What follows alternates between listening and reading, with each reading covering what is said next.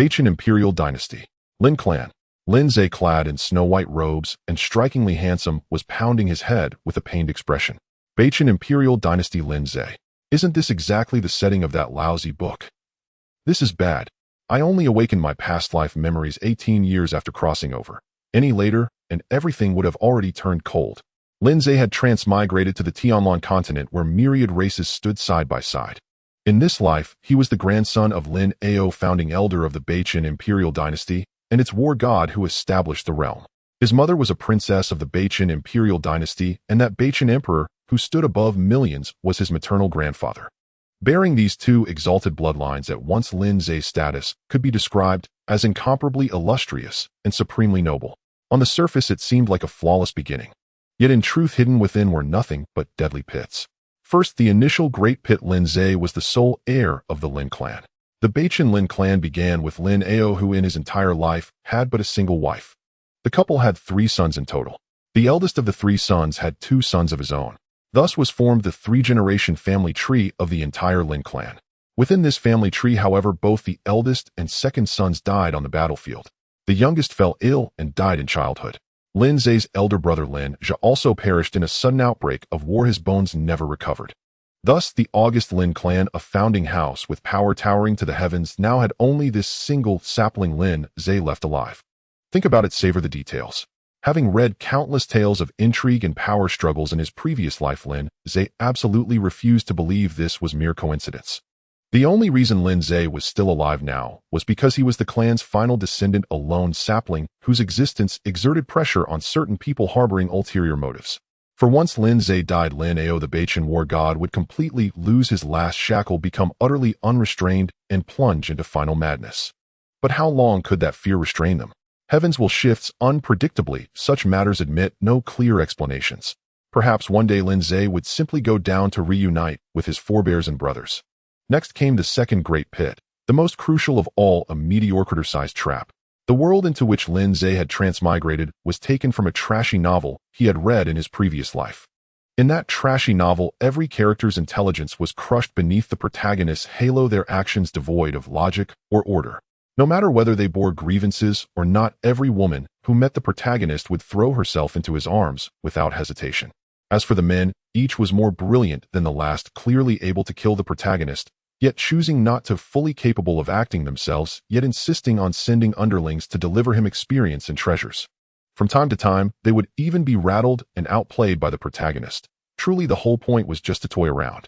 This kind of novel, one must admit, if you transmigrated as the protagonist, it would be like inhabiting a yellow-haired delinquent in a power fantasy, crude but undeniably satisfying. But to cross over as a villainous supporting character was like a devoted lover falling into a world of betrayal, a fate worse than death. And unfortunately, Lin Ze was one of those villain roles. What made it all the more unforgettable for Lin Ze was that in his previous life, he had also been named Lin Ze. Recalling the plot of the book, he felt a splitting headache. All I did was curse you out a couple of times, and you actually threw me into this world to transmigrate. In the original book, as the young master of the Lin clan, he fell in love with a woman named Xia Qinghe and was willing to give her everything, handing over all sorts of rare resources to her. In the end, Xia Qinghe set her sights on the protagonist instead. Behind Lin Ze's back, she gave every resource this fawning admirer had offered her to the protagonist, allowing him to grow rapidly stronger and rise up in rebellion. After discovering this, Lin Ze merely condemned Xia Qinghe's lack of morality, urged her to mend her ways, and then proceeded to embark on a grand journey of delivering treasures and experience directly to the protagonist. Because of this, Xia Qinghe grew to hate Lin Ze, believing that this petty man had caused her to lose face before the protagonist. Thus, she accepted the gifts from Lin Ze even more carefully while continuing her previous schemes. 2 years later, bang, the Lin clan was no more. That grand self-deceiving fool Lin Ze had even his very bones ground to dust by Xia Qinghe. Truly, the saying that love-addled fools doom their entire families proved all too accurate. Damn, one word: vicious. When that plot arc appeared, Lin Ze immediately deleted the book and left a scathing review cursing the author and the storyline in a torrent of abuse. Even writing with my feet, I could do better than you. And then, Lin Ze was reborn through the womb. He became a new Lin Ze, personally stepping into the tale to rewrite this very storyline. Sigh. Fortunately, I awakened my past life memories fairly early. Xia Qinghe and the protagonist have yet to appear, so I still have room to maneuver. For now, the most pressing issue is the many troubles hidden behind the identity of the Lin clan's sole heir. Lin Ze began carefully dissecting every passage in the original book concerning Lin Ze seeking a way to break the game. At that moment, talent awakening. Divine Comprehension Level 1 activated. From this moment onward, you shall possess an invincible capacity for understanding, able to instantly comprehend any cultivation art or law to the state of great perfection. Furthermore, all energy required for cultivating and breaking through realms shall be automatically drawn from the boundless heavens and earth with no expenditure needed on your part. Hearing this unfamiliar notification, Lin Ze's eyes flew wide open. Beyond knowing the plot in advance, he actually possessed such a heaven-defying talent as well. To instantly comprehend any cultivation art to great perfection, and with no need to worry about energy consumption. Wouldn't that make him outright invincible from the start? To test the power of this golden finger ability, Lin Ze immediately took out the core cultivation art that only direct descendants of the Lin clan were allowed to learn. 8 Desolations Battle Art. On the Tianlong continent, cultivation arts were divided into 3 tiers and 12 grades, heaven, earth, and man, corresponding respectively to the postnatal, innate, and saint realms. These 3 realm names sounded rather ordinary. Lin Ze had initially thought the same. He assumed this was merely a typical martial world with limited power. Yet in truth, the postnatal and innate realms here were not what Lin Ze had previously understood them to be. Here the postnatal realm referred to postnatal living beings, the realm of being human. A postnatal expert at the very limit could shatter a mountain range with a single punch, stand alone against an army of 100,000, hold back an entire nation, and enjoy a lifespan of 1,000 years. The innate realm, by contrast, signified transcending the human condition altogether, reaching a state beyond mundane mortality. Even the most ordinary innate expert had already stepped beyond the secular world above, able to burn the heavens, boil the seas, and chase stars and moon, below, capable of annihilating an entire nation with a single palm and tearing apart thousands of miles of land, their lifespan measured in tens of thousands of years.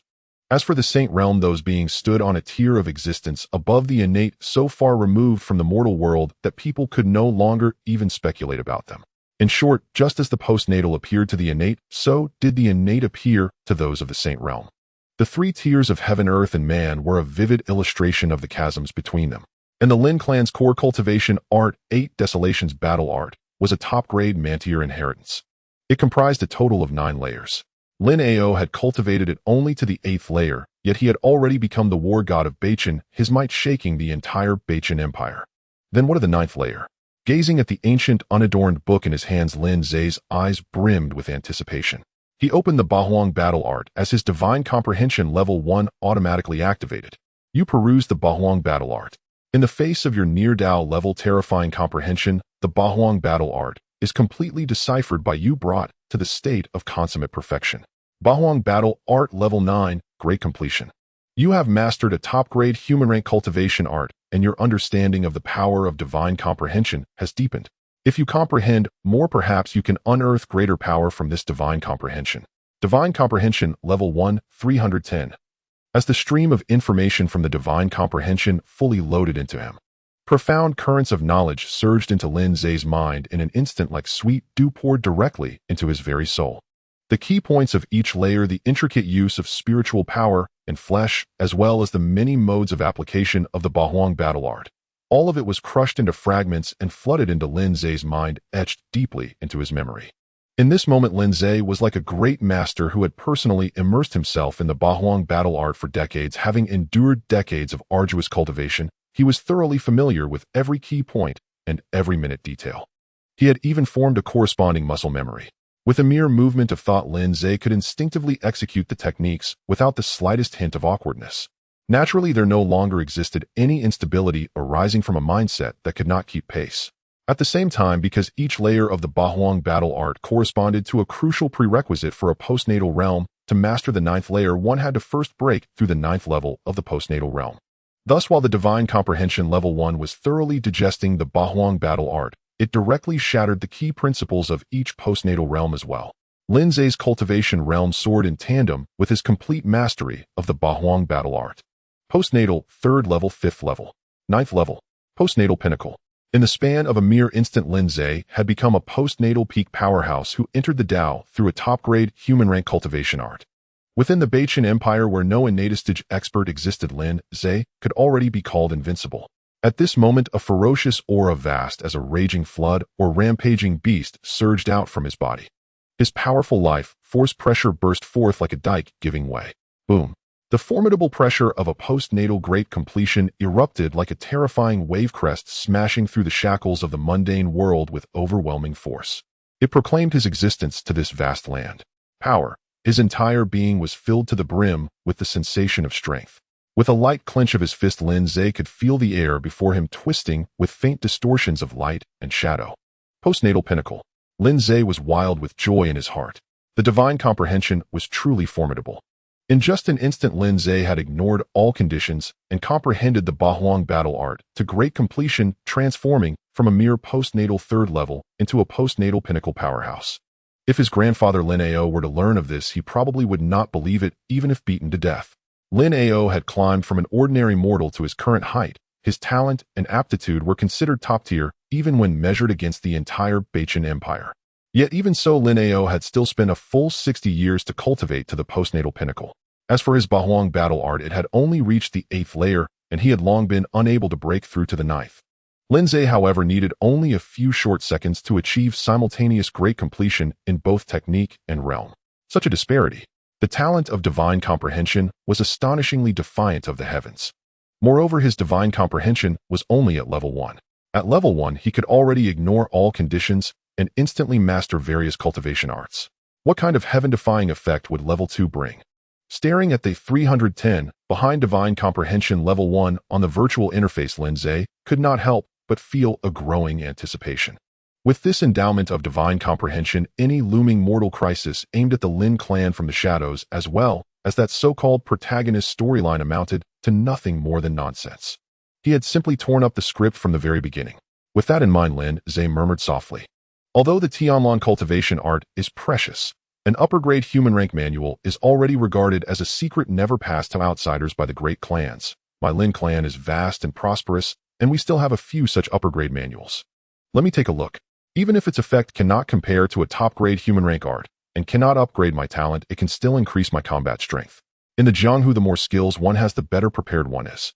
The Bahuang battle art was a heart method type cultivation art. In terms of spiritual energy intensity and offensive methods, it was sufficient to look down upon others, yet it was relatively lacking in movement techniques and body tempering.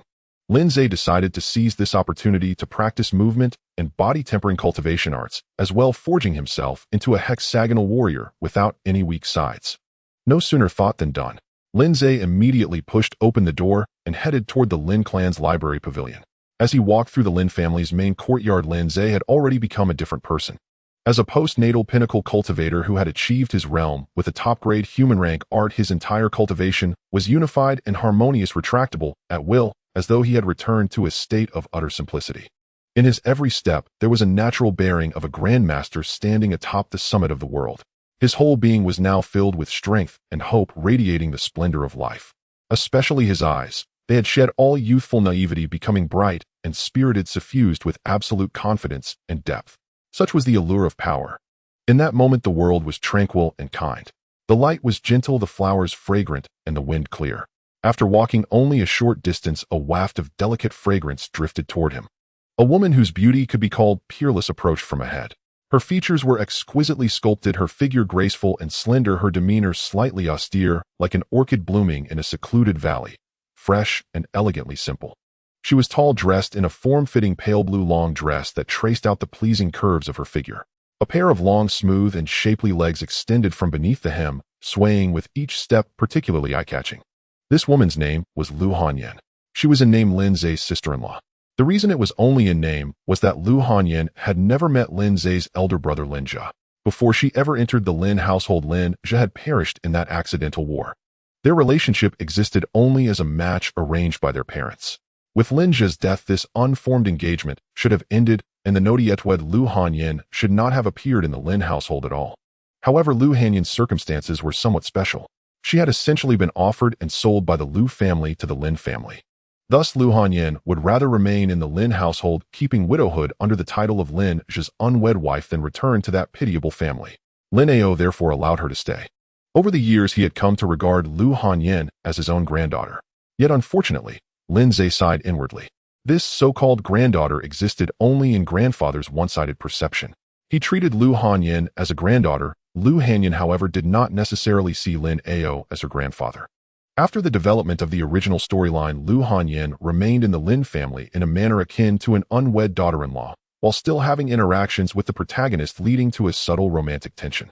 Even after learning that the Lin family was annihilated by the protagonist, she continued to be indecisive, hesitating between avenging the Lin family by killing the protagonist or giving up her hatred to stay by his side.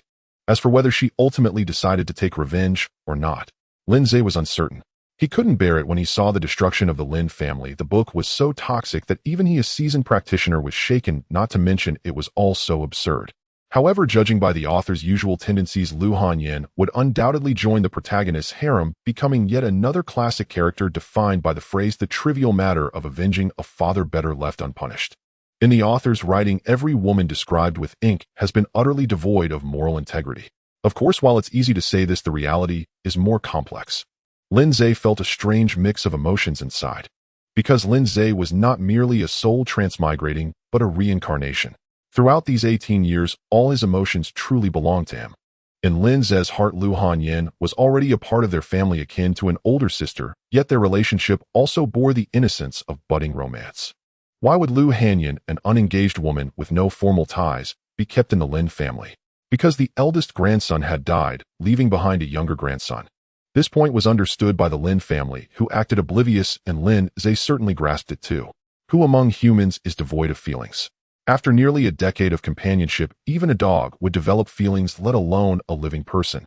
It was precisely for this reason that Lin Ze's feelings were so complicated when he awakened to his memories. His current mood resembled that of an ordinary life suddenly disrupted by a shrewd fortune-teller revealing that the sister he raised along with his childhood fiancée was hopelessly infatuated and might betray him. Damn it!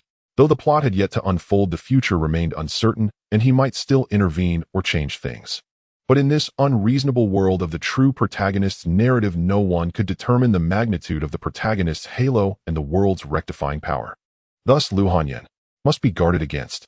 He sighed inwardly and then repressed all his thoughts.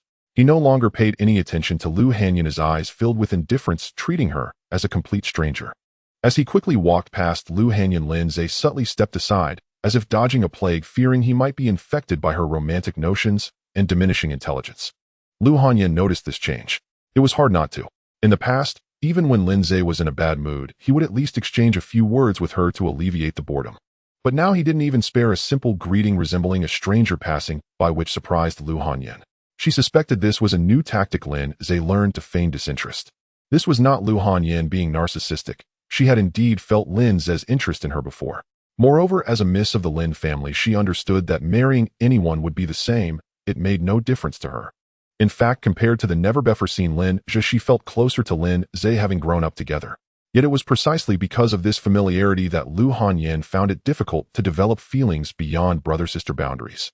In her heart, her ideal partner did not need to be extraordinarily rich or accomplished, but at the very least he shouldn't be an irresponsible coward, right? Just look at the current state of the Lin family. Everyone says that the Lin family has no successors. But Lin Ze, still aimlessly wandering, lacking the responsibility of a Lin family heir, continuously evading his grandfather the emperor. But can running away really solve problems? Lu Hanyin sighed inwardly, preparing to pamper Lin Ze according to his wishes. After all, he was her younger brother whom she had watched grow up, deserving of her affection. As she thought this, she caught a glimpse of the indifference in Lin Ze's eyes, as if he were looking at a stranger. There was even a hint of wariness.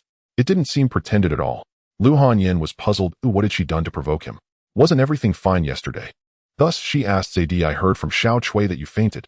Lin Ze's fainting was naturally due to the sudden awakening of his previous life memories and was not a serious issue.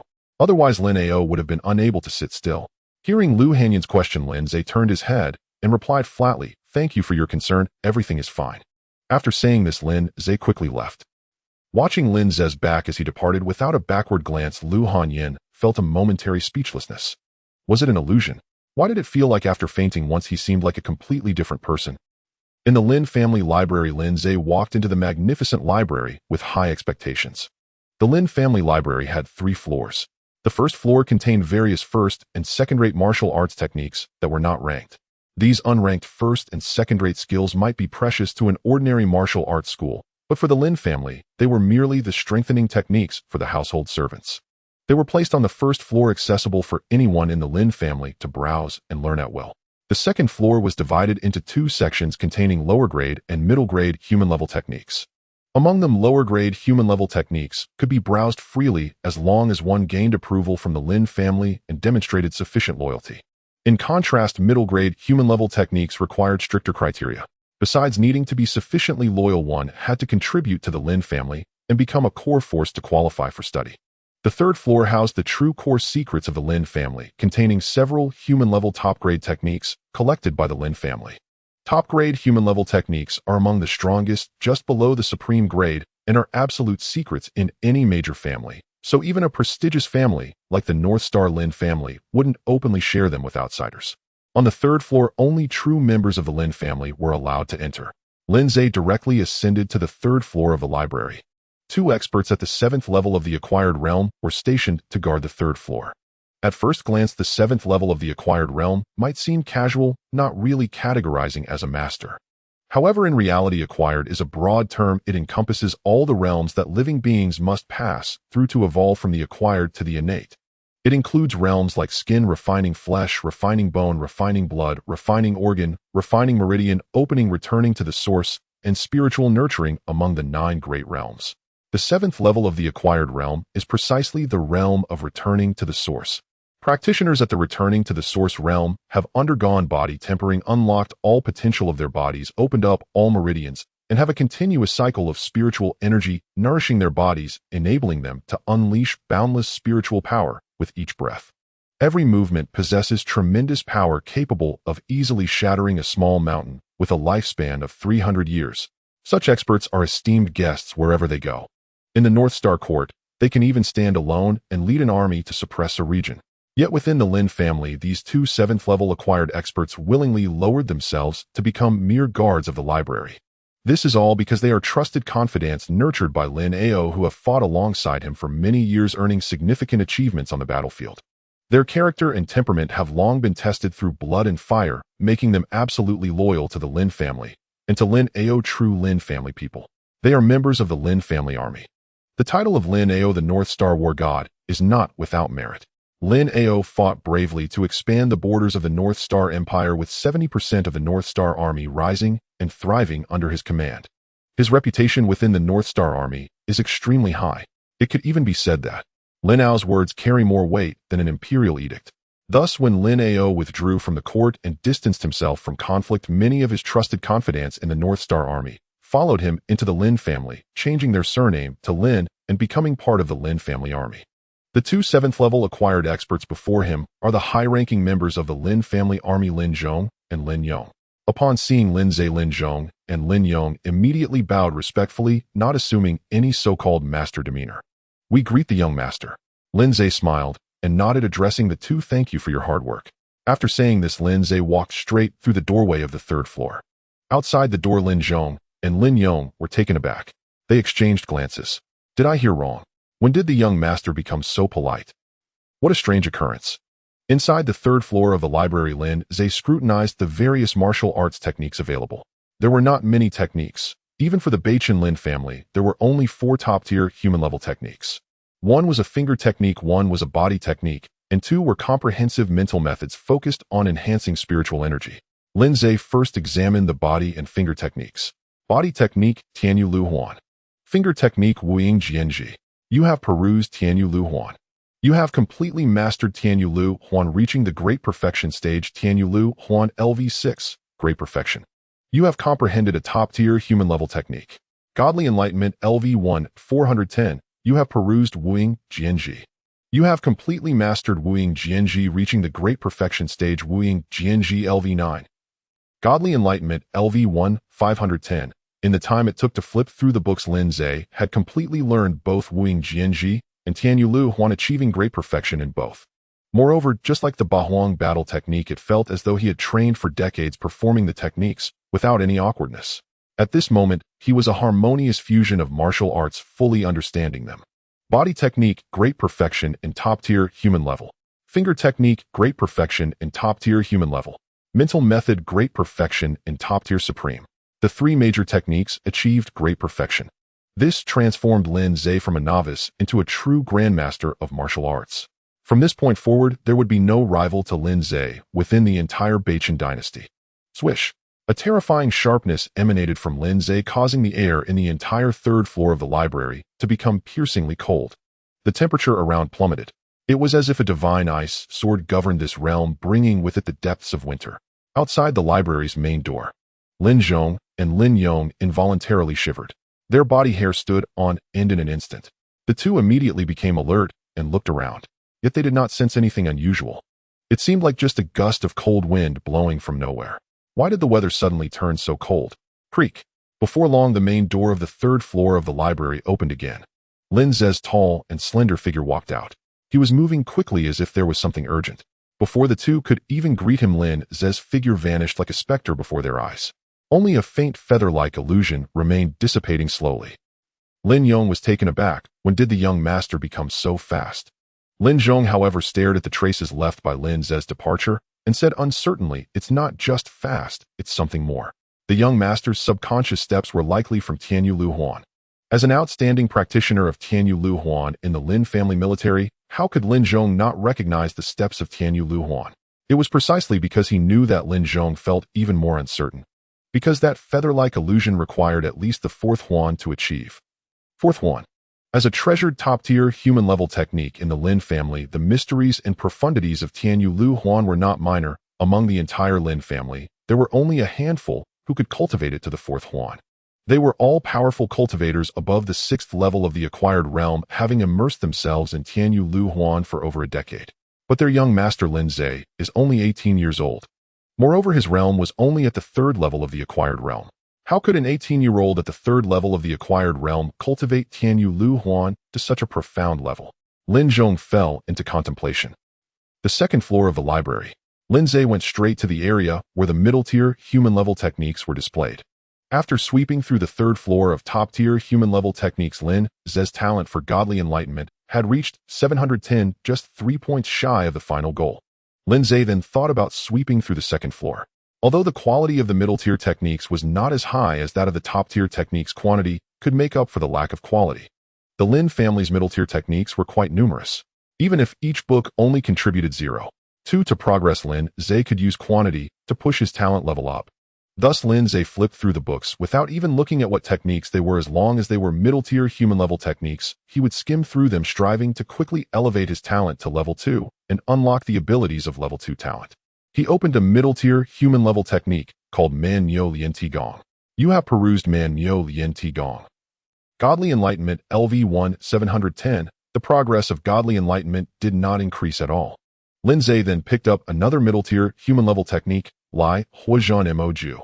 You have perused. Godly Enlightenment LV1 710. Lin Ze was undeterred and continued to flip through. You have perused. Godly Enlightenment LV1 710. Godly Enlightenment LV1 810. After flipping through 4 books in a row, the progress of Godly Enlightenment finally increased by 1. 4 books for just a little progress. Lin Ze happily glanced at the entire middle-tier technique area. There were at least 40 books here. That was completely enough to elevate his talent to level 2. Lin Ze was once again immersed in the techniques. Godly Enlightenment LV1 910. Godly Enlightenment LV1 1010. You have surveyed a multitude of books and finally gained insight, developing a more profound understanding of the Godly Enlightenment talent. You have unlocked a new ability of Godly Enlightenment upgraded to LV2 100. From now on, any martial arts rules you practice will yield breakthrough insights, enhancing the techniques to a new realm, increasing the technique comprehension level by 1 the next moment. A sense of profound mystery suddenly emerged in Lin Ze's mind, causing him to drift into a state of wonder. For a moment, Lin Ze seemed to enter the cosmic starry sky, witnessing all the mysteries of the universe since its inception. He had an epiphany. You have gained insights into the Bahuang battle technique, forming ideas about the realm above the 9th layer of Bahuang battle technique. You attempt to deduce the 10th layer of Bahuang battle technique. You have comprehended the 10th layer of Bahuang battle technique LV10. You have gained insights into Tianyu Lu Huan, forming ideas about the realm above the 7th layer of Tianyu Lu Huan. You attempt to Tianyu Lu Huan LV7. Wuying Jin Ji LV10. After a moment of enlightenment, Lin Ze had transcended all the cultivation methods he had learned, adding a layer to his existing foundation and achieving tremendous progress. Among these, the one that improved the most was undoubtedly the 8 Desolations battle technique. As a top-tier human-level technique that was infinitely close to the Earth level, and the innate life formed the foundational level of the 8 Desolations battle technique, was substantial, making its realm advancement far greater than other ranks. In this 10th layer of realm advancement, Lin Ze could faintly sense the mysterious shackles of the innate life form. He had already stepped halfway and signifying a half-step into the innate. Lin Ze felt that if the 8 Desolations battle technique could be advanced to the 11th layer, it would undoubtedly break through the shackles of the acquired realm in one fell swoop, completely entering the innate realm and becoming a great innate life form. Thus Lin Ze's eyes shone brightly as he immersed himself once more in the sea of books.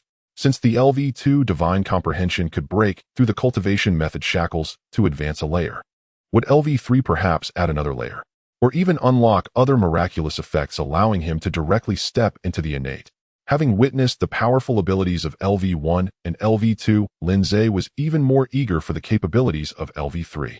After flipping through all the human-level mid-tier techniques treasured by the Lin family, the progress of Divine Comprehension ultimately stopped at 8 points, yet he was still a full 92 points away from the next upgrade. 92 points converted to human-level top-tier techniques required 92 books, while converted to human-level mid-tier techniques required a total of 368 books. Lin Ze couldn't help but feel a headache. The cultivation techniques of the Tianlan continent were precious. Even the prestigious North Star Lin family, the largest aristocratic family in the North Star Empire, only had 4 top-tier books and over 40 mid-tier books. With such a huge demand for upgrades, where could he possibly find them? Thinking this, Lin Ze turned his gaze to the human-level low-tier area. When quality is lacking, quantity can make up for it.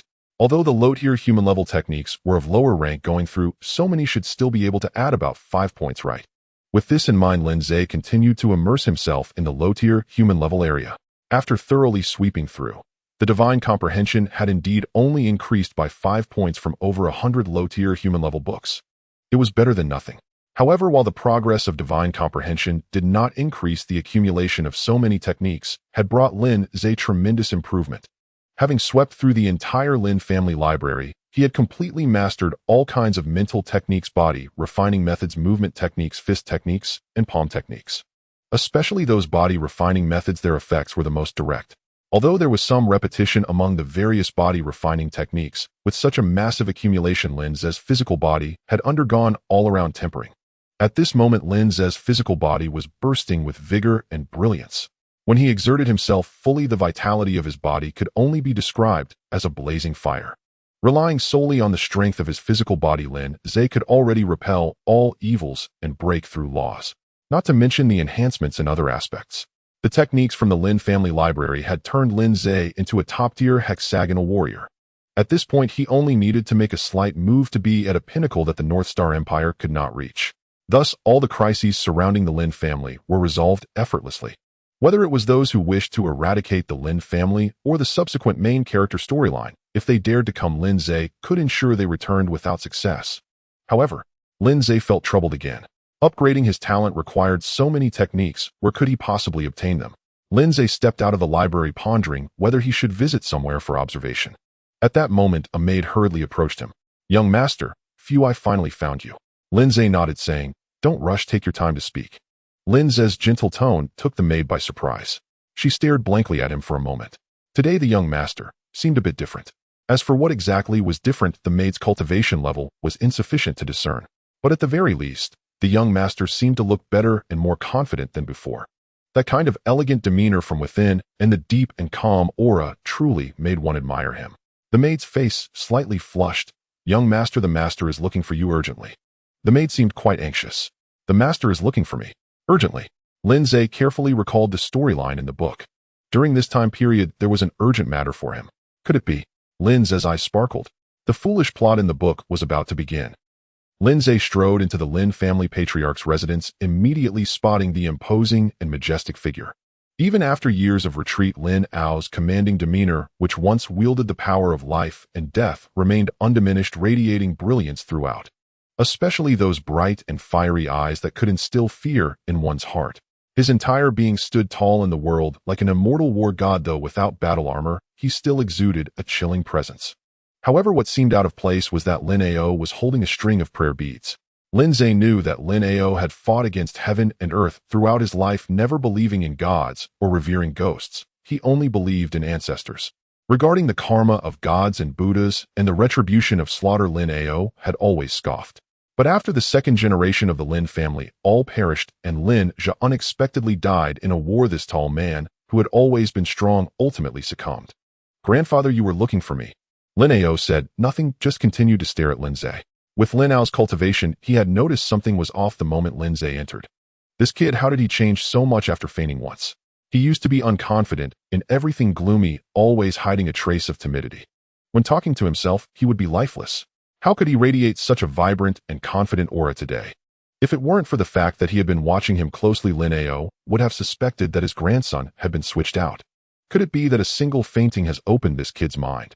After scrutinizing Lin Ze for a while, Lin Ao finally spoke. "The autumn examination of the Bachin Academy has concluded, and in a few days the Emperor will hold the Golden Autumn Feast to personally assess the Academy's disciples. At that time you should attend as well." Hearing this, Lin Ze understood in his heart. Indeed, it was the Golden Autumn Feast. The Golden Autumn Feast was the beginning of all the tragedies for the Lin family. It was at this Golden Autumn Feast that Lin Ze met Xia Qinghe from Bachin Academy, commencing an absurdly limitless storyline of gifting treasures to a mere child. From this Golden Autumn Feast onward, the body of Lin Ao, the Bachin war god, deteriorated day by day, gradually leading to his demise, ultimately sacrificing himself to protect Lin Ze, concluding a legendary tale.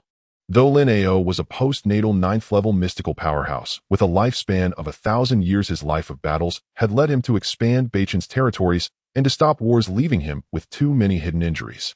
His body was riddled with scars, each scar a large one covering a smaller one, with the smaller ones stacked upon the larger ones. Deadly scars. This resulted in a significant depletion of his foundational roots, causing his body to age rapidly.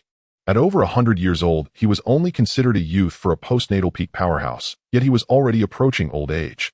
This also meant that Lin Ao's prime was nearly over. The hidden injuries he had forcibly suppressed during his youth could no longer be contained. Once the hidden injuries erupted, his entire vitality would collapse like a defeated army, plunging him into the abyss of defeat in a very short time. Thus, Lin Ao was worried that once he was gone, Lin Ze wouldn't be able to protect himself, leading him to send Lin Ze to the Golden Autumn Feast to embark on a political path, leveraging the Lin family's influence in the court to rise swiftly. In this way, even if he were to pass away in the future, Lin Ze would have an official position, and with the Lin family army and his residual influence in the Bachin army, he would at least be able to secure a small life and live the rest of his days in peace. Thinking of this, Lin Ze immediately began to secretly circulate his half-step innate spiritual energy to assess Lin Ao's physical condition. This glimpse was truly shocking. Lin Ao was covered in wounds. All were accumulated hidden injuries. Such injuries, even for his half-step innate abilities, felt quite challenging. What are you looking at?" Lin Ao noticed the glint in Lin Ze's eyes. Lin Ze withdrew his gaze and gave Lin Ao an affirmative reply. "I will attend the Golden Autumn Feast." Lin Ze remembered that the Bachin royal family possessed a high-grade medicinal art known as the 9 Extremes life-extending needle. This technique had saved countless officials and generals on the brink of death, making it widely renowned, and it became a necessary healing method for the upper echelons of the Bachin Imperial Medical Department. However, the healing efficacy of this technique was tied to its practitioner's cultivation level. Even the current imperial physician was only at the postnatal 7th level and could only use the 8th needle, so it was naturally ineffective for treating Lin Ao. But Lin Ze was different. The 9 Extremes life-extending needle would automatically reach perfection in his hands, and he could even push it to the 9th needle. At that time, with his half-step innate cultivation combined with the 10-needle techniques, healing Lin Ao would be as easy as pie. Thus, Lin Ze had to visit the royal palace to acquire the 9 Extremes life-extending needle. Of course, if he could take this opportunity to access the royal library. If one were to say which family in the entire Bachin dynasty had the richest collection of techniques, it would undoubtedly be the royal family. If he could gain access to the royal library, even if his talent didn't rise to the 3rd level, it would at least increase his progress by half, Lin Ze thought. However, Lin Ao found it quite strange. In the past, Lin Ze would be hesitant whenever it came to entering the palace, yet now he agreed so readily. "It's good that you're going. Once there, perform well and strive to impress the emperor." Lin Ao paused, glancing complexly at Lin Ze before speaking. "I know you have grievances against him from hearing the rumors outside, but he is still your maternal grandfather. Once you go to the palace, he will not mistreat you." The so-called rumors Lin Ao referred to were merely about being overly accomplished and threatening the ruler. Given Lin Ao's authority in the Beichen army, which was more influential than an imperial edict, it was inevitable that there would be some discordant voices throughout the dynasty. The deaths of the second generation of the Lin family and Lin Ze. Though no one dared to speak openly, everyone understood. If you were the emperor, would you watch the Lin family grow stronger and become deeply rooted in the Beichen army? Thus, the so-called rumors reached Lin Ze's ears. It was also for this reason that both the Lin Ze in the book and the real Lin Ze resisted the palace so much, always hiding a trace of timidity. Lin Ze was not sure about the considerations of the Lin Ze in the book, but he understood in his heart. Had he not feigned mediocrity back then, he might have met with another mishap. Lin Ao continued, "Grandfather does not have high expectations for you. All you need to do is take care of yourself." Lin Ao's fingers moved the Buddhist beads faster. This string of Buddhist beads had been polished to a glossy sheen by Lin Ao. Afterwards, he waved his hand. "Go and prepare well. The Golden Autumn Feast is about to start, and Lao Mo will accompany you." Lao Mo, as Lin Ao referred to him, was the Lin family's steward Lin Mo, a postnatal 8th-level master. He was the commander of the Lin family army, a vice-commander who had fought alongside Lin Ao since the very beginning, a true Lin family member.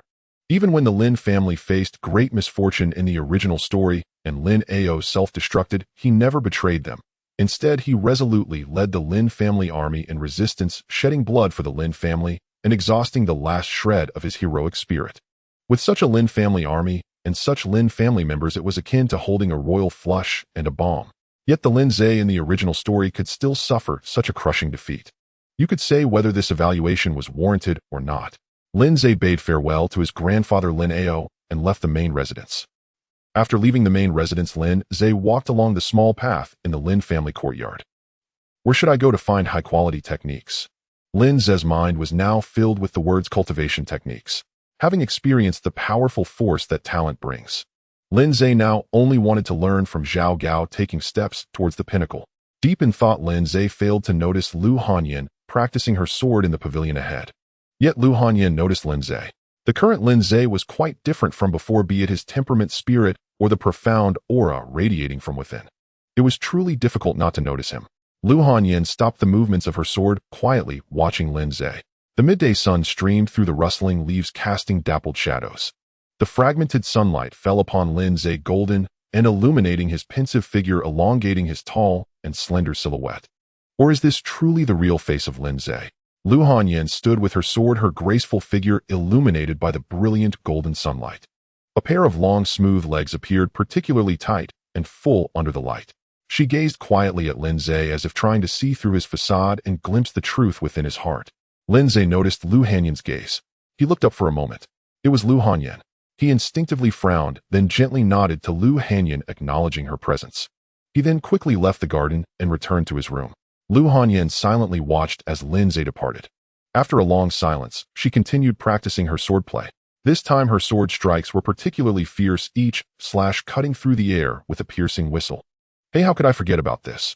Having been immersed in Lin Ze's perspective, he almost forgot there was a protagonist.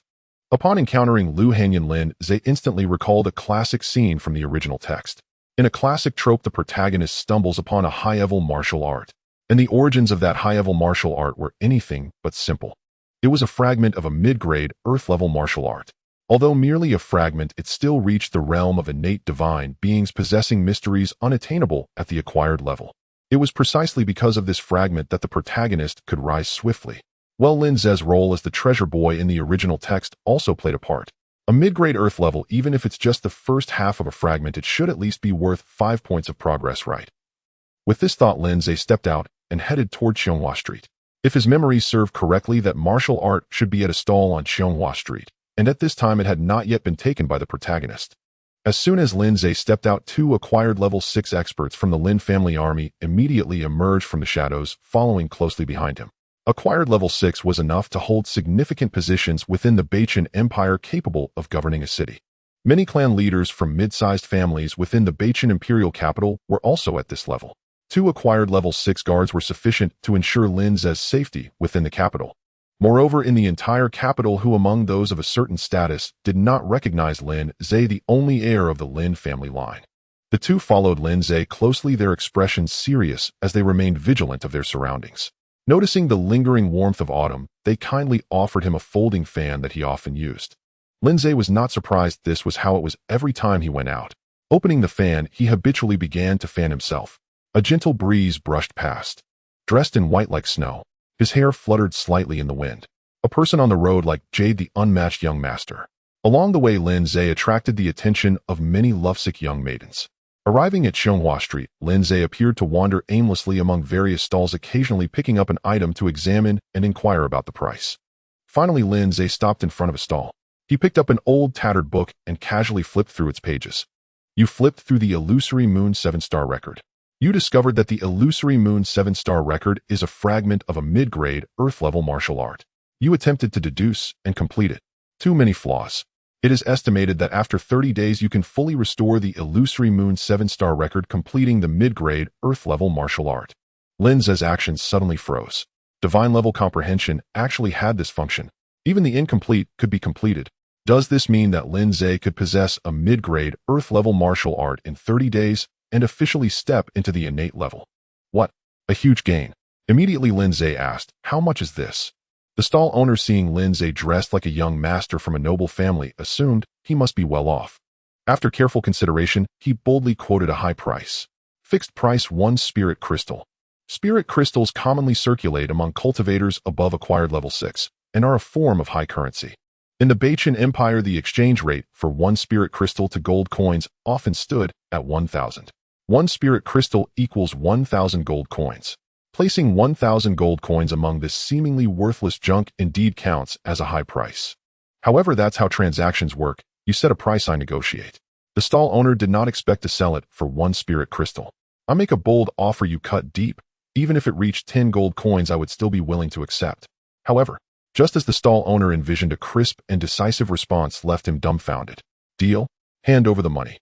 With that, Lin Ze directly took away the tattered book containing the Illusory Moon 7-star record. 1 spirit crystal costs just a few coins. For an heir of a top-tier family like Lin Ze, the difference between 1 spirit crystal and 1 gold coin was merely a matter of a dime or two. He couldn't be bothered to waste words over a dime. The stall owner helplessly twitched his mouth. Damn, I was reckless. This young master is likely the scion of a top-tier noble family in the capital, the kind who treats spirit crystals like food. Had I known, I would have quoted 100 spirit crystals. What a loss, a huge loss. The stall owner was cursing himself when suddenly a girl in pink hurriedly appeared before him. She glanced at the stall and immediately noticed that the old book she had previously set her sights on was gone. She quickly asked, "Excuse me, stall owner, where is that old book you had here?" The stall owner shrugged. "You came a step too late. You just now a young master bought it for 1 spirit crystal." What? The girl in pink was stunned for a moment, then hurriedly pressed, "Which way did he go?" "That way," replied the stall owner, pointing in a direction. The girl in pink immediately chased after him. So many people want it. Seeing this, the stall owner scratched his head. Damn, did I misjudge? Was that thing really a good item? On the other side, having obtained the item, Lin Ze had already made his way back home. The girl in pink chased for a while, but didn't see a rich young master with the tattered book. She couldn't help but stop stamping her foot in frustration. I clearly came first. Had I known, I would have brought more money with me. Damn, that tattered book must be a superior human-level treasure or even an extraordinary fragment of an Earth-level martial art. If I could buy it back. The beautiful face of the girl in pink was filled with disappointment. Muttering to herself, she returned to the Bachan Academy. Time flows swiftly. Before long, the Golden Autumn Feast was held.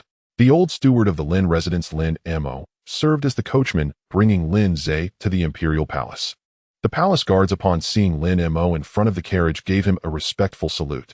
It was not just because he represented the North Star War God. As the deputy commander of the North Star War God, Lin Ao, a formidable postnatal 8th-layer expert, Lin Mo held great prestige within the North Star Army. Although Lin Ao and Lin Mo had retired for many years, the older veterans in the North Star Army still remembered the blood and fire of those years. Remembering these two spiritual leaders of the North Star Army, General Lin, as the carriage entered, the commander of the Imperial Guards instinctively exclaimed, but he quickly realized his mistake. Steward Lin, His Majesty knew the young master would come and instructed us to wait for you both, bringing you to Fenghua Palace for a meeting. His Majesty has missed the young master dearly after such a long time. Lin Mo responded lightly, "Thank you for your trouble. I wouldn't dare." The guard commander quickly insisted, and then swiftly led the carriage to Fenghua Palace. Lin Mo lifted the curtain of the carriage, inviting Lin Ze to disembark. "Young master, we have arrived." Inside Fenghua Palace, the North Star Emperor clad in a dragon robe sat majestically on the dragon throne, exuding an imposing aura. Your Majesty Lin Ze of the Lin family has arrived. Announce him. By the Emperor's decree, summon Lin Ze of the Lin family for an audience. The grand doors of Fenghua Palace opened. Lin Ze entered the great hall, while Lin Mo, as the steward, waited outside. Your humble servant Lin Ze pays respects to your Majesty. The North Star Emperor straightened slightly, saying, Rise. Thank you, your Majesty. The North Star Emperor pressed his hand down, saying, Calling me your Majesty is too formal. We are family, no need for such pleasantries. The North Star Emperor looked at Lin Ze with a smile. Speaking of which, Zaire, it's been several years since you last visited the Imperial Palace, hasn't it? After several years, you've grown and changed quite a bit. However, I still recognized you at a glance, because you look just like I did when I was young, almost as if you were carved from the same mold. I imagine many young ladies have secretly taken a liking to you, right? The North Star Emperor stood up and stepped down from the dragon throne, saying, Tell me, is there a young lady you fancy? It'll help you navigate this important matter in your life. Lin Ze smiled and replied smoothly, Grandfather is joking, your grandson is still young in the prime of youth and vigor. Upon hearing this, the North Star Emperor laughed heartily. Ha. Such youthful exuberance, you rascal. Ha ha ha. All right, enjoy your youth. If you find a girl and feel shy to approach her, just let Grandfather know. Thank you, Grandfather. The North Star Emperor came before Lin Ze, grasping his hand. Why be so polite with your grandfather? With that, the North Star Emperor took Lin Ze to the Imperial Garden, appearing warm and amiable. Come, it's been so long since we've seen each other, let's have a couple of drinks and let Grandfather have a good look at you. Turning to the eunuchs and maidservants, the North Star Emperor instructed, Prepare a feast. The eunuchs and maidservants were dumbfounded. When had they ever seen the North Star Emperor, the illustrious founder of the North Star dynasty, display such warmth? Even to personally hold hands and suggest having a drink together. Surely the other princes and princesses had never received such treatment, let alone a grandson from an outside family. The eunuchs and maidservants were stunned until the North Star Emperor's command to prepare the feast brought them back to their senses. As you command. Afterwards, the North Star Emperor led Lin Ze into the Imperial Garden for a private banquet. Lin Ze said, Grandfather, you still have the Golden Autumn Feast to attend later. The North Star Emperor waved his hand. A few drinks won't delay things. Besides that Golden Autumn Feast. TSK. Better not to mention it. Come, let's not talk about those unpleasant matters. It's been so long since we've seen each other, let's enjoy ourselves today. Raising their cups and drinking heartily, Lin Ze and the North Star Emperor chatted about everything under the sun. They discussed various topics, exchanging familial tales as if they were ordinary family members. As they chatted, the North Star Emperor reminisced about the battle that led to the downfall of the two outstanding members of the Lin family. Your father and second uncle were among the finest young generals of our North Star. They could have become another beacon of hope for the North Star Army. What a pity. The North Star Emperor sighed. That damned wolf capital kingdom took advantage of the night to launch an attack with their army.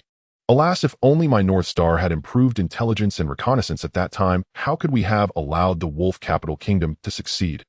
The North Star Emperor seemed to be explaining something to Lin Ze. Lin Ze listened quietly. Whether the deaths of the second generation of the Lin family were intentional or merely part of battlefield strife. In the original book, the Lin family was just a supporting character with little elaboration, and they perished before the later chapters could reveal the answers. Thus Lin Ze was unaware. However, it no longer mattered whether he was clear or not. What mattered was that Lin Ze had gained the strength to face everything without fear. The wind carries the seeds of stories. Time allows them to sprout. He only awaits, calmly watching the changes in the world, and soon sweet fruits bearing all answers will come to find him. The North Star Emperor spoke, and Lin Ze listened quietly. After a long time, the sky grew darker. Lights were lit in the palace to illuminate the night. Your Majesty, the students who topped the autumn examination at the North Star Academy have arrived for the feast. An old eunuch preparing for the Golden Autumn Feast approached the North Star Emperor and spoke softly. Oh, it's already so late. The North Star Emperor rose, saying, In that case, Zaire, let's enter the feast together, and you can see which of these students are worth considering. In the future, when you work in court, these people will be your good assistants. The North Star Emperor implied that he was planning to arrange an official position for Lin Ze. With that, the North Star Emperor turned to a dark corner. His expression grew cold. Are you all ready? In the shadows, a fully armed elite guard was already poised for action. They appeared menacing. It seemed that tonight's Golden Autumn Feast would not be peaceful. What is this, Grandfather? The North Star Emperor said, This is what I didn't want to mention earlier, a dampening affair. In recent years, the Wolf Capital Kingdom has been ambitious, infiltrating our North Star dynasty with numerous spies, and corrupt officials, enticing some citizens with promises of high office and riches. At tonight's Golden Autumn Feast, there are already several traitors I have managed to identify. And those we cannot identify are nearly impossible to guard against. That damned wolf capital kingdom, I will eventually bring it to its knees. Having spoken, Emperor Bachin cast a subtle glance toward the imperial guards who swiftly melted into the shadows and vanished.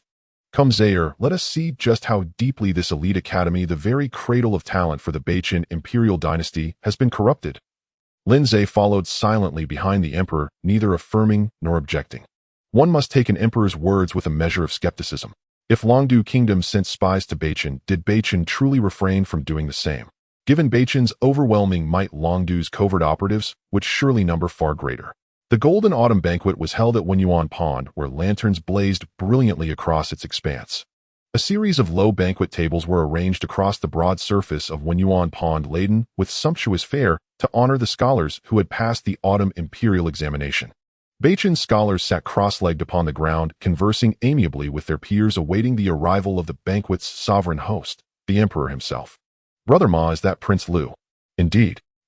I've heard he is benevolent and discerning in appointing talent, the most approachable among the 13 princes. Seeing him now, it seems the rumors hold true. Oh, Brother Zhang, do you intend to pledge your service to Prince Liu? A wise bird chooses its tree. Among these 13 princes, only the eldest, the second, and Prince Liu stand distinctly above the rest. Of the three, Prince Liu alone embodies true benevolence and meritocracy. Though unworthy, this humble brother dares aspire to test his fortune in his court. Then may Brother Zhang attain his heart's desire and soar to great heights. When you rise, do not forget your elder brother. Brother Ma speaks too modestly. You ranked 11th in our academy's autumn examination. It is I who must rely on your guidance. Precisely. When Brother Ma ascends effortlessly to prominence, do not forget your fellow students. Thus the scholars exchanged courteous flattery.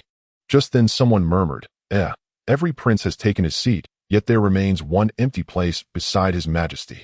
All turned in unison, and indeed a single seat remained vacant beside the emperor's dragon throne. A hush fell over the scholars. At the Golden Autumn Banquet of Wenyuan Pond, seating was never arbitrary. Arranged concentrically around the emperor's throne, royal princes and kin occupied the innermost circle, honored officials and dignitaries the middle, and the examination scholars the outermost. The nearer ones sat to the emperor, the higher one's rank. Yet all 13 princes were already present, yet still a seat beside the throne stood empty. This sent a ripple of astonishment through the assembly. Could anyone's status truly surpass that of the princes? That seat, I heard through whispers, it belongs to the young master of the Lin family. The Lin family? You mean the son of the Bachin war god? So it is him. Then no wonder. I beg pardon. I've just arrived from outside the capital for the examination and know little of its customs. After all, the Lin family's young master is but a subject. How could his rank exceed that of the princes? You misunderstand. He holds a unique position. Not only is he His Majesty's maternal grandson, but also the sole heir to the Bachin war god himself. Surely you know the Bachin war god. Nearly 70% of the Bachin army's elite troops were personally trained by him, and half of today's high-ranking generals posted across critical posts were once his disciples. To put it bluntly, on the battlefield his word carries more weight than an imperial edict. Hence some say, even His Majesty, you'd throw away your life. You fool. Ahem. In short, the Lin family's young master is no ordinary figure. No one in the capital dares offend him, and all 13 princes vie for his favor, seeking the Lin family's support. Thus his occupying that seat draws no objection, and indeed the seating arrangement itself was approved by His Majesty. I see. Then what is the young master of the Lin family truly like? As for him, mention of Lin Ze himself left the scholars momentarily hesitant. Difficult to say, I suppose one might call him utterly ordinary. What? The sole heir to the Bachin war god, ordinary. Isn't it astonishing? Yet so it is. He appears perpetually subdued, lacking the innate confidence of noble science, yet equally devoid of arrogance or entitlement. If pressed to describe him, one might say he possesses no distinguishing traits, no sharp edges, simply unremarkable. As for talent, he inherits the bloodlines of both the Bachin war god and the emperor, so his aptitude is certainly not wanting. He is reportedly already at the third realm of the mortal path, but hardly exceptional. In truth, he evokes a sense of utility, serviceable yet unfit for greatness. How regrettable. Regrettable? Not necessarily. Oh, why so? Don't you find it precisely such a man who inspires trust? Otherwise, why have all other Lin signs perished, while this seemingly mediocre one survives? This. Shall speak no further. Caution. Utmost caution. The scholars lowered their voices to barely audible whispers, fearful lest such treasonous words be overheard. At the forefront of the scholars stood a maiden in white robes, her beauty so exquisite it could make fish sink and geese fall. A faint sorrow flickered across her flawless countenance, sorrow for the fading legend of the war god, lament for the Lin family's unparalleled devotion now met with such a fate. In that moment she weighed gravely whether to step into the labyrinthine corridors of imperial bureaucracy. She could still withdraw, while there was still time. His Majesty the Emperor has arrived. A piercing announcement echoed across Wenyuan Pond. Instantly all motion ceased, every scholar rose and stood at attention, gazing reverently as the sovereign entered the golden autumn banquet. From afar a figure approached along the dragon path, majestic beyond measure, radiating the profound, awe-inspiring aura of imperial sovereignty, his bearing both heroic and divine. Beside him walked a young man of refined elegance, his features striking, his demeanor serene and unhurried. Together they entered Wenyuan Pond and took their seats. Your subjects, this servant pay homage to your Majesty. Rise, no formalities required. Tonight is the annual Golden Autumn Banquet here. There are no rulers or ministers, only guests free to be at ease. As he spoke, the gaze of Emperor Bachin fell upon the group of students, his eyes deep and seemingly assessing their abilities. Feeling the Emperor's gaze, everyone straightened their backs, raised their chests, striving to present their best selves before him. Emperor Bachin scrutinized the students while Lin Ze observed the girl in the white dress at the front. As the most beautiful woman at the Golden Autumn Banquet and one of the top 10 students, this girl in white must be Xia Qinghe. One cannot deny that Xia Qing's appearance is indeed remarkable. She exudes a cold elegance embodying a unique resilience. Her beauty is striking, yet not seductive, resembling a proud plum blossom amid the snow, fresh and refined, thriving in the biting cold wind. Unfortunately, her gaze leaves much to be desired. In terms of status, Lin Ze is the sole heir of the Lin family, destined to be a powerful lord influencing the court. In terms of wealth, the Lin family possesses 2 spiritual veins and 8 gold mines, and over the years they have received gifts from high-ranking officials and Lin Ao's disciples, of fortune sufficient to sustain the family for generations. Regarding talent, Lin Ze has inherited the gifts of Emperor Bachin and the god of war, achieving the 3rd stage of postnatal cultivation at a young age, soon to reach the 4th stage. Such talent is certainly not lacking, and it is undoubtedly superior to the current protagonist. As for looks, Lin Ze's mother is a renowned beauty of the royal family, and his father is also handsome. Lin Ze's appearance cannot be subpar, making him the foremost among the 4 young lords of the imperial capital. Furthermore, in terms of first impressions, Lin Ze met Xia Qinghe even before encountering the protagonist. How could it be that he still ends up overshadowed by the protagonist? Where did Lin Ze fail in the original story? Perhaps it is simply due to the absence of a protagonist's halo, making Xia Qinghe blind to his merits. Or is it that those favored tend to be fearless? TSK. After a brief examination, Lin Ze withdrew his gaze, unaware that Xia Qinghe had also been observing him from the corner of her eye. As a young master of the Lin family with a special status, Lin Ze was destined to be the center of everyone's attention. When Xia Qinghe first laid eyes on him, a single thought filled her mind. Is this truly Lin Ze, the young master of the Lin family? Wasn't the young master of the Lin family supposed to be gloomy and unremarkable? What is the meaning of the handsome young man before her, radiating an aristocratic demeanor and profound depth like a gentle breeze from the Tian Shan Mountains? Moreover, he sat comfortably beside the emperor, conversing and laughing freely, showing no signs of unease in the presence of supreme authority. How can one claim he is unremarkable and lacks potential? Xia Qinghe felt that the rumors were mistaken. As she pondered this, she noticed Lin Ze's gaze resting upon her. Xia Qinghe was not surprised. As a renowned beauty of Bachin Academy, she had grown accustomed to such attention. However, what surprised and angered her was the look in his eyes. Why did it seem like he was looking at her, as if she were simple-minded? What? Did I provoke you? At that moment, Emperor Bachin's voice echoed again. All right, without further ado, I believe everyone is eager to begin. For the time ahead, whether reciting poetry or expressing political views, tonight belongs to you all. Do enjoy yourselves to the fullest. Let the banquet begin. With Emperor Bachin's declaration, everyone present raised their glasses in unison. The first toast was to the banquet, to the sovereign. Thank you, Your Majesty. The crowd drank the fine wine in their cups. Emperor Bachin responded by raising his glass. Thus, the Golden Autumn Banquet officially commenced. Teams of beautiful maidens entered the Wenyuan pool, serving each table, pouring wine and delivering food along with new dishes. The students gathered together, some drinking and playing games, while the princes descended from the high platform of the Wenyuan pool, beginning to interact closely with each Bachin student, listening to their grand discussions, seeking capable aids for their futures. In no time, the Golden Autumn Banquet was filled with a lively and exuberant atmosphere.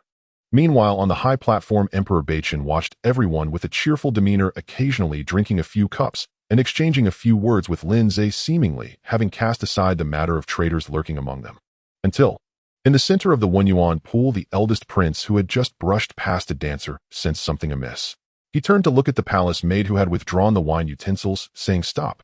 The palace maid paused, slowly turning around with her head bowed, holding the wine utensils. "Your Highness." The eldest prince approached, asking where did this wine cup come from.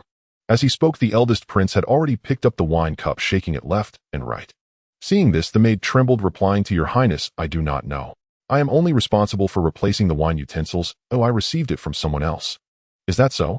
The eldest prince sneered, pulling out a small silver needle from the wine cup's crevice. The needle glimmered with a cold light, a hint of green shining at its tip. "I will give you one more chance. Tell me, where did this poison needle come from?" The maid, terrified, knelt on the ground. "Your Highness, I truly do not know." The maid's and the eldest prince's reactions quickly alarmed others. Some changed color, some panicked, and others grew wary of their surroundings. Some harbored hidden murderous intent. "Who is it? Old thief. How dare you cause trouble at my Bachin Golden Autumn Banquet?" At this moment, the second prince also noticed the maid's odd behavior, striking out with his palm. Clang! The dagger hidden in the maid's robes clattered to the ground, making a crisp sound. At this sight, everyone present immediately went on high alert. "Hold! Someone! Seize all the maids and dancers for me." The hidden traitors could no longer contain themselves. "Kill!" One by one, the dancers and maidens, along with the hidden traitors among the Bachin students, shed their disguises and revealed their true selves, drawing hidden weapons and launching a fierce assault. The princes and students swiftly retaliated. "Rebellious ministers and traitors, all of you shall die. Protect His Majesty." In an instant, swords flashed and chaos erupted. The entire Golden Autumn Banquet was thrown into disarray. It was spectacular. Truly, it was thrilling beyond measure. On the high platform, Lin Ze quietly watched this farcical performance, his eyes sparkling with intrigue. Meanwhile, not far from Lin Ze, Emperor Bachin remained calm, his dragon-like eyes seeming to exert pressure over the entire scene, as if he were lost in thought, betraying no depth. Until the maid serving Lin Ze began to approach him slowly. A slight smile crept onto Lin Ze's lips. "How splendid! Bold assassins, how dare you create chaos? Seize them all." At this moment, a well-trained guard unit emerged from the shadows and rushed into the Wenyuan pool. They captured everyone's attention with their powerful presence and suppressed the assassination attempt.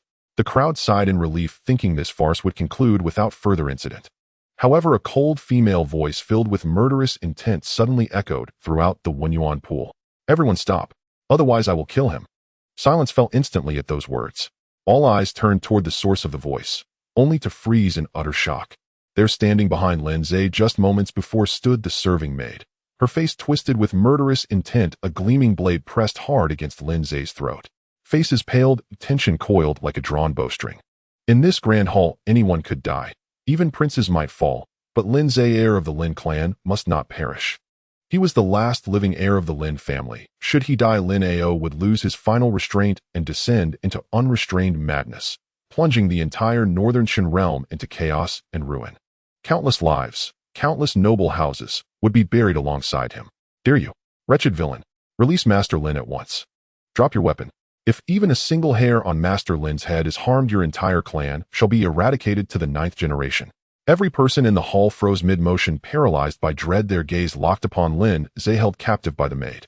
The maid sneered coldly. "Release him, and then what? Shall I simply await my death?" With that, she pressed the blade deeper, the razor's edge biting into Lin Ze's skin. "If you wish Master Lin unharmed, hold yourself still, and especially you, Emperor.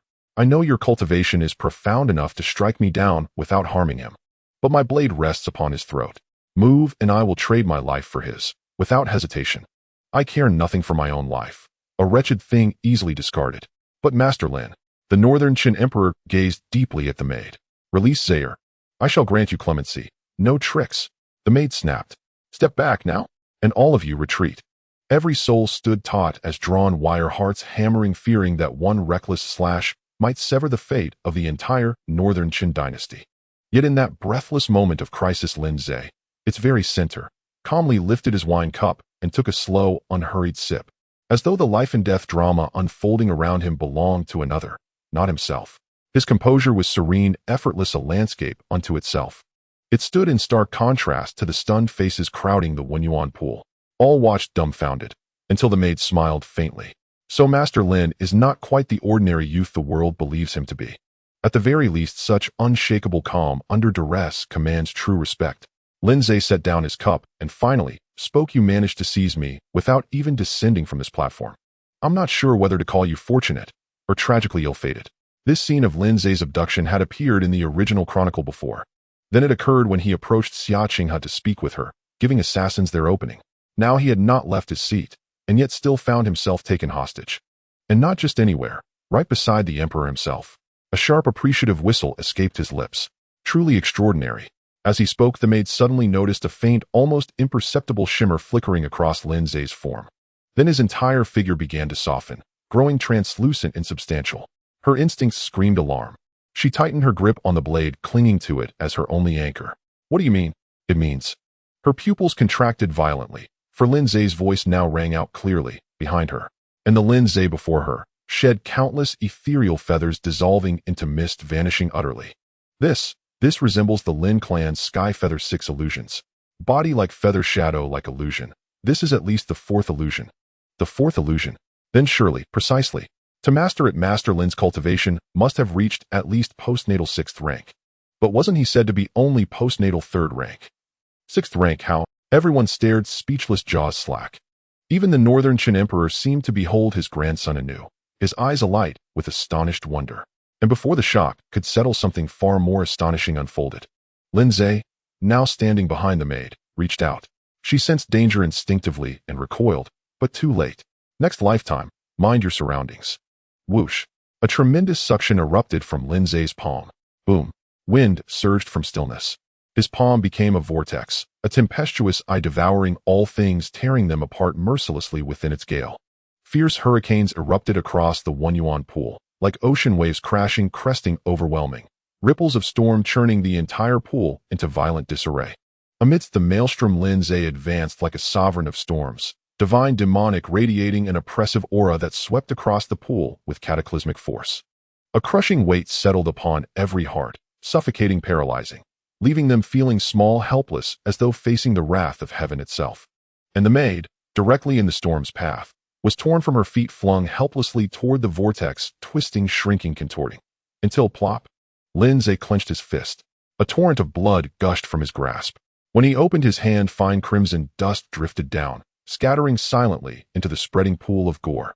Then with a flicker of his gaze, he released invisible sword qi, xing, splitting, branching, multiplying 1 into 2, 2 into 4, 4 into 10,000.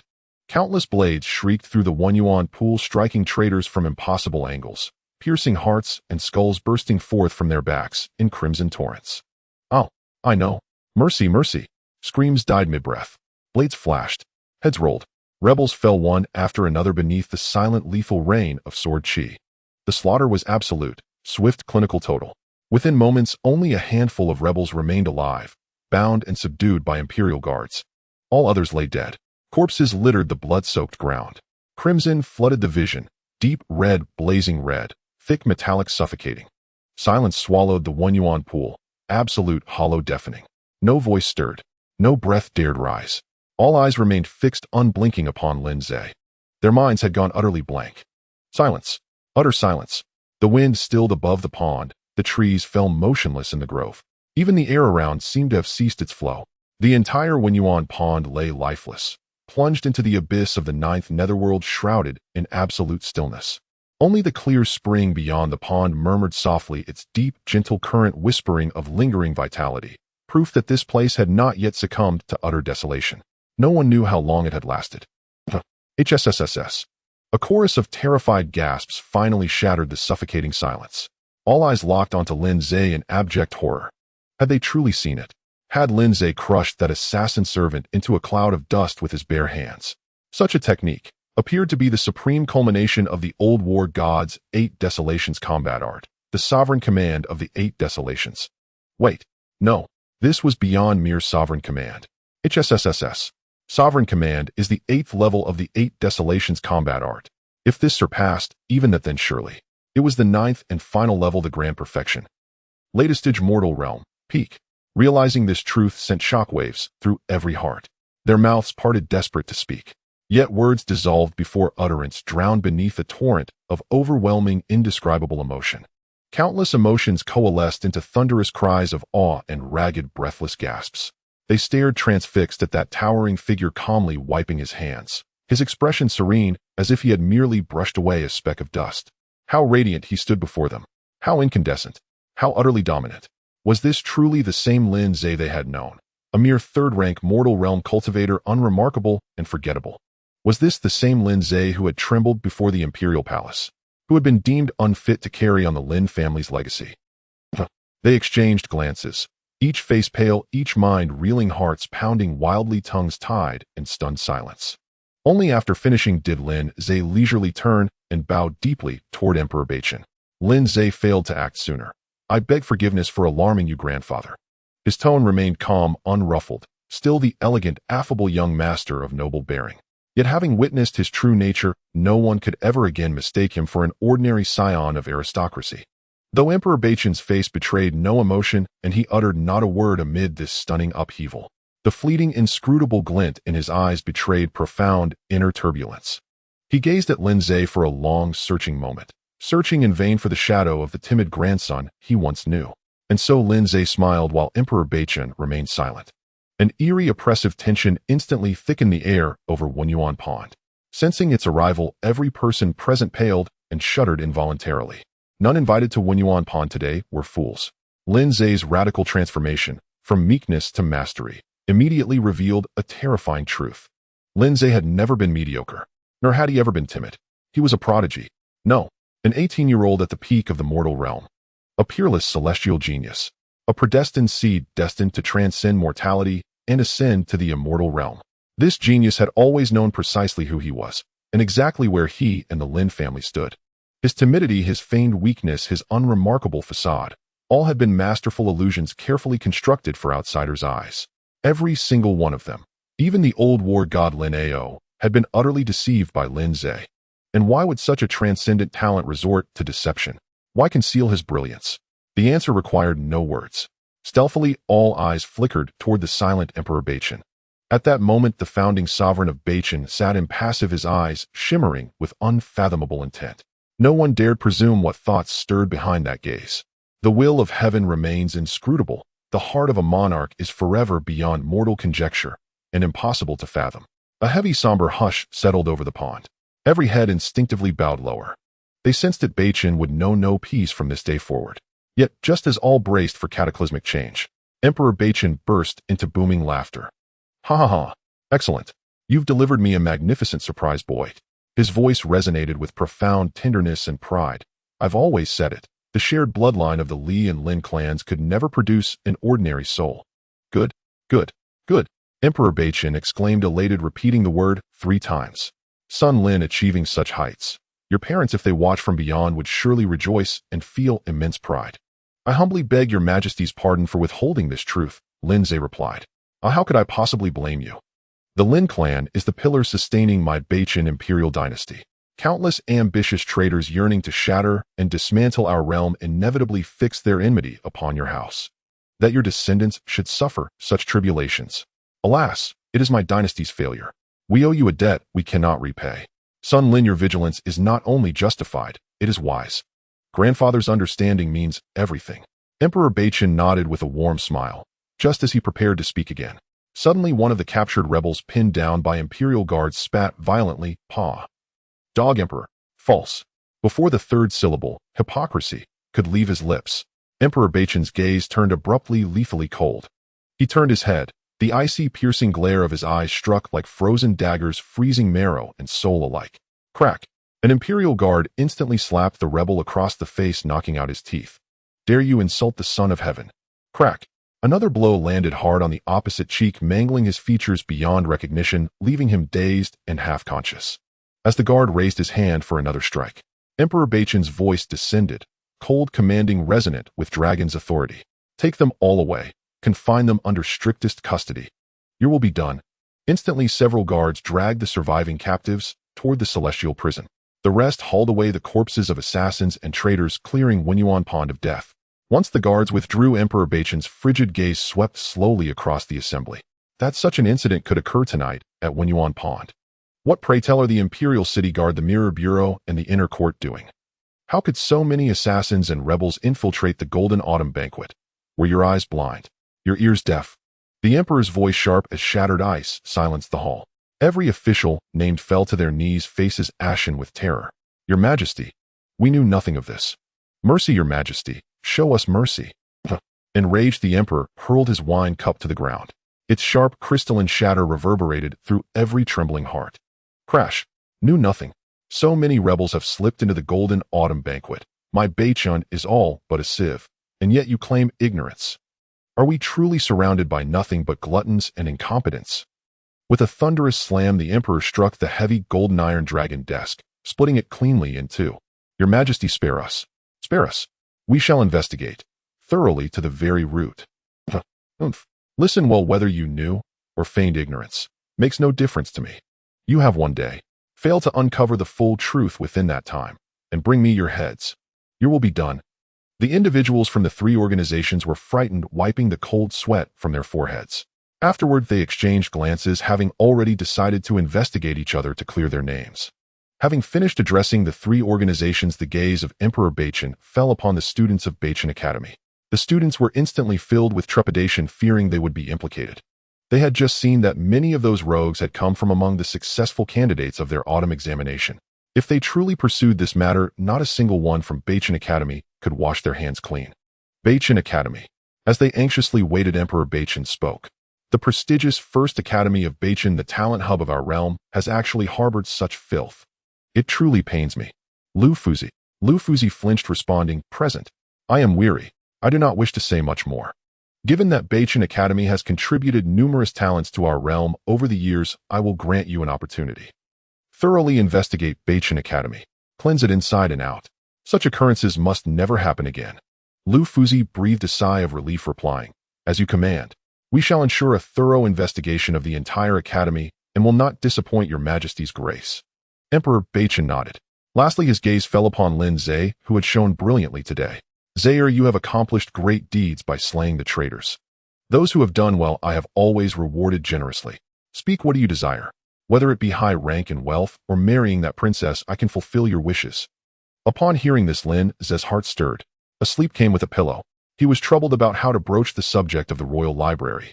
Rebellious subjects and thieves deserve to be punished. Lin Ze merely did what was expected and does not merit high rank or wealth. If your Majesty truly wishes to reward me, then let me enter the royal library for half a day. Emperor Baichen raised an eyebrow. He was not surprised by Lin Ze's request. From Lin Ze's earlier actions, the Emperor had at least perceived traces of 5 different arts. 8 Desolations Battle Technique, Heavenly Feather 6 Illusions, Invisible Sword Finger, 10,000 Forms Dragon Capture Technique, and True Chi of the Gale. Moreover, each had reached an extraordinarily profound level. For Lin Ze to cultivate these 5 techniques to such a level at such a young age, besides being an ancient century genius, he must also be a martial arts enthusiast. The reason he raised an eyebrow was not that he found Lin Ze's request too difficult or harsh, but rather that he felt it was too simple. Half a day in the royal library. In half a day, even if one possessed unparalleled talent and forcibly memorized the techniques, how many could they truly grasp? The specific meridian pathways of high-level techniques must be precise to the finest detail. Even a slight error could lead to chaotic meridians or worse, madness. In half a day, the most one could hope for would be to memorize a complete mid-grade technique. Thus, Emperor Baichen shook his head. If I agree to this request, it would make the royal family seem stingy. However, Emperor Baichen never anticipated the existence of a god-level comprehension that defied reason. Half a day. Half a day was an exaggeration from Lin Ze. With just half an hour, the entire royal library would be swept clean by him. Emperor Baichen then said, Zaire, with your intelligence and love for martial arts, I, as your grandfather, am naturally willing to support you. I hope to see an extraordinary innate talent emerge from my Leaf family bloodline. However, half a day is too short. Cultivating the path requires moderation. One must not be too hasty, lest inner demons arise. How about 3 days?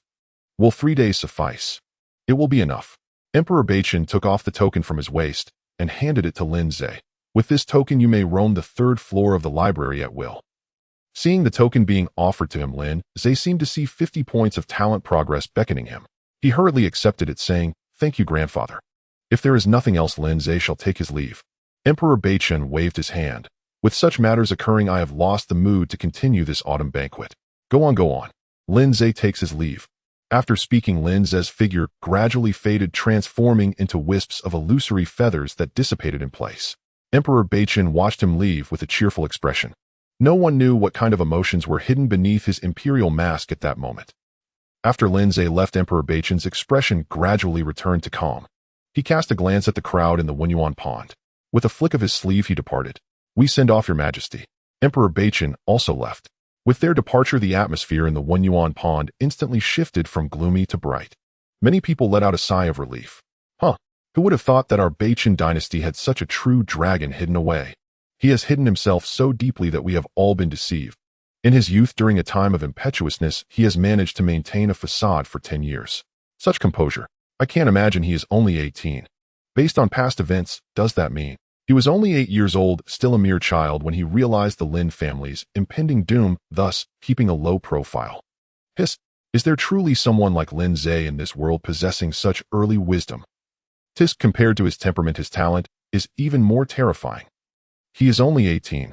At 18, he has already surpassed countless heroes with decades of hard training and reached the peak of acquired cultivation. Such innate talent and roots, not to mention Beichen, even in the previous dynasty of Wuan, no one could rival Lin Ze as an extraordinary prodigy. Not only in cultivation, but his mastery of techniques is also at least on par with his cultivation level. The 9th level of the 8 Desolations battle technique, and that profound invisible sword finger dam, even if one started training in the womb, they could not reach this level. Had I not seen it with my own eyes, I would never believe that someone like Lin Ze could exist in this world. Everyone spoke of Lin Ze, discussing him as the focus of their conversation. As for the Emperor's fury and the 3 organizations, no one cared anymore. From the moment Lin Ze made his move, the protagonist and nature of this banquet had already changed. People were discussing Lin Ze. In her white dress, like a proud snow-covered plum blossom, Xia Qinghe stood alone by the Wenyuan pond, leaning against the railing, listening to the wind, the spring water, playing with shadows, creating a beautiful scene. She listened to the discussions about Lin Ze, gazing in the direction he left, ripples forming in her beautiful eyes shining with brilliance. Lin Ze, the young master of the Lin family, possessed terrifying temperament and unmatched talent. Indeed, he was the most dazzling genius she had ever seen. Yet, she still could not comprehend. What did that gaze Lin Ze cast at her truly mean? At this moment, Lin Ze, who was being talked about by everyone, had boldly entered the royal library of the Beichen Empire, the largest repository of martial arts. Upon entering the library, Lin Ze immediately began to rummage through the shelves. He did not care whether the martial arts were good or what type they were. He grabbed a book and started flipping through it. You flipped through Divine Level Insight LV2 13100. After flipping 2 pages, his talent had already progressed, so Lin Ze put this book down and picked up another one. You flipped through. This cycle continued, and Lin Ze soon finished examining the entire first floor of the library. One must admit, the royal family is indeed the royal family. There were over 300 low-grade, human-level martial arts just in this section. Although low-grade, human-level martial arts are quite common, many of them overlap with the collection of the Lin family. Even so, Lin Ze's talent progress still increased by a full 13 points. Divine Level Insight LV2 26,100. His Divine Level Insight had now reached 26. The progress was promising. At this rate, an increase of 50 points was absolutely within reach. So Lin Ze decisively ran up to the second floor, continuing to flip through one book after another. You flipped through Divine Level Insight LV2 54,100. Keep going. Lin Ze ran up to the third floor. Like the Lin family's library, the royal family's third floor also housed the most precious high-grade human-level martial arts. Outside the door, 2 royal guardians were on duty to prevent theft. However, Lin Ze had the token of the Beichen Emperor with him, and after glancing at him, the 2 opened the door to let him through. Young master, high-grade human-level martial arts are precious and may only be practiced inside. Borrowing them to take out is not allowed. In accordance with His Majesty's decree, you have 3 days to comprehend them. We will remind you on the 3rd day. Lin Ze nodded and walked into the 3rd floor of the royal library. Creak. The door slowly closed. Inside the 3rd floor of the royal library, 8 high platforms were arranged in parallel. Each platform held a precious high-grade human-level martial arts book. Each one was a renowned masterpiece of the royal family. Over the years, the royal family had used them to attract many experts. The book Lin Ze Most Desired 9 Extreme Life Needle was among them. You flipped through 9 Extreme Life Needle.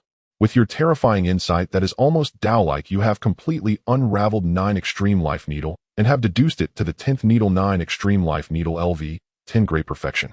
You comprehended a high-grade, human-level martial arts. You understood the power of divine-level insight.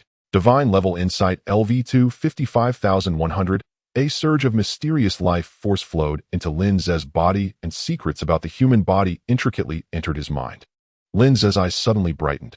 What a good thing. After comprehending the 10th realm of the 9 Extreme Life Needle, Lin Ze realized he had underestimated this martial art. 9 Extreme Life Needle can save lives, but it can also take lives. This medical martial art encompasses techniques involving acupressure, vein sealing, and breath regulation that pertain to the intricacies of the human body. It allows Lin Ze to understand every acupoint, every meridian, and the strengths and weaknesses of each breath in greater detail. While it offers precise treatment and targeted remedies, it can also turn life into death, killing stealthily. Indeed, no matter the world, the ones who understand killing best are always the doctors. After a moment of reflection, Lin Ze turned his attention to the other 7 books. Among the remaining 7 martial arts, 1 was a fist technique, Fiery Heart King Fist. 1 was a palm technique, Heart Crushing Palm. 1 was a body refining method, Small Thunder Flame True Body. The other 4 books were of little use to Lin Ze, merely serving to increase his talent progress and provide him with more options. You flipped through. After a series of flipping, his talent progress reached 62,100, just 38 points away from upgrading to LV3.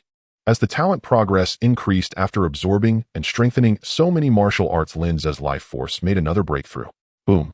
The overwhelming pressure erupted like a flood, bursting a dam in an instant. A powerful essence was emitted, gathering into a vapor of essence, faintly forming the silhouette of a prehistoric beast. The wild and ancient aura instantly shattered the barriers of time and space, as if this terrifying beast from the flood was about to cross time and descend from the distant ancient era. Buzz. Destructive waves spread throughout the entire palace. At this moment, everyone felt a tightening in their hearts, as if they were being watched by some terrifying prehistoric beast, sending chills down their spines, a wave of tremors sweeping through their bodies. The 2 royal guardians closest to the wave turned pale instantly. The breath of that seemingly nearby beast caused them to tremble uncontrollably. They completely lost control over their own lives. In a daze, the 2 thought that a natural disaster had descended upon them and that their lives were in danger. But this violent wave came quickly and went just as fast. So fast that it felt like an illusion to everyone. It flickered and vanished. The 2 let out a sigh of relief, still haunted by the memory, and exchanged uncertain glances. Just now, did you feel it too? I'm not quite sure, but it felt like something was watching me. A chill uncontrollably surged into my heart, making me feel cold all over, sending shivers down my spine. That feeling was 100 times more terrifying than facing the enraged emperor. I felt the same, but seems it wasn't an illusion. If that's the case. The 2 exchanged horrified glances and said, could it be that a legendary innate divine being just passed by our Bachin Empire? The 2 were unaware that their casual speculation was already very close to the truth. Although Lin Ze was not yet innate, he was not far from it. To enter the innate realm, one must condense the essence, spirit, and chi, transforming the 3 flowers of essence, spirit, and chi into a singular unity. This involves refining the body through the 9 postnatally levels, cultivating essence into chi, and eventually nurturing the spirit within the chi. Ultimately, one must achieve enlightenment through the spirit, controlling the essence with the spirit, nurturing chi with the essence, and cycling the 3 flowers to return to the innate unity. Lin Ze's half-step innate state was achieved by accumulating countless mental methods and bypassing the 3-flower cycle in a cheating manner, thus condensing the flower of chi first. Now, after rummaging through the royal library with various advanced body refining techniques, enhancing him, he forcibly condensed the flower of essence. Now Lin Ze was just 1 step away from becoming an innate divine being, needing only the flower of spirit. This made Lin Ze contemplate a new idea for his promotion to innate status to collect mental enhancement martial arts through the accumulation of spiritual martial arts. Perhaps he wouldn't have to wait for the completion of Lunar Shadow 7-star record in over 20 days to directly ascend to the innate realm. However, spiritual martial arts are hard to come by. The entire royal library only has a few. Side back to the starting point. He still needed to continue searching for the next martial arts repository. The 2 largest in Bachin had already been stripped clean. Which one would be next? Half a day later, Lin Ze emerged from seclusion. Creak. The great door of the third floor of the library slowly opened. Two royal guardians stood there bewildered. Young master, did you see enough? How long has it been? It seems like only half a day, right? Some gains already sufficient. Having said that, Lin Ze returned the North Star Emperor's token to the two royal guardians. Then he transformed into a flurry of illusory feathers and vanished from the spot. The two of them stood there stunned for a long time. Is he leaving just like that? He spent only half a day for 3 days' time, this Lin young master.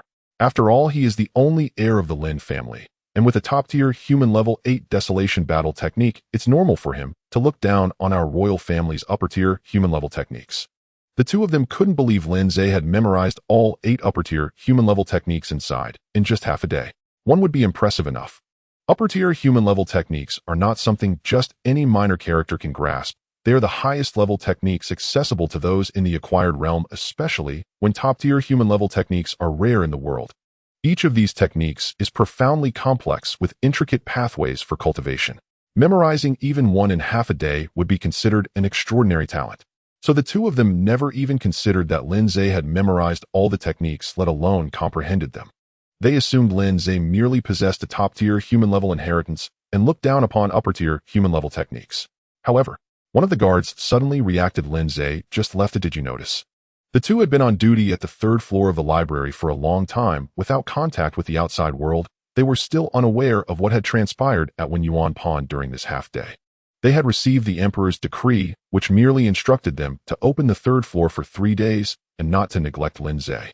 The other guard's expression darkened. No, the Lin family's Heavenly Feather 6 illusions has been cultivated to an extremely high level by him. Moreover, when he came out just now, I had this feeling of being unbeatable, like, this person is capable of anything quite extraordinary. The guard's perception was not mistaken.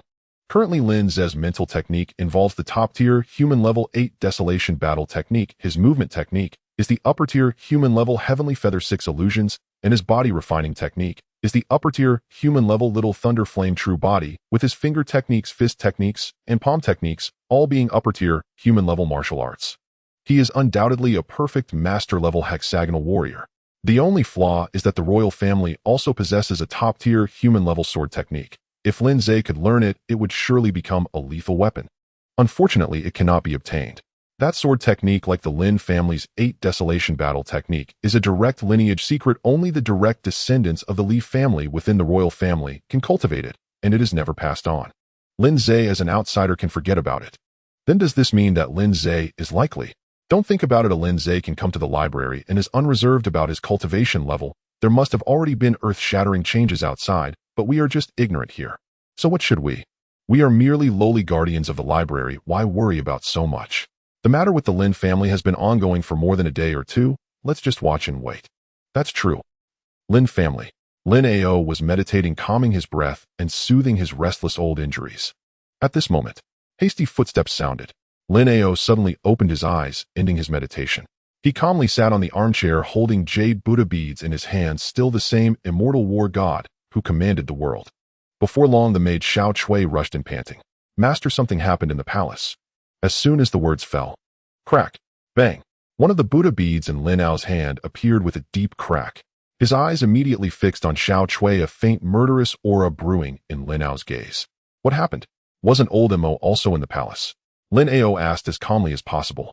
But Xiao Chui could still sense the hidden madness behind Lin Ao's words. Xiao Chui shivered, and to prevent Lin Ao from misunderstanding, she quickly and briefly explained there was an assassin at the Autumn Festival causing chaos at the Autumn Festival. However, later on the young master took action and killed all the assassins. His Majesty even rewarded the young master with 3 days of comprehension at the library. Hearing this, Lin Ao's murderous intent vanished in an instant, replaced by deep confusion. The young master killed all the assassins. A family knows its own affairs. His grandson Lin Ze has some talent, but he is still far from those assassins who could infiltrate the Autumn Festival. Are you sure it was the young master who acted? Lin Ao's words were filled with deep doubt. Who could say otherwise? When Xiao Chui first received this news, she was also bewildered. Clearly the young master is just a third-level acquired cultivator. How could he possibly kill the assassins at the Autumn Festival? And how did he transform into the praised genius with extraordinary character who has endured many years of hiding? Is this still the young master Lin Ze that Xiao Chui knew? But the person who came to deliver the news had confirmed it multiple times. The young Master Lin Ze's transformation had been witnessed by everyone at the autumn festival. It was absolutely not a lie. Thus, realizing the seriousness of the matter, Xiao Chui hurried to find Lin Ao to report the news. Xiao Chui quickly said yes. Everyone who returned from the autumn festival saw it. It was indeed the young master who acted. Our people also verified the authenticity of this news. Lin Ao fell silent for a moment. Go bring Lin Wei back. I need to ask him personally what exactly happened at the autumn festival. Yes. At dawn, the faint morning light shattered the night's stillness. The gentle rays of light fell upon the palace gate, illuminating the figure that approached slowly from the darkness. Lin Mo turned his head, gazing at Lin Ze with an expression of complex emotions. During this half-day, Lin Mo, who had been stationed at the palace gate, had already learned the ins and outs of the events at the autumn banquet. At this moment, looking at the familiar figure he had watched grow up, Lin Mo felt a wave of strangeness wash over him. His heart was filled with astonishment, confusion, admiration, and more. Stepping forward, he had many things he wanted to say to Lin Ze after holding it in all night. Young master. Lin Ze smiled at him, saying, Mo, let's talk about it when we get back. Since I was out all night, grandfather must have been anxious waiting for me. Lin Mo glanced around. The palace guards cast probing glances at the two of them. In the darkness that morning light had not yet reached, there were also teams of spies from various factions keeping a close watch on the palace gate. Yes. He forcibly suppressed his doubts and led Lin Ze to the carriage. Then a luxurious carriage emerged under the gentle morning light, glistening with the dew of the night, returning home under the watchful eyes of many. Lin Manor. Ah, young master, you have returned. The maid Xiao Chui was quite surprised. What do you not wish for my return? Xiao Chui shook her head repeatedly. No, what I mean is, young master, weren't you at the royal library? It has only been half a day. I finished reading and came back. Xiao Chui pouted. Oh. Although her cultivation was low and her experience limited, she was not a fool who knew nothing. To think one could finish reading the royal library in half a day. Bad, young master, you tricked me. If you don't want to say, then don't say. Where is grandfather? Oh, right, the old man is waiting for you at the main house. Lin Ze nodded and walked towards the main house with Lin Mo. Just as they were leaving, Lin Ze suddenly turned back and said, Go fetch a set of silver needles. They will be sent to the main house shortly. Yes. At the Lin family main house, Lin Ao had been waiting for a long time. After learning about the events at the autumn banquet from Lin Wei, Lin Ao had not slept a wink all night, neglecting even his own injuries. He was just waiting for Lin Ze to return so he could ask him thoroughly. Grandson Lin Ze, please pay your respects to grandfather. Lin Ao raised his eyes to scrutinize Lin Ze closely. The overwhelming pressure from the postnatal peak was instantly released. Boom. Within the main house, the wind rose from the ground and a storm erupted. Waves of powerful spiritual pressure swept across the ground, bending the ancient trees in the courtyard. In this storm, the clang of weapons rang out, the sound of swords and spears clashing, the fierce autumn wind. The terrifying aura of military slaughter filled the entire Lin family. Above the sky, the wind surged and clouds gathered. The sky above the Lin family turned dark and somber. Boom. Thunder brewed within. A sense of oppressive dread rose in everyone's hearts. It felt as if a catastrophic calamity was about to descend upon the world. In the face of this terrifying might, even Lin Mo, the postnatal 8th layer, could not help but feel his blood surge, using his energy to defend himself. Yet Lin Ze remained calm and composed, unaffected. With a folding fan in hand, he relaxed in the breeze. Lin Ao let out a long sigh, retracting the overwhelming spiritual pressure. His grandson was someone he could not fathom even with his full strength. You little rascal. Lin Ao sighed, about to say something. Suddenly, Lin Ao burst forth. Whoosh. His figure transformed into a flurry of feathers, disappearing from sight. In its place, a blood-colored aura of dominance surged towards Lin Ze. Kill. In an instant, it felt as if thousands of troops were charging. But Lin Ze merely waved the folding fan, casually blocking or sweeping aside Lin Ao's attacks with ease. Seeing this, Lin Ao's eyes sparkled. The realm of the 8 Desolations battle technique was repeatedly raised. His power surged time and again. The ferocity of his attacks intensified and became more vicious. The figures of the two flashed within the Lin family main house, constantly shifting. Their speed was so fast that even Lin Mo, a formidable postnatal 8th layer adept, could not see clearly. Lin Mo could only click his tongue in amazement, constantly exclaiming, My Lin family has a promising future.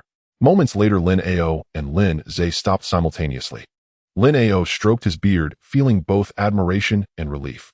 Good lad, Tianyu 6 Illusions, 8 Desolations battle technique, and the invisible sword finger, you have surprisingly mastered them to perfection. No wonder you could hide for so many years without being discovered. Even I, who have been watching you grow up, was deceived by you. Lin Ze smiled and said, the Lin family is a large tree attracting the wind, surrounded by enemies. If I do not put on an act, certain people would not feel at ease. Otherwise, my grandson would not have had the chance to see this day. Hearing Lin Ze mention the Lin family, Lin Ao's expression darkened. He looked deeply at Lin Ze and sighed, caution is a good thing. Having said that, Lin Ao did not continue on that topic. I am deeply gratified by your achievements today. In the future, who would dare say my Lin family has no successors? Who would dare say my Lin Ao's grandson is unworthy? He continued, I was originally worried that you wouldn't be able to take care of yourself in the future. I let you go to the autumn banquet to seek an official title.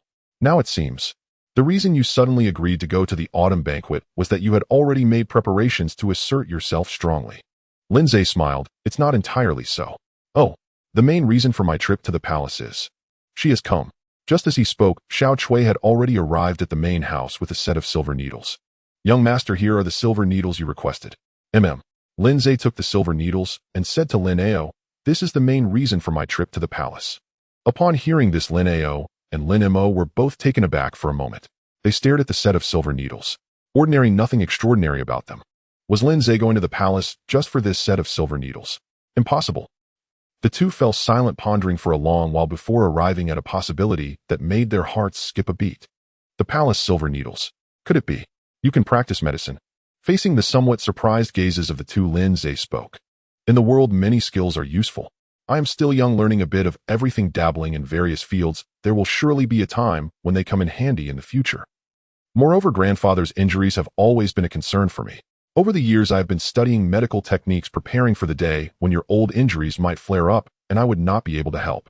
And right now, grandfather, you need not hide it any longer. My eyes have been trained with the Qingyu spiritual eye. Your injuries have clearly reached a point where they cannot be suppressed. Upon hearing this, Lin Ao's hand stroking his beard suddenly froze. Qingyu spiritual eye is a medium-grade ocular technique treasured by the Lin family. This technique has high requirements for talent and is very easy to injure the eyes, making it extremely difficult to cultivate. However, once mastered, it grants the ability to observe, intricately see through the enemy's aura and trajectory, and seize the initiative. If Lin Ze has truly cultivated the Qingyu spiritual eye, then he probably has been aware of his own injuries from the very beginning. I thought only Lao Mo knew about this matter. Lin Ao sighed deeply. Lin Mo, with a solemn expression, asked Lin Ze, since young master knows, is there a way to treat the old master? His tone carried a hint of urgency. Lin Mo had to hurry. Ever since Lin Ao brought him out of Zhanggu and onto the battlefield, he had been following Lin Ao in battles north and south all the way until their withdrawal. The two had been together for nearly 100 years. To Lin Ao, he was a revered war god, a commander, a sovereign. He served a strict elder brother and the closest family member. Lin Ao's hidden injuries had always been a source of worry for him. Of course, Lin Ze provided a confident answer. Over the years of studying medicine, I have gathered insights on grandfather's injuries. What I lack now is merely a profound technique for acupuncture. And my purpose for visiting the palace this time is to obtain the 9 Extremes life-extending needle from the Royal Medical Office. With the techniques from the 9 Extremes life-extending needle combined with my cultivation, I will be able to heal the internal hidden injuries of grandfather. Hearing this, both Lin Ao and Lin Mo were stunned for a moment. Xiao Chui, standing by, also understood why her young master had returned in such a short time. This half-day, the young master did not go to learn the royal martial arts. He merely went to seek the methods of acupuncture from the 9 Extremes life-extending needle. Young master. Xiao Chui suddenly felt a pang of sadness. Clearly, the young master was an unparalleled genius, and he had always cared for everyone in the Lin family. He had always been aware of the old master's injuries and the situation of the Lin family. Yet he had to restrain himself, feigning an unremarkable demeanor, and could only strive in silence. Clearly, he was in the prime of his youth. This was utterly unfair for a young genius. After a moment of shock, Lin Ao and Lin Mo were also moved. In their minds, a vivid image of a young genius enduring humiliation for his family and loved ones, forging ahead with determination, began to take shape. You, son, you've suffered over the years. Seeing their expressions, Lin Ze felt helpless. He couldn't exactly say he had just learned the 9 Extremes life-extending needle, could he? Learning the 9 Extremes life-extending needle in half a day's time and reaching the level sufficient to treat Lin Ao was beyond what could be explained by mere talent. The power of divine-level comprehension had surpassed human understanding, belonging to a realm that defied humanity and rules. Lin Ze could only say, as long as grandfather is safe, that is enough. After that, Lin Ze said no more and directly took out the silver needles to begin his acupuncture. If he continued talking, Lin Ze would feel embarrassed to the point of wanting to hide away. Then I will begin the treatment. During the entire process, please do not resist and clear your mind, otherwise unexpected situations may arise. With that, Lin Ze held the silver needle and entered a focused state. His aura became deep and unfathomable. At the same time, Lin Ze's eyes turned into a translucent jade green. The shimmering green light seemed capable of piercing through everything, seeing beyond the surface to the essence. The jade green spirit eyes were activated. Lin Ao felt a deep sense of relief. Seeing you like this, I have no regrets. You can proceed boldly without worry. With that, Lin Ao closed his eyes and completely relaxed himself. Seeing this, Lin Ze activated the 9 Extremes life-extending needle. The silver needles at this moment seemed to come alive, moving nimbly around Lin Ao, emitting wisps of vibrant white energy. This white energy infiltrated every pore, nourishing the frail body of Lin Ao, repairing the accumulated hidden injuries and damaged meridians within. Under Lin Ze's almost innate powerful cultivation, the color on Lin Ao's face visibly improved. Soon after, one silver needle after another pierced into specific acupoints. Drops of dark brown blood instantly seeped out along the ends of the silver needles. Hiss! The dark brown blood seemed to contain a highly corrosive poison. When a drop fell to the ground, it immediately made a sizzling sound. Droplets. Hissing. As the dark brown blood flowed out, Lin Ao's complexion gradually turned pale. Lin Ze also continuously infused several streams of spiritual energy into Lin Ao's meridians, using the special methods of the 9 Extremes life-extending needle to guide the spiritual energy within Lin Ao to circulate. After several cycles, Lin Ao's complexion gradually shifted from pale to rosy. The accumulated hidden injuries within were slowly being expelled and repaired. His vitality had been restored to its former strength. Whoosh! Lin Ze withdrew the needles. It's done. Indeed, Lin Ao's hidden injuries were quite severe.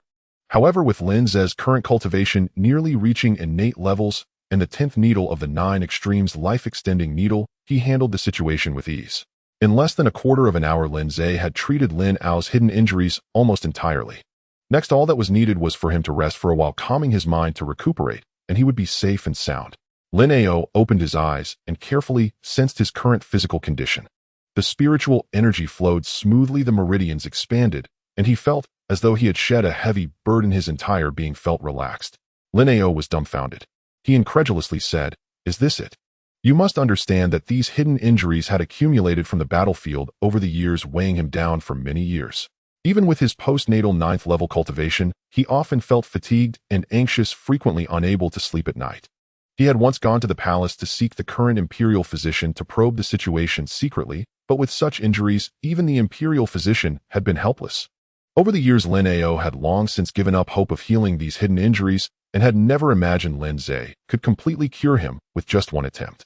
After all, Lin Ze was only 18 years old. At 18, being able to practice the 8 desolation battle technique to perfection was already remarkable. How could he have the energy to master medicine to surpass the imperial physician who had studied it for over 100 years? Lin Ao had only let Lin Ze give it a try, but he never expected that Lin Ze would indeed cure him effortlessly. Does this not imply that aside from his profound cultivation and astonishing martial arts, Lin Ze's medical skills had also surpassed that of the elderly imperial physician who had devoted over 100 years to the study of medicine?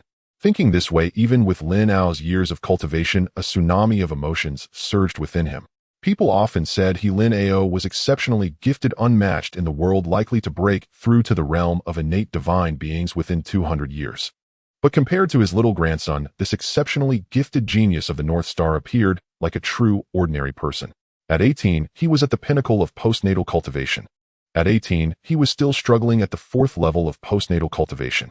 His little grandson at 18 was already proficient in both martial arts and medicine, achieving perfection in both. At 18, he had just reached the 3rd layer of the 8 desolation battle technique, and there was no need to mention other techniques.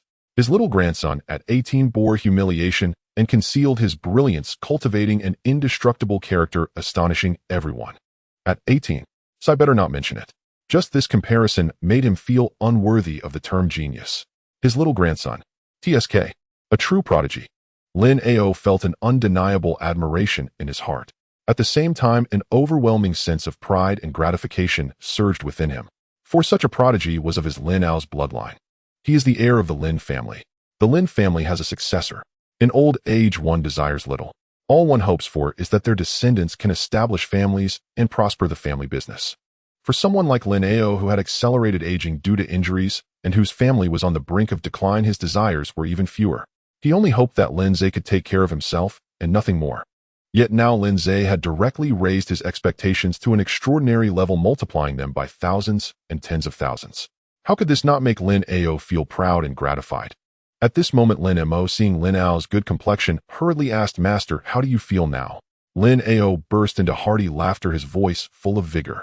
"I feel better than ever, as if I have shed hundreds of pounds of burden and my entire being is light and invigorated."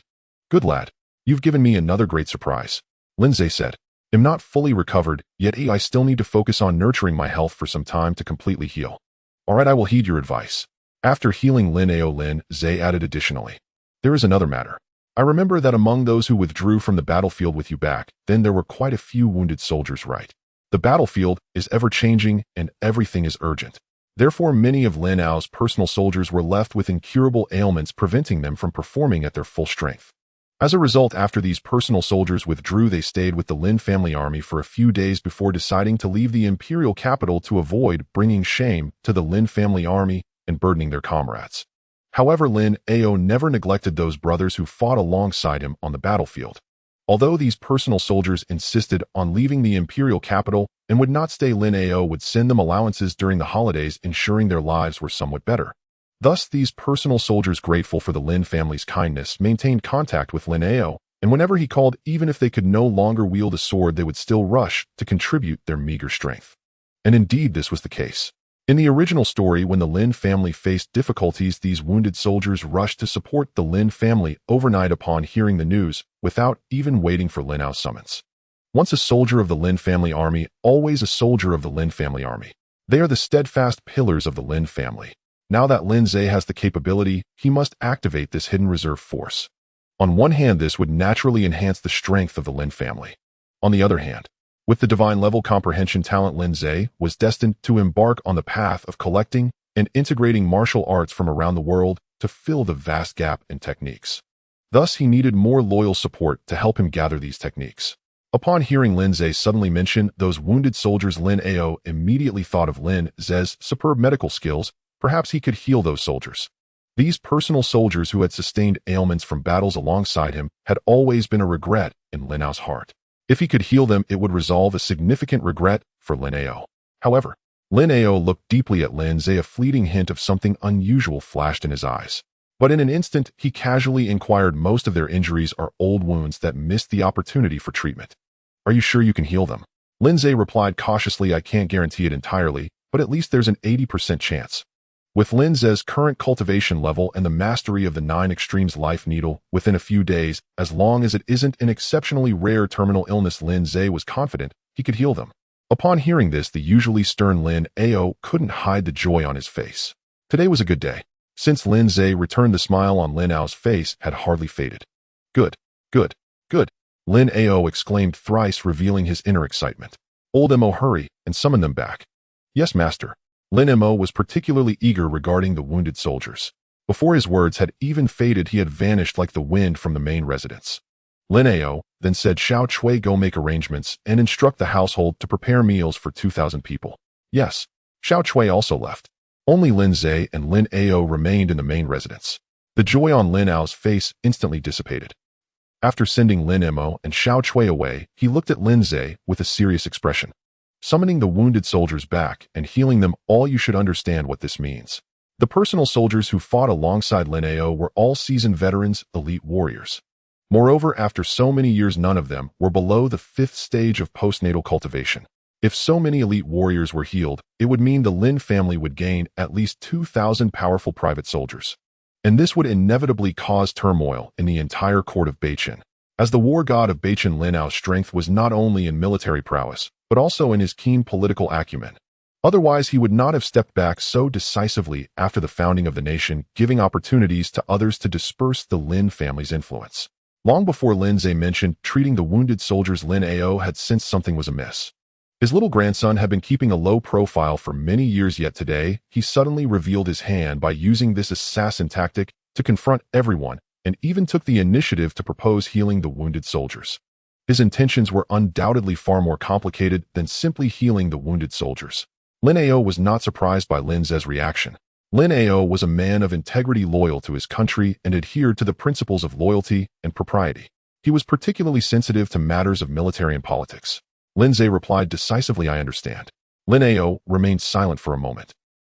"I don't know what you intend to do, but I am old and you have already proven your abilities and character to me. This Lin family will eventually be handed over to you." Lin Ao resumed, playing with the already cracked jade Buddha beads. "Do what you want boldly, your grandfather will always support you. But there is one thing you must remember. The Lin family must stand tall and proud. Some things once done are done. If not done, then they are not done." Lin Ze nodded. "I understand, grandfather. That's good. But I'm afraid some people are unaware of this. In the past, the Lin family was in decline, without successors, and was bound to face extinction. But now Lin Ze was rising vigorously. Some people, of course, could not bear to see this. Lin Ze was certain that the days ahead would be quite lively. If they remained indifferent, that would be abnormal." Hearing Lin Ze's words, the jade Buddha beads in Lin Ao's hand came to a halt. A chill subtly spread. "My Lin family is a towering tree attracting the wind. Internally, Beichun is wary, and externally, wolves long for the chance to eradicate my Lin family." After recovering from his hidden injuries, the battle aura in Lin Ao's eyes grew increasingly intense. A flash of blood color briefly crossed his eyes, reflecting a sea of corpses and a river of blood. "You be careful." Lin Ze gently waved his folding fan. "I only hope they don't fall too quickly." Having trained to such an invincible degree, Lin Ze had long wanted to quietly observe and test his skills. If they were too fragile, it would be rather dull.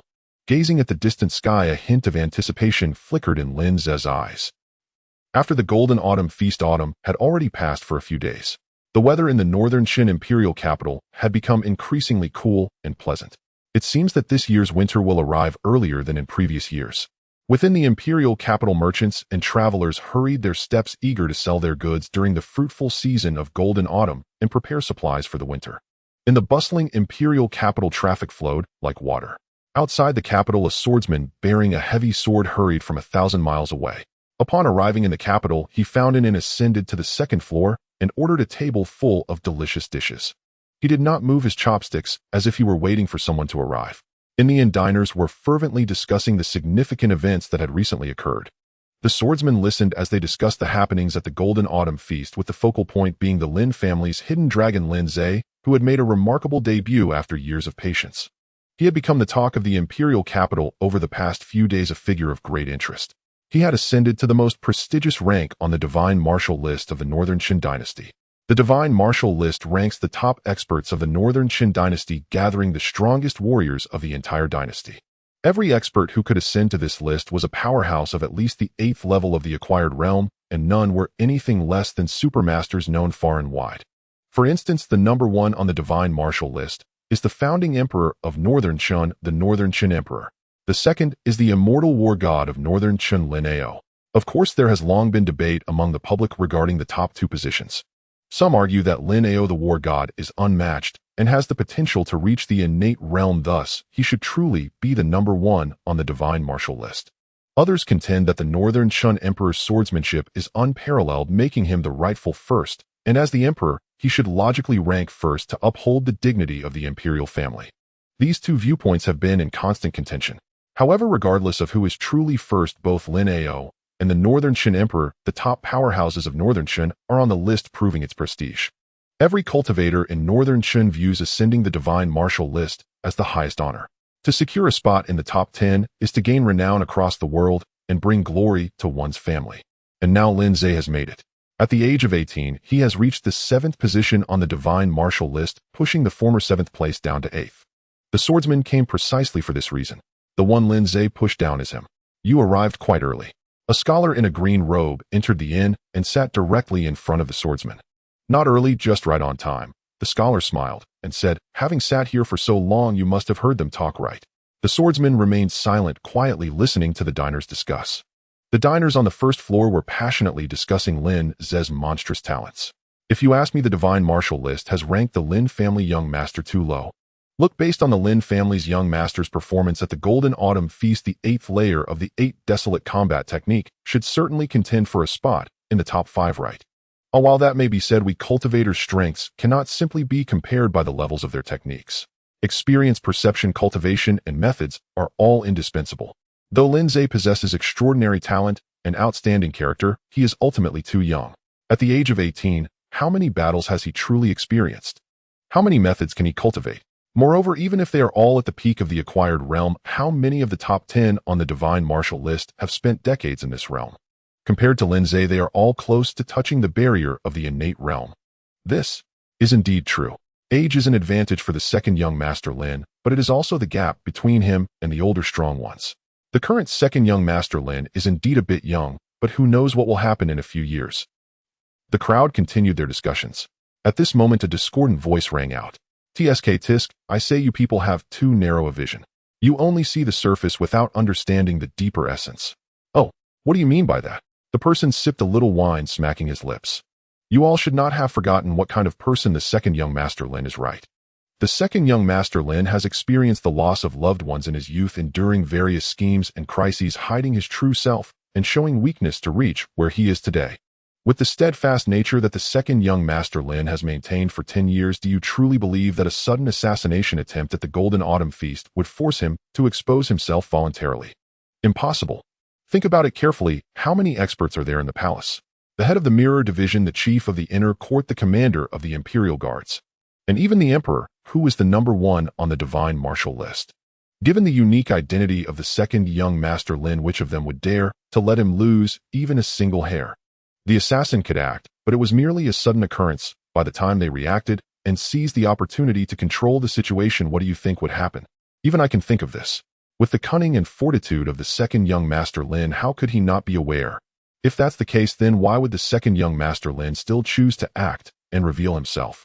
Upon hearing this, everyone present pondered carefully. It does seem to make sense. With so many experts in the palace, there must be someone capable of taking action from a distance, right? There must also be someone fast enough to ensure that the assassin's blade would not reach the second young master Lin's neck. A mere assassin attempting to hold a hostage in front of so many experts is truly a foolish dream. So if that is the case, everyone quickly thought of a terrifying possibility. Could it be?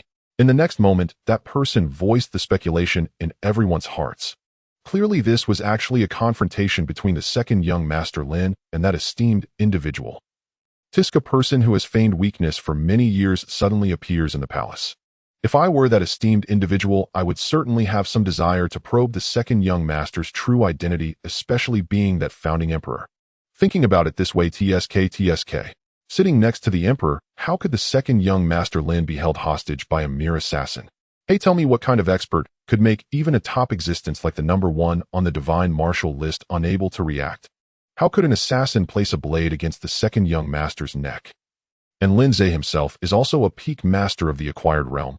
How could he not sense the assassin's approach? Consider these two individuals carefully. My heavens! The emperor is testing him. The second young master Lin is declaring a counterattack. The thoughts of these two individuals are truly terrifying. Terrifying, the person continued. It's still early. What follows will be the truly terrifying part. What do you mean by that? You all haven't heard that the Lin family just issued a summons for their old guards yesterday, urgently calling back all the Lin family soldiers who have been resting outside.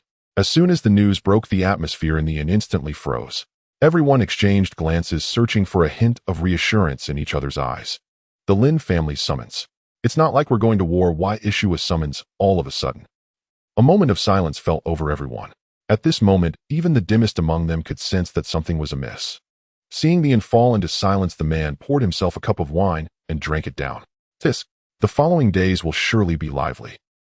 On the second floor, the swordsman and the scholar in the green robe listened intently to everyone's words. What are your thoughts on such a person? The swordsman glanced at the scholar. My path with the heavy sword has made progress. I initially came to the imperial capital to challenge you, the 6th ranked. But since such an incident has occurred on the way, let us postpone our battle for now.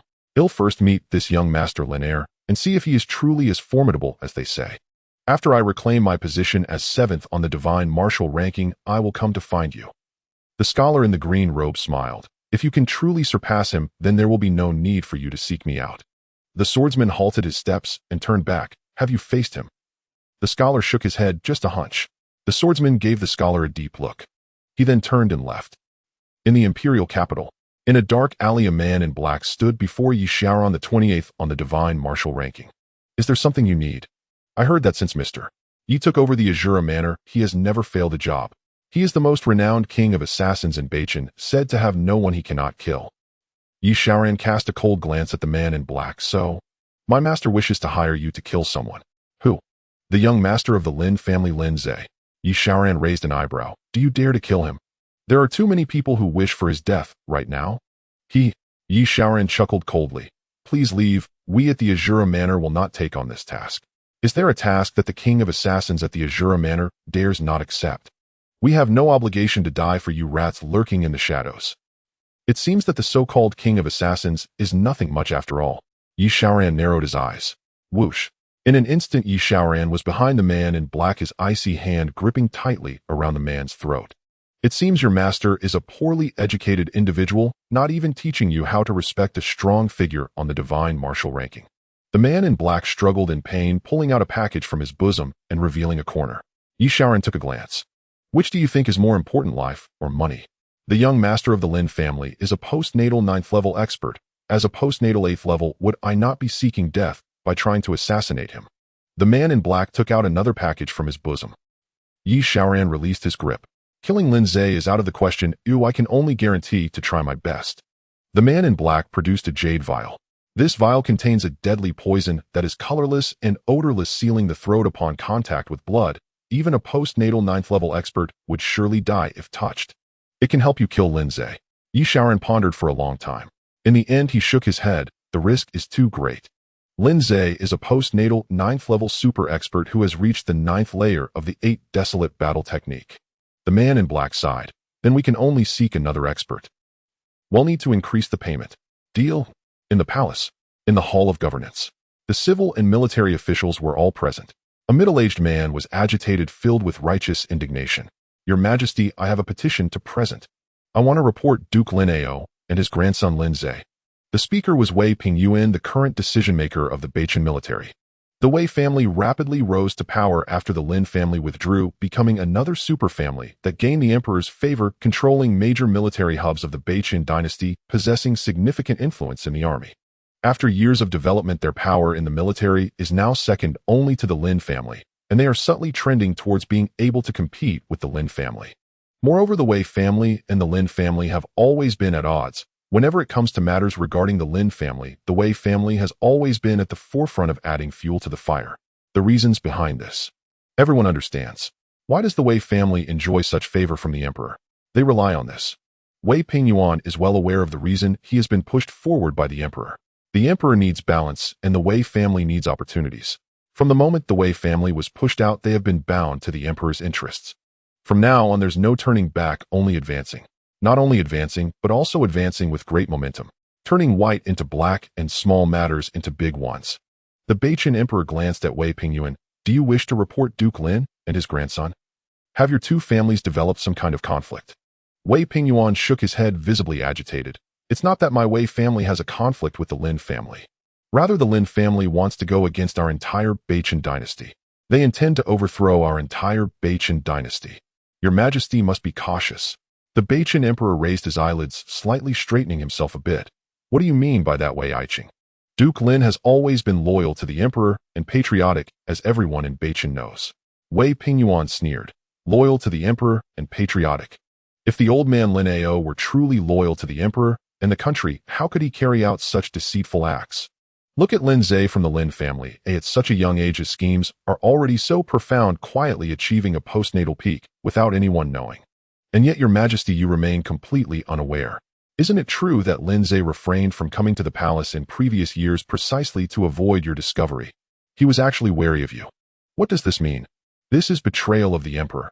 As a subject to act in this way, I can confidently assert that the Lin family harbors malicious intent. Intent on rebellion. Now that the Lin family has issued a summons, it only confirms my suspicions. It is neither war nor a natural disaster. How could the Lin family issue a summons without consulting you, recalling their personal troops and gathering private forces for no reason? Isn't this a clear intention to rebel? They have no regard for you, Your Majesty. How can you continue to tolerate the Lin family? I beseech Your Majesty to seal off the Lin family and eradicate this treacherous family that harbors ill intentions. Upon this statement, the entire court remained calm, with no fluctuations in expression. Although the Lin family's summons did indicate some movement as a duke granted special privileges by the emperor, these private troops were originally Lin Ao's exclusive rights. With the Bachan emperor as a strong backing, Wei Pingyuan has made an article about private troops more than once. They have become accustomed to it. If one day Wei Pingyuan stopped barking at the Lin family, they would instead feel that a storm was coming. So everyone simply watched quietly, listening. Observing with calmness, they watched the performance before them. In any case, this matter has nothing to do with them. Neither the emperor nor the Lin clan is a force to be trifled with. They dare not offend either. Yet the ministers aligned with the Lin clan refused to indulge Wei Pingyuan. They could not tolerate such remarks. No sooner had he finished speaking than someone sneered in rebuttal. It is precisely your excellency, the Sima, whose words are absurd and laughable. You accuse the Lin clan of deceiving superiors and concealing truths. Very well. Then you must be noble and extraordinary. But allow me to ask, Sima Wei, how many dogs does your entire family keep? How many times does that dog bark each day? Does it bark more at dawn or at dusk? Does it prefer barking at excrement or at Sima Wei himself? And tell us, Sima Wei, how often do you and your esteemed wife consummate your marriage? By day, by night, or perhaps only at midnight when all others sleep? Do you prefer standing or sitting? Have you reported these intimate details to His Majesty? If not, does that mean you too conceal matters from the Emperor? Your Majesty, this humble minister petitions to impeach Sima Wei. He harbors treacherous intent and dares deceive the Son of Heaven. I beg your Majesty to confiscate his entire household. Dare you deceive the Emperor's ears with such glib slander and sow discord before His Majesty? Wei Pingyuan's face darkened as he said coldly, General Liu, what did the Lin clan offer you to speak so fervently in their defense? I defend the Lin clan. Is it not you, Sima Wei, who fabricates falsehoods from nothing? You. The Northern Qin dynasty has long governed through loyalty and filial piety. Your slanderous machinations cloud the Emperor's discernment. That is disloyalty.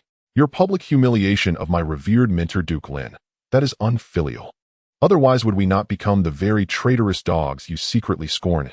Enraged, Wei Pingyuan opened his mouth to rebuke General Liu, when Emperor Baichun intervened. Enough. Calm yourself, General Liu. Yes, Your Majesty. The Emperor then turned his gaze upon Wei Pingyuan. Dear Minister Wei, I have already stated clearly Duke Lin is a pillar of the Northern Qin dynasty, a national cornerstone. I absolutely refuse to believe the Lin clan would harbor treasonous intent. Their private army is likewise a rightful privilege granted by hereditary ducal rank. Let this matter rest. Do not raise it again. As for Lin Ze's concealment, Emperor Baichun sighed. The Lin clan's recent misfortunes are indeed a grave injustice committed against them by our dynasty. Thus Lin Ze's deliberate obscurity was entirely justified. Moreover, having such a grandson fills this emperor's heart with profound pride. Next year, the Northern Qin dynasty shall produce a peerless, transcendent, primordial sage, one who shall safeguard our imperial lineage for 10,000 generations. All ministers bowed deeply. Your Majesty's wisdom is supreme. We congratulate Your Majesty. We rejoice with Your Majesty. The Emperor raised his hand, silencing the assembly. Yet the Lin clan's mobilization of private troops does risk unsettling order within the capital. Coincidentally, the Golden Autumn Banquet assassination case has just concluded, and the scholars who passed the imperial examination are about to enter court service. I have also secured an official appointment for Lin Ze. Xiao Guangzi, you shall deliver the imperial edict to the Lin residents and discreetly remind Lin Ze to mind his influence. By Your Majesty's command. Xiao Guangzi accepted the prepared edict and departed immediately for the Lin residence. At the Lin residence, elite retainers were recalled one by one. They arrived in succession. En route, each had heard tales of their young master Lin Ze, and naturally assumed, like the public, that years of patient endurance had finally given way to decisive retaliation. This ignited fierce resolve within every retainer, for they had never sworn allegiance to the Northern Qin imperial house, but to the Lin clan alone, to the bloodline of Lin Ao. When Lin Ao's two heroic sons and countless Lin army brothers fell victim to the treacherous ambush by the wolf capital state, the Lin army burned with righteous fury. They longed to unleash chaos, to overturn the entire Northern Qin realm, unmask the hidden mastermind, sacrifice him beneath their battle standard, and then march forth to obliterate the wolf capital. Now at last their young master possessed both the will and the power. Without hesitation, they hastened home to avenge their fallen Lin brothers and the Lin clan's two heroes. With valor and vigor, the retainers returned to the Lin residence, eager to pay homage to their third-generation sovereign. Yet upon arrival, they learned their young master had summoned them, not for vengeance, but to heal them. Rumors claimed Lin Ze possessed not only profound cultivation but also peerless medical mastery, his healing art surpassing even the court imperial physicians. The retainers stood stunned for a long moment. Then, after brief silence, overwhelming exhilaration surged through every heart. Their chronic ailments had long been a thorn lodged deep in their souls. For years they endured relentless torment, relentless suffering. They yearned ceaselessly to eradicate this affliction, to reclaim ordinary lives and rejoin their Lin army brothers once more. Now at last the chance to banish pain had arrived. How could they not tremble with excitement? None doubted Lin Ze's capability. They knew their Lord Lin Ao was a man of unyielding rigor. If true hope of cure had not existed, Lin Ao would never have urgently recalled them, wasting their precious time and effort. And so, within the Lin residence's courtyard, a fervent queue stretched from the inner courtyard all the way beyond its gates. One by one the retainers watched, eyes alight with anticipation, as their young master, radiant as a peerless jade prince, wielded miraculous hands to cure old stubborn wounds. Each successful healing intensified the crowd's fervor. That concludes the primary treatment. Only minor recuperative care remains. Please proceed there. Many thanks, young master. The healed retainer bowed deeply to Lin Ze, then hurried to Lu Hanyan's station, so as not to delay his comrades' treatments. The Lu clan had practiced medicine for generations. As a daughter of that lineage, Lu Hanyan naturally mastered the art. Upon learning the wounded retainers had returned for treatment, she volunteered her aid, as a devoted daughter of the Lin clan. Though her skill fell short of even the imperial physicians, she could not manage the gravest cases. Lin Ze handled major cures, while she tended to minor issues and post-treatment recovery. Seated beside the pavilion, Lu Hanyan watched Lin Ze, fully absorbed in healing the wounded, with complex emotion. She believed she understood him. Yet for all these years she had never truly seen him at all. He was no mediocrity, nor one who passively accepted injustice. Beneath that unassuming exterior burned a soul of extraordinary brilliance. Lu Hanyan could scarcely fathom what force had sustained Lin Ze through a decade of flawless pretense. For 10 years he had suppressed the radiance of a prodigious youth. He had stifled the natural vitality and unbridled sharpness of youth. He bore humiliation and disgrace, enduring repeated slurs that he was unworthy, inferior to Lin Ze, proof the Lin clan lacked heirs. He even feigned the very persona he despised, to lull into complacency all those secretly watching the Lin clan. He must have been utterly exhausted. Miss Z. Off. The wounded retainer's voice startled Lu Hanyan back to awareness. Flustered, she withdrew her gaze, assessed his condition, and prescribed a regimen of restorative herbs. No serious concerns. Only ample rest is required. Full recovery within 2 days. The injured soldiers nodded in succession. Thank you, miss, you've worked hard. Lu Hanyan shook her head and glanced at Lin Ze, who was focused on treating the wounded. Compared to him, I've only done some trivial things. Lu Hanyan truly wanted to know how Lin Ze's mind worked. How could one person be so extraordinarily talented? As the daughter of the Lu family known for generations in medicine, Lu Hanyan had learned various medical texts from a young age, becoming well-versed in the classics. Her family praised her for her talent and believed she would surely become a renowned doctor. Later, with the resources provided by the Lin family, her medical skills advanced rapidly, making remarkable progress. Yet, even so, Lu Hanyan could barely reach the level of a second-tier medical officer in the Imperial Medical Office, still 2 ranks away from the chief physician, let alone someone of Lin Ze's caliber. Not to mention the gap in cultivation and martial arts. Besides, she was 2 years older than Lin Ze. The young master is indeed like a celestial being descended to the mortal realm. Hearing this, Xiao Chui chimed in, praising Lin Ze. After a moment, Xiao Chui turned to glance at Lu Hanyan. But miss, you shouldn't underestimate yourself. Achieving this at such a young age is already a rare talent, one of the injured soldiers added. Yes, both the young master and the miss are the true dragons and phoenixes of our Lin family. Lu Hanyan couldn't help but feel amused. She never intended to compete with Lin Ze. It was merely a fleeting sentiment regarding her medical skills. After attending to this injured soldier, Lu Hanyan found herself idle again. The issues she dealt with were minor and didn't take much time. On the other hand, Lin Ze took considerable time with each treatment. She patiently waited, watching Lin Ze as he treated the wounded. He was quite focused. Lu Hanyan found herself lost in thought. At that moment, a strange and inexplicable gaze was cast in her direction. It was Xiao Chui. Xiao Chui was looking at Lu Hanyan with a curious yet teasing expression. Lu Hanyan's heart skipped a beat. She quickly averted her gaze, running her fingers through her hair, pretending to casually glance at Lin Ze while fixing her hair. Meanwhile, Lin Ao and Lin Mo, who had been observing the situation, exchanged knowing smiles. Ah, youth. He lifted his teacup, gently tapping it, taking a small sip. Instantly, the aroma of tea filled the air, refreshing his palate. This tea is truly delightful today. Time flew by in the midst of busyness. Soon the sun set, and the stars began to appear. Lin Ze finally finished his work. After a whole day of treatment, he felt somewhat fatigued. Under the bright moonlight, Lin Ze began to circulate his energy to recover. The soft moonlight fell upon him, illuminating his hair with a hazy glow as if wrapped in a veil of moonlight, serene and beautiful, like the moon itself. Lu Hanyan gently brushed her hair and looked again at Lin Ze, who was in the midst of recovery. She walked over slowly, intending to wipe the sweat from Lin Ze's forehead with a silk cloth. At that moment, Lin Ze suddenly opened his eyes. His gaze was like a brilliant starry river, calm as a deep pond with a hint of vigilance. It resembled the unfamiliar wariness she had seen in him that day. Back then, Lu Hanyan didn't understand why. Now she realized. Lin Ze was guarding against her, just like he would against the emperor or anyone who posed a threat to the Lin family. He didn't trust her, so it turned out that his previous pretense of being interested in her was all an act to keep himself on guard. What do you want? Lu Hanyan fell silent for a moment, bit her lip, and handed over the silk cloth, saying, to wipe the sweat. Don't worry, it's not poisoned. No need, I'll wash up after my recovery, Lin Ze replied. Lu Hanyan said nothing, retracted the silk cloth, and turned to leave. Halfway there, she turned back and said to Lin Ze emphatically, I am also a member of the Lin family. We grew up together. Who could deny that?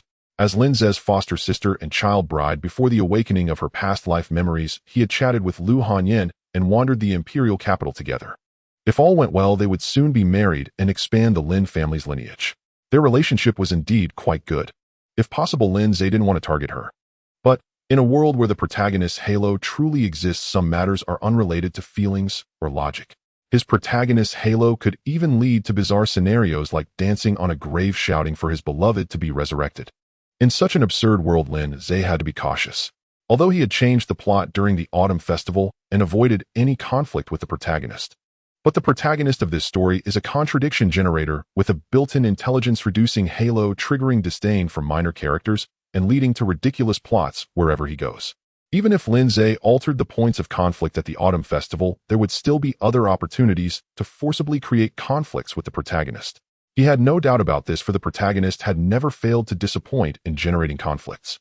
How could Lin Ze indulge him?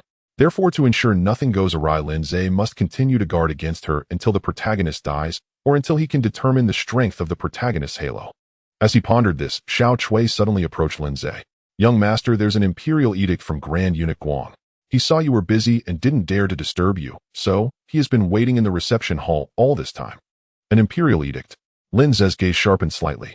I understand, he replied. With that, Lin Ze's figure transformed into a flurry of phantom light, vanishing from sight. In the reception hall, a flurry of phantom lights flew in, spiraling and intertwining, coalescing into a familiar figure before Grand Eunuch Guang. Grand Eunuch Guang, sorry for the wait. Upon seeing Lin Ze's unique and extraordinary appearance, Grand Eunuch Guang's expression tightened. Such an incredible and miraculous technique. Could it really be mastered by someone at the peak of the postnatal stage? I wouldn't dare. Master Lin, you are busy with official duties and managing numerous affairs. It's actually my fault for coming at an inopportune time. Grand Eunuch Guang, a close aide to the emperor, lowered his posture. Having risen from a lowly position to his current status, he was well aware of the hierarchy. He could put on airs with others, assuming the demeanor befitting a close aide to the emperor. But Lin Ze, just his prowess alone was enough to obliterate him with a single slap. Not to mention Lin Ze's unique and esteemed status was unparalleled in the entire Bachin dynasty. If the royal Li family was the dominant power, then the Lin family was that of the minor nobility. Ultimately, who held the final say between the major and minor powers wasn't something a mere male servant could dictate. Grand Eunuch Guang, you are too modest. What message does the emperor have for me? Grand Eunuch Guang replied with a smile, it's good news. The emperor wishes to promote you. Oh, Grand Eunuch Guang took out the imperial edict. Young Master Lin, shall we announce the edict? Please, Grand Eunuch. Ahem, Lin Ze of the Lin family, heed the decree. The Emperor Xingwu decrees Lin Ze of the Lin family has killed the assassins at the autumn festival, restored order, and saved the emperor, thus deserving of great rewards. Therefore, Lin Ze is hereby appointed as the Grand Inspector of the Mirror Division, tasked with overseeing all officials purging treacherous elements in the imperial capital. Additionally, Lin Ze is appointed as the Grand Inspector of the Bachin Academy, responsible for evaluating the successful candidates of this autumn's examination, patrolling within and beyond the academy to prevent treachery and deception. Thus the decree is given. I, Lin Ze, accept the imperial edict. Grand Eunuch Guang respectfully presented the decree into Lin Ze's hands. Senior Envoy Lin, congratulations. Heartfelt congratulations. The position of Chief Inspector of the Mirror Bureau carries immense authority, overseeing all officials and wielding life and death power to purify the imperial capital. This exalted post has long been reserved by His Majesty not for outsiders, but for those within our inner circle. Grand Eunuch Guang spoke flattering words, repeatedly emphasizing our own people. Lin Ze smiled politely in return. My grandfather places great trust in me. I shall never disappoint him. When family handles affairs, His Majesty rests assured. With Senior Envoy Lin's extraordinary capabilities, no corrupt official within the court shall escape justice. Having finished, Grand Eunuch Guang abruptly shifted tone. Moreover, there is another matter. Please speak freely, Eunuch Guang. It concerns certain dissenting voices at court regarding the Lin family's unauthorized issuance of a general muster order. Some are exploiting this incident to file impeachment petitions against the Lin family. Naturally, the Lin family are founding meritorious ministers, loyal, upright patriots devoted to the throne and the realm. His Majesty would never heed such slanderous whispers that might wound familial bonds. Still, the arrival of so many private troops in the capital may destabilize imperial order. His Majesty therefore hopes Senior Envoy Lin will mind the implications and maintain strict discipline over the Lin family army. Lin Ze feigned sudden realization. That matter. My fault entirely. I acted too hastily, forgetting to inform my grandfather beforehand. The impetus arose when I, on a visit to the Imperial Archive, chanced upon the famed 9 Extremes Life Sublime Acupuncture Manual from the Imperial Medical Bureau, and experienced a profound epiphany, greatly advancing my medical arts. It reminded me of the veteran soldiers who once marched with the Lin family across north and south, carving out the northern Shun imperial dynasty's vast dominions, yet now suffer lifelong ailments, tormented ceaselessly by illness, denied peace even in retirement. As heroes of the northern Shun, they deserve no such fate. Thus I summoned former comrades in arms to attempt their healing, and incidentally to assist me in seeking and collecting rare martial arts manuals. As Grand Eunuch Guang surely knows, I harbor few passions, but an abiding devotion to the martial path and a fervent love for gathering esoteric texts from across the realm. I did not anticipate misunderstanding. Clearly my foresight was lacking. Grand Eunuch Guang offered effusive praise. At your age, Senior Envoy Lin has already mastered the 8 wastes battle arts, Heaven Feather 6 illusions, and formless sword fingers, profound peerless techniques. Your passion and innate genius for martial cultivation transcend ordinary comprehension. Indeed, it shames me, though I have surpassed 50 winters, I remain unable to fathom even 2 ancient treatises I chanced upon, truly unworthy of their wisdom. It seems those scrolls and I were never destined to meet. With a sigh, Grand Eunuch Guang added, ancient adages declare, a treasured sword belongs to a hero. Knowing your deep affinity for martial classics, I shall dispatch them to you within a few days. Should enlightenment grace you, I beg you share your insights. It would fulfill a lifelong wish of mine. These words were a calculated gesture of favor, a gift artfully disguised as scholarly camaraderie. A prodigy like Lin Ze, 18 years old, already standing at the apex of the post-heaven realm, his foundation unshakably forged, was one no fool would neglect. Grand Eunuch Guang had no doubt, barring catastrophe, Lin Ze would inevitably ascend to the rank of a pre-heaven divine being. Then reciprocity would extend far beyond simple quid pro quo, at least a basketful of plums. Very well. Excellent, excellent. Then I shall take my leave and not further disturb Senior Envoy Lin. The hour grows late. I must hasten back to report to His Majesty. Eunuch Guang's safe journey. After brief formalities, Grand Eunuch Guang departed for the palace. Lin Ze watched Grand Eunuch Guang depart, then turned his gaze toward a patch of impenetrable darkness. You've listened long enough. Must I invite you out myself? A silence stretched. Then from the shadows emerged Yi Xiaoran, cold as frost, solitary as a lone wolf haunting night's edge, his form now bathed in soft moonlight. Beneath the moon, Yi Xiaoran resembled a weapon forged solely for slaughter, every line of his body coiled with lethal intent, radiating palpable, chilling malice. Even the gentle moonlight curdled into something sinister, hardening into countless icy spines suspended in the air, piercing and frigid. Post-heaven 8th rank. Known as the spirit-nurturing realm, the zenith just below the post-heaven apex. Those who attain this rank are invariably renowned warlords commanding awe across their domains. Even the illustrious Lin family counted only one such master, their steward Lin Mo, a post-heaven 8th rank master deploying personally. Lin Ze arched a brow, offering measured praise. Not bad. You spared me cheap imitations. Your sincerity is commendable. In this era, villains who unleash their full strength from the outset are exceedingly rare. Had Moore followed his example, the original protagonist could scarcely have survived this long. Were there an official assassin ranking system in this world, Lin Ze would certainly award him top honors. Draw your blade. Out of respect for your sincerity, I grant you 3 strikes. So saying, Lin Ze stood motionless, hands clasped behind his back, casual, relaxed, every posture brimming with fatal openings in Yi Xiaoran's eyes. By past experience, striking now would double his odds of victory. Yi Xiaoran's gaze flickered, uncertain, volatile. He advanced slowly, hands poised before him, poised to unleash a thunderclap strike. Yet, Yi Xiaoran of the Azura Manor bears no enmity towards second young Master Lin. I come bearing urgent news, for you alone. Yi Xiaoran bowed deeply, fists clasped in formal salute. Second young Master Lin, someone hired me to kill you. Lin Ze said nothing. After a pause he spoke, voice layered with complex emotion. So you betrayed your employer? Yi Xiaoran chuckled softly. To oppose you is to pit a locust's arm against a chariot wheel. Suicidal folly. Lin Ze of the Lin family, a post-heaven apex cultivator at 18, his mastery of martial arts profound and encyclopedic, his talent so transcendent it bordered on the absurd. Truly a martial sage reborn. His ascent is inevitable, to become a pre-heaven divine being soaring beyond mortal limits. Yet some fool dares provoke such a being. Did your mother drop the placenta when birthing you?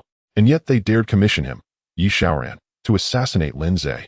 TCH, I am an assassin, not a brainless fool like you. From the moment the cloaked figure approached Yi Xiaoran, he had upheld professional integrity, stating plainly the Azura Manor refuses this contract. But the fool persisted, insisting, even mocking him. Thus Yi Xiaoran accepted the lavish payment without scruple and seized the chance to earn Lin Ze's favor, forging acquaintance while he was at it. Yi Xiaoran produced the vial of poison entrusted to him by the cloaked figure. This rare toxin was given to me by the mastermind, said to seal the throat upon contact with blood. Even a post-heaven 9th rank cultivator would perish instantly upon exposure. Lin Ze suddenly lost interest. Truth be told, he'd cultivated such formidable prowess precisely to savor battle. Alas, who was the buyer? Lin Ze took the deadly poison from Yi Xiaoran's hand, examining it briefly before casually asking. Yi Xiaoran replied, the buyer intends to conceal their identity. I am unclear about who it is. Although he wishes to hide his identity, he took many twists and turns on the way back, changing his attire to intentionally take a detour. However, our Azura Manor was established in the business of information trading rooted in the assassin profession. Before me, his small skills are nothing more than child's play. I stealthily followed the buyer, tailing him all the way. In the end, I discovered he entered the Qingyun sect. The Qingyun sect? Lin Ze narrowed his eyes. The mention of the Qingyun sect reminded him of a plot point from the original story. In the original story, the protagonist began to show remarkable talent at the Qingyun sect and was attacked from within the sect, and not just once. Later, through the protagonist's investigation, it was confirmed that there were spies from the Wolf Capital among the high-ranking officials of the Qingyun sect. The spy hid within the Qingyun sect, constantly observing all the students, and once a student who could potentially become a significant threat to the Wolf Capital appeared, they would immediately report back to execute an assassination.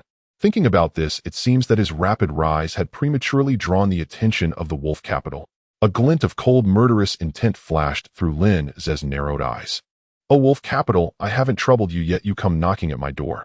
Regardless of whether there were dark hands behind the deaths of Lin Jia's 2 elites and Lin Ze, the direct enemy, Wolf Capital would certainly not escape. The Wolf Capital had been on Lin Ze's kill list from the very beginning. However, Lin Ze had been busy strengthening himself and building up the Lin family over the past few days, leaving no time to deal with other matters.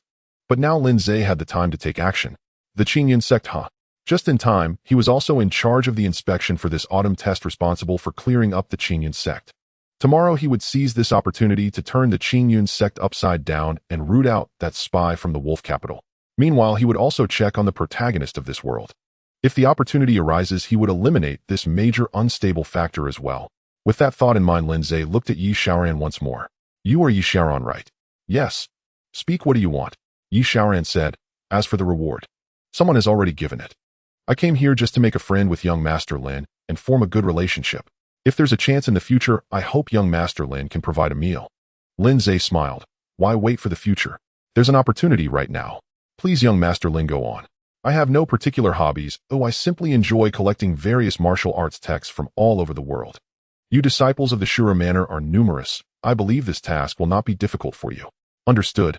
My Shura manor will take on this task, and every 7 days I will deliver the collected martial arts manuscripts to the Lin family. Lin Ze nodded. Yi Shaoran prepared to leave. Just as he was about to go, Lin Ze called out to him. Wait a moment. Does young Master Lin have further instructions? You mentioned that your Shura manor started in the information business. Indeed. Then do you know about the night raid on the North Star Army by the Wolf Capital over a decade ago? Yi Shaoran shook his head. I understand what young Master Lin means. But my Shura manor has never involved itself in military-related information. That kind of thing easily invites disaster, whether from the North Star Army or the Wolf Capital Army. They could easily flatten my Shura manor. I'm afraid I've disappointed young Master Lin. No worries, I was just asking casually. Lin Ze did not expect Yi Shaoran to know much.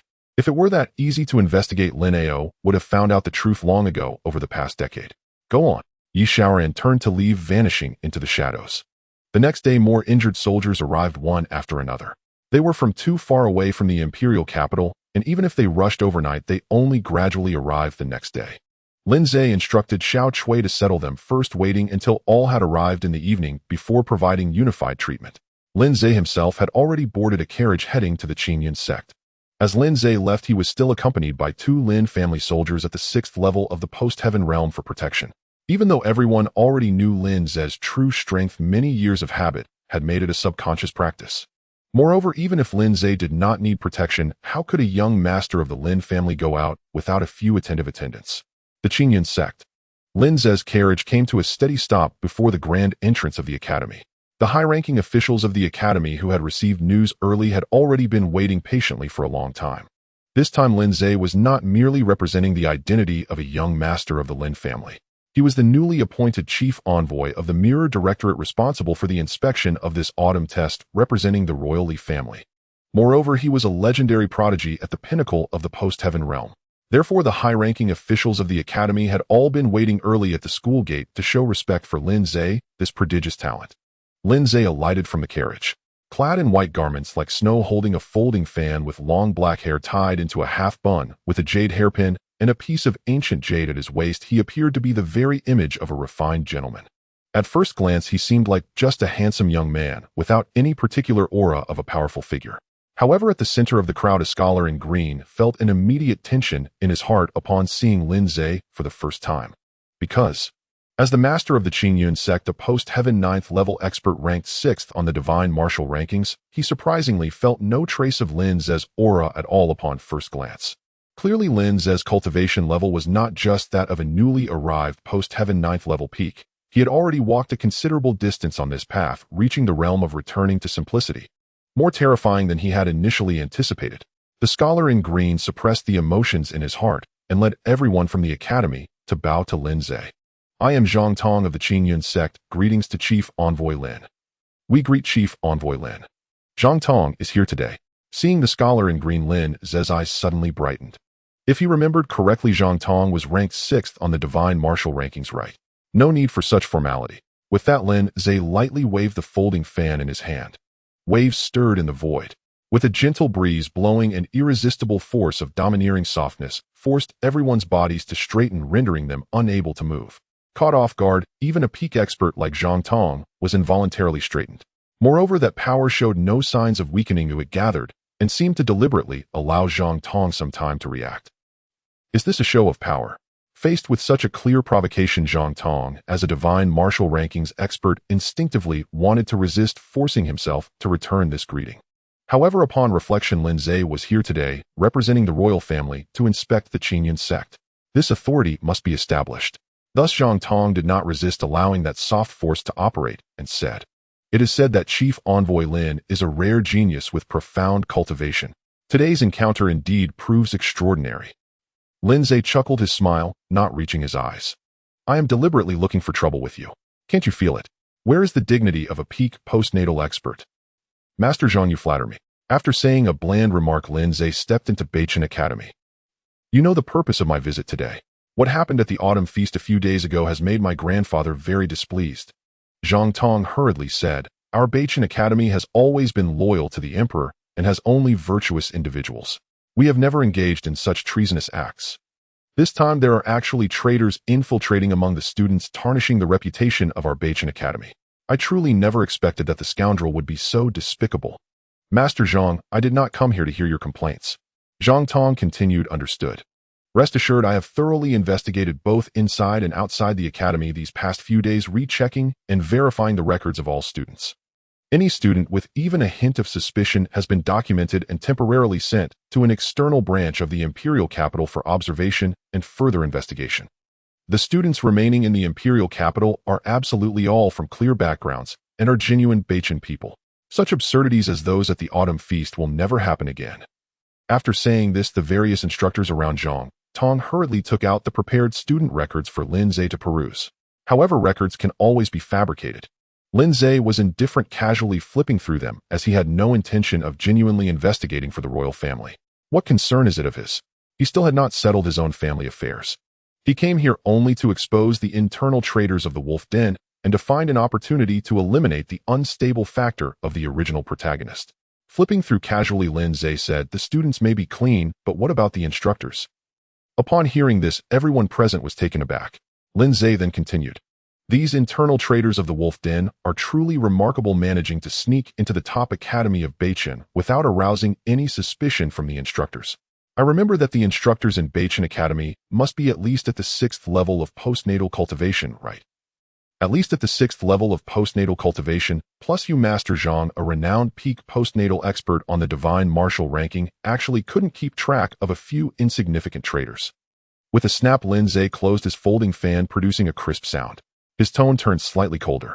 "So is it that the instructors of your Bachan Academy are lacking in ability? Or are some of you deliberately covering for them?" As soon as Lin Ze finished speaking, the expressions of the gathered instructors changed. "Lin Zongshi, we have been dedicated to teaching at Bachan Academy for at least 20 years. How could we possibly be the traitors of the Wolf Den? Yes, Bachan Academy has not had any incidents over the years.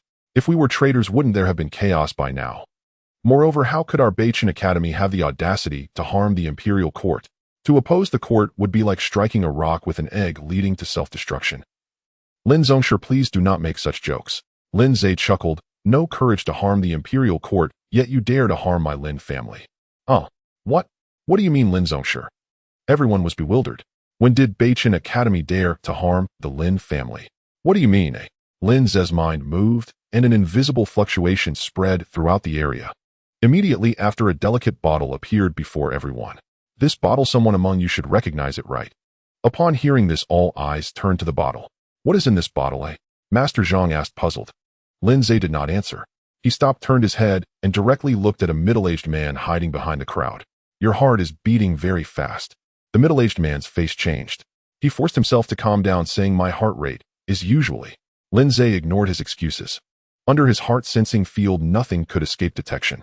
The moment the jade bottle appeared, his heartbeat suddenly accelerated, which Lin Ze heard clearly. The person who hired Yi Xiaoran, even if it wasn't him, was definitely connected to it. Thus Lin Ze extended his right hand, and a terrifying force instantly stirred a storm of annihilation. Buzzing. The powerful suction pulled the middle-aged man uncontrollably towards Lin Ze. Thud. Lin Ze's large hand pressed on the middle-aged man's head, lifting him up and hanging him in midair. The immense force nearly deformed the middle-aged man's head. "You? What are you doing? This is Bachan Academy." "Ah, Master. Master Zhang, save me." Feeling Lin Ze's terrifying killing intent, the middle-aged man quickly cried for help, invoking the authority of Bachan Academy. The sudden turn of events caused everyone to stiffen, their expressions turning grim. After all, Bachan Academy was one of the top forces in Bachan, with a peak postnatal expert like Master Zhang in charge. A peak postnatal expert? Do you really think such a figure, capable of single-handedly holding back an army of 10,000 or standing against a nation, is just a decoration? Don't you see that when something happened at the Autumn Feast, the 3 departments of the court were reprimanded like dogs, while only Bachan Academy was treated lightly, allowed to handle it themselves and provide an explanation?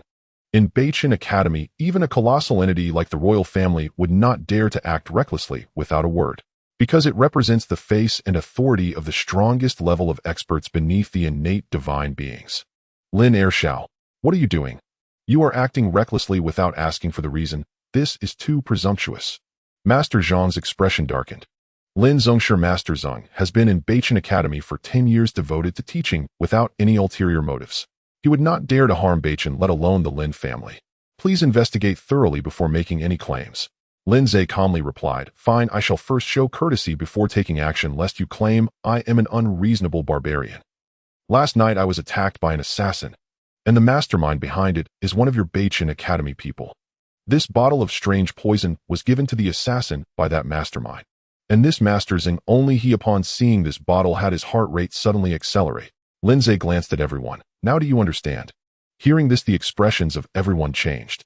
An assassination attempt on Lin Ze? To attempt to kill a peak postnatal expert? Are you out of your mind? Very well, it seems there is no need to reason anymore. As he said this, Lin Ze increased the strength in his hand. Master Zeng instantly cried out in pain. Tell me who sent you to assassinate me. Master Zeng's face twisted in agony, yet his tongue remained defiant. I have no idea what you're talking about. You are deliberately provoking me, seeking to make an example of our academy. You. Lin Ze increased the pressure. Master Zeng's skull had already begun to deform, 5 deep finger impressions sinking into his scalp. Academy Master. Master, save me. Zhang Tong and the other academy elders looked away, their expressions pained. After all, they had served alongside Master Zeng for years. They could not bear to witness his utter humiliation. Yet Master Zeng was now entangled in the assassination plot against Lin Ze. Even their pity availed them nothing. The Beichin Academy prized its dignity, but so did Lin Ze, a peerless prodigy at the peak of the post-heaven realm and heir to the Lin family. The pinnacle of the post-heaven realm was inviolable. Should such a matter arise, Lin Ze could slay him on the spot, and none among them would dare utter a word in protest. Earlier, their attempt to intervene had already been an act of grace born of long-standing camaraderie. Now Zhang Tong and the others remained silent. Master Zeng panicked. Academy Master, you cannot believe Lin Ze's one-sided accusations. He fabricates falsehoods from nothing. I never left the academy, not even once. Lin Ze narrowed his eyes. Do you truly believe your silence shields you? Master Zeng's heart lurched. What did that mean? Before the thought fully formed. Boom. A searing agony so profound it threatened to reduce his very soul to ash erupted through his entire body. Excruciating pain instantly convulsed his frame. Every nerve screamed as though pierced by 10,000 arrows. As if red-hot iron skewers were driven deep into his flesh, wrenching his bones apart. As if 10,000 venomous serpents simultaneously sank their fangs into his flesh. His wounds burned with unbearable marrow-deep torment. Ahhhh. Crimson-orange flames erupted around Master Zeng, engulfing him in roaring conflagration. Yet these flames were not fatal. They merely tormented him ceaselessly, scorching, searing, denying him even a moment's respite. Lin Ze had combed through Imperial and Lin family archives, mastering hundreds of martial arts. Among them were countless techniques designed to inflict unbearable suffering.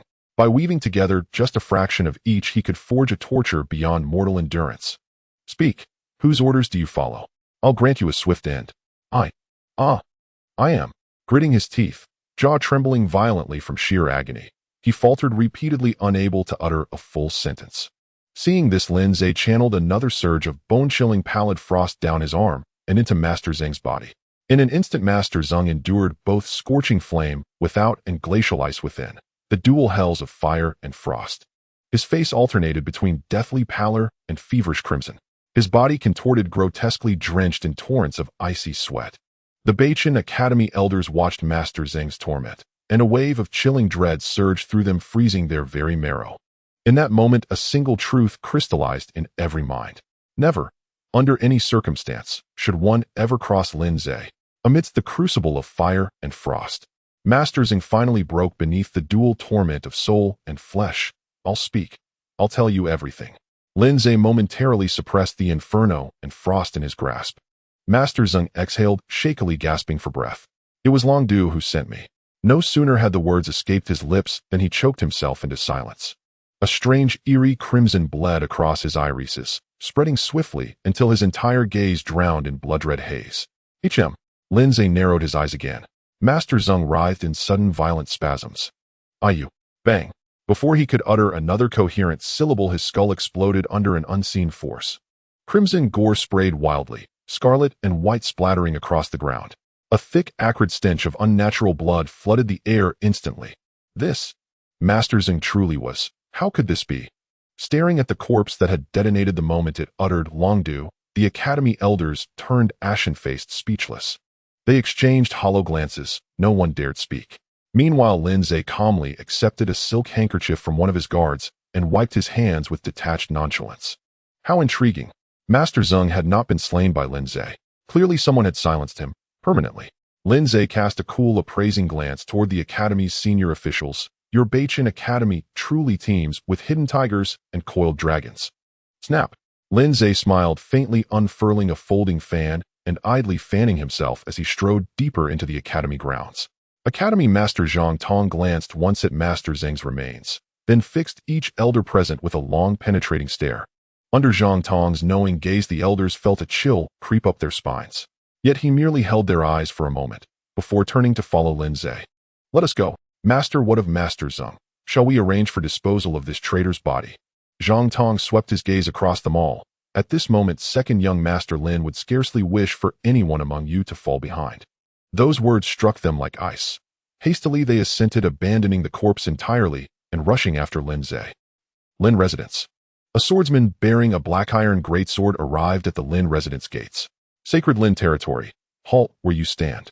Sensing the terrifying aura radiating from him, the Lin family guards immediately barred his entrance.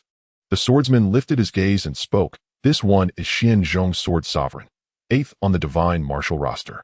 Xian Zhong Sword Sovereign. A peak-level post-heaven 9th rank expert, famed across Beichin for his mastery of the heavy sword path, revered as sovereign among swordsmen. His greatsword moved with transcendent artistry. He excelled in overwhelming all techniques with sheer force and could decide any battle with a single decisive strike.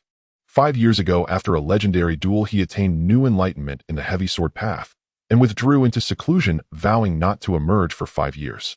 Now, having broken his silence, he was surely more formidable than before. The Lin guards exchanged glances. So the Xianzhong Sword Sovereign graces us with his presence. Might we inquire, what brings your sovereignty to the Lin residence? With a subtle tremor of his back, the Xianzhong Sword Sovereign launched his colossal greatsword skyward, before letting it crash thunderously before the gates. Tum! The blade struck like a falling star. The earth itself quaked beneath its impact. I have come to test the mettle of young Master Lin Ze, and reclaim my rightful place as 7th on the Divine Martial roster. Having spoken, he glanced at the flustered Lin guards. Fear not. It is but a formal martial exchange, strictly restrained, honor-bound. Quickly, summon second young master. The young master is not presently at home. He has been appointed chief inspector of the Mirror Office, and departed at dawn for the Beichin Academy to purge corruption within and without. Are you implying I pose a threat to the second young master, and lying about his absence?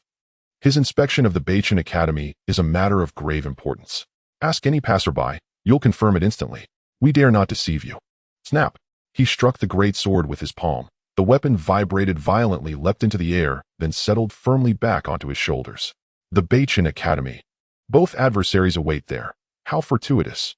Then I shall pay it a visit myself. With the massive blade strapped across his back, his pace was astonishingly swift. In a single stride, he vanished from sight, bound for the Beichin Academy. North Star Academy. A young scholar in white hurriedly ran into the Chongqing Hall. A group of students who had already passed the autumn examination waited there for quite some time. After witnessing the turmoil of the Golden Autumn Banquet and seeing Lin Ze's true colors with their own eyes, many of them developed a profound admiration for this peerless genius. Upon hearing that Lin Ze had become the chief envoy of the Mirror Division and would personally assess them, everyone was exceptionally excited, eagerly preparing for his arrival. As soon as they saw the young scholar in white rush in, they immediately asked what happened. Has the second young master arrived? The young scholar gasped, don't ask, hurry up, and get ready, something big has happened. Master Zheng was just killed by the second young master himself. What? Master Zheng? What is going on? The young scholar glanced at all the students present, his tone grave and terrifying, as he said, our academy is not clean. Apart from us students, even the higher-ups have been infiltrated. Master Zheng was the one personally dragged out by the second young master. What did you say? Even the higher-ups. What's so surprising about that? It was already expected. For an internal traitor to hide among the academy's students for so long, evading the eyes of numerous teachers, it's strange if there isn't someone in high places supporting them. The rot of a tree often begins at the roots. But how did the second young master discover it? The young scholar replied, I heard from afar that someone in our academy hired assassins to kill the second young master.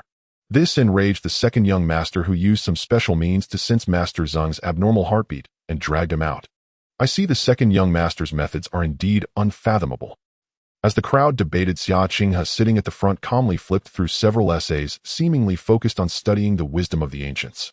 But her mind was clearly elsewhere as she kept flipping the same few pages. Stop flipping, the book is almost worn out.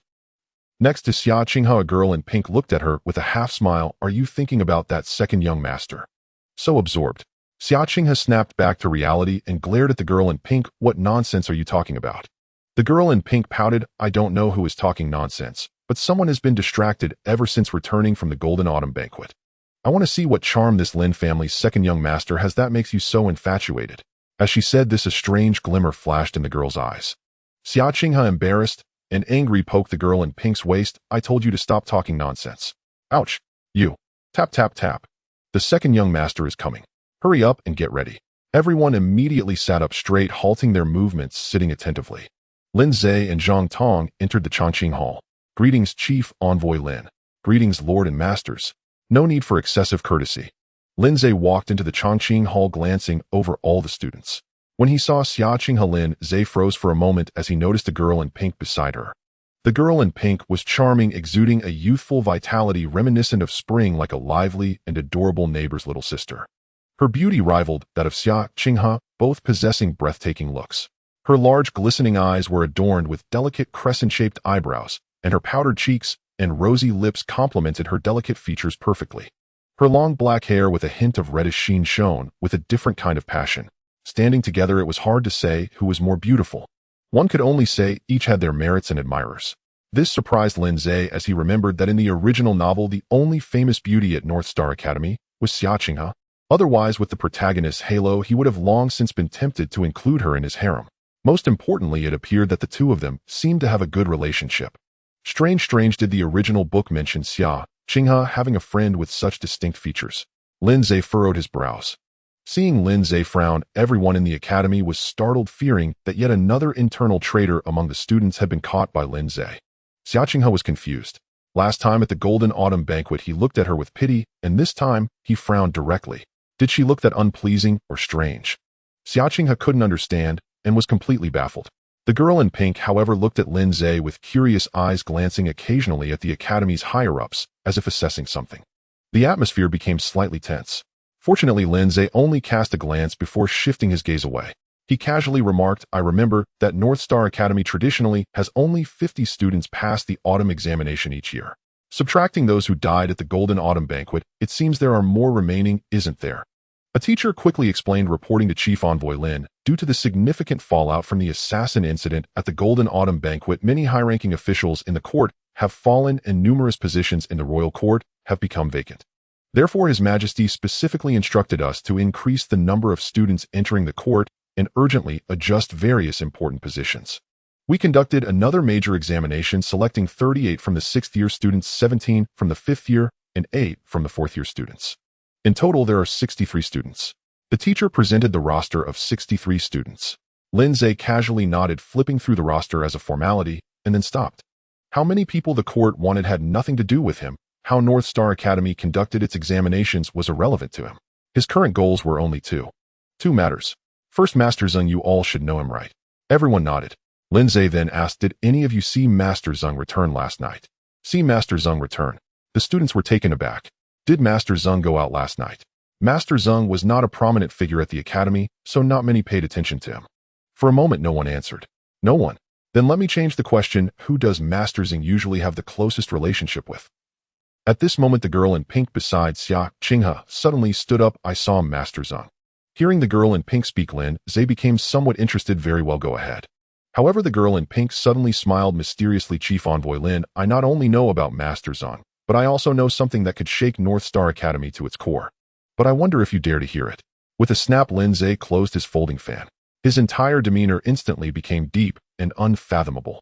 His voice, filled with power and absolute confidence, resonated in the girl's ears, making his mysterious figure loom larger in her eyes. I would like to hear more. Lin Ze's calm and composed voice seemed to give the girl in the pink dress a sense of reassurance, instilling her with great confidence. All right. Since Master Lin is willing to listen, I will speak boldly. The girl in the pink dress glanced at the high-ranking officials of the academy, her gaze firmly locking onto a particular individual. Then her next words were astonishing, shattering everyone's attention. The academy head Zhang Tong is a traitor of the Wolf City. As soon as these words were spoken, the students and instructors present were all shaken. They erupted like a pot of boiling water, instantly exploding with outrage. What did you say? Absurd. Completely absurd. How dare you? How can you slander the academy head? Disrespecting the elders, disregarding the head of the academy, where have you thrown the etiquette we taught you in the academy? The academy head has been diligently teaching and nurturing students since the founding of Bachin, contributing countless pillars to the court and making an indelible mark on Bachin's development. How can you call such a great hero a traitor? If he is a traitor, then what are we? Someone, drag this scoundrel who betrays his teacher and ancestors out of here. The crowd was both shocked and furious. Who was Zhang Tong, the academy head? He was the leader of Bachin Academy, one of the founding figures of Bachin. His contributions and status in Bachin's literary realm were akin to Lin Ao's in Bachin's military. He was an elder of Bachin's literary realm, a spiritual pillar for scholars. At least one-third of the civil officials in the court were from the Bachin Academy he established, and nearly half of the court's officials were sent in by him. How could you accuse such a monumental figure who contributed so greatly to Bachin of being a traitor? Absurd. It was simply outrageous. The crowd was fuming with anger. Yet the girl in the pink dress remained unfazed, her gaze fixed on Lin Ze. Lin Ze glanced at everyone, quiet. A scoundrel who betrays his teacher and ancestors, despicable. Seize her. To slander the academy head, I see she is the true traitor of Wolf City, trying to incite internal strife in Bachin. The crowd was still furious, cursing the girl in the pink dress. I this noble son declare. Boom. A terrifying wave of energy spread out from Lin Ze. A powerful cold spiritual pressure surged forth like a frigid current in the depths of winter, filling the entire Chongqing Hall. Silence. One word brought stillness. The autumn sunlight outside the window was frozen. The bright hues were dispersed, replaced by deep dark tones. Ice flowers crystallized on the floor of Chongqing Hall. Frost spread across the entire wall. Cold. Bone-chilling cold. Soul-piercing cold. It was clearly a season of crisp autumn, yet in an instant it had plunged into the depths of an extreme winter. A gentle breath released visible white vapor. Hiss! Everyone gasped in horror, each one rendered silent, as if frozen in fear. At this moment Lin Ze was surrounded by an icy low pressure akin to a supreme monarch of ice ruling over an entire frozen world. His eyes shimmered with the essence of 1,000-year-old ice, revealing a coldness that could freeze anyone solid. They had every reason to believe that anyone daring to speak carelessly would be turned into a frozen statue. Everyone fell silent, not daring to utter another word. Even Zhang Tong, the academy head ranked 6th on the divine martial list, was filled with uncertainty at this moment. This aura, had he stepped beyond that threshold? No, it didn't seem that way. Zhang Tong's gaze flickered. Lin Ze then spoke. If you want to listen, then listen attentively. A man of integrity fears not the shadow of a crooked path. Right or wrong, listen first, I will make the judgment myself. Why are you all in such a hurry here? What? Lin Ze's cold gaze swept over every instructor. Is it her words that make you feel threatened, leading you to silence her in advance? No, we dare not. Then you'd better not dare. Lin Ze found a chair to sit down, snapping open a folding fan, stirring an icy wind that chilled the atmosphere. From now on, if anyone interrupts her while she speaks, I will consider them a traitor of Wolf City and execute them on the spot. What do you think, Head Zhang? Zhang Tong glanced at the girl in the pink dress, his face calm, as if he was certain this was merely a misunderstanding or a farce. Master Lin is absolutely right. Zhang believes that a man of integrity fears not the shadow of a crooked path. Lin Ze nodded, looking at the girl in the pink dress who appeared dazed. He found it hard to understand the current turn of events.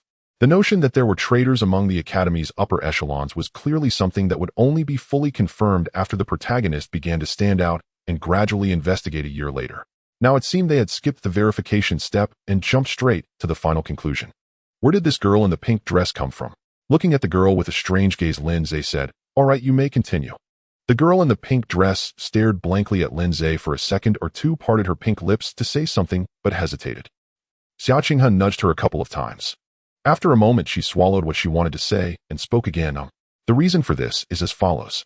A while ago, while practicing on the back mountain of the academy, I accidentally overheard the conspiracies of those rebels at the Golden Autumn Feast. In their words, they repeatedly mentioned that there is a high-ranking internal supporter among the academy's upper echelons with an extremely high identity and great power. Moreover, it seemed that this insider would definitely not be suspected. And Bachin Academy is not a particularly powerful institution. Its power structure is not complex, and the instructors are mostly of the same level with only a few exceptional ones, but they are by no means overwhelmingly powerful. The supervisors of each academic year above the instructors have also changed quite a few over the years. Only the heads of the literary and martial institutes, as well as the academy head Zhang Tong, have been in place since the founding of Beichin Academy and have never been replaced. As soon as the girl in the pink dress spoke these words, Zhang Tong showed no particular reaction. However, the two heads of the literary and martial institutes changed their expressions instinctively, wanting to reprimand her. But once they caught sight of Lin Ze's unfriendly and icy demeanor, they forcibly held back, only able to listen to her continue speaking. The girl in the pink dress added, "So since that time, I have been suspicious of these three individuals.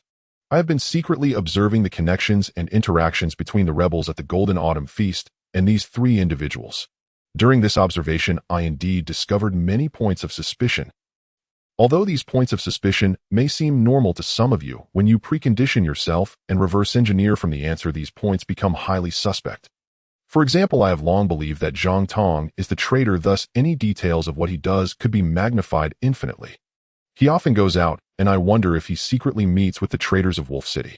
He often holds meetings with students late at night answering their questions, and I suspect they are secretly exchanging plans."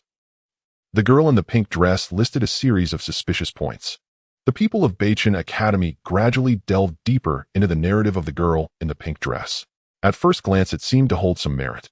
By using established facts to infer evidence, many details could indeed be magnified, leading to conclusions. However, this is merely a conjecture based on the words of an internal traitor, all of which are just the one-sided statements of the girl in pink, lacking any concrete evidence. What excuse could be used to frame someone? To accuse Zhang Tong, a peak master of the acquired realm and an elder of the Beichin literary circle, of treason would be utterly childish. The crowd present listening to the words of the girl in pink were left in a state of hesitance. Xia Qinghe also cast a worried glance at her. Yet the girl in pink calmly gave Xia Qinghe a reassuring look. She then turned to Zhang Tong, a peculiar smile curling at the corners of her mouth. "I know all of the above are merely my one-sided claims, making it difficult to define Zhang Fuzi's identity as an internal traitor. But it doesn't matter, I have a decisive piece of evidence that you absolutely cannot escape." Gazing at the strange smile on the girl's lips, Zhang Tong narrowed his eyes slightly, his fingers tightening unnaturally. This student is unusual. The rest were equally affected by her words. She possesses decisive evidence to define the master's identity as an internal traitor. No way. Could it be that the master truly? As everyone was filled with suspicion, they heard the girl in pink articulate clearly. On the third floor of the Mianshu building, the second bookshelf from the left, the ninth book in the first row. As she listed each word, Zhang Tong's expression gradually became inscrutable. A flickering, inexplicable dark light flashed in his eyes. If previously Zhang Tong exuded righteousness, calmness, and detachment, now he seemed shrouded in darkness akin to a deep ancient well. "How about this evidence? Zhang Fuzhu, do I need to continue? Or do you want to have Lin Zongshi personally verify it before you acknowledge it?" Zhang Tong fell silent, remaining unresponsive for a long time. An eerie silence enveloped Beichin Academy. Seeing Zhang Tong's demeanor, everyone's hearts raced. Why wasn't the master speaking? Could it be that he truly is a spy for the Wolf City? No, it can't be. He is the spiritual leader of the Beichin literati and elder of the founding generation. How could he possibly be a spy for the Wolf City? The head of the Wenwu Academy was so anxious that he pressed Zhang Tong directly. "Fuzhu, she must be talking nonsense. You definitely are not a spy for the Wolf City, right?" Zhang Tong glanced at the two, sighed deeply, and turned his gaze towards the girl in pink without saying a word. "The Mianshu building is my private collection and no one is allowed to enter.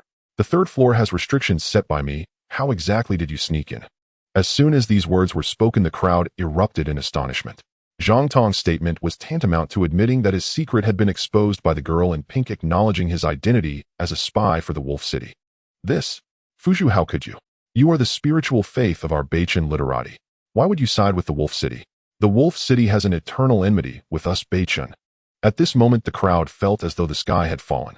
The master they had always respected and deemed a perfect embodiment of a cultured scholar had just admitted to being a spy for the Wolf City. At this moment, their faith was shaken to its core, teetering on the brink of collapse. "Why, oi? You hold a position in Beichin that is nearly second to none, and with your peak acquired strength, even the emperor would give you some face. Why would you side with the Wolf City?" Zhang Tong didn't answer, merely waiting for the girl in pink's response. However, she just smirked and said lightly, "What you call restrictions aren't really that placed anywhere else, they'd be laughed at." "What? In any case, I have my own methods. You needn't worry about how I discovered this.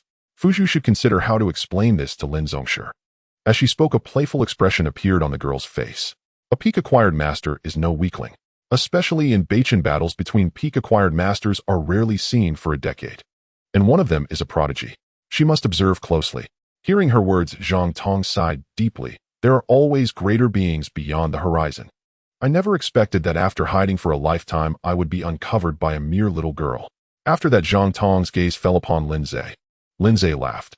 I was wondering why you, a 6th-ranked expert on the divine martial list, are so polite today, or it turns out you are feeling guilty. Zhang Tong spoke in a deep voice.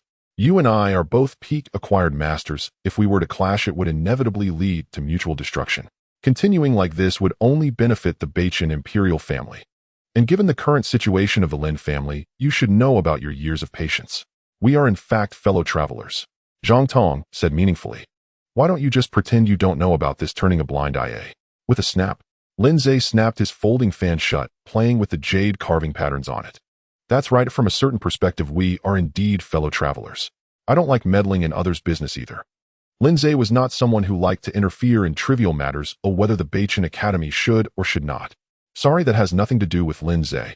As for the responsibilities of the Jingxi Zhongshe, peak-acquired masters are always high and mighty, and in the Bachin dynasty, they are generally listened to but not directed. If I'm happy, I'm the Jingxi Zhongshe. If I'm not happy, it doesn't matter who you are. Moreover, it's hard to say whether Lin Ze's imperial grandfather is a friend or foe. Lin Ze refrains from deliberately causing him trouble, considering that he still has the family bloodline in him. Thus, whether Zhang Tong is an internal traitor or not, Lin Ze truly doesn't care. Hearing this, Zhang Tong's expression became slightly joyful, thinking Lin Ze had been swayed by him. However, Lin Ze slowly raised his head. Although his face still carried a teasing smile, it was cold and chilling, sending shivers down one's spine. You absolutely should not have set your sights on me. Lin Ze pulled out the jade bottle containing a special poison. Hiring an assassin to kill me and spreading poison. You certainly know how to play, don't you, grandson? Zhang Tong's face darkened slightly. This is the intention of the Wolf City. Your talents have already threatened them. They won't allow you to live. Even though I have repeatedly persuaded them that your Lin family can be of use to us, the Wolf City will not give up. The assassination plan is truly not what I wished for. Lin Ze shook his head and chuckled. Truly, the older one gets, the smaller one's aspirations become. Forget it, forget it. 3 chances. I will give you 3 opportunities to strike. This is also a sign of respect from me to an elder. Huh. A mere child truly dares to be arrogant. 3 chances for him. Even if Lin Ze possesses unparalleled divine skills, who could be more transcendent than he, standing at the peak of the acquired realm? Before the seasoned peak practitioner Zhang Tong, even the North Star Emperor and Lin Ao would not dare to be so boastful. Zhang Tong found it amusing. Upon hearing Lin Ze's words, the scholars who were still immersed in the shocking truth of Zhang Tong being a traitor were momentarily stunned. 3 chances for Zhang Tong to strike. This. Zhang Tong is a well-known peak practitioner of the acquired realm with many years of fame. He achieved the peak of the acquired realm 30 years ago, mastering the gentleman's righteousness technique to an extraordinary level, his strength unfathomable. He ranks 6th on the divine martial list. Moreover, this ranking reflects Zhang Tong's humility and aversion to conflict. If he were to compete with all his might, in the entire North Star dynasty, the only ones who could claim to surpass Zhang Tong would likely be Lin Ao and the North Star Emperor. Facing such a powerful opponent, Lin Ze actually dares to offer him 3 moves. Everyone exchanged glances. Did they really hear that correctly? Or are they going mad? Lin, you must not. Zhang Tong, the old thief, has concealed himself in the academy for many years. His cunning profound, his strength is certainly more than he presents. Although you are a young prodigy, you must not underestimate such an enemy. Indeed, Zhang Tong is treacherous. He has colluded with wolves for years, undoubtedly hiding many tactics. Lin, you must not take him lightly. Master, you must slay this despicable thief, Zhang Tong. People are always like this. The greater the hope once had, the greater the disappointment when it shatters. They once regarded Zhang Tong as their spiritual belief, their target of pursuit. But now, with Zhang Tong's true face revealed, that belief has fallen from its pedestal. All their respect and longing have been shattered. In its place there exists boundless hatred. It is the humiliation of betrayal and deceit. Many radical members of the academy vehemently cursed Zhang Tong, fearing that Lin Ze would fall victim to the old thief's schemes. Of course, some still lingered in their fantasies, unwilling to wake up. They believed Zhang Tong had merely made a momentary and impulsive mistake, or that he had some unavoidable reason. Headmaster, surely you must have your reasons. You often teach us to be loyal to the emperor and love our country, to steadfastly follow the way of a gentleman. I cannot believe you are an inner traitor. You must have taken a wrong path. How could you betray the North Star? The North Star Academy was in an uproar. Only Xia Qinghe and the girl in pink quietly watched and listened, remaining silent. The sorrows and joys of people do not resonate with one another. For them, whether it is North Star or the Academy, it is merely a temporary place for study and advancement. To progress is to progress, to retreat is to retreat. No one is indispensable, nor do they treat anyone as their belief. Thus the two girls quietly watched and listened. Yet occasionally when they glanced at Lin Ze, a peculiar light would flash in their eyes. Zhang Tong listened to the accusations and sighs from the Academy, his expression somewhat complex. After all, the North Star Academy was the culmination of his life's work into which he had poured considerable emotion. But this complex feeling dissipated in an instant, and he coldly stated, "Betray the North Star. Perhaps you have all forgotten that once both the North Star and the Wolves were in a place called Wuan. The Li family of North Star is merely a rebel and traitor." After saying this, Zhang Tong ceased to speak further with the Academy members. He turned to Lin Ze. "No more words. Let's get started." With that, Zhang Tong's aura surged. The mighty righteousness of the gentleman spread from him. Boom. In an instant, the overwhelming righteousness filled the entire world. Above the North Star, the winds rose and clouds surged. Waves of pure righteous energy, symbolizing the utmost sanctity, swept through the entire imperial capital, crashing like tides against the shore, stirring up countless piles of snow. The endless pure energy engulfed the imperial capital. In an instant, the capital was caught in a torrent of righteous energy.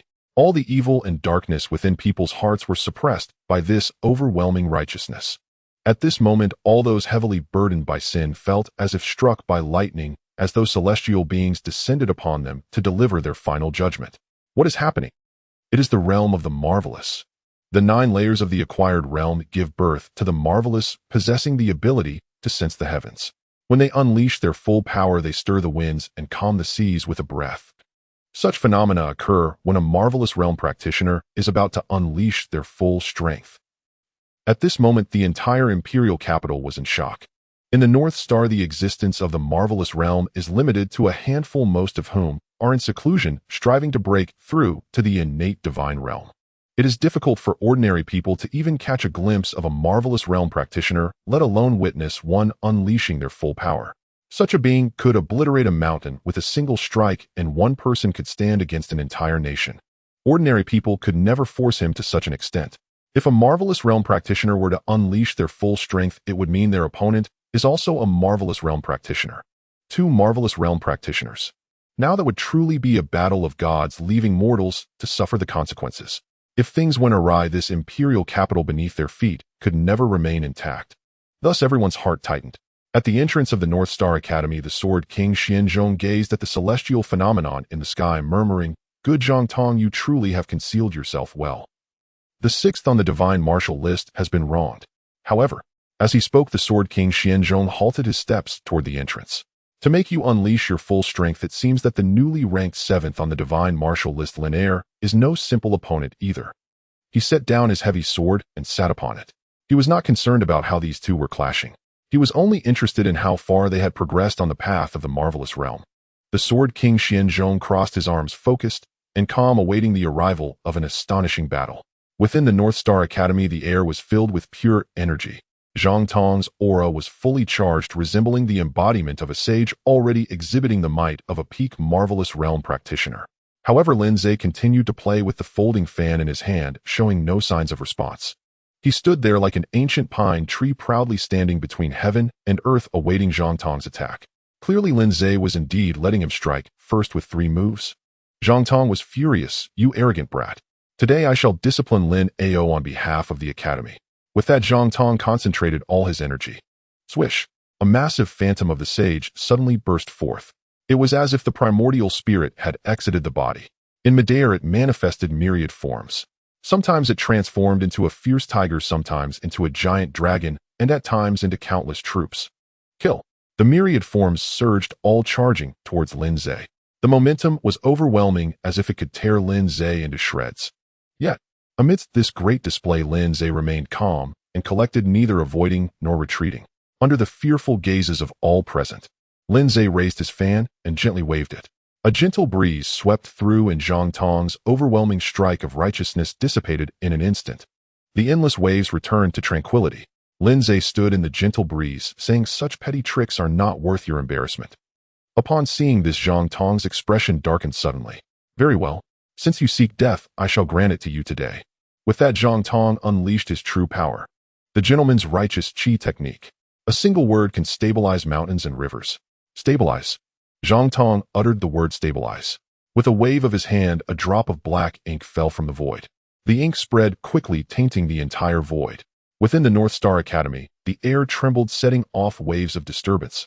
That drop of black ink nurtured mysteries within the ever-changing waves, evolving into vast mountains and rivers.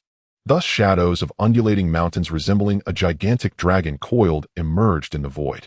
Its existence was like an ancient divine mountain crossing the barriers of time and space, completely subduing the entire world. Stabilize. Stabilize. Stabilize. A powerful oppressive force emanated from the mountains, brutally pressing down on everyone. Everyone felt every hair on their bodies, every pore, every inch of skin being subjected to immense force. Its weight was like mountains continuously pressing down, forcing them to bow their heads, forcing them to kneel in submission. At the same time, drops of literary ink from the mountains transformed, evolving into boundless righteous energy, as if a literary sage was illustrating the mountains and rivers, declaring the fate of the land. He seemed to embody the purest and most righteous essence of heaven and earth, his every action representing justice, embodying the righteous path of the world. He could break the inner filth and darkness of all, causing them to dare not look directly, feeling ashamed of themselves. Under the influence of the literary sage's righteous energy, everyone's hearts were under tremendous pressure. All previous anger and betrayal were forcefully suppressed. Not a trace could rise again. They even began to think that what Zhang Tong did was just, and that the North Star dynasty was the one filled with despicable villains. Once this thought arose, every word and action of the literary sage seemed to contain the principles of utmost righteousness, making them increasingly timid, feeling guilty for aiding the rebel. This is the righteous energy of a gentleman. It can stabilize mountains and rivers. Boom. In the map of mountains and rivers, thunder suddenly roared. The vast righteous energy carrying rolling thunder descended upon the world, bringing boundless pressure and judgment. The continuous mountains also seemed to come to life, faintly revealing the shadow of a colossal dragon spanning the North Star. They harmonized, creating a grand judgment that rode on the righteousness of heaven and earth. Lin Ze, young one, pay the price for your arrogance. Zhang Tong, amidst the vast ink of mountains and rivers, launched an all-out attack on Lin Ze. The majestic rivers and mountains suddenly pressed towards Lin Ze like an ancient divine mountain, continuously squeezing and ruthlessly slaughtering the entire void. However, Lin Ze showed no signs of fear on his face. On the contrary, he seemed eager for the challenge.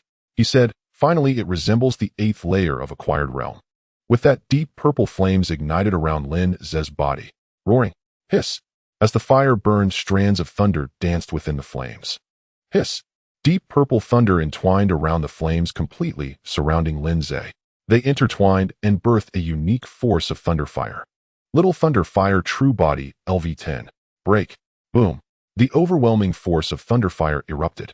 A purple lightning bolt burning with intense flames suddenly tore through the sky, tearing apart Zhang Tong's magnificent mountains and rivers. Then it broke through the barriers of the mountains and rivers, charging towards Zhang Tong at an unseen speed. In a flash, with a thunderous roar. Bang. Wah. Cough. Everyone had yet to react. That deep purple lightning surged like a galloping dragon, sending Zhang Tong flying and stirring up a cloud of dust. Thud.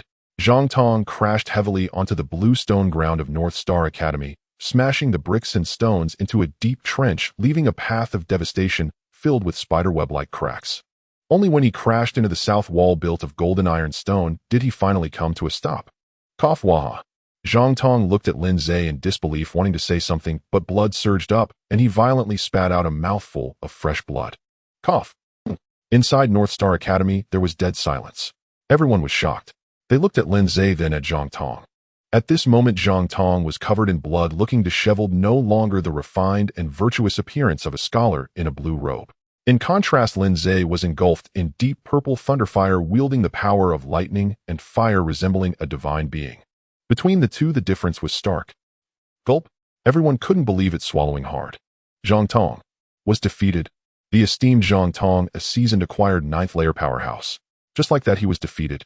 And this was while Lin Ze allowed him to strike first, granting him ample time. The instructors and students of North Star Academy couldn't comprehend, utterly bewildered. They couldn't be dreaming, right? Both were peak acquired realm powerhouses. The seasoned Zhang Tong was utterly defeated in such a catastrophic manner. In just one move. Merely one move. He was defeated in just one move. Even if the North Star Emperor and Lin Ao joined forces, Zhang Tong wouldn't be defeated so easily without any resistance, right? Everyone exchanged glances momentarily at a loss, stunned into a daze. Even the usually composed Xia Qinghe and the mysterious girl in pink were also taken aback for a moment. They were stunned, and Lin Ze was also taken aback. He had only casually unleashed a small burst of the thunder fire true body. It couldn't even be considered an attack. Did Zhang Tong really not withstand it? Was he that weak? Lin Ze fell silent for a moment, then helplessly shook his head. Was Zhang Tong weak? As the 6th on the North Star Divine Martial Rankings, a seasoned peak acquired realm powerhouse, Zhang Tong was certainly not weak. His inability to withstand Lin Ze's strike was not due to his weakness, but because Lin Ze was too strong. With his divine level comprehension, he consumed all the martial arts secrets of the Lin family and the Imperial Li family, pushing them all up a level. The changes brought by these hundreds of techniques were astonishing, reaching a point where quantitative change triggered qualitative change. This made Lin Ze's combat power no longer measurable by ordinary standards. What he considered an ordinary strike could very well be a cataclysmic blow that others could not endure. Boring. Forget it, forget it. With a slight sigh, Lin Ze extinguished the thunder fire. The enthusiasm he once had dissipated, leaving him with no desire to continue playing with Zhang Tong. Through this battle with Zhang Tong, Lin Ze understood. At the acquired level, he would never find an equal opponent. His opponents had to be sought among the innate divine beings. Thus Lin Ze walked slowly in front of Zhang Tong, feeling disinterested. It seems you have no chance for a final move. Lin Ze extended his hand. The power to command all was slowly brewing in his hand, exuding a deadly threat of death. Do you have any final words? Zhang Tong trembled as he extended his hand, pointing at Lin Ze. Have you already taken that step? Lin Ze glanced at Zhang Tong, saying, your last words are quite unique. With that, the 8 directions technique reappeared at the Golden Autumn Banquet. Whoosh! The sound of wind roared. A terrifying suction force condensed in Lin Ze's hand, forming a massive eye of the storm. Zhang Tong was completely drawn into the storm in Lin Ze's palm, his body rapidly twisted and crushed. In an instant, he was twisted into a small ball, which Lin Ze crushed with a single palm, turning him into dust. All his blood was instantly evaporated into smoke by the terrifying high temperature, dissipating into the dust. A pinnacle existence at the 9th level of the postnatal realm thus fell. Seeing this, the people of Beichen Academy were inevitably a bit dazed. The headmaster Zhang Tong, such a heavyweight figure, just died like that. It was all too clean and decisive. Especially the heads of the literary and martial departments who had worked alongside Zhang Tong for many years always regarded him as a mentor and friend, a model of a scholar. Yet now such an event occurred, ruining his entire life. This couldn't help but evoke sighs from the two.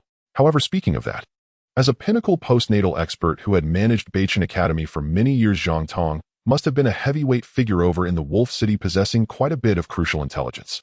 If all this confidential information could be extracted, Beichen would surely be able to deal a devastating blow to Wolf City.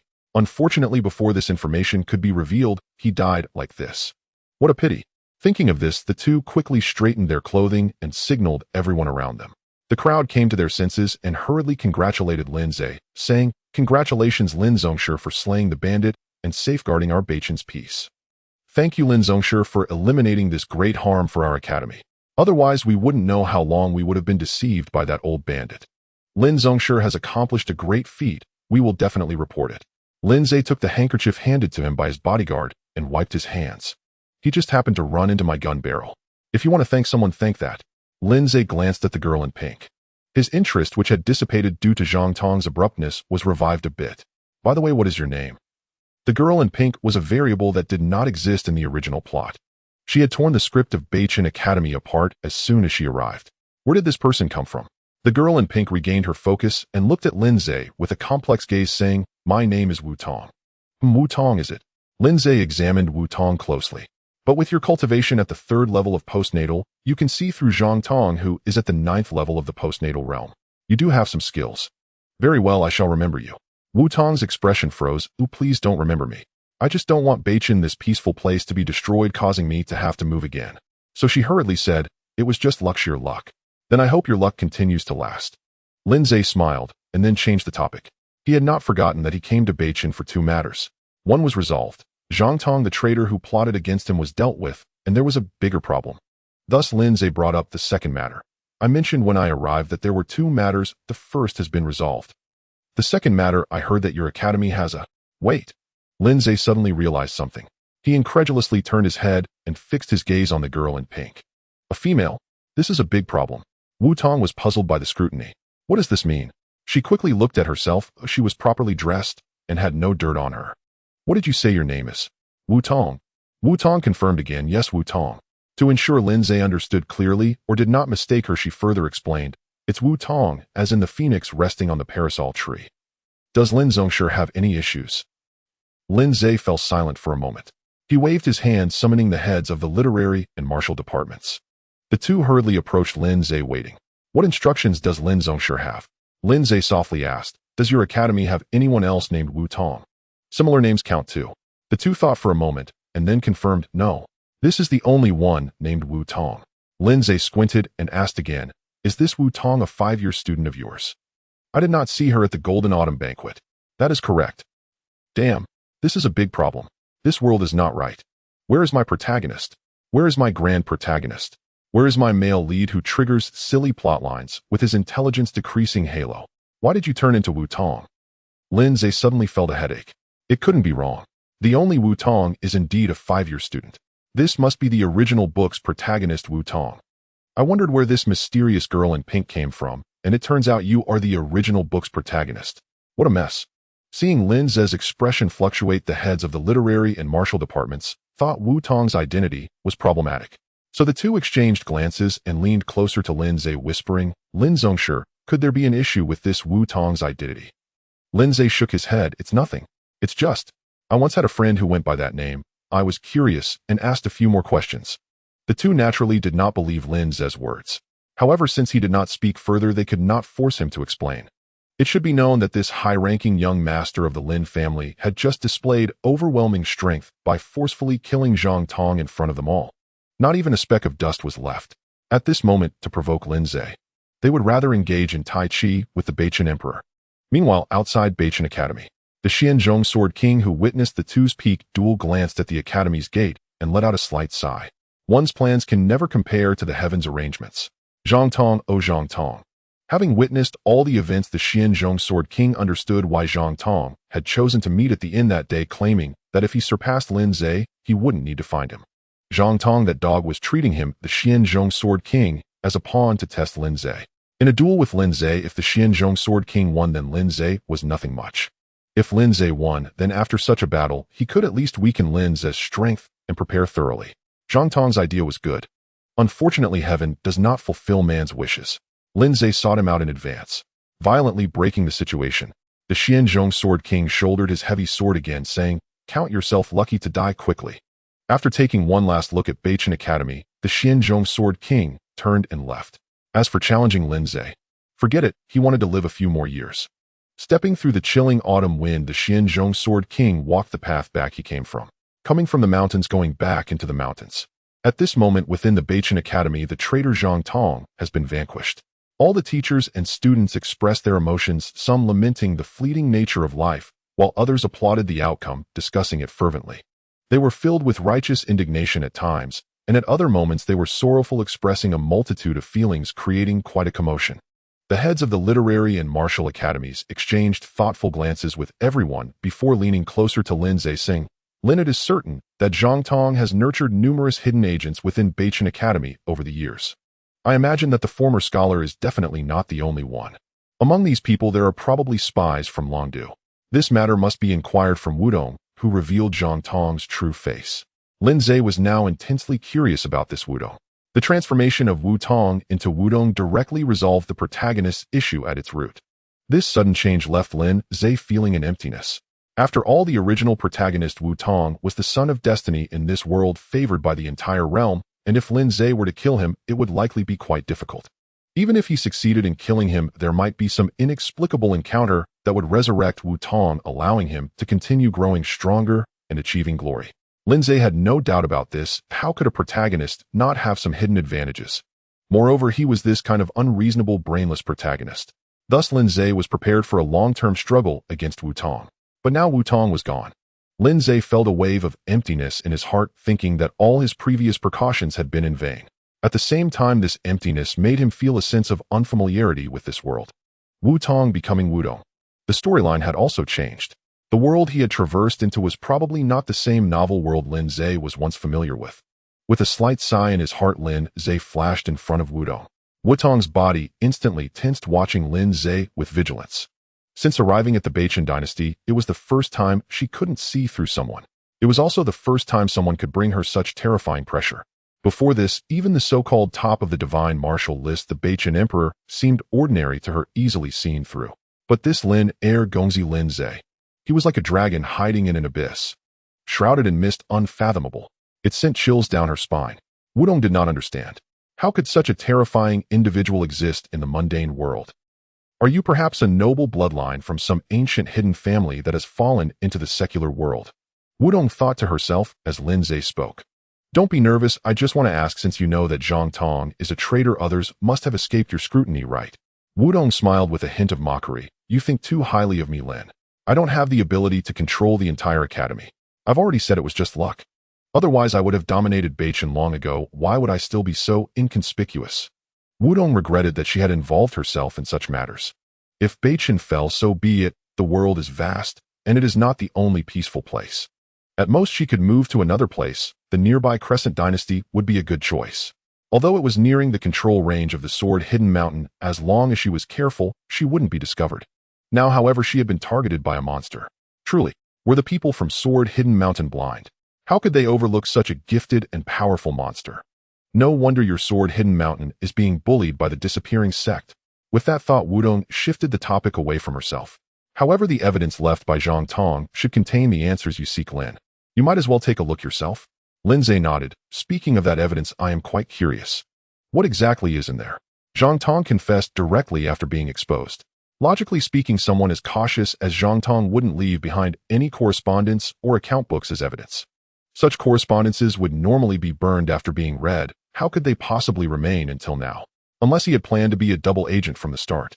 But it was nearly impossible for someone of Zhang Tong's standing to be a double agent. Moreover, he had no need to be. Although Zhang Tong did not elaborate on his reasons for betraying, based on his previous words, Lin Ze could roughly guess. Zhang Tong did not betray from the very beginning. He was not a Bachin person. Just as Zhang Tong mentioned, Longdu and Bachin were once both territories of the Wuan dynasty. However, later on, the Wuan dynasty fell into decline, and the Li family seized the opportunity to usurp the imperial power, slaughtering the Wuan royal family and establishing Bachin.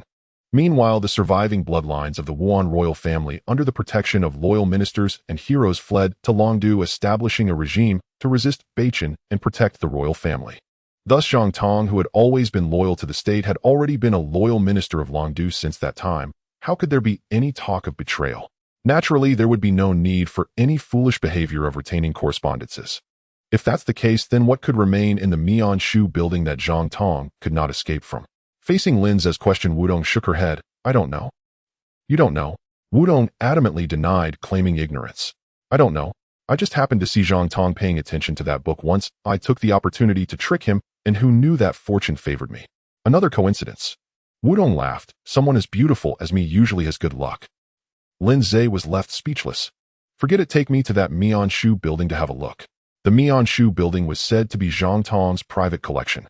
It was likely filled with many cultivation methods rarely seen in the world. While searching for evidence, Lin Ze could also sweep through the Mianshu building. Although not as valuable as the treasures of the Lin family and the royal Li family, it could still contribute to his progress and further enhance Lin Ze's strength. Me? That's not good. A lonely man and a woman together would not reflect well on your reputation, second young master. Wudong refused. She did not want to be in contact with this monster Lin Ze. With his strength. Who knew what he might see? Only you know the specific location. Are you asking me to find it on my own? Wudong was taken aback for a moment, and then glanced at Xia Qinghe. Then Xia, he will go with me. Xia Qinghe rolled her eyes at Wudong, but did not protest. Lin Ze didn't mind. Xia Qinghe. Now that the protagonist was gone, who cared whether Xia Qinghe was human or ghost? Let's go. Before leaving, Lin Ze instructed the heads of the literary and martial academies, seal off the entire Bachin Academy. Until the matter is resolved, not a single person is to be let go. Understood. After that, Lin Ze turned to a Lin family guard behind him. You go to the royal palace and find someone from the mirror department to clean up the aftermath.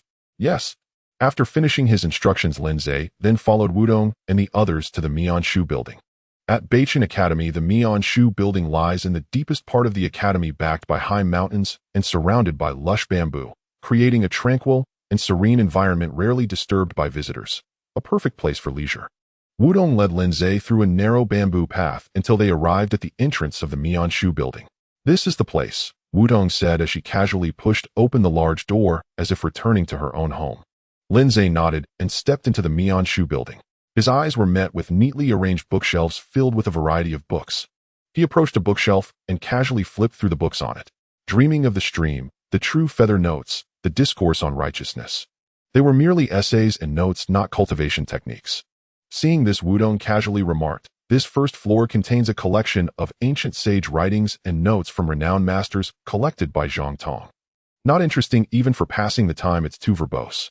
It was evident that Wudong had visited the Mian Shu building more than once. Xiaoqing had glanced at Wudong and said, "I've been at the academy for 6 years and have never visited once." Wudong froze for a moment and hurriedly laughed. "Huh. I accidentally passed by that day and happened to come in once. Just that one time I discovered Zhang Tong's secret. Xiaohe, how lucky is that?" Wudong appeared proud, as if seeking praise. As she spoke, her eyes subtly darted toward Lin Ze. Xiaoqing was at a loss for words. After casually flipping through a few books and confirming they were indeed just ordinary notes, Lin Ze headed straight to the second floor. The second floor's bookshelves were equally packed, neatly arranged before Lin Ze. It was clear that, judging by the neatness and abundance resembling a pile of free cabbages, this floor also contained the collections of scholars. As expected, Lin Ze casually flipped through a few books, all filled with poetry and prose, occasionally mixed with ancient paintings. He then proceeded directly to the third floor. The door to the third floor was protected by a layer of mysterious restrictions set by Zhang Tong, preventing others from entering. Anyone daring to force their way through the door would face a backlash from the restrictions, even if they were at the same level of cultivation. Of course, Lin Ze was not included. He waved his hand, and an incredibly mysterious power burst forth, shattering the restrictions and rendering them non-existent. This left Wudong, who had been keenly observing Lin Ze, wanting to see how he would break the restrictions, with her mouth twitching in disbelief. Although she had mocked Zhang Tong's restrictions as not being real barriers, they were still extraordinary techniques emanating from the celestial realm. Such techniques should not be broken by mere mortals. Have some respect for the fundamental laws separating the celestial and mortal realms. Wudong felt helpless. She now seriously suspected that Lin Ze was a noble bloodline from some ancient family that had fallen from grace. Otherwise, how could someone so young be so formidable? "Where's the book you mentioned?" While musing, Lin Ze had already arrived at the Tianzi No 2 bookshelf, searching for the book Wudong had referred to. Wudong walked in front of Lin Ze and found the 9th book from the left on the first row of the shelf. "It's here," she said.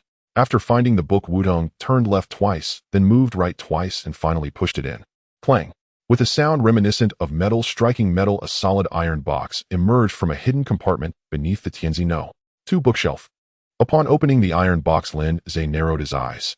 To his astonishment, the surface was covered with jade bottles identical to the one containing the potent poison in his hand. There was plenty. Lin Ze picked up one bottle and carefully compared it with the one he held, pouring out some powder from it. It was completely identical. Lin Ze was puzzled. Why does Zhang Tong have so much poison? Did he have that many people he needed to assassinate using poison? Wudong and Xiaoqing were equally confused. Lin Ze moved the poison bottles aside. Beneath the surface bottles lay an ancient book that appeared to be of extraordinary material. Picking up the ancient book, he saw 4 large characters inscribed on it: Initial Resolution of Restrictions. Lin Ze's eyes lit up. The term restrictions indicated that this book must have been passed down from the world of innate divine beings to the mortal realm. It contained precious knowledge that the mortal realm had never possessed. How did this Zhang Tong manage to obtain such a rare treasure? As he opened the Initial Resolution of Restrictions, a stream of information instantly flowed through him. You have browsed through the Initial Resolution of Restrictions. You have comprehended. God-level comprehension LV263100. The Initial Resolution of Restrictions is not considered a cultivation technique, nor is it defined by a grade. It merely records detailed information on various commonly used beginner-level restrictions. Yet its value was on par with high-grade human-level techniques, truly worthy of being a method from the world of innate beings. This is Pengyong. Just as Lin Ze was marveling at the extraordinary nature of the innate realm, Xiaoqing suddenly pointed in surprise at the annotations on the cover page.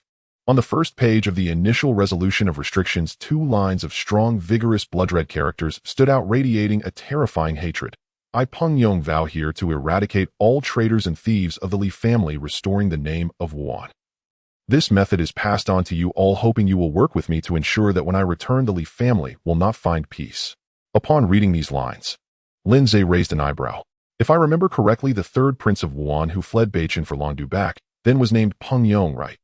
Xiaqing nodded, as a student of Beichen Academy studying history was part of her curriculum. She said, "That's right, Peng Yong fled Beichen and established the Longdu regime with the support of the protecting party, becoming the first generation of Lang Emperor." However, not long after news came from Longdu that Peng Yong had died suddenly, and his son Peng Jie, the current ruler of Longdu, inherited the throne. When this news broke, many believed that Peng Yong had been seriously injured while fleeing, which led to his sudden death. But unexpectedly, Peng Yong had not died at all. He had quietly entered the Celestial Gate. According to conservative estimates based on the timeline, Peng Yong must have been in the Celestial Gate for at least 20 years. After 20 years in the Celestial Gate, with Peng Yong's talent, he must have. Xiaqing frowned. No wonder the Longdu regime's actions have become increasingly arrogant and unrestrained in recent years. This is a huge problem. As she spoke, Xiaqing instinctively glanced at Lin Ze, wanting to see how this extraordinary prodigy would react. To her surprise, Lin Ze remained calm, showing no awareness that Beichen was about to face an innate divine being. That was an innate divine being. Even the most ordinary innate divine being could extinguish everything within thousands of miles with a single blow. Seeing Lin Ze so calm, Xiaqing momentarily didn't know what to say. Looking over at Wudong, she also appeared indifferent. Xiaqing fell silent. When did extraordinary innate divine beings become so lacking in stature? Wudong stretched languidly, her graceful, curvaceous figure fully revealed. Without a trace of restraint, she remarked, "What trouble? If Peng Yong truly returns having achieved the nascent realm, that would actually be fortunate." Xiaqing paused in mild surprise before comprehension dawned upon her. Indeed, if Peng Yong truly returned as a nascent realm cultivator, no further effort or complication would be necessary. Yet the leap from the mortal realm to the nascent realm is nothing short of a metamorphosis, a transcendence of life itself. A carp leaping over the dragon gate. Nascent realm sovereigns. Those two characters alone convey the supreme dignity and transcendence of beings at this tier, absolute authorities soaring far above the mundane world. Before such sovereigns, even Beichen's entire army, or countless mortal realm 9th stage experts, would crumble beneath a single effortless strike. Should he align with Longdu Kingdom, its sovereignty would instantly be sanctified as divinely ordained, the ultimate legitimacy. Then, either the entire imperial court perishes or surrenders unconditionally. The wise already know their choice. Trouble. It simply does not exist. The moment a nascent realm sovereign enters the fray, the outcome is sealed, precise, inevitable, fatal. Wudong added indifferently, "In that case, only the Li family dies. For ordinary folk like us, it's merely a change of emperor, and a change of dynasty." To others, such words sounded treasonous, especially spoken before Lin Ze, the emperor's own grandson. Under normal circumstances, Wudong would face annihilation, her entire clan erased. But Wudong saw clearly this second young master Lin was plainly estranged from the emperor's will. As for Xiaqing, her faith in Beichen's imperial court was already frail. She still hesitated over whether to serve it at all. Thus Lin Ze reacted with utter silence. Xiaqing merely shot Wudong a wry glance. Wudong continued, "The real danger lies in Peng Yong failing to ascend, trapped between realms, neither rising nor falling, leaving Beichen and Longdu locked in perpetual petty skirmishes for years on end. Then not even a moment's peace would remain. That would be true trouble." Xiaqing nodded, then turned toward Lin Ze. "Master Lin, what is your view on this matter?" "I watch from my seat." Lin Ze had no opinion. The imperial family's tangled affairs held no interest for him. As for Peng Yong and Longdu, Lin Ze maintained but one stance: settle old scores or step aside. With that, he ignored the two young women entirely and flipped open Foundations of Forbidden Arts to a specific page. Through his godlike aptitude for insight, Lin Ze had fully mastered the knowledge inscribed there, and among it discovered an eerily anomalous formation. The Demon Heart Formation, a unique seal designed to synergize with specially refined toxins to dominate the mind. Instantly, Lin Ze recalled the rows of vials brimming with poison inside the steel casket. Perhaps this Demon Heart Formation was Zhang Tong's true purpose in amassing such poison. Flipping swiftly to its page, Lin Ze narrowed his eyes. Sure enough, the page bore cryptic Longdu royal cipher. Lin Ze extended the book towards Xiaqing and Wudong. "Can you decipher it?" "Give me a moment." Xiaqing accepted the volume, and studied the cipher intently, rearranging and interpreting each glyph with meticulous care. After several breaths, her delicate frost-pale eyebrows furrowed, her expression grew grave. Noticing this, Lin Ze frowned. Is it difficult? These lines imply Peng Yong received aid from a celestial sect ally and discovered an undetectable parasitic worm. When combined with celestial sect formation techniques, this worm can infiltrate silently, exerting total control over life and death. Even mortal realm 9th stage masters in the divine marvel stage remain utterly oblivious. Peng Yong intends for Longdu to deploy this method across Beichen, infiltrating every vital institution, seizing command centers, and dismantling the empire without bloodshed, restoring Wu's dominion. Having spoken, Xia Qinghe looked to Lin Ze for confirmation. At once he scrutinized the jade vial in his hand anew. He poured a trace of powder onto his palm and observed it through the demon heart formation's celestial technique. Instantly, the toxin transformed, revealing its true nature. Faint resonances pulsed within the powder, responding actively to Lin Ze's formation. This was no mere toxin. It was a nest of dormant parasitic eggs. What a cunning fox Zhang Tong was. A sly old fox indeed, deceitful to his final breath. Sending Yi Shaoran wasn't about assassination at all. His sole objective was dispersing that vial, using the parasitic toxin to subjugate Lin Ze, holding his very life in thrall. And now it was clear the sudden death of Professor Zhang must also have been wrought by the demon heart formation. Seeing Xia Qinghe's certainty, Wudong's gaze flickered, her russet hair shimmering faintly, as if preparing to speak. But catching sight of Lin Ze beside her, she fell silent. At that moment, Lin Ze extended his hand. Let me see. Xia Qinghe nodded. This was no time for propriety. She stepped forward without hesitation, drawing close to Lin Ze. Yet as she approached, a sudden thought struck her. Her cheeks flushed faintly. Surely I needn't remove everything. She recalled an ancient text stating that those infected displayed ashen skin with worms slithering just beneath the surface, requiring acupuncture and meridian sealing to detect and extract them. Such treatment inevitably involved intimate physical contact. Lin Ze sighed, exasperated. Your right hand. Xia Qinghe's face flared crimson, like a ripened apple. Head bowed, she wordlessly extended her slender alabaster right hand. Lin Ze placed 2 fingers upon her wrist. 2 beams of radiant, gentle light erupted from his fingertips, flowing into her body, tracing every meridian, sweeping through her entire being. Moments later, the luminous current converged upon a single acupoint, where darkness festered, unmistakable and profound. In that dim place, a shadow loomed motionless. No matter how much Lin Ze's spiritual energy provoked it, it remained coiled together, unresponsive to the arrival of the qi. Seeing this, Lin Ze glanced at Xia Qinghe and said, hang in there. With that, 2 streams of crimson light from Lin Ze's fingers surged into Xia Qinghe's body, directly targeting the shadowy area. Devil's Heart Seal. With a swoosh, as the Devil's Heart Seal was activated, the dark shadow seemed to respond to a summons, fully unfolding and becoming vibrant, revealing its twisted true form at the acupoint. It began to stir, siphoning Xia Qinghe's life force, while releasing a peculiar power that coursed throughout her body. Upon seeing Lin Ze's seriousness, Xia Qinghe was startled, just about to inquire if things were dire. Suddenly, a sharp pain surged through, causing Xia Qinghe's face to turn pale. Beads of cold sweat began to form on her smooth forehead as she endured immense suffering. However, this pain was fleeting.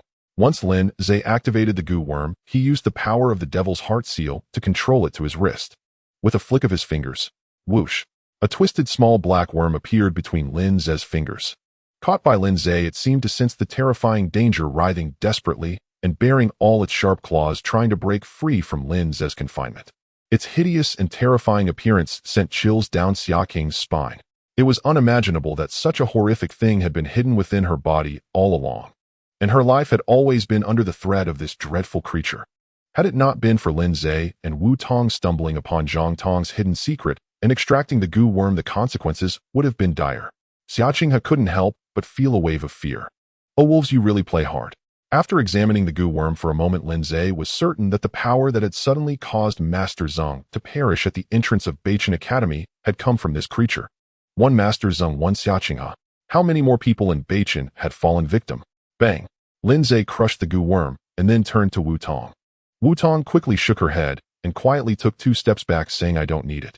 I've been on guard against Zhang Tong and the others, so I definitely haven't been affected. Well, Lin Ze replied nonchalantly, as Wu Tong's refusal was fine. He looked at the goo worms of Xia Qinghe and the others mainly to confirm their form and practice a bit. Zhang Tong had been hiding in Beichin for so many years, secretly preparing so many goo worms, it was likely that there were also people from the Lin family who had been affected. Lin Ze needed to plan ahead and take precautions. In that case, Lin Ze glanced at the various precious items in Zhang Tong's third-level inventory. The situation is urgent. You two should return and inform that Lin family guard about what happened here. He knows what to do. This young master still wants to see if there are any other clues here. With that, Lin Ze hurriedly began to browse through the inventory of techniques held by Zhang Tong, a top-tier postnatal peak expert. Seeing this, Wu Tong and Xia Qinghe had no doubts and promptly left the Mian Shu building to find Lin Ze's guard and inform him of the situation on the third floor. Once the two left, Lin Ze entered a state of comprehension. You browsed through. The mastery of knowledge flooded Lin Ze's mind, making him feel as if he were a grandmaster immersed in this path for decades, deeply engraved. One breath, two breaths. Zhang Tong was indeed a well-known postnatal peak powerhouse in Beichin, the head of a faction. His collection consisted of many selected treasures among numerous techniques. Among them were two superior human-level techniques. One was a sound wave technique, autumn wind breaking formation. The other was his signature technique, gentleman's righteous chi formula. Under the comprehension of these numerous exquisite techniques, Lin Ze's aura became increasingly ethereal and unpredictable. He seemed like a wisp of clear wind drifting in the mortal realm, appearing and disappearing as if he could break through the mundane world at any moment and float away. Godly comprehension, LV2 70,100 snap. A quarter of an hour later, Lin Ze closed all the books. After sweeping through all of Zhang Tong's treasures, Lin Ze's talent progress reached 74 points. Only 26 points left to upgrade to LV3. LV3. Not far now. Closing all the techniques, Lin Ze's eyes shone brighter than ever. The gleam in his eyes resembled that of brilliant stars shining brightly in the dim candlelight of the Mian Shu building. Evidently, Lin Ze's overall vitality and spirit had received a tremendous boost. But just how significant was this enhancement? Lin Ze was unsure. Under the full comprehension of hundreds of techniques, he seemed to have embarked on a different path of cultivation, and his combat power was now beyond the standards of ordinary people. If he had to describe it intuitively, measuring combat power based on Zhang Tong before the enhancement, Lin Ze could probably kill Zhang Tong with just a snap of his fingers. After the enhancement, it might just take a breath. Snap. Lin Ze casually opened his folding fan and stepped out of the Mian Shu, building his entire body, transforming into phantasmal light feathers scattering in the wind. Meanwhile, in front of Beichin Academy, the personnel from the Jingxi had arrived after receiving an urgent notification. The Jingxi surrounded the entire Beichin Academy, blocking it inside and out, ensuring not a single fly could escape. Naturally, this included the Lin family guards who received the report from Xia Qinghe and Wu Tong. The leading Jingxi official stood at the entrance. Does the Lin family have no manners at all? Such a major incident has occurred in the academy, and every person present is a suspect. Until the matter is clarified, no one can step out of the academy, even a half step. Those who defy the order will be treated as traitors and executed, including your Lin family. Only the Wei family, who had been supported by the Beichin emperor to challenge the Lin family, would dare to speak to the Lin family like this. The leading Jingxi official was indeed Wei Jinghai, the left secretary of Jingxi, the second-in-command under the chief.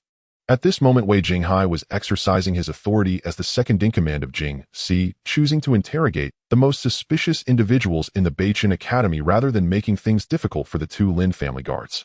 The two Lin family members had cold expressions, their powerful aura of the 6th level of postnatal cultivation faintly discernible, several times wishing to explode and stomp the annoying Wei family dog to death. All eyes turned toward the source of the sound. There on Wei Jinghai's face, still flushed with arrogance moments before, was a vivid crimson palm print. Wei Jinghai froze. He stared blankly at the two Lin family members, their expressions icy and unmoved, then touched the burning, stinging spot on his cheek. A moment passed, then a furious, unquenchable blaze erupted within him. He had been struck. He, a scion of the Wei clan, had actually been struck. And worse, this humiliation had occurred right before two Lin family members. His rage surged beyond control, incinerating all reason and consuming every trace of composure. Wei Jinghai was no stranger to disgrace. The imperial court teemed with tangled factions. He had been challenged, mocked, even humiliated, more than once. But what he could not bear, what shattered his very sense of order, was that this insult came from the Lin family. For over a decade, only the Wei clan had ever lorded over the Lin clan. When in heaven's name had the Lin clan dared ascend above the Wei? If word of this spread, Wei Jinghai would be ridiculed to death. not just across Bachin, but by every member of his own clan. Damn it. A torrent of murderous intent flooded his eyes, turning them blood red. He made no effort to conceal his lethal hatred toward the two Lin retainers. Consumed by shame and fury, he did not pause to wonder how two mere 6th-rank mortal realm guards, mere Lin clan underlings, could strike him a 7th-rank mortal realm master without warning. His mind was ablaze. All he craved was vengeance, to vent his wrath and scour away his disgrace. Filthy mongrels of the Lin clan. His eyes burned crimson, his gaze wild and unblinking. His hands gathered terrifying energy, poised to obliterate the two Lin guards where they stood. How dare you defy the imperial court? But he never finished the sentence. I struck you. Do you object?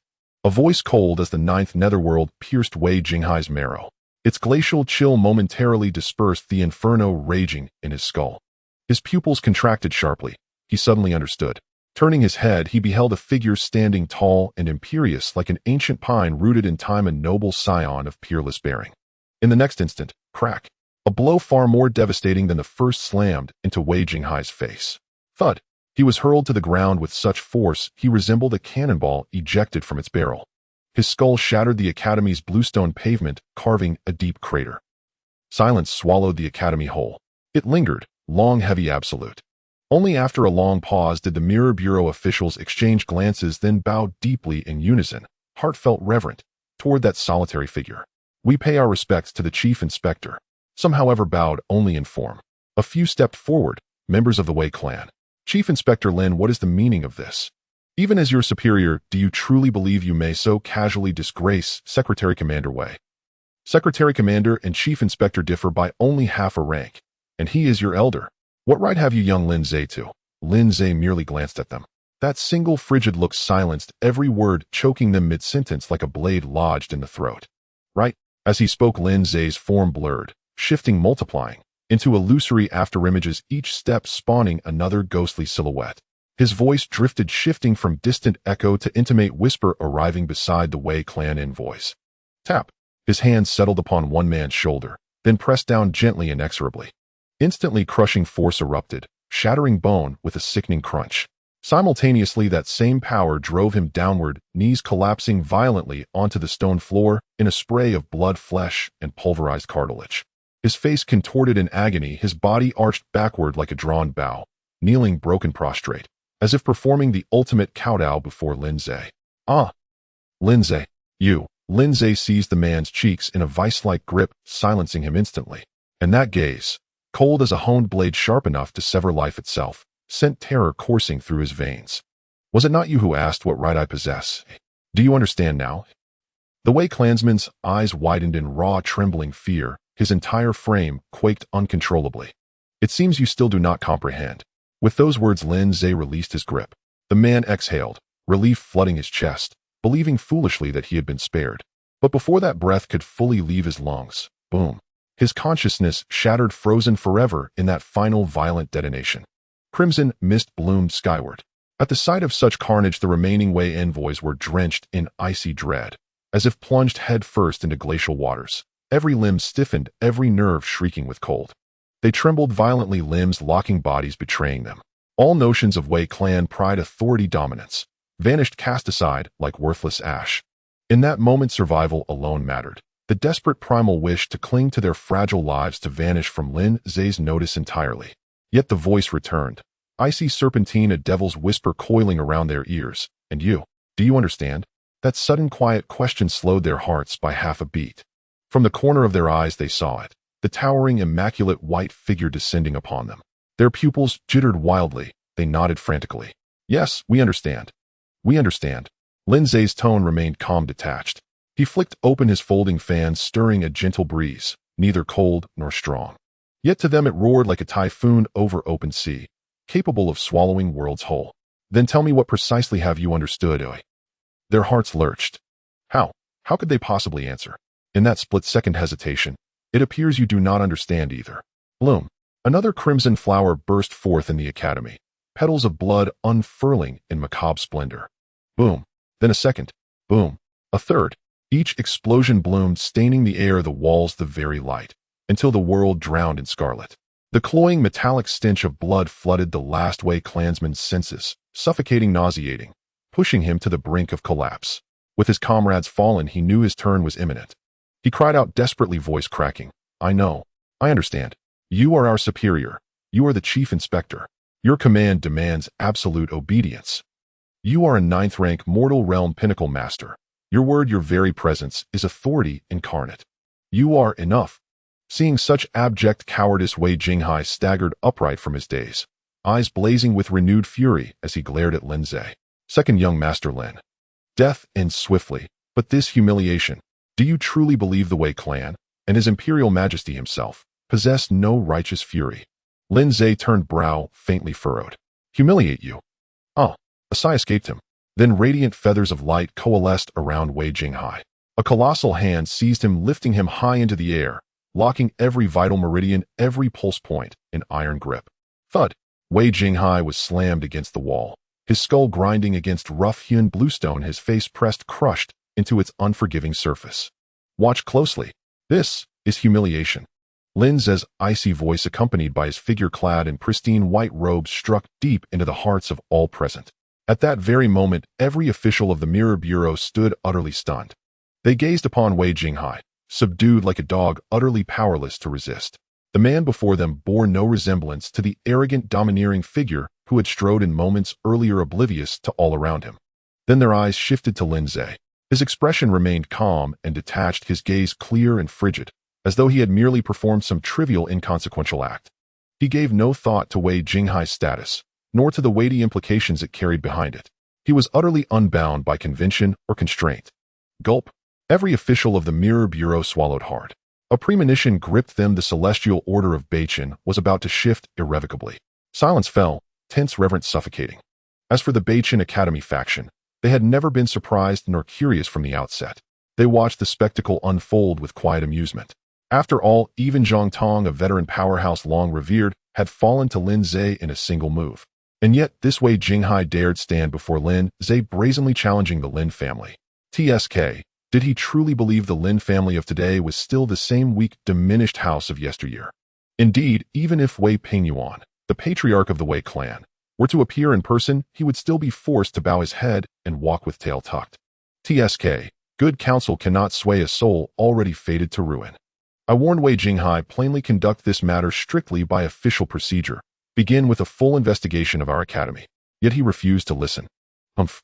The Wei clan, emboldened by the Emperor of Beichin's patronage, has grown arrogantly defiant. Years of targeted persecution against the Lin family now culminating in this reckoning. Let us see how they extricate themselves from this predicament. The Beichin Academy onlookers waited in hushed anticipation. Amid murmured whispers, Wei Jinghai trembled with shock and fury. Lin Ze, do you truly act with such reckless impunity? Do you fear neither His Majesty nor my clan's patriarch? Lin Ze cast a brief, indifferent glance toward the last remaining Wei clansman standing upright and said coolly, "It seems even your left secretary lacks the wit of an ordinary foot soldier." Turning to the Wei foot soldier, he asked calmly, "According to imperial statutes, what penalty is prescribed for a subordinate who defies his superior and refuses lawful orders?" The soldier shuddered. Per the code, 50 lashes are mandated. In cases where disobedience gravely impedes official duties or endangers military operations, the superior officer holds authority to. He faltered, unable to continue. To what end? The soldier clenched his teeth. Execute first, report later. Then tell me, was I not summoned here to discharge official business? Yes. Lin Ze nodded, then fixed Wei Jinghai with a cold stare. Did you hear that? I hold the authority to execute you. Wei Jinghai's face darkened. Yet I, Lord Lin, am known for magnanimity. I abhor bloodshed. Therefore, his narrowed eyes conveyed the unspoken meaning Lin Ze would spare his life. What game was he playing? Unease coiled deep within Wei Jinghai's chest. Then Lin Ze spoke. You will remain kneeling, just like this. With a single motion, he sealed Wei Jinghai's spiritual energy and shattered both knees with a palm strike. He slammed Wei Jinghai face first against the wall, forcing him down onto his ruined knees. Before Wei Jinghai's eyes, a massive character, Lin, materialized upon the stone wall. That single character seared into Wei Jinghai's vision, blinding, excruciating. His eyes bled at the rims. To kneel thus, to kneel before that character, was agony beyond endurance. To kneel before the Lin family's sigil, this humiliation surpassed death itself. It was living torment. Lin Ze, dare you kill me instead? Kill me. Lin Ze turned and walked away, instructing the Mirror Bureau officials, "Clean up this scene immediately. Do not delay." "Yes, sir." Their reply was swift, unified, and deeply respectful. Satisfied, Lin Ze nodded and departed the Beichin Academy, flanked by 2 Lin family guards.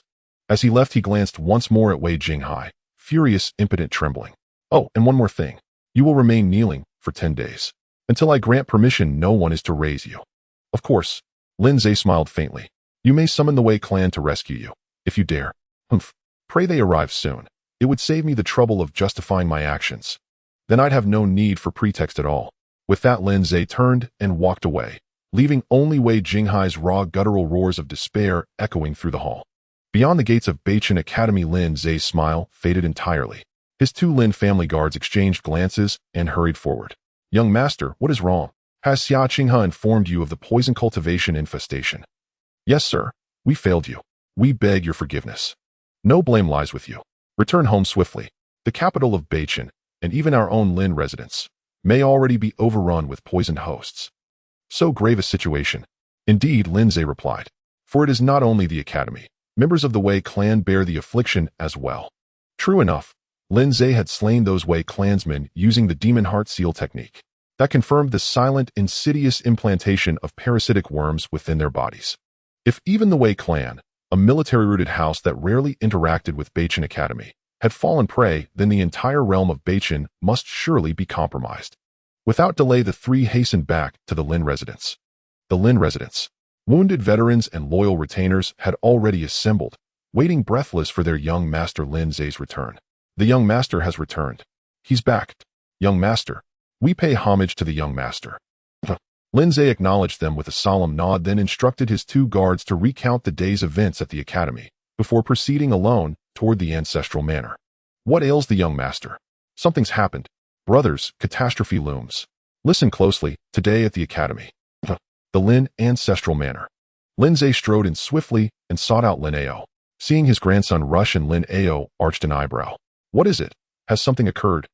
Lin Ze nodded and concisely recounted the day's events. Upon hearing the account, Lin Ao's expression hardened, and his brows drew tightly together. "Such a thing exists. A mere insect, yet it has infected all of Beichin undetected by any among us." Lin Ze said, "This is cultivation artistry, beyond the reach of mundane realms. But let us set that aside. Extend your hand. I must examine you." Lin Ao held out his hand. Lin Ze infused spiritual energy into his body, sending potent life force coursing through Lin Ao's meridians, once clockwise, once counterclockwise. Lin Ze's brow lifted slightly. After scanning Lin Ao's entire being, employing forbidden techniques of the immortal sect, Lin Ze found no trace of the parasitic worm. "Well, he shook his head and withdrew his hand. "There is no parasite within you. Then perhaps such worms cannot infiltrate cultivators of high attainment." Lin Ze shook his head. "Not yet certain. Let me examine Elder Imo next." Lin Imo also extended his hand beside him. Lin Ze conducted an examination. Moments later, Lin Ze discovered the hidden shadow within a meridian acupoint of Lin Imo. Lin Ze frowned. Seeing this, Lin Mo's expression darkened. "Have I fallen for it?" Lin Ze confirmed, "Indeed." Upon hearing Lin Ze's words, Lin Mo's expression completely sank. How could a seasoned warrior, a latest-stage eightfold, have fallen for it? This parasitic insect. Lin Ao and Lin Mo exchanged glances, both sensing a deep gravity in each other's eyes. It was likely that a large portion of the North Star Imperial City had already fallen. Realizing this, Lin Ao and the others hurriedly asked, "From your expression, could it be that dealing with this parasitic insect is quite troublesome?" Lin Ze shook his head. His frown was not due to the difficulty of the insect, but because he was contemplating a matter. That is, Lin Mo was infected, yet Lin Ao was not. It is known that Lin Mo and Lin Ao spent most of their time together, nearly inseparable. Wherever Lin Ao was, Lin Mo's figure was usually found. The opportunities for both to come into contact with the source of the parasite were nearly identical. According to the lore of the Wolf City, this type of parasite from the Immortal Sect could not even be detected by peak latest-stage ninefold experts, making it nearly impossible to evade. This statement seemed to hold truth. After all, with Lin Mo being a warrior almost at the latest-stage ninefold mystical realm, and seasoned by countless battles, if he fell prey without a sound, then even if a true latest-stage ninefold were to take his place, the outcome would not differ much. Moreover, considering Lin Ao's declining vitality over the years, with old injuries accumulating and worsening day by day, thinking this way, it was indeed quite astonishing that Lin Ao was unscathed. But now is not the time for intricate thoughts. Let's pay attention for the moment. Lin Ze said, it's not troublesome, it's just surprising that even you old Mo have fallen for it. Lin Mo looked serious. It was my negligence that allowed the petty thief to take advantage. I will now send orders for the entire Lin family to be on high alert. Lin Ze waved his hand, no need to rush. He took out a vial of poison and placed it before Lin Mo. This is the poison containing the parasitic insect. Old Mo, take a look and see if it looks familiar. Lin Mo took the vial, examining it closely. Then he poured out some powder, rubbed it between his fingers and sniffed it. Moments later, Lin Mo seemed to recall something. His expression changed. This thing, could it be? Lin Mo, in disbelief, squeezed out some more powder to taste for further confirmation. Old Mo, what are you doing? Lin Mo shouted at him. Lin Mo replied, Sir, I want to further confirm if it is indeed that thing. This? Lin Ze nodded, indicating, it's fine, Old Mo can confirm, and I have my ways to extract the parasitic insect. With Lin Ze's confirmation, Lin Ao finally felt at ease and nodded in agreement. Lin Mo swallowed the poison powder, tasting it carefully in his mouth. There's no taste but the texture. Lin Mo confirmed, it's definitely correct. This thing is the heart-nourishing powder and the genuine pill sent from the palace 7 days ago. Hearing this, Lin Ao's figure shook and he immediately looked at Lin Ze. Genuine pill. Lin Ze looked bewildered. What's wrong with the genuine pill? Why are you looking at me? At this moment, Lin Mo anxiously explained, Young master, you may not know this. Some time ago, you suddenly fell into a coma, and the old master was so anxious that he couldn't sleep all night. Upon hearing this, His Majesty the Emperor specially had someone from the palace send the royal secret medicine, the genuine pill, to you, young master, along with a cup of heart-nourishing powder for the old master. These 2 items I personally handled and tested for poison. I absolutely cannot be mistaken. So, young master, you should quickly check yourself and let the old master take a closer look. Hearing this, Lin Ze was taken aback. So he should have been affected by the parasitic poison from the start. But the problem was that Lin Ze had not been infected at all. With Lin Ze's current cultivation level, he was already well aware of his physical condition and would not confuse whether he had been affected by the parasitic poison. Strange. Among the 3 of them, Lin Ze and Lin Mo had consumed the genuine pill, while Lin Ao and Lin Mo had taken the heart-nourishing powder. Yet only Lin Mo had been poisoned. The 2 of them, grandfather and grandson, were completely fine. Could it be that their Lin family bloodline has some sort of immunity to poisons? Is there such a thing? Lin Ze found it odd. However, speaking of which, since the poison powder had already been delivered, why did Zhang Tong still need to? Oh, right, in their impression, Lin Ze had always been wary of the royal family, remaining patient to this day, refusing to accept anything from them. Thus, Zhang Tong dared not confirm whether he had taken the genuine pill, which led to this assassination plot. Young master. Lin Ze came back to his senses. Rest assured, I was not infected with the parasite, nor was grandfather. This parasitic insect cannot escape my keen eye. On this point, I am very certain. Lin Mo was momentarily speechless. In other words, among the 3 of them, only he had been infected with the parasite. Lin Ze then asked Lin Ao, so does our family have some ancestral immunity to poisons? This question left Lin Ao at a loss. This? Impossible, right? Your great-grandfather was merely an ordinary latest-stage 6-fold cultivator, and your great-grandmother was just a young lady from a small family. It shouldn't be possible. Moreover, if such a physique truly existed, how could I have been hit by poison arrows on the battlefield back then? Well then, perhaps Lin Ze is thinking too much. Maybe it's just a coincidence. Old Mo, I will first remove the parasitic poison from you. Please bear with it a bit. Lin Mo nodded with a serious face. Lin Ze activated the demonic heart forbidden technique and proceeded. The entire process was without any ripples. In just a few breaths, he extracted the parasitic insect from Lin Mo's body. Boom! Lin Ze's finger burned with purple lightning flames, scorching the parasitic insect into a specimen, which he then placed on the table for Lin Ao and the others to examine closely. This is the thing. Lin Mo picked up the corpse of the parasitic insect. He took out the poison powder. After examining it closely for a while, he finally let out a sigh. Tisk, such a small thing, yet it infiltrated without me noticing and grew so big, leaving me completely unaware. This thing from the immortal sect is indeed sinister.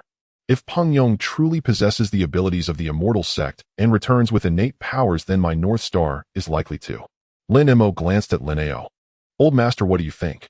Lin Ao shook his head. In my opinion, Peng Yong is still far from that step of innate. That step is not so easily taken. With Lin Ao's qualifications, he has been at the peak of the latest stage for many years without touching the innate level. No one in the entire North Star understands the difficulty of taking that step better than he does. Moreover, if Peng Yong could truly achieve the innate, why would he need to use a parasitic insect? to let Zhang Tong hide in the dark. An innate master would not resort to such methods. However, Lin Ao shifted his tone. Based on the increasingly rampant actions of the Wolf City in recent years, it is indeed true that Peng Yong is coming back.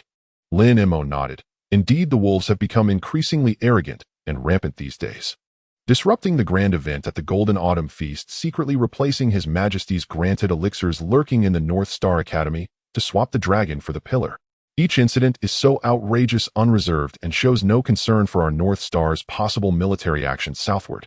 It seems that Peng Yong is about to return after his studies, giving the wolves the confidence they need. Confidence? Lin Ao scoffed with disdain. In the midst of laughter, the shadow of the battlefield god of war reappeared. Without innate talent, one will ultimately be an ant. Even if he possesses the skills of the celestial sect, how could he possibly contend against the myriad armies of our North Star? Playing with the Buddhist beads in his hand, Lin Ao remained calm and unruffled, showing no signs of anxiety.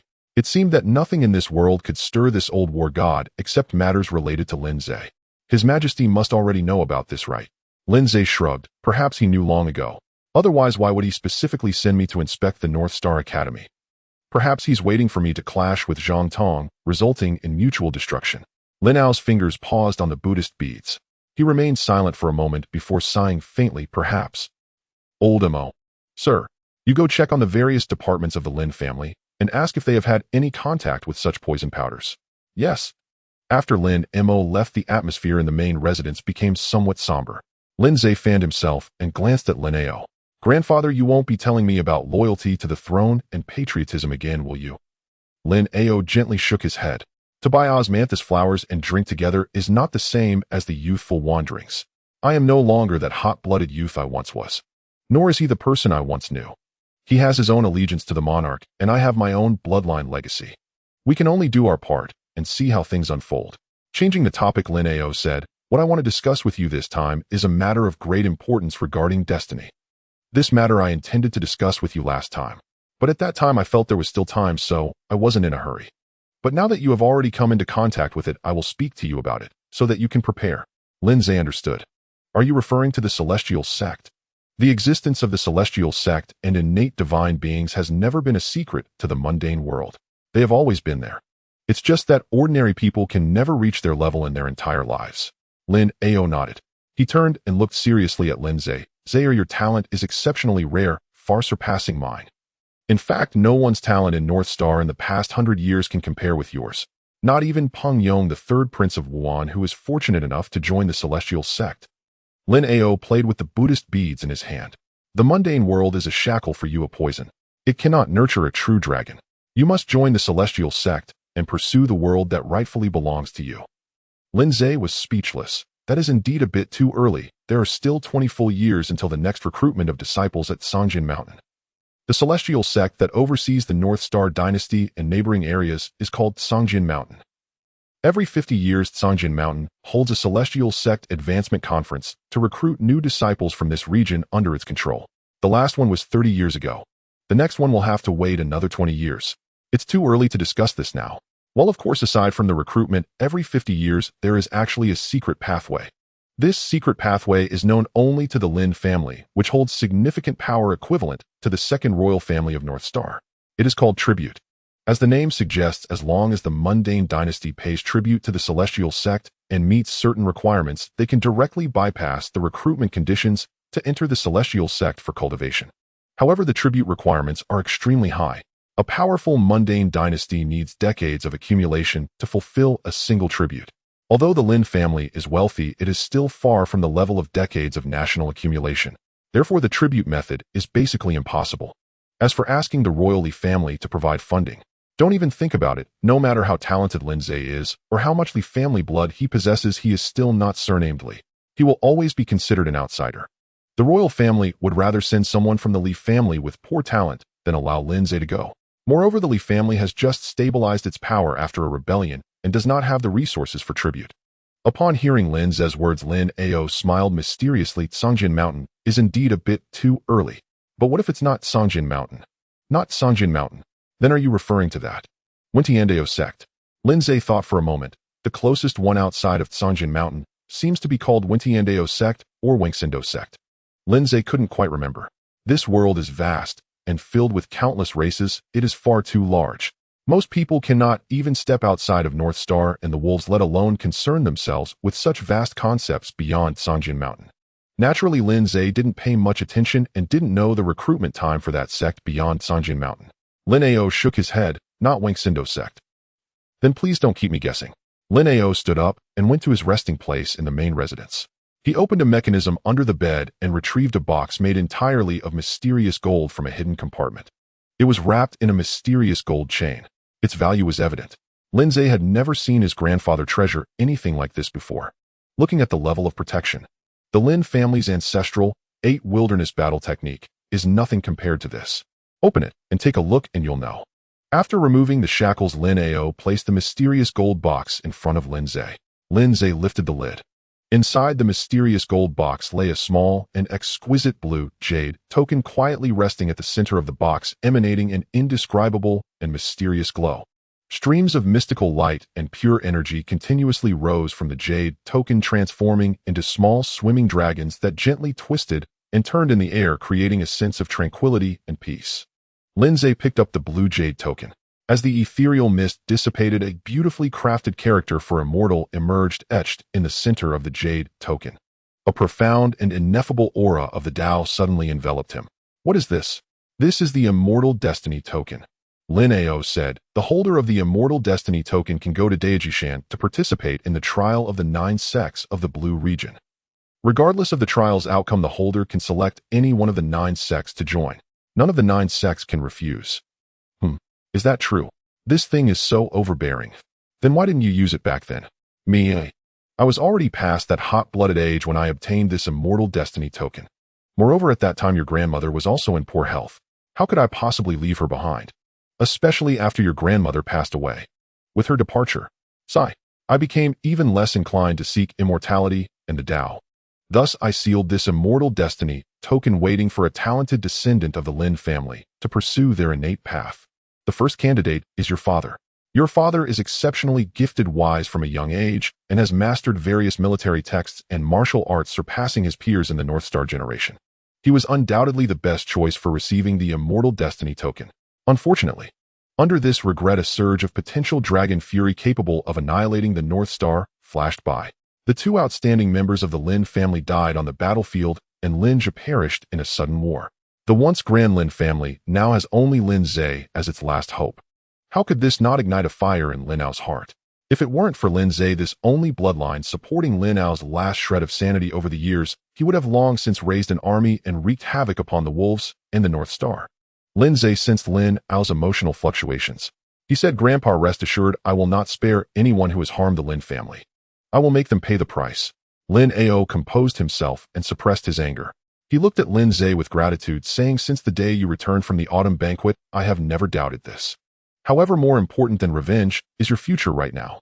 As he spoke, Lin Ao pointed to the Immortal Destiny token. You need to infuse it with spiritual energy and press it to your forehead to uncover its secrets. Lin Ze complied. The moment the Immortal Destiny token touched his forehead, a hum resonated and mysterious waves pulled Lin Ze into the torrent of time and space. Countless scenes from ancient times imbued with a heavy sense of history surged into Lin Ze's mind. Eventually, a towering ancient peak reached into the clouds, overlooking all living beings. Boom! As the torrent of time and space dissipated, Lin Ze's consciousness returned, and all the mysteries of the Immortal Destiny token were clear to him. It turned out that this token could trace back to the ancient era of the Qing domain. It was birthed by the flow of fate to seize one of the world's destinies. The 9 sects of the ancient era in the Qing domain believed in the concept of fate. Those with fate will accomplish all. Those with fate will have their paths lead to the heavens. This fate is ineffable. In simple terms, it can be understood as luck and fortuitous encounters. And indeed it is so. Every strong individual who stands atop the Qing domain has beyond effort never lacked the component of luck in their lives. The mighty have never denied this fact. To deny the importance of luck is to deny and insult their very existence. Therefore, in seeking this concept of fate, to find those endowed with sufficient luck amidst the vastness of the Qing domain. At that time, the 9 powerful beings of the Qing domain united to create 1,000 Immortal Destiny tokens, and let them flow into the vast sea of people in the Qing domain. And the Qing domain is vast and boundless. Just the size of Tsangjian Mountain alone encompasses dozens of countries. This region alone has a population of hundreds of billions. Yet Tsangjian Mountain is merely a drop in the ocean within the entire Qing domain. The enormity of the Qing domain with its massive population must be calculated in trillions. To obtain one of those 1,000 immortal destiny tokens amidst such a terrifyingly vast sea of people.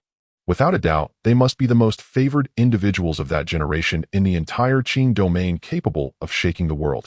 Because of this, regardless of whether the recipients of the immortal destiny tokens can ultimately pass the trials of Daojia Mountain, even if they fail immediately or perform poorly, they can still unconditionally join any of the 9 sects of the Qing domain. After all, fate is ineffable. For this fate, the 9 sects of the Qing domain have acknowledged it. This means that whoever holds the immortal destiny token from this moment on has already become a de facto disciple of the 9 sects of the Qing domain. And what level are the 9 sects of the Qing domain? The 9 sects of the Qing domain are the absolute overlords above the entire Qing domain. Any one of them has a lineage spanning over 10 million years, existing since ancient times until now. Even if Lin Ze is indifferent to the outside world, the name of the 9 sects of the Qing domain is well known. In front of the 9 sects of the Qing domain, Tsangjian Mountain is merely.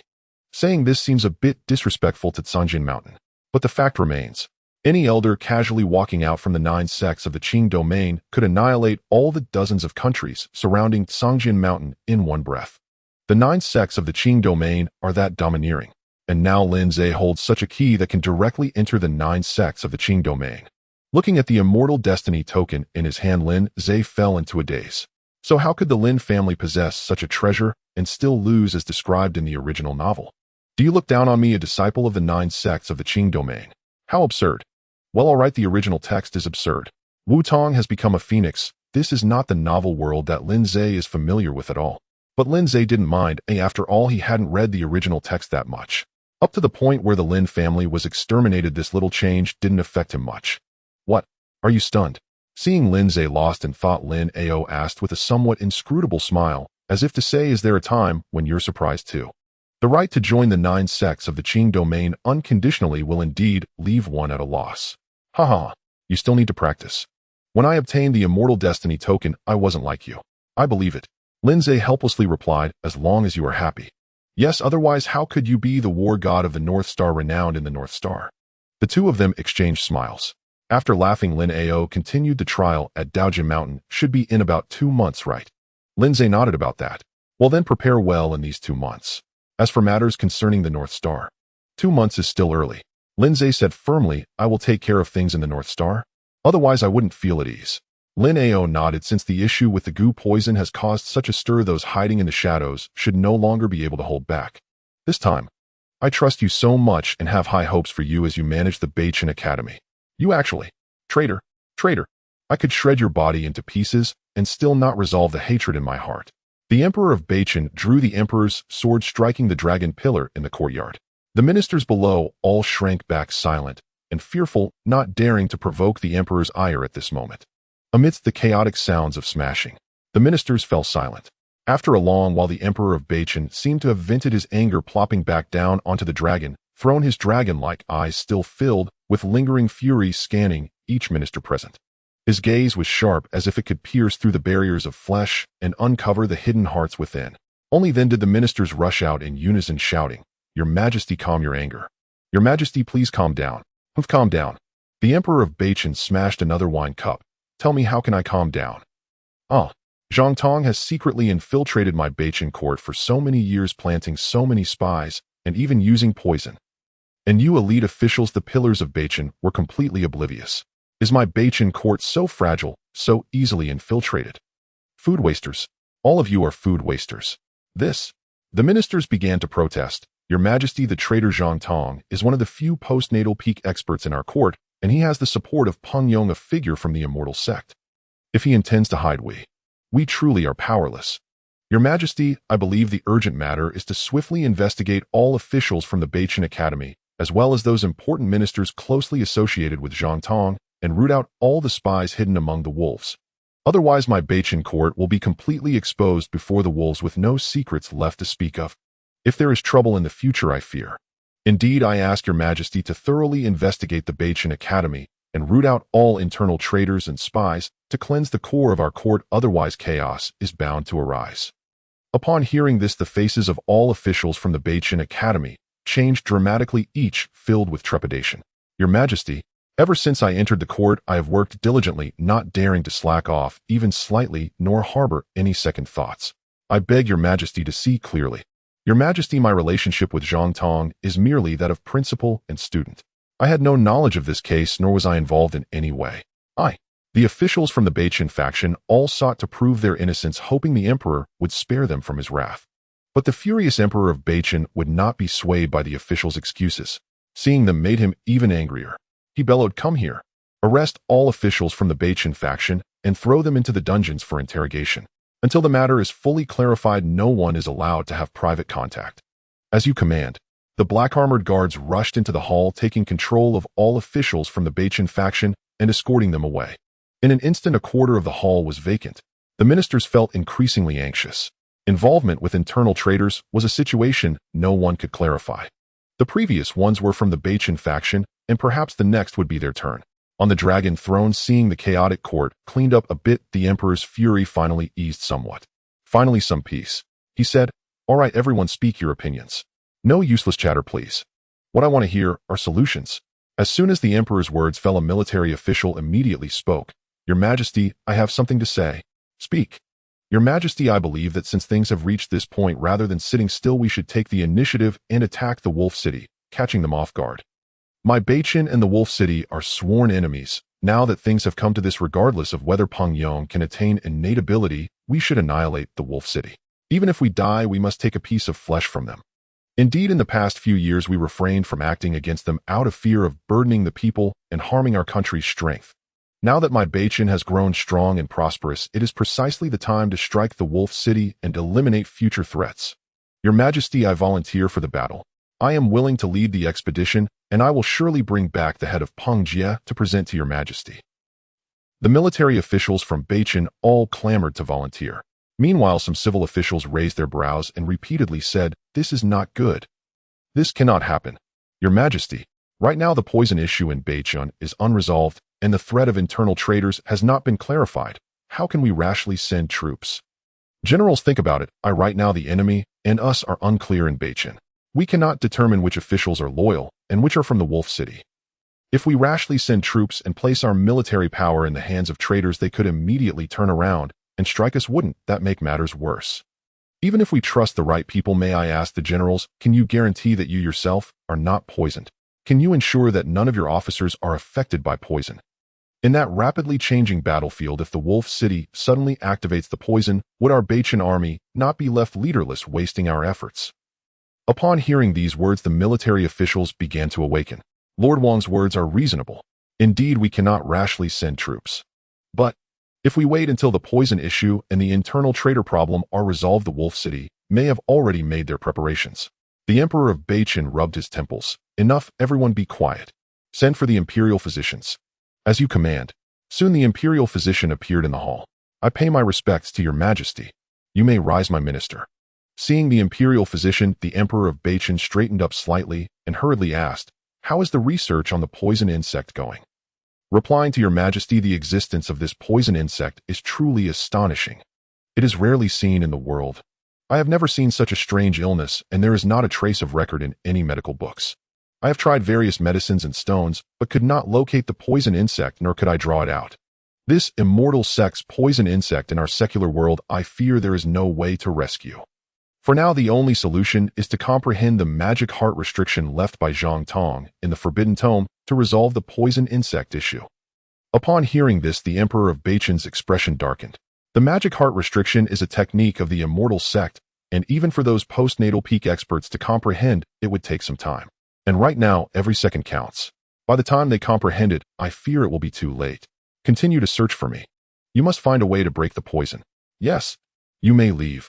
The imperial physician did not move. "Your Majesty, I am powerless and fear I cannot break this poison. In front of so many people, you dare to say you cannot break it." The Emperor of Beichin's expression darkened, ready to explode. The imperial physician said, "But I have a recommendation. He may be able to break the poison."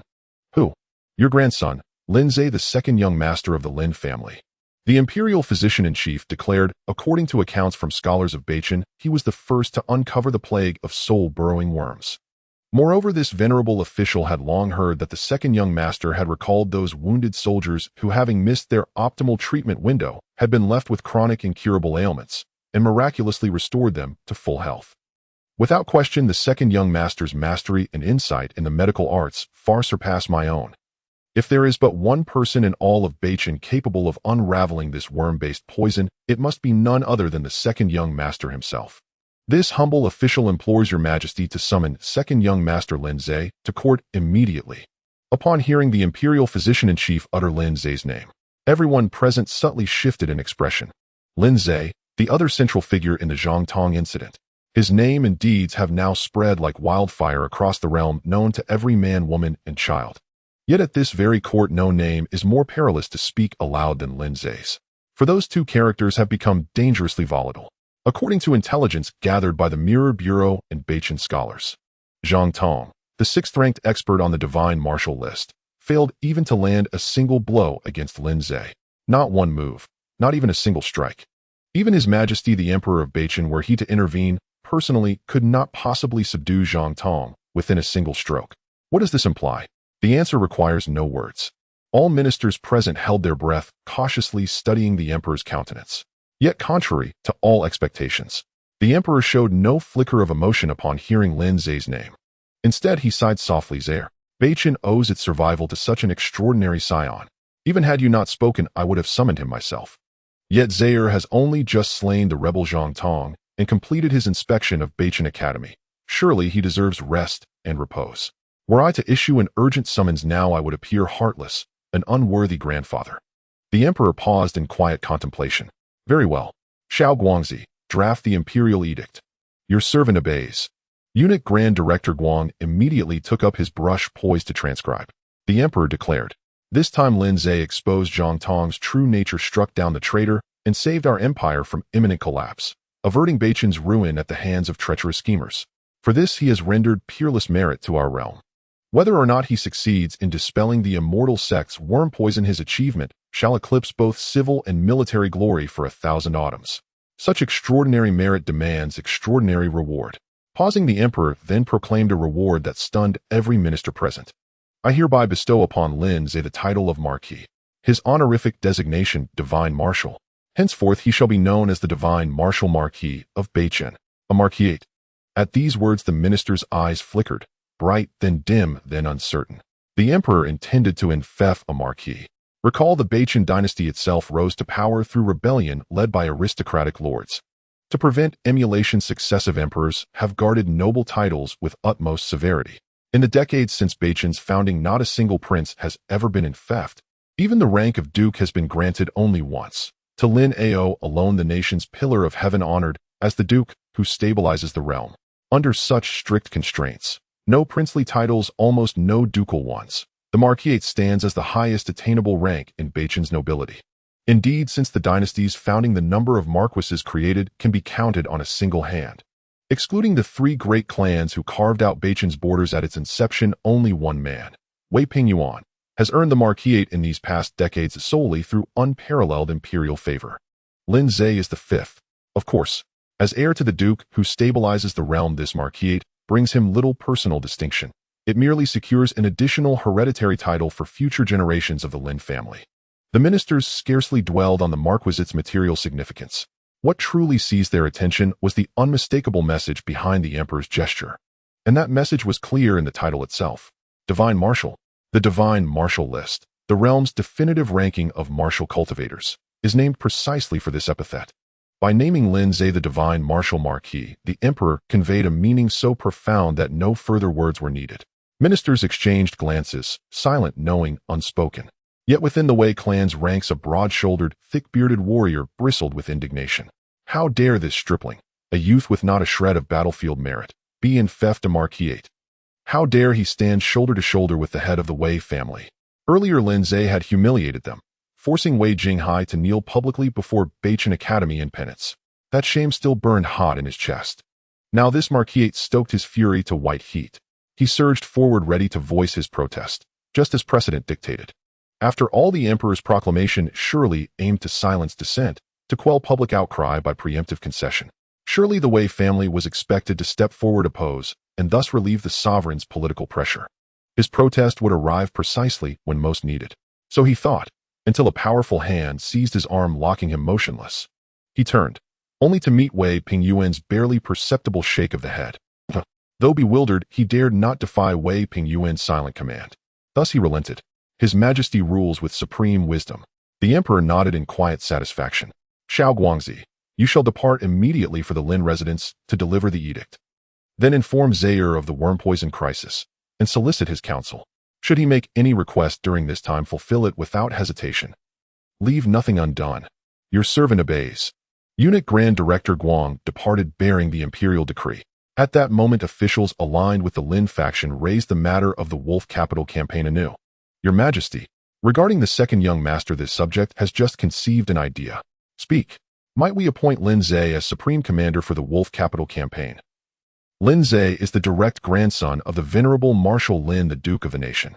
He bears no connection whatsoever to traitors or conspirators. His loyalty to Beichen is absolute, his bloodline purely Beichen.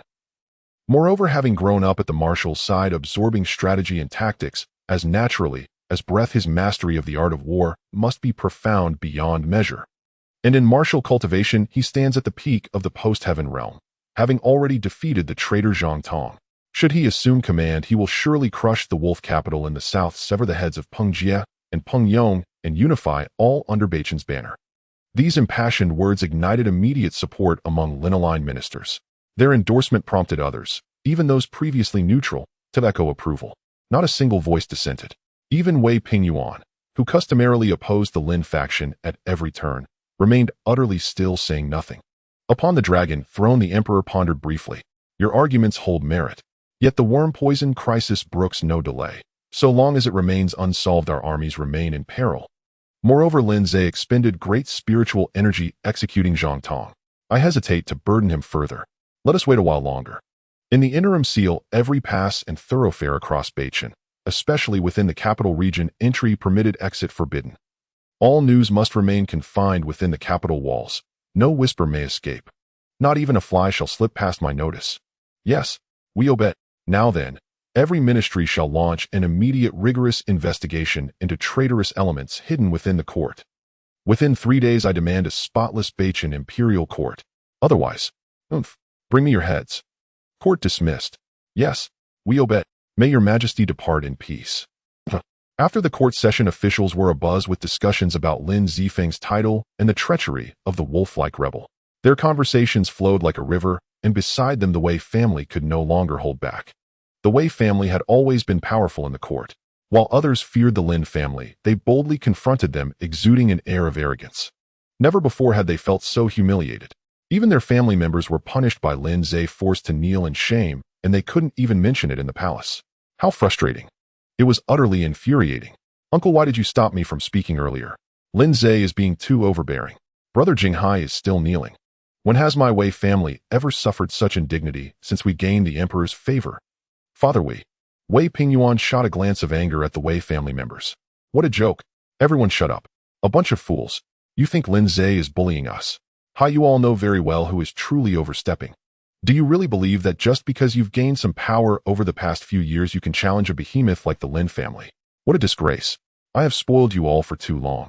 You've all developed such terrible habits. Wei Pingyuan berated the Wei family members mercilessly, leaving them bewildered and fearful. It was the first time they saw Wei Pingyuan so furious. Wei Sima, what's going on? An official approached, having heard Wei Pingyuan's furious shout. Wei Pingyuan immediately switched to a smiling face, saying, It's nothing, just some young ones in my family being ignorant, so I scolded them a bit. Please excuse me, Lu Xiong. After speaking, Wei Pingyuan glared at the Wei family members again, saying, You shameful ones, get back to your homes. With a cold expression, he waved his sleeve and walked ahead. The rest quickly followed him. It wasn't until they left the palace grounds that Wei Pingyuan finally stopped. Father, you just... Wei Pingyuan sighed deeply. You all. After a moment of silence, Wei Pingyuan earnestly said, Do you really think that just because you've bullied the Lin family for a few years you can compete with such a colossal entity? Or do you think that the Northern Star War god who once stained the skies of Beichen with blood has no temper at all? When Lin Ze fainted last time, how many people were anxious, how many were constantly watching the military movements, fearing that Lin Ao would go mad and slaughter all the clans in Beichin, including our Wei family. Wei Pingyuan said sharply, "Do you really think that the Lin family's title of the second emperor in Beichin is just a joke?" The Wei family members' expression shifted. "But we have the emperor behind us, don't we?" The emperor? The emperor has already conferred a title upon him. Can't you see? With that, Wei Pingyuan let out a long sigh and gazed into the distant sky, lost in thought. "Father, uncle." Wei Pingyuan snapped back to reality and looked at everyone. "Let's head home. Starting today, no one from the Wei family is allowed to provoke any member of the Lin family. Keep a low profile. If anyone dares to offend, they should leave on their own and not implicate the Wei family, ruining the foundation we've worked hard to build." The Wei family members exchanged glances. "What about Brother Jinghai? Let him kneel. Whenever that war god is in a good mood, he can come back. Also, the third one, prepare a congratulatory gift. Tomorrow I will personally visit the Lin family to congratulate them." As soon as Wei Pingyuan said this, the Wei family members finally understood. The sky of Beichin had completely changed. The era of the Wei family was over. "I understand." At the Lin family manor, Grand Eunuch Guang had already delivered the imperial edict. "Thank you, Grand Eunuch Guang. Not at all, it is my honor to witness and convey the decree for the Marquis." As he spoke, Grand Eunuch Guang took out 2 ancient books from his robes. "By the way, this is the ancient book I promised to give the Marquis. I intended to send someone to deliver it, but plans changed unexpectedly." Lin Ze accepted the 2 ancient books, saying, "Thank you, Grand Eunuch. As long as you like it, Marquis." Grand Eunuch Guang beamed with joy, then followed with flattery and discussed the matter of the poison. Also concerning this poison. "In handling this poison, if the Marquis needs anything, just let me know." Lin Ze nodded, saying, "I am grateful for the Grand Eunuch's regard for me, but regarding this poison, I cannot guarantee complete success. I can only try my best." Lin Ze was not brushing anyone off with his words. Although he could treat the poison, it was limited to unknown cases and the entire imperial capital. Not to mention the entire capital. It would be a miracle if he could manage the Lin family alone. With so many people in the Lin family army, the servants, and various businesses. Without investigation, he wouldn't even know who was poisoned. And to investigate and treat them all would require an immense amount of effort. He hadn't even finished treating the injured soldiers yet. Hearing Lin Ze's words, Grand Eunuch Guang immediately said, "The calamity of the Immortal Gate, Marquis, just do your best. Time is of the essence, so I won't disturb you any longer, Marquis. I take my leave." Grand Eunuch Guang left the Lin family and hurried back to the palace to report. As soon as Grand Eunuch Guang left, the Lin family erupted in excitement. Xiao Cui was so excited that she danced with joy, unable to contain herself. "Young master." "No. Marquis. Marquis, you have been conferred a title by the emperor." "A title? This is the greatest honor and power that the Beichin dynasty can bestow. With Lin Ze, there are only about 5 people in all of Beichin who have been conferred titles. And Lin Ze's title is even Divine Marshal." "Divine Marshal, Marquis. Just see how impressive that is. How domineering." The members of the Lin family could hardly contain their excitement. As members of the Lin family, they shared in the glory of their lord being conferred the title of Divine Marshal Marquis. Everyone bowed deeply, saying, "We pay our respects to the Divine Marshal Marquis." Lin Ze waved his hand, helping everyone up. "All right, first think about whether any of you have been poisoned." Lin Ze was unfazed. Just a title, what's so special? With his strength, he could have been a king. Though to be fair, being called Marquis does sound better than young master. "Marquis, we are happy for you." Xiao Cui tugged at Lu Hanyan beside her. "Miss, don't you think so?" Lu Hanyan was still immersed in the surprise of Lin Ze being conferred a title. A title? She had once imagined that her future husband would achieve great feats, gaining titles and renown across Beichin. He would return victorious at sunset, riding a fierce steed, bloodied from battle, walking towards her. The thoughts of a young girl are often filled with romantic fantasies. Lin Ze dispersed the members of the Lin family. He summoned 2 high-ranking officers of the Lin family army, Lin Ying and Lin Wu. Lin Ze instructed with Zhang Tong's exposure, the court is in chaos, which will inevitably bring out some deeply hidden rats. You 2 should keep a close watch on all major checkpoints in the northern capital. Any signs of disturbance, report immediately. Understood. Lin Ying and Lin Wu had just left when another high-ranking officer of the Lin family army rushed past them. "Young master, the investigation into the goo poison situation in various departments of the Lin family has been completed, and the situation is not optimistic. Although only 10% of the Lin family members are quite certain they have come into contact with the goo poison, a staggering 40% are uncertain. In the entire Lin family, only about 50% dare to be completely sure they haven't come into contact with the goo poison. Moreover, those confirmed to be poisoned are all core high-ranking members of our Lin family's various departments. The newcomer appeared quite anxious. This is only based on the clue of the poison. The actual situation of poisoning could be much more serious. Hearing this, Lin Ze frowned. Half of the Lin family might be poisoned. Such a high proportion would require considerable effort to treat each one individually. At this moment, Lu Hanyan suddenly asked, besides the poison, does this goo insect have any other special symptoms, such as high fever, fear of cold, diarrhea, headache, etc.? Lin Ze shook his head. This type of goo insect has no symptoms at all. In fact, it cannot be detected unless special means are used to activate it. Upon hearing Lin Ze's words, Lu Hanyan pondered. No symptoms. This is an important clue. I vaguely remember that my great-grandfather's medical records mentioned several types of goo insects that show no symptoms after infection. If I could have a live goo insect, I might be able to compare it with my ancestors' records to find out the origins of this goo insect. Lin Ze cast a glance at Lu Hanyan. He had forgotten that the Lu family was a prominent medical family. They had practiced medicine for generations, their influence spanning the 7 kingdoms of the eastern region of Songjin Mountain, with a medical history even longer than the existence of the Yuan dynasty. Their family has countless medical books and texts. Lu Hanyan grew up immersed in this environment.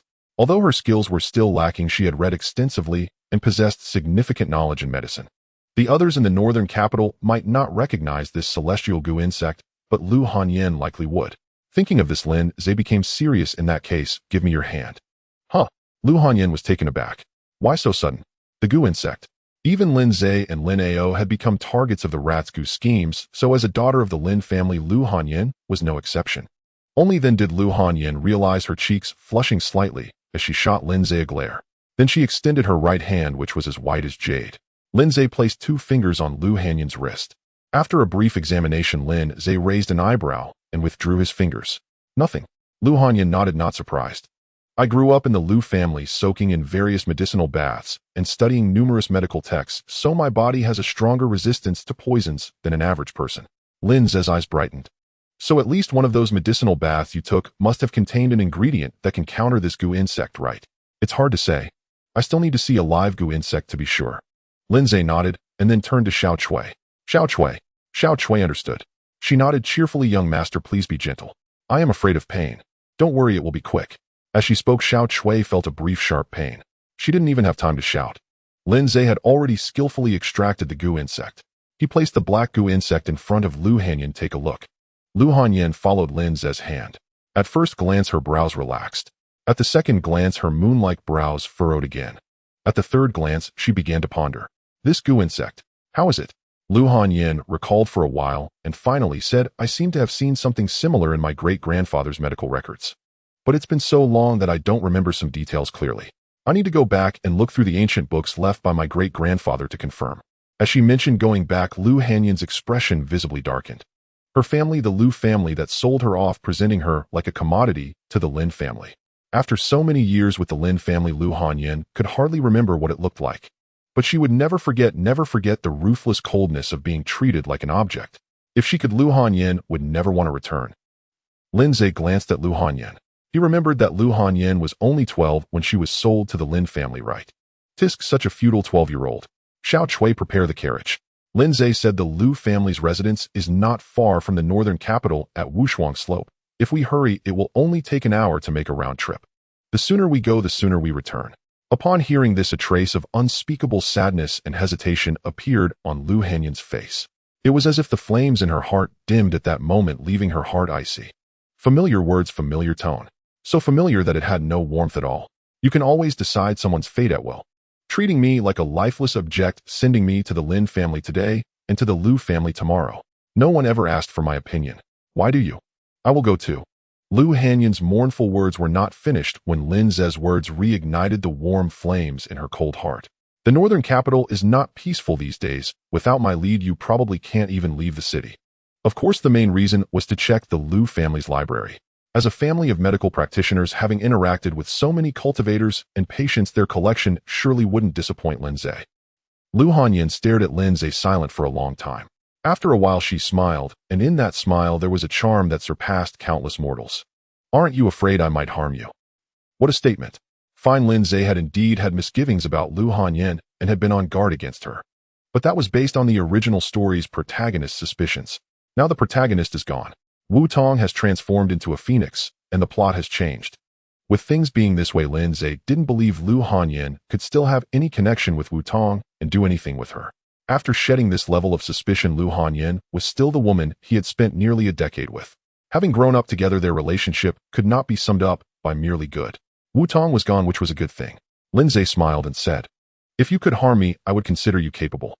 Lu Hanyin rolled her eyes at Lin Ze. How could a little girl like me have the ability to harm the illustrious northern capital's divine martial marquis? After saying this, Lu Hanyin stood up to leave. The door is that way. Lu Hanyin did not look back. I know. Xiao Chui smiled, holding back her laughter. Young master. This is the first time the young lady is returning to her family. Of course, she has to dress up. As they chatted and laughed, it felt as if they had returned to the harmonious times they once shared. Lin Ze stood up and casually opened his folding fan. You go help her, I'll wait outside for you. Understood. Outside the Lin family gate. The carriage for the journey is already prepared. Lin Ze sits at the front of the carriage waiting. Shortly after, Xiao Chui finally brings Lu Hanyin out. Lord, we can depart now. Lin Ze turns his head. In his eyes, the proud figure of Lu Hanyin rushes in. Now, after being carefully dressed and lightly adorned, she appears even more radiant and enchanting, exuding charm. Under the sunlight, she is like a delicate flower, fragrant and standing tall among others. Especially her long, well-proportioned legs, creating a stunning sight beneath the light blue skirt, captivates all who gaze upon her. Lin Ze glanced at her before quickly diverting his gaze. Beautiful things indeed bring joy and tranquility to the heart. However, staring too long becomes impolite. Get in the carriage. Yes. Xiao Chui helps Lu Hanyin into the carriage. The spacious cabin now feels cramped with Lu Hanyin and Xiao Cui's arrival. Soon a unique fragrance, whether floral or something else, emanates from Lu Hanyin, filling Lin Ze's senses. Her skirt's tassels subtly reveal her shapely long legs positioned less than 3 inches from Lin Ze's knees. Lin Ze, feeling somewhat awkward, turned his head to observe the scenery outside the carriage. As Lin Ze's sister or sister-in-law, Lu Hanyin always finds topics to discuss with him. However, at this moment, she lowers her head, silent, her cheeks slightly flushed. In the past, Lin Ze made it difficult for her to feel anything more than sibling affection. Yet now, after experiencing so much and understanding Lin Ze's resilience and true nature, her feelings have subtly changed. It seems the atmosphere has become uncomfortably awkward. Noticing this, Xiao Chui secretly smiled. She suddenly said, "Oh, it's a bit stuffy. We'll go outside for some fresh air." With that, Xiao Chui walked to the front of the carriage, leaving the cabin entirely to Lin Ze and Lu Hanyin. Now the awkward atmosphere thickened. Lin Ze remained silent. Lu Hanyin kept her head down, also quiet. The two sat in prolonged silence. They truly didn't know what to say. After the previous distance and the sudden closeness, some formerly pure feelings seemed to have changed. Silence, still silence. Time passed. Eventually, Lu Hanyin, unable to bear the inexplicable awkwardness, broke the silence first. You must have had a tough time over the years. Lin Ze withdrew his gaze, saying, "Not particularly tough. Oh, as long as the outcome is good, everything is worth it." "Oh," Lu Hanyin responded softly. After that, both fell silent again, immersed in their thoughts. In front of the carriage, Xiao Chui was anxiously listening. Oh dear, these two are really... While Xiao Chui was worried, she pondered what common topics they could discuss to deepen their connection. At this moment, inside the carriage, Lu Hanyin suddenly spoke. "So when I lectured you in the past, you must have been secretly laughing at me, right? How dare I? You were just worried I would amount to nothing." Lu Hanyin pouted. "At such a young age, you didn't say a single honest word." Lin Ze shrugged. "It's not that I didn't say anything true. Any truth." Considering Lin Ze's past attitude towards her, could it be? Lu Hanyin's face turned slightly red. She gently asked, "Which one?" "Guess." Lu Hanyin was momentarily taken aback, then saw Lin Ze's half-smiling expression. Her heart raced. Her face instantly flushed, and she looked down, falling silent. Outside the carriage, the wheels rolled along. Time flowed gently. The carriage made its way towards the Lu family. During the journey, some guards at the city gate attempted to block them. However, upon realizing that this was the second young master of the Lin family, the current North Star Divine Martial Marquis, seeking to investigate the poison, the guards immediately dared not stop them and let them pass. Soon the carriage entered Wushuang Slope, where the Lu family residence is located.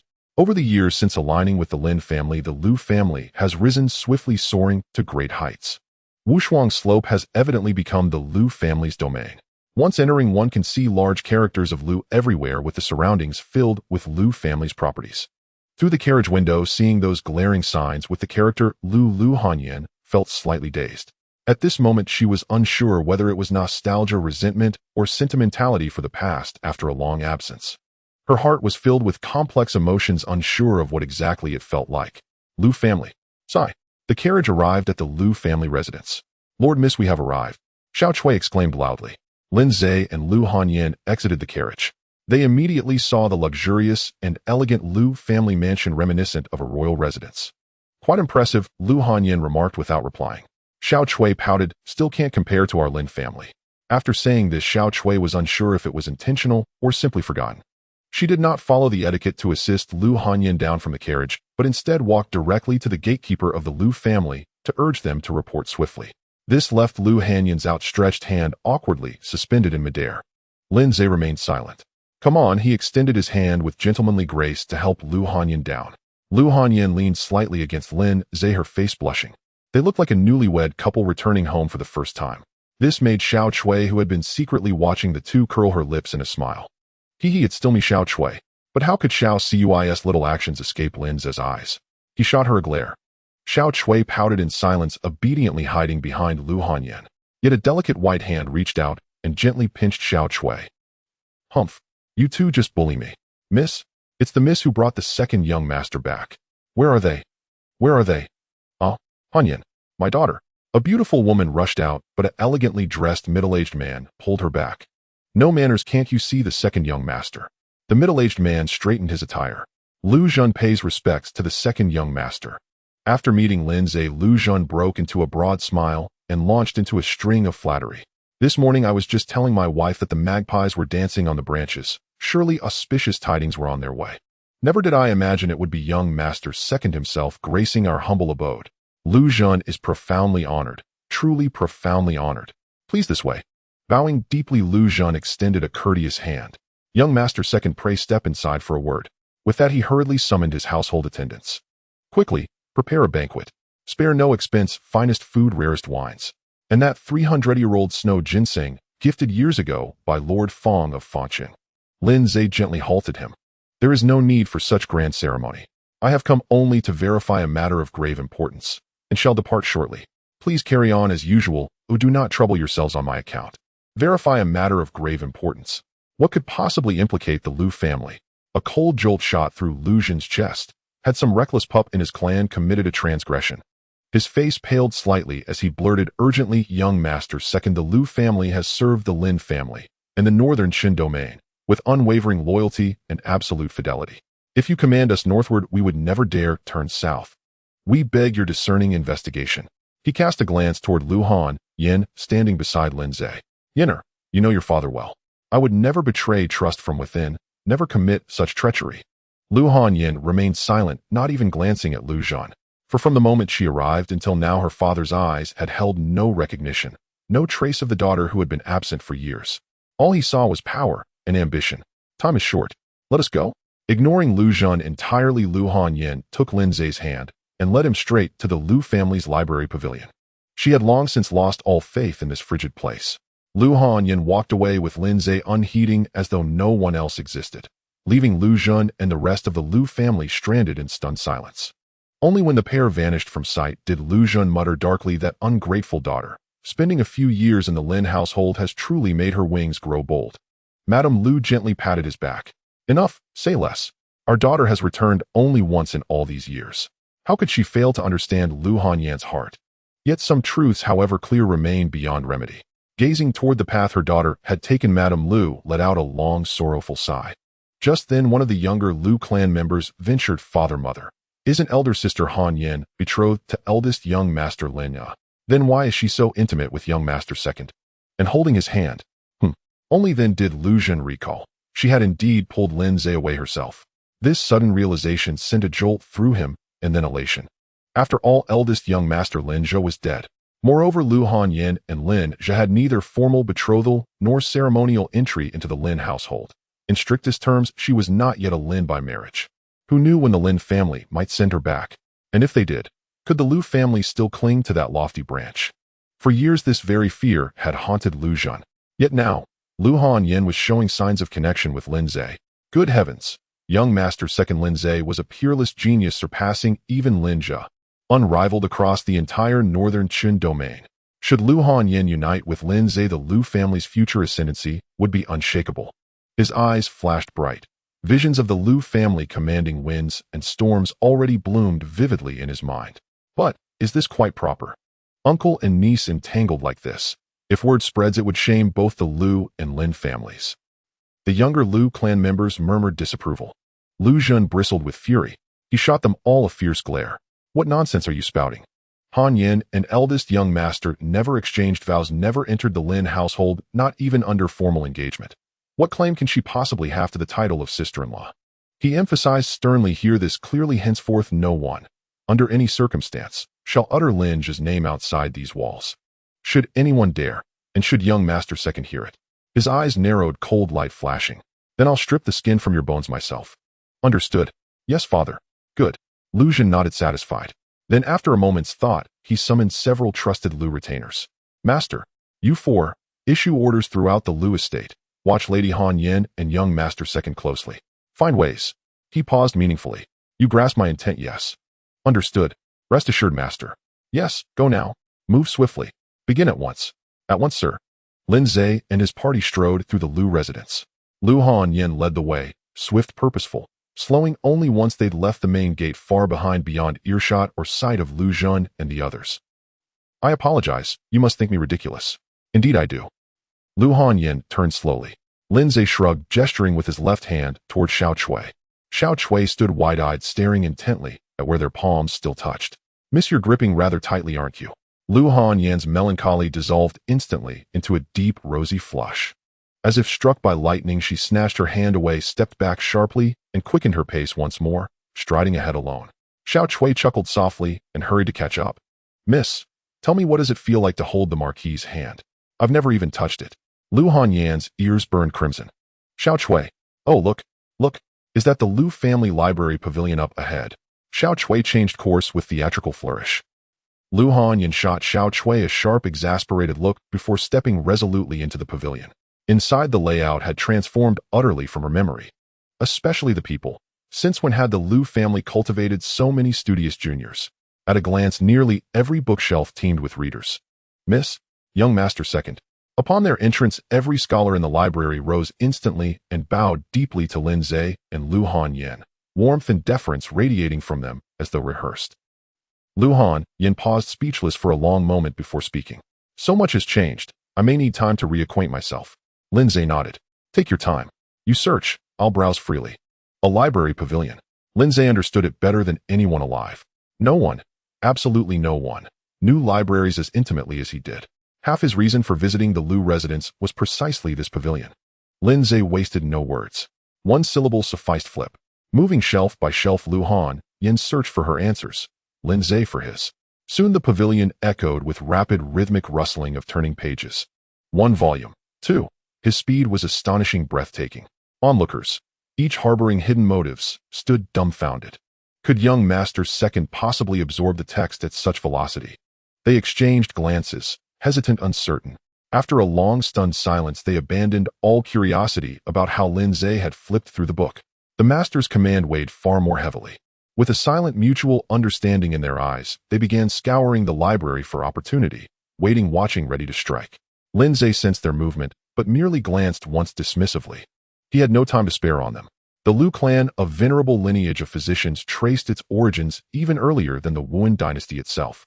Centuries of clinical practice and wandering across the realm, listening, observing, recording, had filled their library with countless ancient fragments, personal notes, and informal treatises, many containing rare, invaluable insights.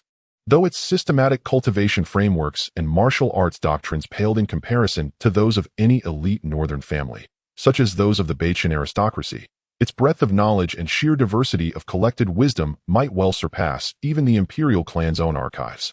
Take, for instance, the volume Lin Ze now held, the travelogues of Lu Zhongzhen, a handwritten journal left by a distant ancestor of the Lu clan chronicling Lu Zhongzhen's lifelong medical journeys, the sights he witnessed, the patients he treated, and crucially, the cultivation insights he gathered from masters across myriad schools. These scattered observations were neither systematic nor cohesive. Mere fragments, shards of speech, fleeting impressions jotted down without intent to instruct. To ordinary cultivators, such notes held little practical value. To a peerless expert like Lin Ze, transcending conventional realms, they seemed utterly trivial. Yet Lin Ze possessed an unrivaled, almost absurd talent, divine-level comprehension. With this ability, he could extract coherence from mere whispers, refining, reconstructing, and completing fragmented insights into coherent functional knowledge. For example, if the travelogues contained only a single passage describing the 8th layer of a human-rank supreme-tier cultivation art, Lin Ze could extrapolate and reconstruct the entire layer flawlessly. Just like this. You peruse the travelogues of Lu Zhongzhen.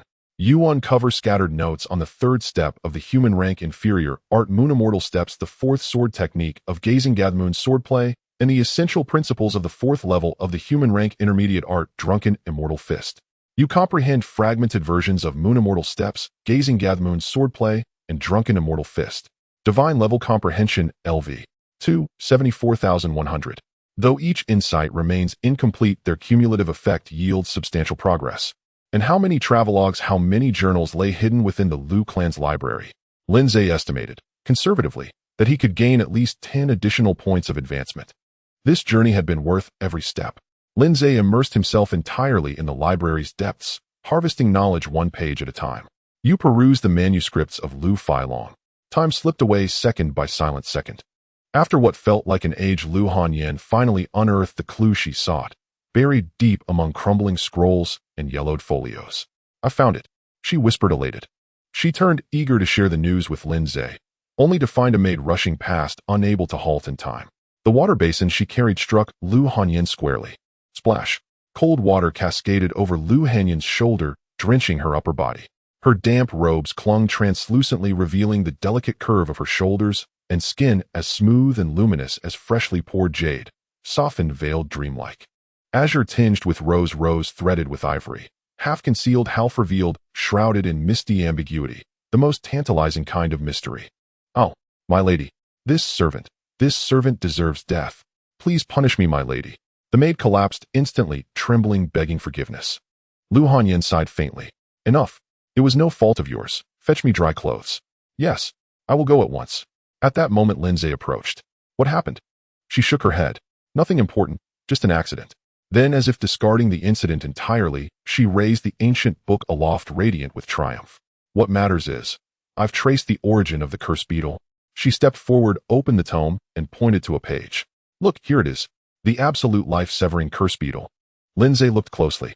There, vividly rendered on the aged parchment, was the unmistakable black curse beetle, twisted, grotesque, identical in every detail to those he had extracted from Lin Mo and the others. Beneath the illustration, the text began: the absolute life-severing curse beetle, a wondrous, terrifying artifact I chanced upon late in life during my travels. Those afflicted show no outward signs, appearing perfectly healthy, even resisting diagnosis by pulse examination or spiritual sensing. Yet when the curse awakens, the beetle surges forth in moments, consuming the host's flesh, blood, and vital essence before racing along the 8 mystical meridians, reversing chi flow to assault the celestial gate. Its final act detonating the skull, leaving behind a death so horrific, so visceral, it defies description. I have healed countless souls across my lifetime and encountered myriad cursed beetles, but never one so profoundly unnatural as this. Intrigued beyond measure, I resolved to unravel its secrets. Thus I traveled to the lands where victims fell, traced the beetle's source, gathered intelligence, and tested over 100 herbal formulations, until at last answers emerged. This absolute life-severing curse beetle is no creation of our mortal world. It originates from the immortal sex, and more specifically, from the hand of the blood toxin demon lord. Who exactly the blood toxin demon lord is, I cannot say. Yet from whispers gathered across provinces, his name alone strikes terror, so infamous that even mentioning him draws hushed avoidance, profound dread. In truth, this beetle is said to be but a low-tier curse artifice, designed solely for novice cultivators. Hearing this, I stood astounded, as if gazing upon a celestial being. Even now, recalling it stirs awe at the transcendent power of the immortal sex. Yet that very awe ignited my pride. If I could decipher and defeat this curse beetle, would I not, in some sense, best a practitioner of the immortal sex themselves? So I intensified my study, dissecting its nature layer by layer, probing its roots, until at last I discovered 2 remedies uniquely effective against it. First, powdered Shijiang stone mixed with water and ingested. Within 2 days, the beetle dissolves into purulent sludge and exits the body. Second, root of the ing grass steeped in hot water. 3 bowls daily until the root turns pale and flavorless. Taken for 3 days, this decoction weakens the beetle's grip, after which with precise acupuncture and guided spiritual energy, it may be safely extracted. Lin Ze read swiftly. Within moments, he had absorbed every detail of the absolute life-severing curse beetle's lore. He committed both remedies to memory: Shijiang powder and ingrass root. Shijiang was scarce in the Beichin imperial capital, but ingrass grew abundantly nearly everywhere. As Lin Ze pondered this, a subtle, intoxicating fragrance, intensified by moisture, drifted into his senses. Instinctively, he followed the scent with his gaze. Water-laced haze, veiled elusive. He averted his eyes swiftly. It's confirmed. The absolute life-severing curse beetle. Lu Hanyan beamed. But as she lifted her head, she caught Lin Ze's gaze already turning elsewhere. Her movements were peculiar, exuding an awkwardness as if she were caught in a situation that should not be witnessed. Lu Hanyan realized something and instinctively glanced at her damp, form-fitting clothing. In an instant, Lu Hanyan's entire face, including her ears, turned crimson. She averted her gaze and pressed the ancient book in her hand against her chest, attempting to shield herself. The two fell silent, a subtle atmosphere brewing in front of the small bookshelf spreading. After a long while, the maid finally arrived with new clothes, alleviating the awkwardness. "Miss, I'm here to assist you with changing. Then I'll go look around elsewhere." Before Lu Hanyan could respond, Lin Ze tactfully stepped aside to continue reading his book. He hadn't finished exploring the Lu family's library, yet having only gained 3 points in his talent progress. He was still 23 points away from upgrading to level 3. Time to keep grinding. You flip through. God-level comprehension LV2, 77,100 streams of information flowed past. Lin Ze continued to immerse himself in the sea of books, greedily absorbing martial arts knowledge like a sponge. But soon Lu Hanyan's voice, filled with shame and anger, reached his ears. "What am I wearing? Is this what girls from the Lu family usually wear? It's my fault. I picked the wrong one." Lin Ze instinctively glanced over. He saw Lu Hanyan curled up tightly, wearing a relatively daring sheer long dress. The thin veil was almost translucent, leaving little to the imagination. Coupled with the strange behavior of the people in the library, Lin Ze understood. TSK. Lu family, you know how to create an atmosphere. But unfortunately, nothing works in the library. No one loves the library more than Lin Ze. In front of the library, women only slowed down his reading speed. Lin Ze took off his coat and handed it to Xiao Chui. "Put this on her first." After saying that, Lin Ze continued to flip through his book. This is thud, thud, thud. The sound of hurried footsteps approached. Lu Hanyan, draped in Lin Ze's white long coat, hurried over, her face filled with urgency. She handed the ancient book from earlier to Lin Ze. "You must take a look." Lin Ze turned his head to glance. What met his eyes was a sea of blood red. Perhaps it was because Lu Hanyan had used the book to shield herself earlier, causing it to become stained with moisture. The page documenting the lethal goo worm had become soaked, revealing hidden blood characters. For blood-red characters were deeply engraved on the page: "Do not let Shijiang." Lin Ze was taken aback for a moment, then narrowed his eyes. The page that contained the method to dispel the lethal goo worm had hidden such blood-red information. "Do not let Shijiang." What a significant warning. "Xiao Chui, fetch a basin of water." Yes. Soon Xiao Chui brought a basin of clean water. Lin Ze carefully tried to immerse the ancient book page by page into the water. The next moment, the pages of the entire book turned eerily blood-red. Numerous densely packed blood-colored characters emerged on the ancient text. Moreover, these blood-colored characters were strange, with strokes that danced wildly, not belonging to any script Lu Hanyan recognized. Yet these blood-colored characters continuously emitted an ominous and demonic aura, leaving Lu Hanyan feeling a deep sense of unease. Seeing this, Lu Hanyan was startled. How could such a strange thing be in the medical notes of my Lu family's ancestors? Lin Ze ignored her, as he was also taken aback. At the moment these blood-colored characters appeared, Lin Ze's God-level comprehension talent activated once again. You discovered a strange and unknown technique. This technique's characters are inexplicably sinister, but its fundamental method feels strangely familiar to you. You were astonished to find that this technique bears an eerie resemblance to that incomplete Phantom Moon 7 Stars record you obtained at the stall on Xianghua Street a few days ago. Suddenly enlightened, you realized that the incompleteness of the Phantom Moon 7 Stars record was intentional. Someone has hidden another mysterious technique within its flaws. If you reinterpret the Phantom Moon 7 Stars record according to the guidance of this mysterious blood-colored text, perhaps you could unveil the true nature of both the Phantom Moon 7 Stars record and the mysterious technique. Seeing the stream of God-level comprehension information, Lin Ze was dumbfounded. That incomplete 7 stars phantom moon record is surprisingly tied to the Lu family's ancestors. So the main character of the original book has a romantic entanglement with Lu Hanyin because such a plot awaits, right? As Lin Ze was lost in thought, Lu Hanyin waved her hand in front of his eyes. What are you thinking about? Lin Ze came back to his senses and glanced at the cover page of the book. The cover page was signed by Lu Changfeng. Lin Ze looked at everyone from the Lu family. A terrifying pressure subtly released a trace, making everyone feel as if they were sitting on pins and needles, hair standing on end. Listen up, all of you. Immediately find all records of Lu Changfeng in the Lu family's various documents. Not a single detail must be overlooked. After saying that, Lin Ze pointed at the maid who had just helped Lu Hanyin change clothes. You go summon all the elders of the Lu family who can speak to me. Upon hearing this, the maid was suddenly alarmed. She couldn't comprehend why everything was fine just moments ago, and then it suddenly changed like this. Seeing the situation, it seemed that because of Lu Changfeng, the Lu family was about to face a grave problem. Yes, I will go at once. The maid hurriedly ran out to call for Lu Zhen and the others. The others also hurriedly began searching the Lu family's library for information about Lu Changfeng. Meanwhile, seeing Lin Ze take such drastic action, Lu Hanyin presumed that Lin Ze understood those blood-colored characters and had found the real clue to the goo worm. Did you understand? What do these characters say? Sort of, Lin Ze nodded. But compared to these small characters, I'm more concerned about one thing: the origin of your Lu family. Your Lu family has been practicing medicine for generations, and your ancestors produced many renowned physicians with footprints across the 7 nations east of Sanjin Mountain. By rights, you should be well known and have connections everywhere. In this secular world, no one can guarantee they won't encounter life, aging, illness, and death throughout their lives. Generally speaking, who would bear a grudge against a famous healer who can cure and save lives? Yet the Lu family is struggling. They are in such dire straits that they need to offer beautiful maidens to the Lin family for protection. For a prominent medical family to fall to this state, it truly must take some skill. Of course, this is merely a presumption. When things were fine, no one thought much of it, but now that trouble has arisen, Lin Ze had every reason to suspect that the origins of the Lu family were not simple, especially starting from Lu Changfeng. It was definitely abnormal. It seems that your ancestor Lu Changfeng is not just a mere doctor. Hearing this, Lu Hanyin appeared contemplative. Lu Changfeng, huh? I remember he was a figure from 100 years ago. 100 years ago, at that time, our Lu family had just moved from the 9 Extremes dynasty to Wuan. The Zhujiao dynasty is located to the west of the New Moon dynasty, and it is the core regulatory area of Sanjin Mountain.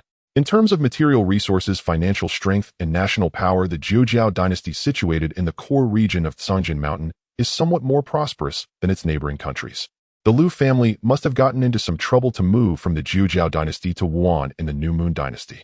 Thinking of the prominent figure in Lu Changfeng's notes, the blood poison old demon, Lin Ze pondered, could it be that Lu Changfeng's attempt to crack the absolute life goo has drawn the blood poison old demon's revenge?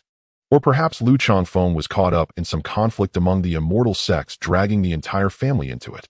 So he thought outside the book collection pavilion. Lu Zhen and the key figures of the Lu family hurriedly flew in, flustered and anxious, their faces revealing the worry that the sky was about to fall. Upon hearing the maid report that the second young master was furious and wanted to summon all the elders of the Lu family, Lu Zhen and the others felt their hearts drop.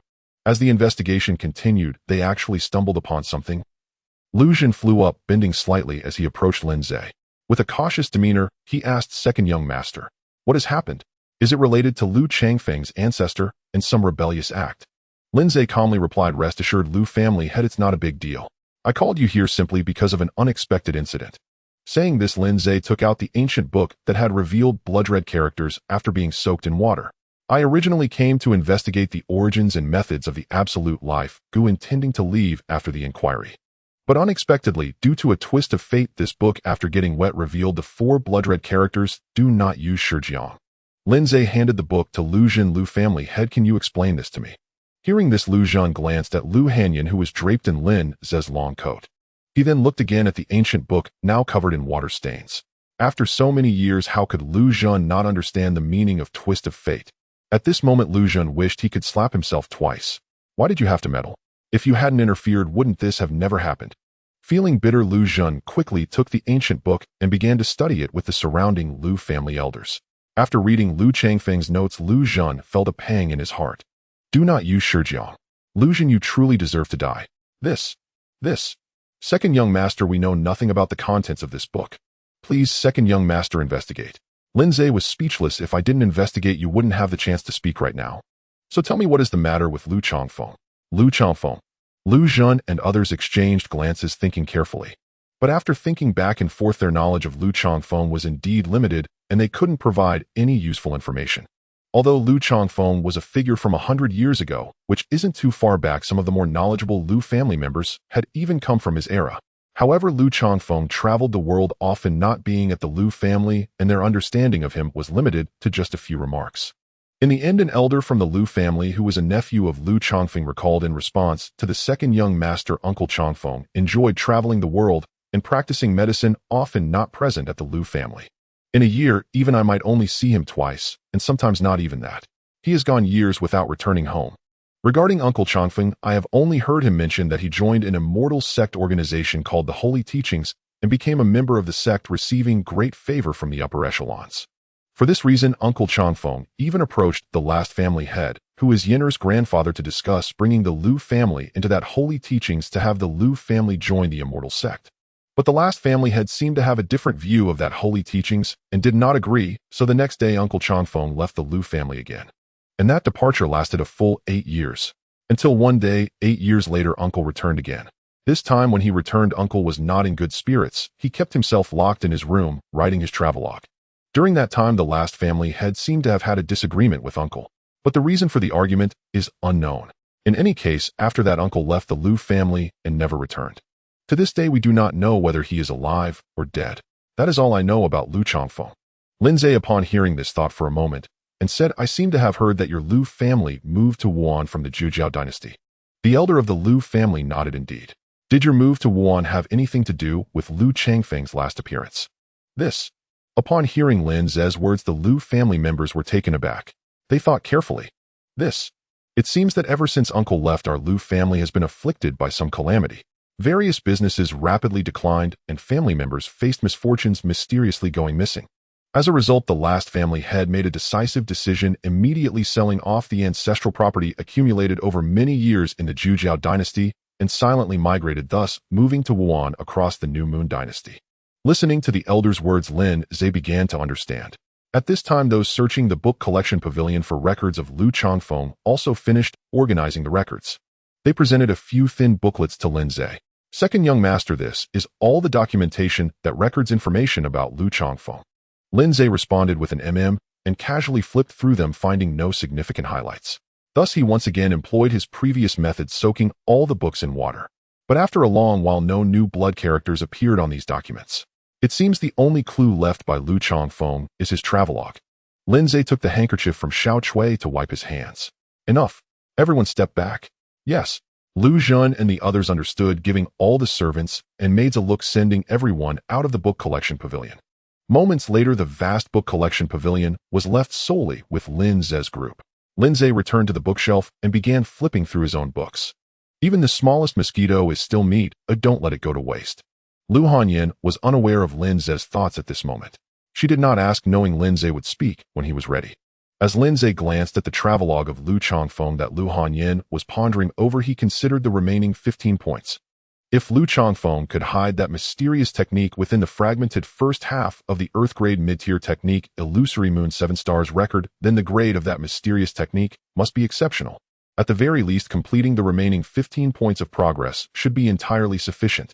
If that is truly the case, then with the power of an Earth-grade technique, Lin Ze could ascend to the innate divine being realm. To achieve innate directly, the Lu family has struck gold on this trip. Closing the book, the starlight in Lin Ze's eyes grew increasingly radiant, reflecting a brilliant galaxy. It's time to head back.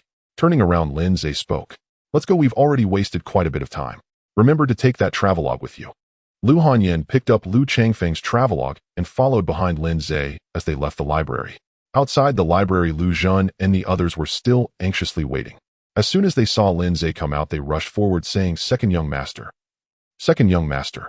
Is the Lu family going to be okay? Lin Ze replied, rest assured, Lu family head, it's nothing serious. That's good, that's good. Lu Zhen sighed in relief and quickly continued. This busy trip must have been tiring for you, second young master. Please let's head to the front hall. Oh, I've instructed the servants to prepare a feast. Lin Ze waved his hand and walked straight toward the entrance. Eating. Returning to upgrade his talents and ascend to the innate realm is far more appealing than eating here. At this moment, Lin Ze felt an irresistible urge to return. Nothing could hold him back. No need for that. I have urgent matters to attend to, so I won't be staying. Lu Zhen tried to persuade him. Second young master, are you leaving already? You've come all this way, and I haven't shown you proper hospitality. There will be opportunities in the future. Sensing Lin Ze's firm refusal, Lu Zhen didn't dare to insist any further. In that case, I will await your return, second young master. Take care. Under the watchful eyes of Lu Zhen and the others, Lin Ze departed. Lin Ze and his group boarded the carriage. Returned to the manor. With a command from Lin Ze, the Lin family's attendants drove the carriage back in the direction they had come. Watching Lin Ze's carriage leave until it disappeared into the distance, Lu Zhen's smile gradually faded and turned serious. He turned to the elder who had just mentioned Lu Changfeng's news. Clan uncle, what exactly is going on with Lu Changfeng? The gazes of the others also focused on this elder of the Lu family. Facing the collective attention, the elder hesitated to speak. Ultimately, he sighed softly. Don't ask anymore. It's not a good matter. You all should know as little as possible about Lu Changfeng. Just pretend that the Lu family never had such a person. No matter who asks, just say you don't know anything. Sighing quietly, the elder turned and left. In the gentle breeze, his whispered words could be faintly heard. A disaster that could destroy the clan. A disaster that could destroy the clan. Lin Ze suddenly called out. One of the accompanying guards, Lin, immediately responded, at your service.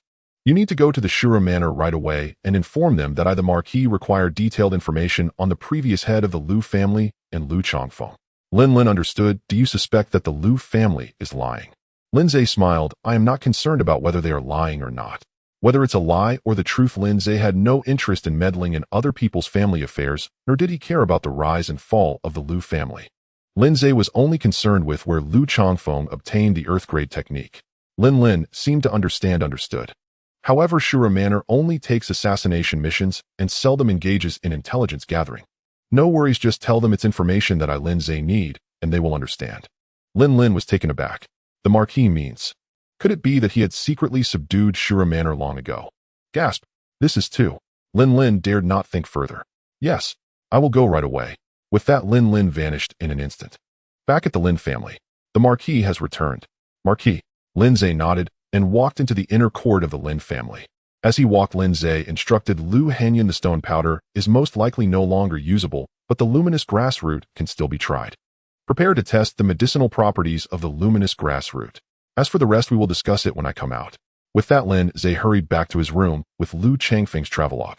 Lu Hanyan watched in confusion. At this moment, she really wanted to know what those blood-red characters had written. What's with all the mystery and urgency? Inside Lin Ze's room, he pulled out the illusory Moon 7 Stars record that he had previously purchased from a vendor on Xianghua Street from the hidden compartment under his bed. Estimated completion time, 21 days. He placed this book alongside Lu Changfeng's travelogue. Guided by the mysterious technique, you have uncovered the hidden secrets of the illusory Moon 7 Stars record. You have deciphered the illusory Moon 7 Stars record and the mysterious technique. You have discovered the Earth-grade mid-tier technique, True Fire's Sacred Demon Art. Before Lin Ze, illusory Moon 7 Stars record and Lu Changfeng's travelogue underwent a marvelous transformation. The mysterious blood characters released wisps of crimson aura along the edges where they intersected, illuminating certain words on the illusory Moon 7 Stars record in blood red. The blood red words formed a brand new technique. Buzz. With a wave of eerie blood-colored energy. On the two ancient books, 5 blood-red characters suddenly surged upward, appearing before Lin Ze's eyes. They were True Fire's Sacred Demon Art. Seeing these 5 blood-red characters, all of Lin Ze's thoughts became clear. At this moment, he no longer needed to wait for the 21 days for the illusory Moon 7 Stars record to be completed. Moreover, he didn't need to take any alternative routes to condense the divine flower. At this very moment, the True Fire Sacred Demon Art was laid out before him, and the path to the innate divine being was starkly clear. The mysterious gate to the innate realm had already opened to Lin Ze. Taking a deep breath, Lin Ze immersed his mind fully into the True Fire Sacred Demon Art. You have browsed through the True Fire Sacred Demon Art. Under your terrifying comprehension, True Fire Sacred Demon Art has been fully unraveled and has reached the 10th layer. True Fire Sacred Demon Art, LV10, Great Perfection. In this instant, the essence, energy, and spirit converged. The innate singularity was born. Buzz. In the mysterious void, a profound door opened to Lin Ze. Power. Endless mysterious power surged forth from that door, continuously cleansing Lin Ze's physical form, purging him of all impurities. Thus he transcended his mundane existence, evolving towards the enigmatic innate life. Great music is like great silence. Great forms are formless. In the realm of innate understanding, one forgets oneself, forgets form, forgets heart, and forgets nature. No self, no boundaries. Only the tides of the innate primordial chi surged like ocean waves, continuously washing over Lin Ze's flesh, producing a resonant sound that echoed the great Tao. It stripped Lin Ze of his mortal ties, forging the innate body. 1 breath, 2 breaths, a quarter of an hour, 2 quarters of an hour. Under the guidance and cleansing of the innate primordial energy, Lin Ze's flesh became crystal clear and translucent. His body was like bright jade veins, like glazed glass, blood like nectar. A dazzling innate true essence shone brilliantly within his innate true body. Foundation establishment, 1 layer achieved. Boom.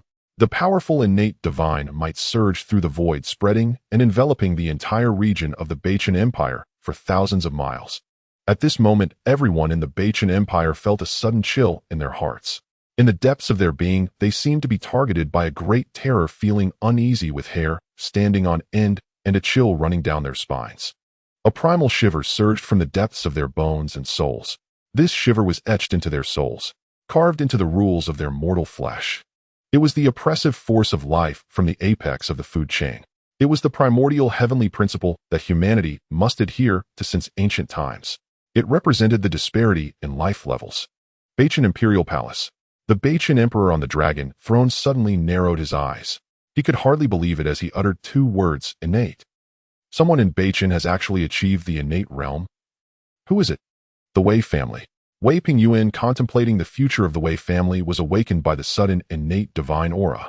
This aura is an innate divine being. Someone has actually achieved. Wei Pingyuan gazed at the distant sky. Could it be the Lin family? Lin Ao was savoring fragrant tea, playing with Buddhist beads, enjoying himself leisurely.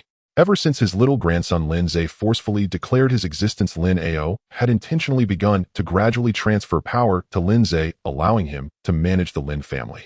Lin Ao had been enjoying this leisurely time for the past few days. How long had it been since he enjoyed such peaceful days? Good, very good. Suddenly Lin Ao's expression changed. He stood up with his hands behind his back, proudly standing between heaven and earth. His presence reminiscent of the ruthless war god from years past. Innate. Where did this innate being in Bachan come from? It couldn't be. Before Lin Ao could think further, in the next moment the immense innate divine might surged again. Boom. At this moment the sky over the entire Bachan region became dark and devoid of light. Dark clouds rapidly gathered, enveloping the entire Bachan Empire, causing the world to lose its color, engulfed in gloom. Boom. Boom. Rumbling. As the wind rose and clouds surged, thunder roared with fury. Within the black clouds, lightning surged. Thick silver snakes danced in the dark sky, piercing through the pitch-black void, casting a brilliant light that illuminated the world. In a moment it felt as if the world were coming to an end. Moreover, these dark clouds continued to expand and gather, already spreading from Bachan to Longdu and the New Moon Dynasty, and it showed no signs of stopping. For a moment, everyone in the 3 regions of Bachan felt uneasy, fearing that the heavenly thunder might descend and annihilate everything. At the edge of the New Moon Dynasty, a mysterious figure wrapped in a black robe halted his steps toward the Jijidian dynasty. He turned back to glance at the encroaching dark clouds. Where did this divine pulse realm powerhouse come from? Could it be that the people from Songjin Mountain have already noticed? Looks like I need to speed up. Sighing helplessly, the mysterious figure muttered, just a mere Songjin Mountain. Alas, the tiger falls in the plains and is bullied by dogs. When did Songjin Mountain also? Before he could finish his sentence, an anomaly arose in the sky again. In the darkened sky, a great sun pierced through the mist, illuminating the world. Roaring, the great sun blazed fiercely, burning with terrifying solar flames. It descended upon the world, scorching the vast earth. However, upon closer inspection, it was not a real sun. Rather, it was a blazing red sun formed from gathering chi and blood smoke. Vitality smoke blood like the sun. Moreover, within this great sun, there were faint sounds of a resounding dragon roar. Roar. A blood-colored giant dragon soared out from the great sun, flying over the head of the black-robed mysterious figure, emitting a piercing and resounding dragon roar, carrying a terrifying heat that could turn the world into a hellish realm, soaring across the 7 nations of the eastern domain of Songjin Mountain. Seeing this, the black-robed mysterious figure's face twitched, What the hell, blood chi like a dragon? The third stage of the true body realm.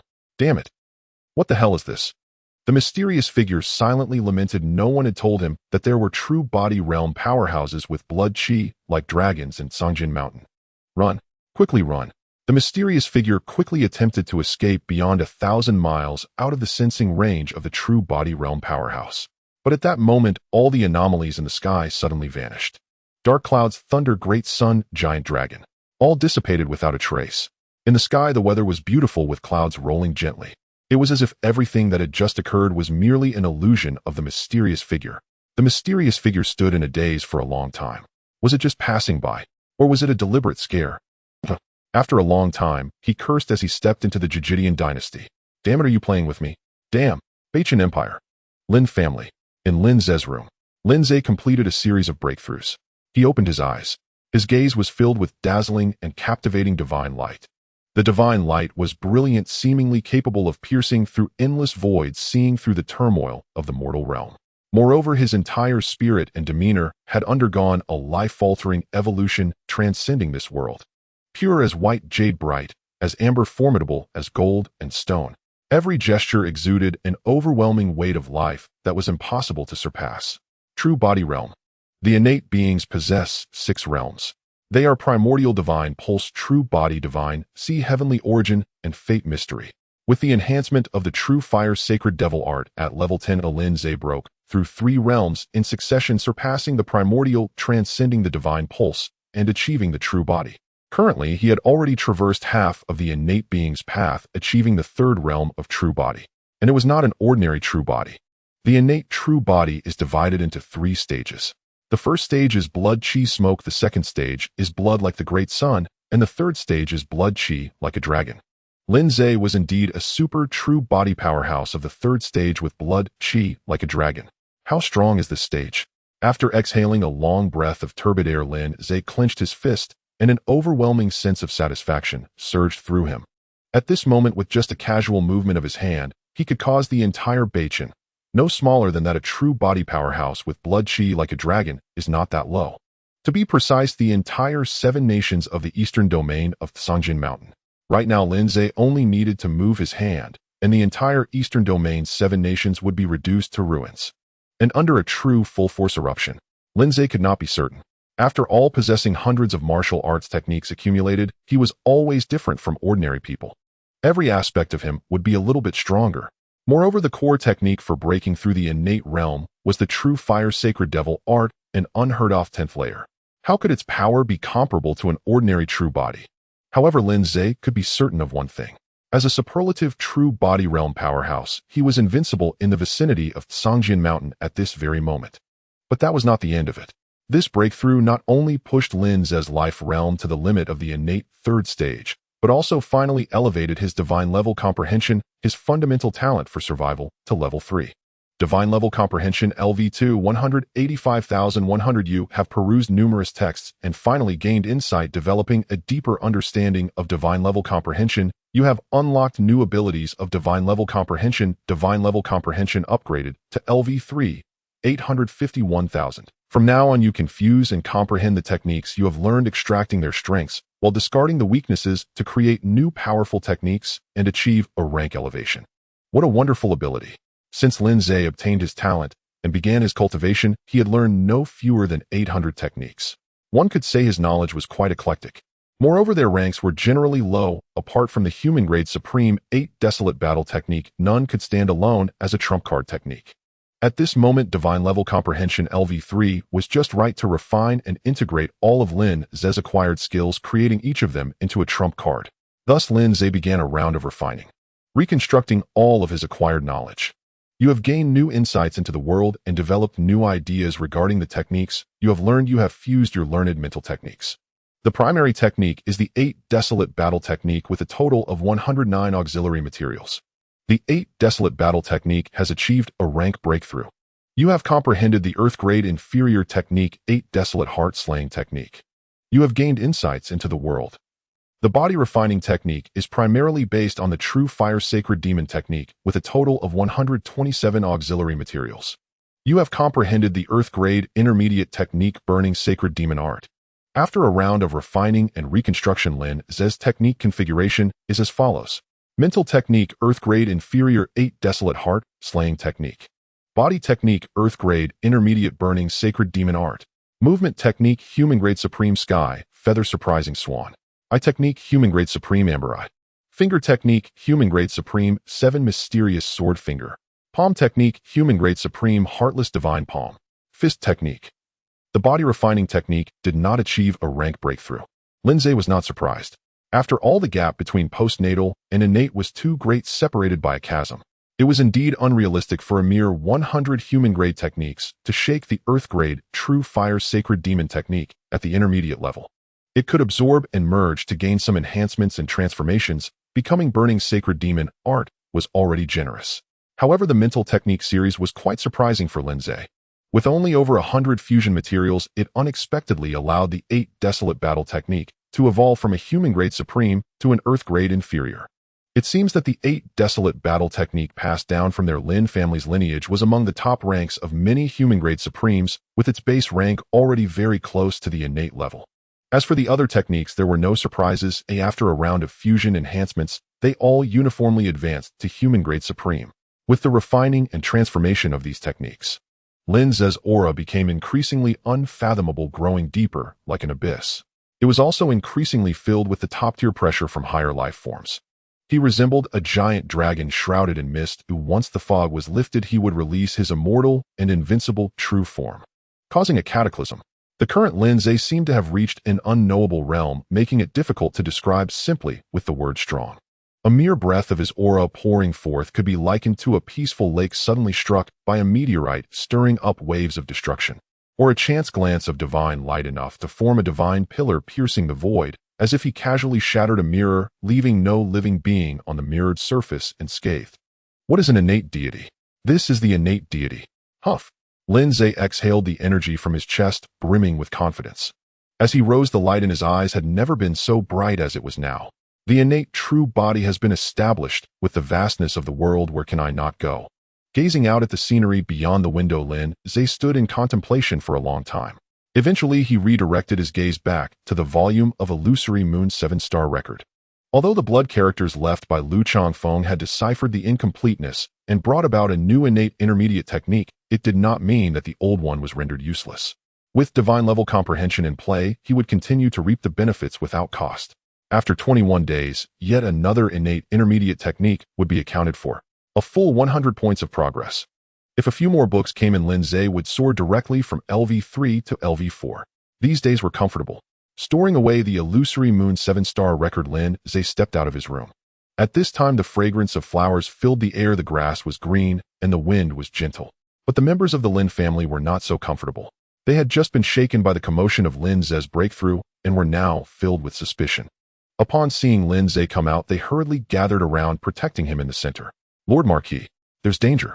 Lin Ze was speechless. He could only blame himself for this. Previously, he had not anticipated that the commotion from breaking through to the innate would be this outrageous. So he reassured everyone, it's all fine, it's over now. He glanced around. Where is the young lady?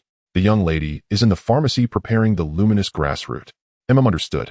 With that, Lin Ze's figure vanished without a trace. When he reappeared, he had silently entered the pharmacy. At this moment, Lu Hanyan had already regained her composure from the shock, tossing the worm that Lin Ze had previously extracted from Xiaotsue into the luminous grass soup and recording the worm's reaction. There's no need to study the luminous grass root anymore. Lu Hanyan trembled slightly. Lin Ze's innate aura still made her feel apprehensive. Looking up and seeing it was Lin Ze, she finally relaxed. You arrived without making a sound. After saying that, Lu Hanyan questioned again, what do you mean by saying there's no need to study the luminous grass root? Lin Ze replied, infusing the luminous grass root into water is too slow to take effect. We don't know when the wolves will react to trigger the poison. We must race against time, at least for the Lin family here. By the way, how much Stone River do we have left in the pharmacy? Stone River. Lu Hanyan frowned. Didn't Ancestor Changfeng leave a message saying it couldn't be used? This is the content of the blood character messages you wanted to know. As he spoke, Lin Ze created a blade with his fingers, gently cutting his palm, and a large amount of bright red blood immediately gathered in the void. Lu Hanyan was startled. She hurried over, wanting to stop Lin Ze from bleeding. What are you doing? Lin Ze said, if we want to use Stone River to dispel the worm, we must use blood as the medicinal guide. the blood of one who cultivates the true fire sacred demon technique. After cultivating the true flame demon sovereign art, Lin Ze deciphered the message left by Lu Chongfeng: do not mistake Shijiang as unusable. Rather, it must be combined with the sacred demon true blood refined through the true flame demon sovereign art. Otherwise, ingesting Shijiang would instantly agitate the parasitic worms, mildly triggering their violent eruption and plunging the afflicted into excruciating agony or fatally ending their lives on the spot. Likewise, grass root is not the true antidote to the absolute life-ending curse. It merely suppresses the venom temporarily and weakens the worm's power. It cannot utterly eradicate them.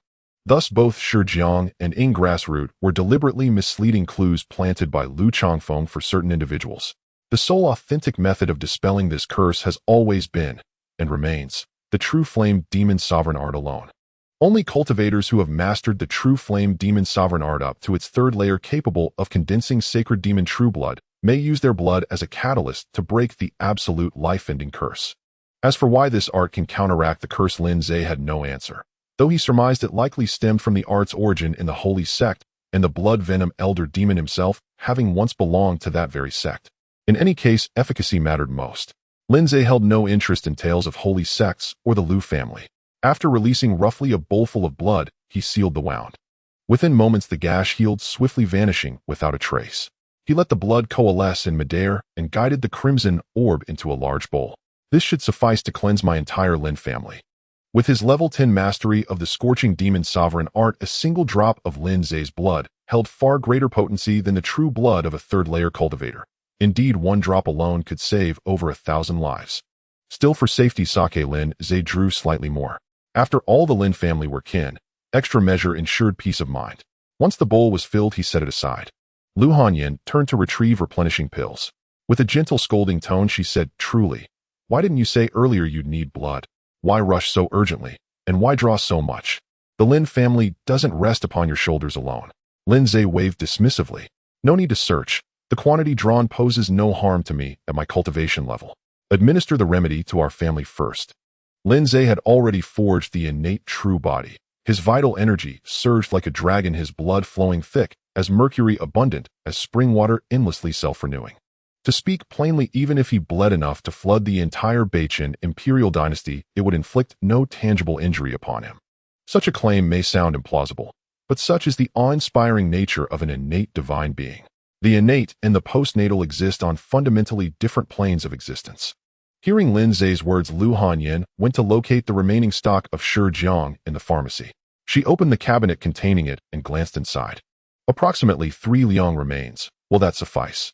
Shijiang was no common medicinal herb. Its applications were rare, and the Lin family's pharmacy held only modest reserves. 3 liang, enough for the Lin family's core members. Lu Hanyan retrieved the grayish lump of Shijiang and with a pulse of force shattered it into fine powder. She then blended the powdered Shijiang with Lin Ze's blood. As she mixed, she instructed Xiao Chui, send Lin Wei and the others to procure additional Shijiang from every major apothecary across the capital. Others remain unaware of Shijiang's curative function. Acquiring it should pose little difficulty. Yes, young mistress. Xiao Chui departed the pharmacy swiftly and thoughtfully closed the door behind her. You lot, accompany me to buy more Shijiang. She even redirected the Lin guards stationed outside the pharmacy. They exchanged silent glances. That Xiao Chui. You've summoned everyone away. Who shall test the medicine? Lin Wu, come to me. Lin Ze projected his voice across space, summoning Lin Wu. Instantly, ethereal feathers drifted down into the void. Lin Wu's figure materialized amid shimmering, illusory light. Marquis. Lin Ze gestured toward the prepared antidote in Lu Hanyan's hands. You shall test the remedy. Without hesitation, Lin Wu bowed. Yes, Marquis. He raised the small cup, diluted with water, and drank the blood-infused elixir in one swallow, then entered meditation to accelerate absorption. Within mere breaths, Lin Wu concluded his cultivation. Lin Ze and Lu Hanyan fixed their gazes upon him. How do you feel? Lin Wu carefully probed his body, uncertainly replying, it seems nothing at all. Let me see. He stepped before Lin Ze. Lin Ze's eyes instantly transformed into molten amber. Having achieved the innate true body, he could now directly perceive parasitic worms through his pupils, no longer requiring the demon heart seal. Through Lin Ze's amber gaze, the worms within Lin Wu's body dissolved and melted away, collapsing into a pool of crimson fluid. Clearly, the remedy had taken full effect. It is safe. The remedy works. At Lin Ze's words, Lin Wu froze in disbelief. Wait, was it truly confirmed just like that? My lord hasn't even laid a hand upon me yet. Then came Lin Ze's next order. Lin Wu, summon every member of the Lin family to receive the remedy. Thereupon Lin Ze turned to Lu Hanyan. Also, Xiao Chui has already gone to purchase more herbs. Should Shijiang prove insufficient, we may supplement it. But the blood must be mine alone.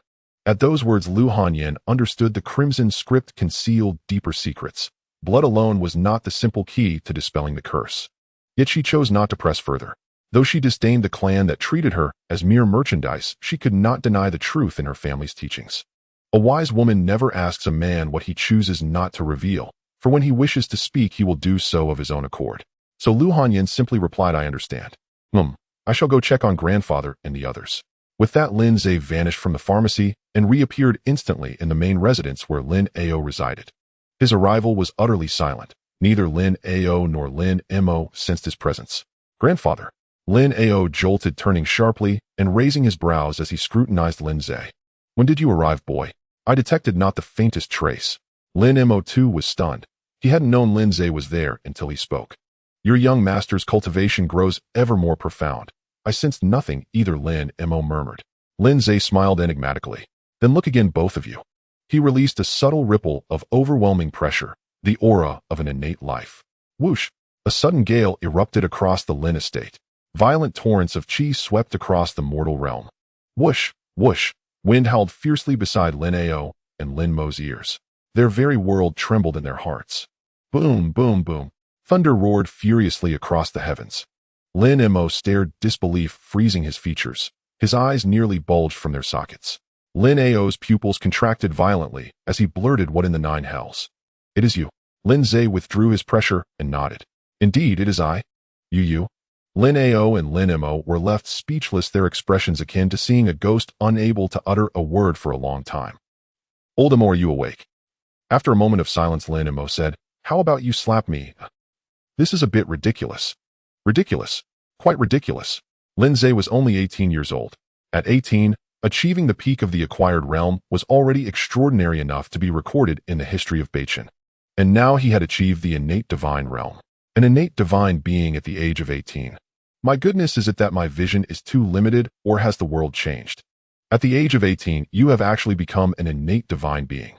How can those geniuses who are hundreds of years old and still trapped at the peak of the acquired realm cope with this? At such an old age have they lived like dogs. Even Lin Ao and Lin Mo, with their years of experience in high positions, felt a storm of emotions surge within them. They began to look around Lin Ze. You brat. Tisk. TSK. After a long time of clicking their tongues, not a single word followed.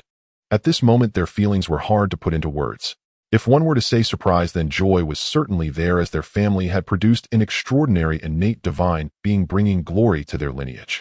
Yet compared to this joy, there was even more astonishment, an amazement that felt almost surreal. Lin Ze could probably understand their feelings. After all, innate divine beings were incredibly rare in this world and so transcendent. If a family could produce an innate divine being, it would be like one person achieving the Tao and elevating the entire household, allowing them to stand proudly in the world and pass down for thousands of years. He comforted the two, saying, you two should stop moving around and sit down to rest for a while. Rest my foot. Quickly tell us what happened to you, brat. Lin Ze explained, my realm was already close to the innate stage, and this time I had some insights during my journey which naturally led to the achievement of the innate realm. Water flows to its destination. This innate realm can actually be achieved so effortlessly. I have practiced for so many years, why hasn't it come to me so easily? Lin Ao was momentarily at a loss for words. Perhaps this was the gap between a genius and a true prodigy. Lin Mo was also twitching his lips in disbelief. You say having talent is great. If I had talent, I could do the same. Young master. Such extraordinary talent. Lin Mo exclaimed. Ha ha ha. Lin Ao finally calmed his shock, picked up the Buddhist beads once more, and began to laugh heartily with great satisfaction. Ha ha ha. As he laughed, tears of joy streamed down Lin Ao's cheeks. Good. This is wonderful. With a grandson like this, heaven has not treated me, Lin Ao, unfairly. Ha ha. Before Lin Ze's rise, Lin Ao had been filled with worries. Fearing that his own karmic debts were too great and that heaven had brought retribution upon the Lin family's descendants, leaving him without children or grandchildren, he faced a lonely end. Thus, after the Lin family's two outstanding figures were defeated on the battlefield and Lin Ze unexpectedly died in the chaos of war, the once non-believer in gods and Buddha's Lin Ze ultimately put down his weapons and picked up the Buddhist beads. Even if he believed his actions throughout his life were just, even if he killed only those who deserved to die to protect his family and country, as long as his only grandson Lin Ze could pass through this life safely. For this thought, Lin Ze accepted it. But he never expected that heaven would play such a huge joke on him. His last grandson Lin Ze turned out to be the true dragon hidden deepest within the Lin family. Fortune, oh fortune, Lord. Lin Mo's eyes were also filled with tears. Only he, the old steward, understood the hardships and grievances the Lin family and Lin Ze had suffered over the years. But thankfully everything is in the past now. Finally it is all over. Congratulations, Lord. Congratulations, young master. Inside the Lin family estate, there was a warm atmosphere. After a long time, Lin Ze finally said, "You brought such a big event, and you didn't inform me ahead of time. I thought it was Peng Yong returning to seek revenge on us." Lin Ze smiled. "So didn't I come to report good news to you right away? As for that Peng Yong, it no longer matters. What matters is." Lin Ze casually picked up a piece of blue brick from the ground. Then with a thought, he engraved a plethora of small characters onto the blue brick.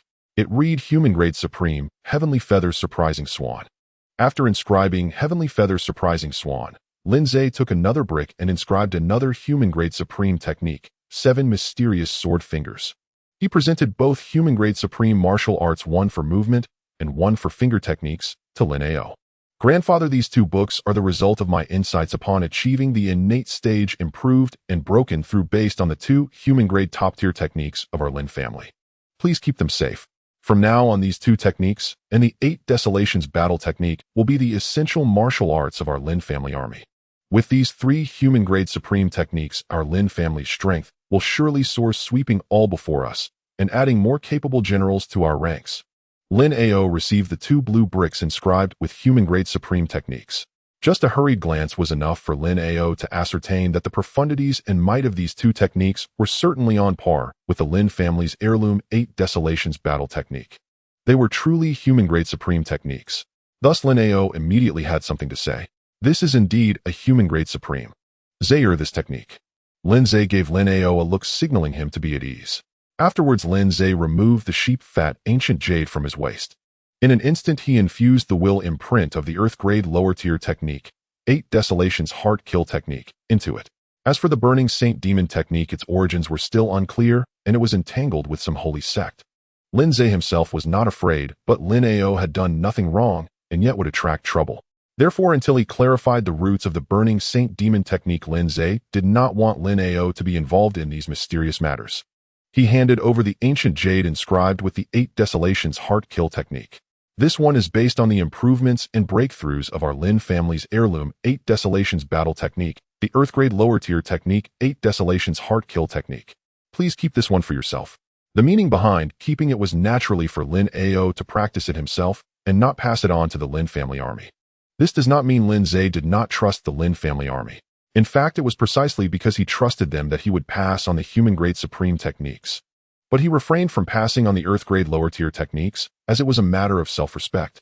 This was similar to the fact that the 8 Desolations battle technique could only be cultivated by the Lin family's direct line.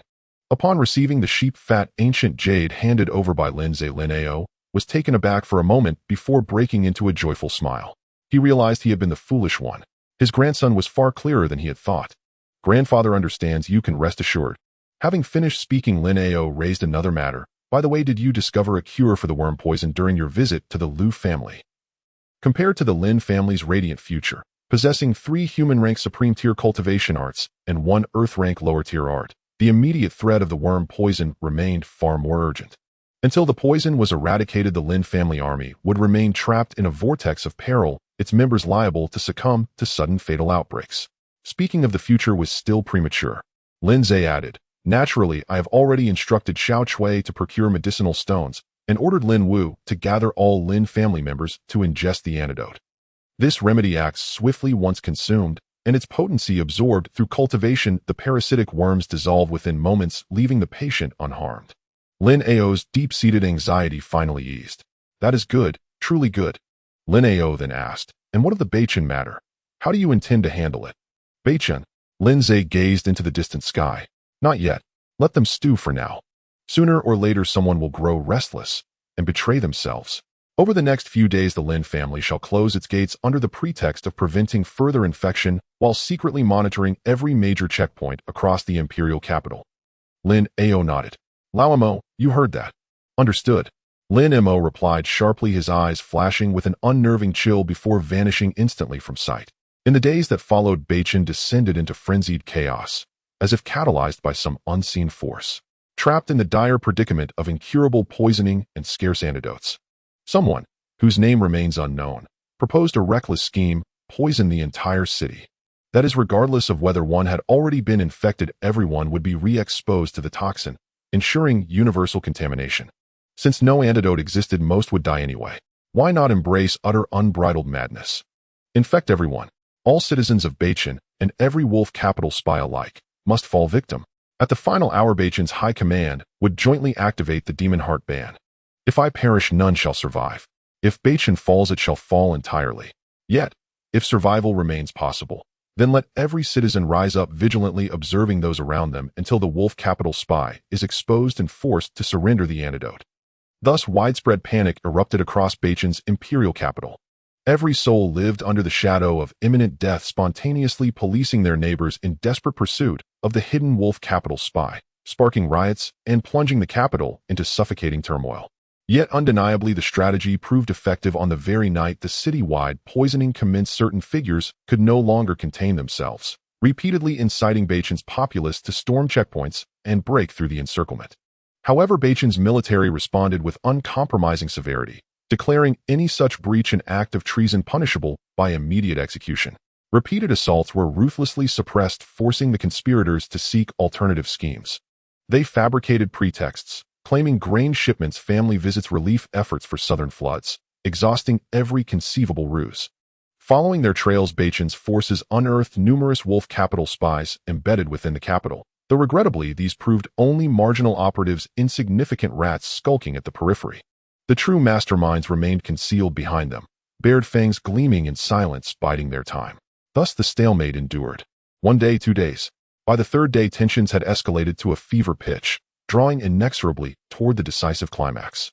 Then, unexpectedly, astonishingly, a guest arrived whose presence shattered Beichin's prolonged deadlock. An envoy from the Xinu dynasty had come. What? An envoy from the Xinu dynasty? The Emperor of Beichin frowned. Historically, Beichin and Xinu maintained no diplomatic ties, neither enmity nor alliance, each pursuing its own path, like rivers flowing apart without mingling. So why at this critical juncture had Xinu dispatched an envoy? The attending guard confirmed. The envoy is Lord Ziyang of the Xinu dynasty. He claims to bear intelligence of paramount importance, concerning the very fate of both our dynasty's sovereignty and survival. Threatening Beichin's survival. Is this current chaos not enough? A cold edge sharpened the emperor's thoughts. Announce him. Yes, your majesty. His imperial majesty commands Lord Ziyang of the Xinu dynasty shall enter the court immediately. Moments later, a ribbon of violet flame drifted into the imperial palace, and within it materialized a middle-aged Confucian scholar clad in purple robes. He offered a respectful bow. Lord Ziyang of Xinu pays homage to his majesty the Emperor of Beichin.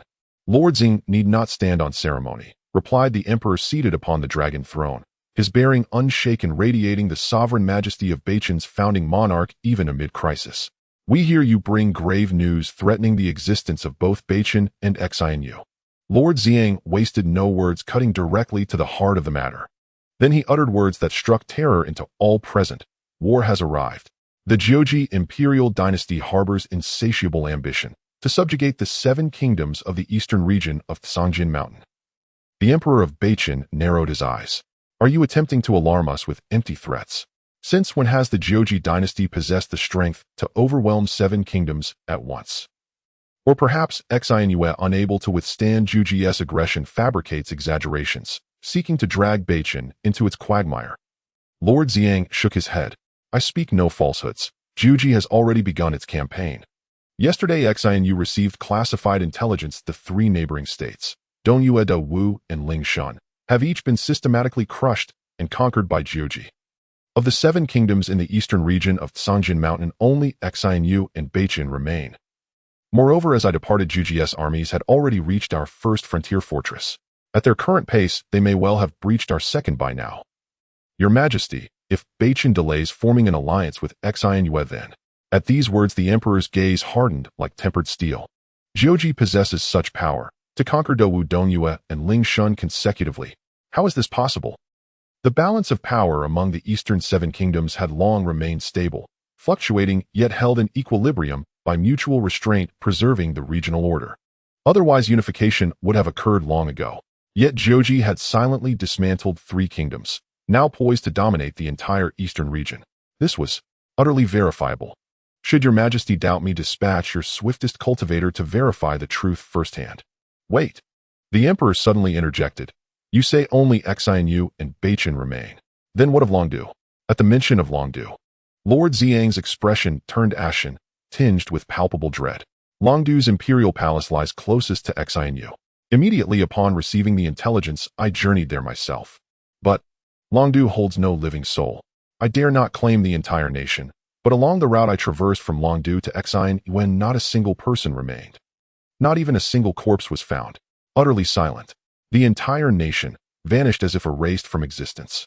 A soft hollow sound echoed. Hey, what did you say? The Emperor of Bachin suddenly stood up, his eyes filled with disbelief. The wolf capital has vanished from the face of the earth. How is that possible? He had received no intelligence from the wolf capital at all. As the sworn enemy of the wolf capital, he had been closely monitoring their movements, having planted numerous spies within their ranks. Even though the recent poison incident had caused unrest in Bachin, the emperor had never eased his vigilance against the wolf capital. Should there be any sign of movement from the wolf capital, he would receive news immediately. Moreover, how could a nation of the wolf capital simply disappear without a trace? Impossible. Absolutely impossible, sighed Lord Ziyang. I understand how you feel, Emperor of Bachin. If it weren't for witnessing it with my own eyes, I wouldn't dare believe it either. But this matter is undoubtedly true. Such a thing can be verified at a glance. Why would I lie? Hearing Lord Ziyang's words, the Emperor of Bachin furrowed his brows tightly. He paced before the dragon desk, finding it incomprehensible. It makes no sense. This can't be happening. Shadow Guard. The Shadow Guard was a special security team secretly trained by the Emperor of Bachin, dedicated solely to serve him, controlling the most critical undercurrents of Bachin. Their existence was never revealed to outsiders. However, given the urgency of the situation, the Emperor could no longer afford to be cautious. If the wolf capital had truly vanished without a trace, and with the threat of the Jiujia dynasty looming, the situation would be dire. Shortly after calling for the Shadow Guard, a shadow emerged from behind the screen in the Emperor's study. Your Majesty, a hoarse and somber voice came forth. Is there any news from the wolf capital today? None. The heart of the Emperor sank. You may leave. Yes. After the Shadow Guard departed, Lord Ziyang added, Emperor of Bachin, we do not have much time left. The impending war between the two nations greatly affected the outcome of the battle. As one of the top combatants of the new moon, Lord Ziyang was urgently dispatched to seek quick assistance. His time in Bachin was limited. If Bachin hesitated to make a decisive move, Lord Ziyang would have no choice but to abandon support for Bachin and rush back to his own nation's battlefield. He urged, if our two nations join forces, we might have a fighting chance. But if we are picked off one by one, it will be too late then. I hope you will think carefully about this. The Emperor of Bachin furrowed his brows in contemplation for a long time. To know oneself and one's enemy is the key to victory in 100 battles. If I am to deploy troops, I should at least understand the basics of my opponent right. I want to know, how did the Jiujia dynasty manage to defeat 3 nations? Lord Ziyang provided a 2-word answer. This answer sent a chill through the Emperor's heart. Poison. Poison. The Jiujia dynasty defeated 3 nations and aimed to sweep through the eastern region, relying on poison. Recalling that the wolf capital, which had poisoned Bachin, had vanished without a trace at this critical moment of the Jiujia dynasty's attack on the 6 nations, the Emperor felt a wave of unease. Lord Ziyang then said, according to the confidential reports we received in New Moon, it seems the Jiujia dynasty used a special poison insect rarely seen in the mortal realm to erode the 3 nations of Dao, leaving them exhausted and unable to defend themselves. This is how they swiftly captured the capitals of the 3 nations and marched towards our new moon. Lord Ziyang spoke, noticing the Emperor of Bachin's increasingly grim expression. His face turned as dark as water. Emperor of Bachin, what is the matter? The Emperor of Bachin shot a glance at Lord Ziyang. If the Jiujia dynasty really defeated the 3 nations with poison, then Bachin may be unable to support New Moon. Before Lord Ziyang could pose a question, the Emperor continued, because we in Beichin are also amidst a chaos of poison. The moment he said this, Lord Ziyang was taken aback. You Beichin are separated from Jujia by my new moon. New moon hasn't fallen victim, how could you? The one who poisoned Beichin is not Jujia, but that wolf capital, which has mysteriously vanished at this critical juncture. They used poison that originated from the immortal sect. Immortal sect poison. Lord Ziyang fell silent for a long time before he bitterly said, I think I understand. Remember that just a few days ago a terrifying innate divine being suddenly appeared in our eastern region's 7 nations. This matter is likely related to him. With that, Lord Ziyang fell silent, and the Emperor of Beichin remained quiet for a long time. All signs pointed to the fact that there were forces at play behind these events, that they could not comprehend powers that transcended the mortal realm. After a long while, Lord Ziyang suddenly said, Report to Songjin Mountain. As the immortal sect that transcends this region, Songjin Mountain has always remained aloof, never interfering with the mortal world. Of course, they also do not concern themselves with mortal disputes. In the mortal realm, regardless of who wins or loses, it merely changes the person who pays tribute to them. This has been the case for many years. However, when another innate divine being intervenes, Songjin Mountain will take notice. For this is a provocation against their dignity, a touch upon the whiskers of the tiger. Reporting to Songjin Mountain is indeed the only solution. But the Emperor of Beichin shook his head. It's too late. By the time we reached Songjin Mountain, the 7 nations will have already fallen. Moreover, the Jujia dynasty is advancing from the west. Whether we can break through their blockade is uncertain. Are we to sit and wait for death? After a moment of silence, the Emperor of Beichin said, Let's go to the Lin family. That is our only hope. The Lin family. I have heard of Lin Ao from your Beichin Lin family, but at this time, I'm not talking about Lin Ao, but my grandson Lin Ze. Your grandson? Lord Ziyang looked at him with an expression as if to say, Are you joking? Lin Ao couldn't handle this situation. How could your grandson? Even if I boldly wager that he could handle it, your grandson is only around 50 years old. What can a 50-year-old youth do? The Emperor of Beichin gave him a glance. Then he looked with a complex expression in the direction of the Lin family. When you meet him, you will understand. With that, the Emperor of Beichin stood up and vanished from the imperial palace in a single stride. Lord Ziyang, filled with questions, hurriedly followed him. In a range of mountains, endlessly stretching and constantly shrouded in immortal clouds and mist, a solitary towering peak stood like a divine sword piercing the heavens, overlooking the ebb and flow of the mortal realm. At the peak of the strange mountain, a grand palace sat amidst the clouds. 3 words were inscribed, Songjin Palace. Each character exuded a fierce, unyielding, while an indomitable spirit. Every stroke condensed an ancient and everlasting sword intent. At a glance, it seemed as if countless sharp swords were rushing towards one, piercing through the heart. It sent chills down one's spine. At this moment, within the grand and imposing sword-hiding palace, a swordsman clad in green robes concealed his sword, nurturing it with his being and nourishing his spirit with it. This swordsman's appearance was youthful. However, that was merely his outward appearance. In reality, he was already over 78,000 years old. He had long since passed countless seasons witnessing the rise and fall of many in the mortal realm. Yet he had grown accustomed to it. For regardless of the changes in the world, he lived by the sword, accompanied by it. The past 70,000 years, and the upcoming hundreds of thousands of years, with a sword by his side, it was enough to endure through the ages. Buzz. Clang. Suddenly the sword that had accompanied him for tens of thousands of years emitted a faint sword cry. His sword trembled. The green-robed swordsman abruptly opened his sharp sword-like eyes, which harbored the essence of a sword's world. An immense surge of sword energy erupted, roaring skyward from the sword-hiding palace, forming a towering sword pillar that swept across the azure sky for miles. Crack, crack, crack. The ripples of the sword awakened by the green-robed swordsman swept across the world. The mountain peaks and rivers covering tens of thousands of miles around the sword-hiding palace trembled, letting out mournful cries. Some of the less stable mountains even collapsed amidst the sword energy's ripples, leaving behind massive sword scars. However, upon witnessing this monumental change, the people of Sword-Hiding Mountain were not enraged, but rather delighted. The Mountain Lord has awakened. Will we finally get to see the Mountain Lord again? I remember the last time I was fortunate enough to behold the Mountain Lord's sword form was 3,000 years ago when I first entered the sect. Thinking back now, wow, it's been 3,000 years in the blink of an eye. I wonder if the Mountain Lord has made significant progress this time, breaking through to the second stage of the true body realm with blood as radiant as the sun.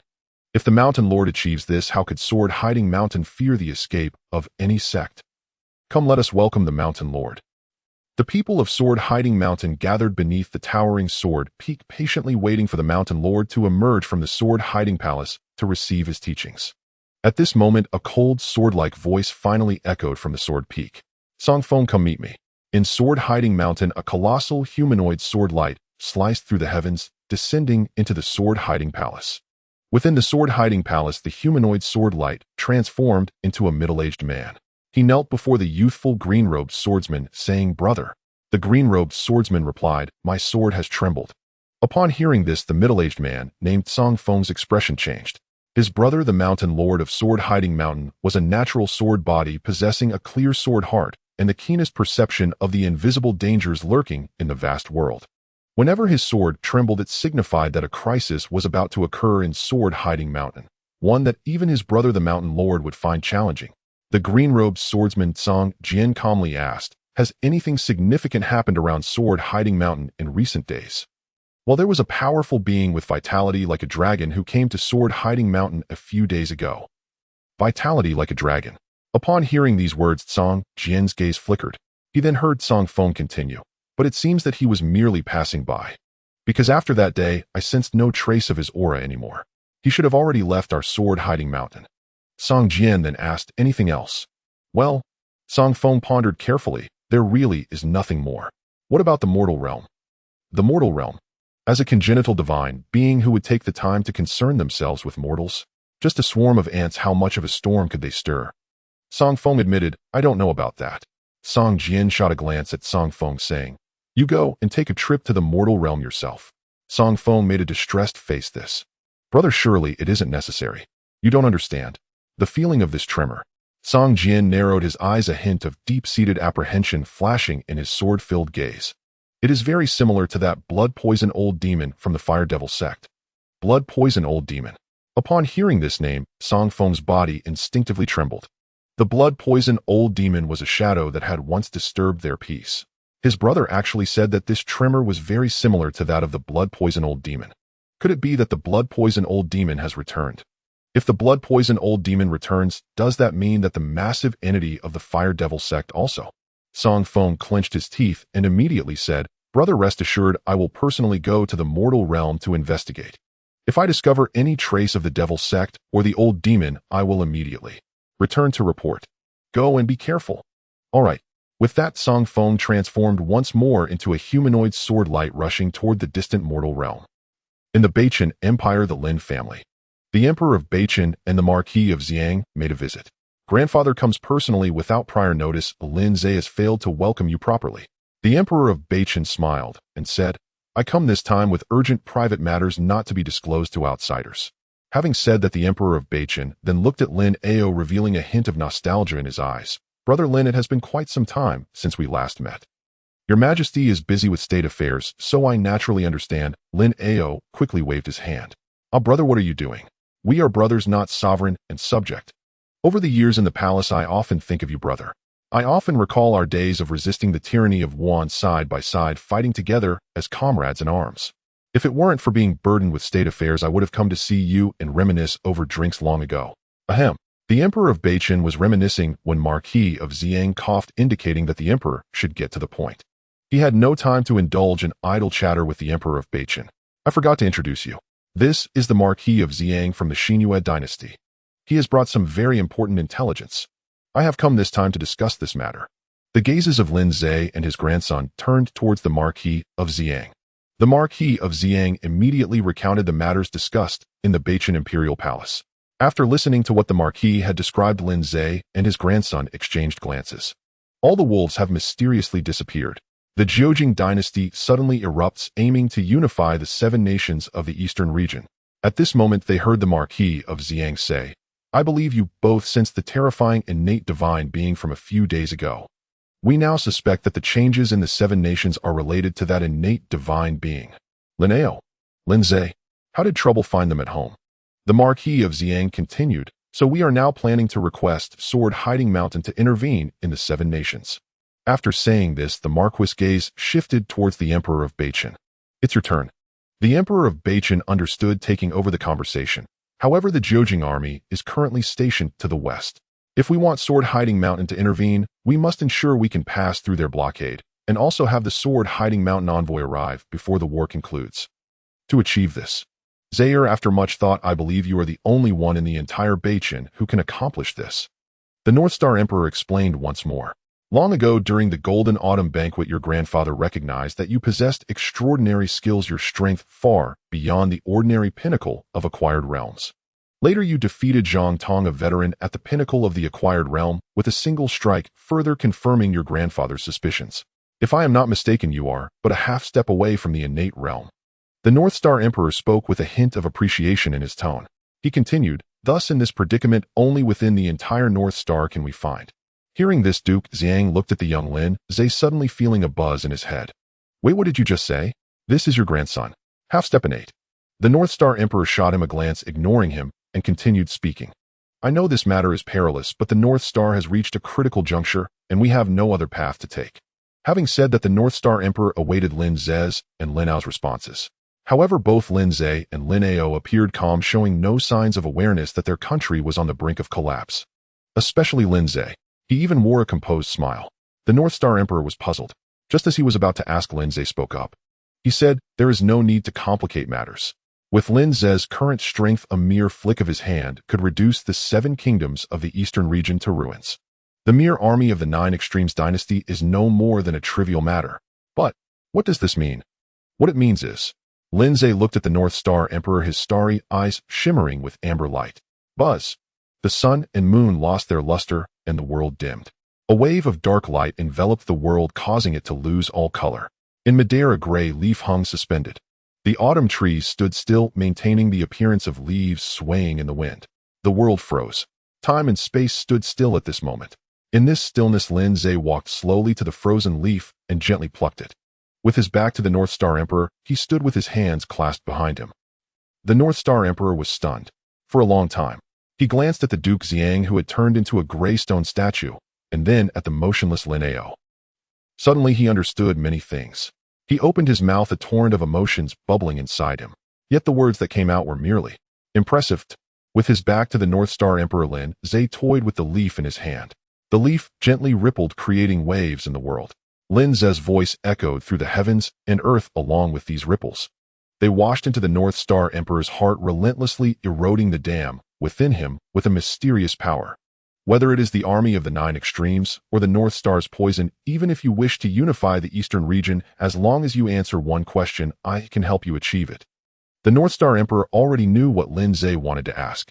You want to know if I was the one who killed the Lin family's 2 generations, right? Then was it you? Originally, Lin Ze had intended to wait for the big rats to reveal themselves. But since the situation had escalated to this point, Lin Ze directly asked. He no longer needed to care about anything else. To him, the North Star was merely a speedrun. Regardless of any schemes hidden behind the scenes, in the face of absolute, overwhelming power, they were all meaningless.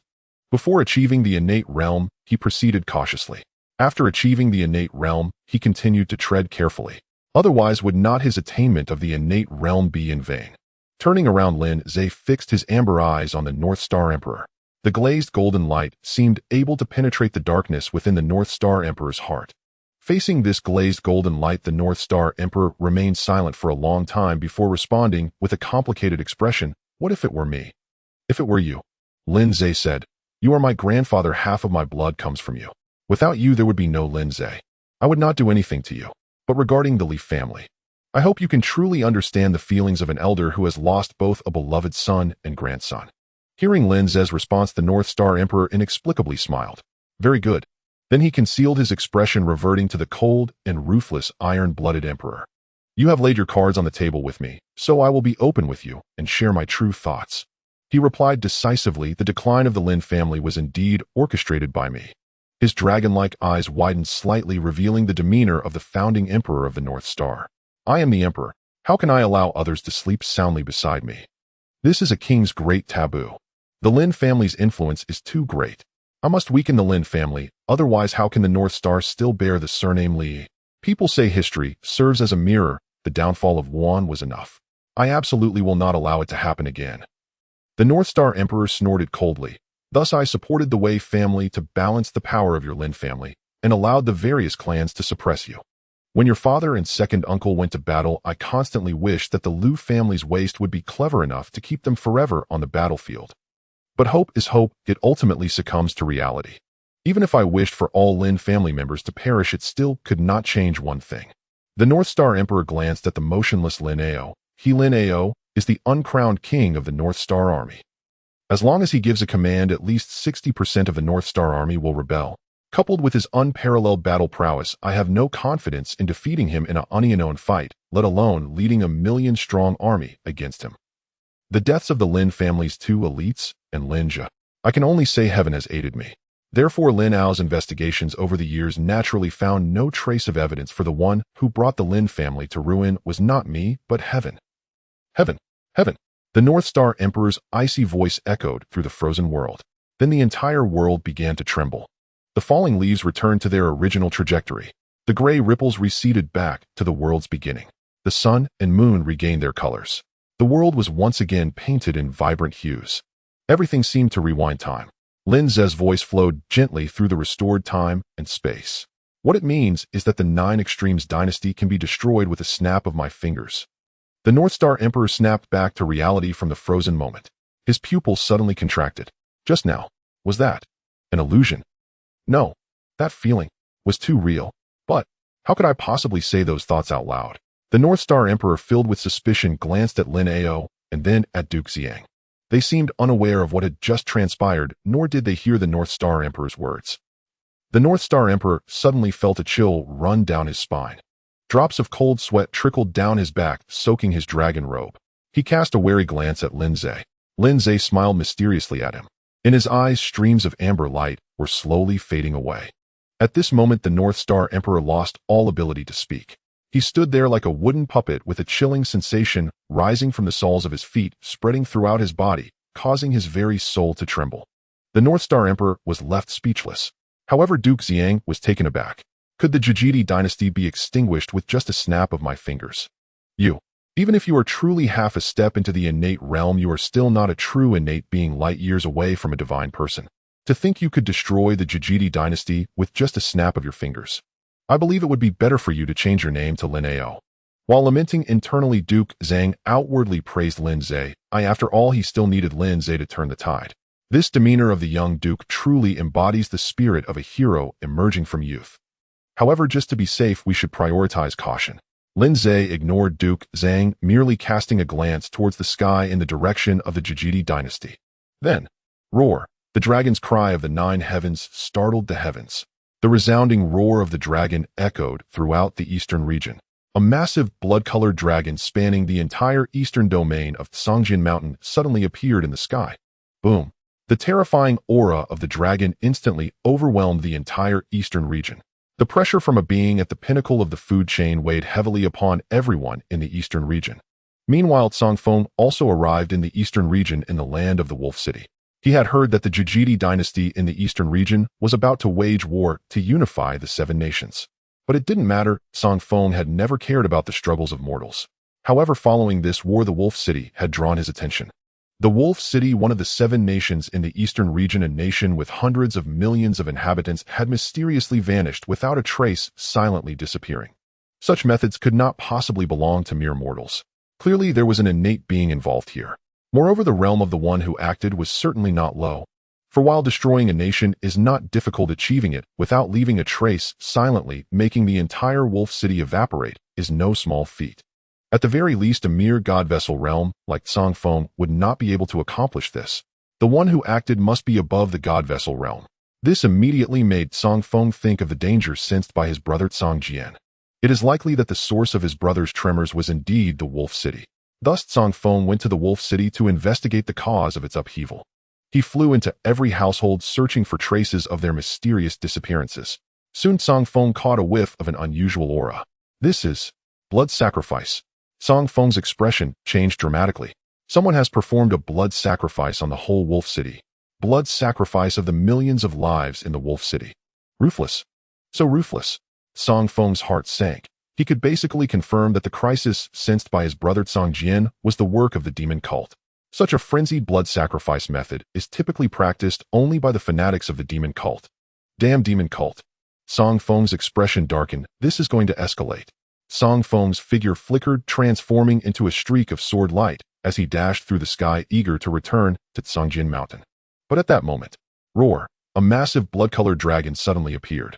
Song Feng was so startled that he fell from the sky, crashing heavily onto a mountain, shattering the entire peak. Amidst the smoke and rubble of the mountain, Song Feng stared blankly at the blood-colored dragon in the sky. The Blood-Chi Dragon Realm. It's over. My Tsongjin Mountain cannot withstand a being of this caliber. He realized that ever since this Blood-Chi Dragon Realm powerhouse came to Tsongjin Mountain, the changes in their vicinity began. Song Feng instinctively believed that this powerhouse was the one behind the blood sacrifice of the Wolf City. Thus Song Feng felt a bitter pain in his heart. A being of the Blood-Chi Dragon Realm only needs to manifest its blood dragon, and a single tail could obliterate Tsongjin Mountain along with its master Tsongjian. The demon cult actually has a living being of the Blood-Chi Dragon Realm. Could it be that a powerful figure from the demon cult has been resurrected via blood sacrifice and has just recovered to the Blood-Chi Dragon Realm? This is bad. Big trouble is coming. Song Jian immediately got up and transformed into a streak of sword light, cautiously preparing to return to Tsongjin Mountain to report the truth. At this moment, the blood-colored dragon began to move. It flew into the Jijidi dynasty, its enormous head hovering above the army of the Jijidi dynasty. A tremendous surge of blood aura instantly poured into the vast army. Everyone felt as if they were hit by a pause button, halting their siege actions, too terrified to move a muscle. Before the army, the commander of thousands, King Liang of the Jijidi dynasty, struggled to suppress the fear within him. He dismounted, respectfully kneeling before the blood-colored dragon, performing the highest gesture of submission. Esteemed noble divine being, I am King Liang of the Jijidi dynasty in the mortal realm.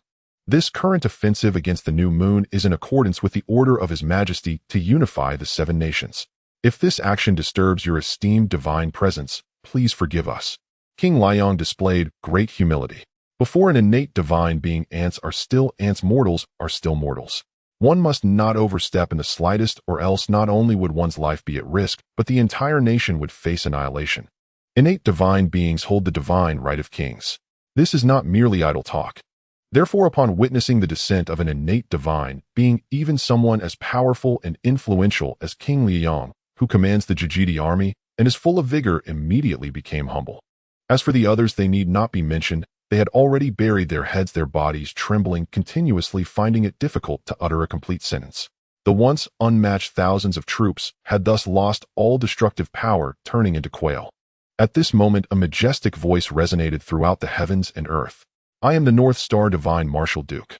North Star, a divine being, actually the Divine Marshal Duke of North Star. In an instant, both the Jijidi dynasty and the New Moon dynasty were completely frozen. After a long while, King Liang finally reacted. He hurriedly spoke. Understood. I understand. King Liang mounted his war horse, gathering his strength to ensure his voice echoed far and wide. All troops retreat. From now on, no one under the Jijidi dynasty is permitted to invade the North Star territory. Retreat. No need for further words, nor any need to ponder the difficulties faced by the Jijidi dynasty in unifying the realm. Not a single word was spoken about the grandiosity of such a mission. One word. Retreat. Without the slightest hesitation, King Liang decisively ordered the withdrawal. If the divine being had declared himself as the North Star Divine Marshal Duke, then if he failed to grasp the implications of what was to follow, it would be better to take his own life. In the face of an innate divine being, mortals absolutely stand no chance. This is fundamentally 2 entirely different forms of life. Thus, the vast army of the Jijidi dynasty fled in a panic. There was no bloody battle nor any argument. Just a single word from the innate divine being sealed the fate of victory and defeat. One command sent thousands of troops retreating. The army of the 9 Extremes Empire fled in panic as if they had seen a ghost. The people of the New Moon dynasty finally awoke from their stupor, gasping in astonishment. No matter how many years pass, the secular world will always marvel at the power of the innate divine beings. In the heart of the New Moon army, the New Moon King, who had personally led the charge, retracted his sword, feeling a mix of laughter and tears. He had already prepared himself for a death battle in defense of his nation. Yet unexpectedly, the innate divine being from Beichen suddenly descended from the heavens to halt the conflict. Xiang, O Xiang, I sent you to Beichen for help, and you brought back such a divine being. Beside the New Moon King, the Marquis of Jingbian suddenly inquired, My king, since an innate divine being has appeared in Beichen, what shall we do? The emergence of an innate divine being from a secular empire is a matter of life and death for all nations. In the presence of an innate divine being, all nations must unconditionally submit and obey, or otherwise the entire nation could be annihilated. No one would survive. This is a bloody and undeniable fact. Upon hearing this, the New Moon King pondered for a moment. I do not yet know the true identity of that divine martial marquis. Let us observe the situation for now. Over the past thousands of years, the sword-concealing mountain region has indeed seen innate divine beings, but their emergence did not significantly affect the situation of the Eastern nations. This is because those innate divine beings were not of the royal bloodlines of their respective nations. The survival of the nations had nothing to do with them. At most, they would intervene once out of respect for their compatriots. Thus, those divine beings ultimately took their families into the realm of innate divine beings, bidding farewell to the secular world and severing ties with mortals. In fact, one divine being harbored a deep-seated grudge against his own nation. His first act after attaining his innate status was to annihilate it, ruthlessly slaughtering nearly 1 billion lives. Therefore, whether the emergence of an innate being from a secular empire is significant or not ultimately depends on the true identity of that divine being. The New Moon King reflected thoughtfully. However, since he can be the divine martial marquis of Bachin, he is likely not a member of the Bachin royal family. There is no connection to the Li family. Until that divine being bids farewell to the secular world, we should exercise some restraint towards Bachin. After saying this, the New Moon King cast a deep gaze at the fleeing army of the Nine Extremes. At present, the most crucial matter is still the Nine Extremes Empire. While the divine being is present, the Nine Extremes dare not cause chaos, but once the divine being departs, the inevitable will still come. In the days to come, you all must remain vigilant. Continue the investigation, keep probing. Yes, we understand. On the other side atop a high mountain, a mysterious figure in a black robe gritted his teeth in frustration. Absurd. It's utterly ridiculous. How could a powerhouse at the Blood Dragon realm be the divine martial marquis of some small secular empire? Impossible. Absolutely impossible. You might fool these ignorant mortals, but it's a joke. The Blood Dragon realm is no trivial status.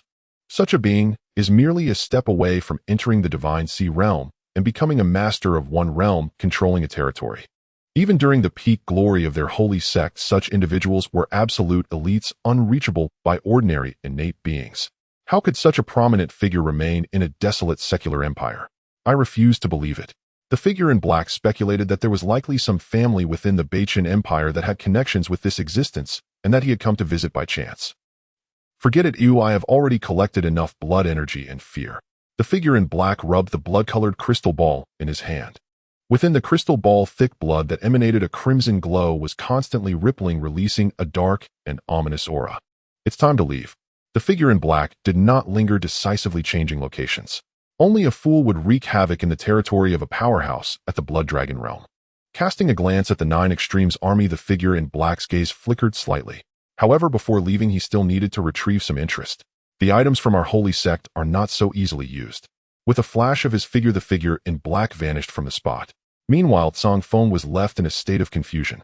Bachin Empire. Divine Martial Marquis. He scratched his head. Is this a family visit? Like the figure in black, Tsang Feng did not believe that Lin Ze was a local of their sword-concealing mountain. After all, they had been in charge of this area for so many years. How could they not know if there were any powerhouses at the Blood Dragon realm? As for thinking, Lin Ze had just broken through to the innate stage like other mortals. Come on, tell me which innate being, just promoted, can truly reach the third stage of the true body realm. I have lived for tens of thousands of years and wouldn't dare to dream such a thing. However, in this case, the matter of the wolf capital blood sacrifice should have nothing to do with him. Those from the demon cult would be eager for more than 1 billion deaths to collect spiritual energy. How could they possibly stop the Nine Extremes Empire's attack? Tsang Feng thought for a moment. In that case, let us meet this person. It will also allow him to see whether the Blood Capital's events are tied to the fire worship demon cult. If it truly is the fire worship demon cult resurfacing, then a powerhouse at the Blood Dragon realm would have enough authority and influence to inform all sects in the Huawang realm to investigate and be vigilant against the traces of the demon cult. With this thought in mind, Tsang Feng headed straight to Bachin. Bachin Empire. Lin family. After Lin Ze repelled the Nine Extremes army, he retracted his pressure and dispersed his blood energy. The colossal blood dragon that spanned the entire eastern region finally dissipated. As the overwhelming pressure faded, the heavy stone on everyone's heart was lifted, allowing them to finally catch their breath. The Marquis of Xing gasped for breath, utterly stunned. An innate divine being. My goodness, he had just been speaking to an innate divine being. And he had just been secretly criticizing him. The Marquis of Xiang felt his legs weaken and fell to his knees before Lin Ze. No, the mortal Xiang pays respects to the divine being. Mortals do not know how to behave before divine beings. If my crude words have offended you, please forgive me, divine being. Lin Ze waved his hand. It's fine, rise. The Marquis of Xiang continued to shake his head. No, I dare not. I will listen while kneeling. Forget it, suit yourself. Thud, thud, thud. The sound of hurried footsteps echoed throughout the Lin family. The Lin family soldiers cautiously gathered at the main residence, casting fervent and respectful gazes at Lin Ze. They had all heard clearly that he was the divine martial Marquis of Beichin. Without a doubt, their exceptionally gifted young master was the innate divine being who released the blood dragon and shocked the entire eastern region. Young master. Congratulations, young master, on achieving the innate stage. Celebrations for the young master achieving the innate stage. The voices of the Lin family rang out loudly. Waves of magnificent sound surged through the Lin family residence. Then they surged out like a tide, resonating throughout the entire Lin family. Congratulations to the young master for achieving the innate stage. Immediately after, the entire Beichin also collectively offered the highest respect to Lin Ze, this divine being among mortals, this living legend. Congratulations to the divine martial Marquis on achieving the innate stage. Congratulations, divine martial Marquis. In the secular world, achieving innate abilities was a supreme honor that could shake the heavens.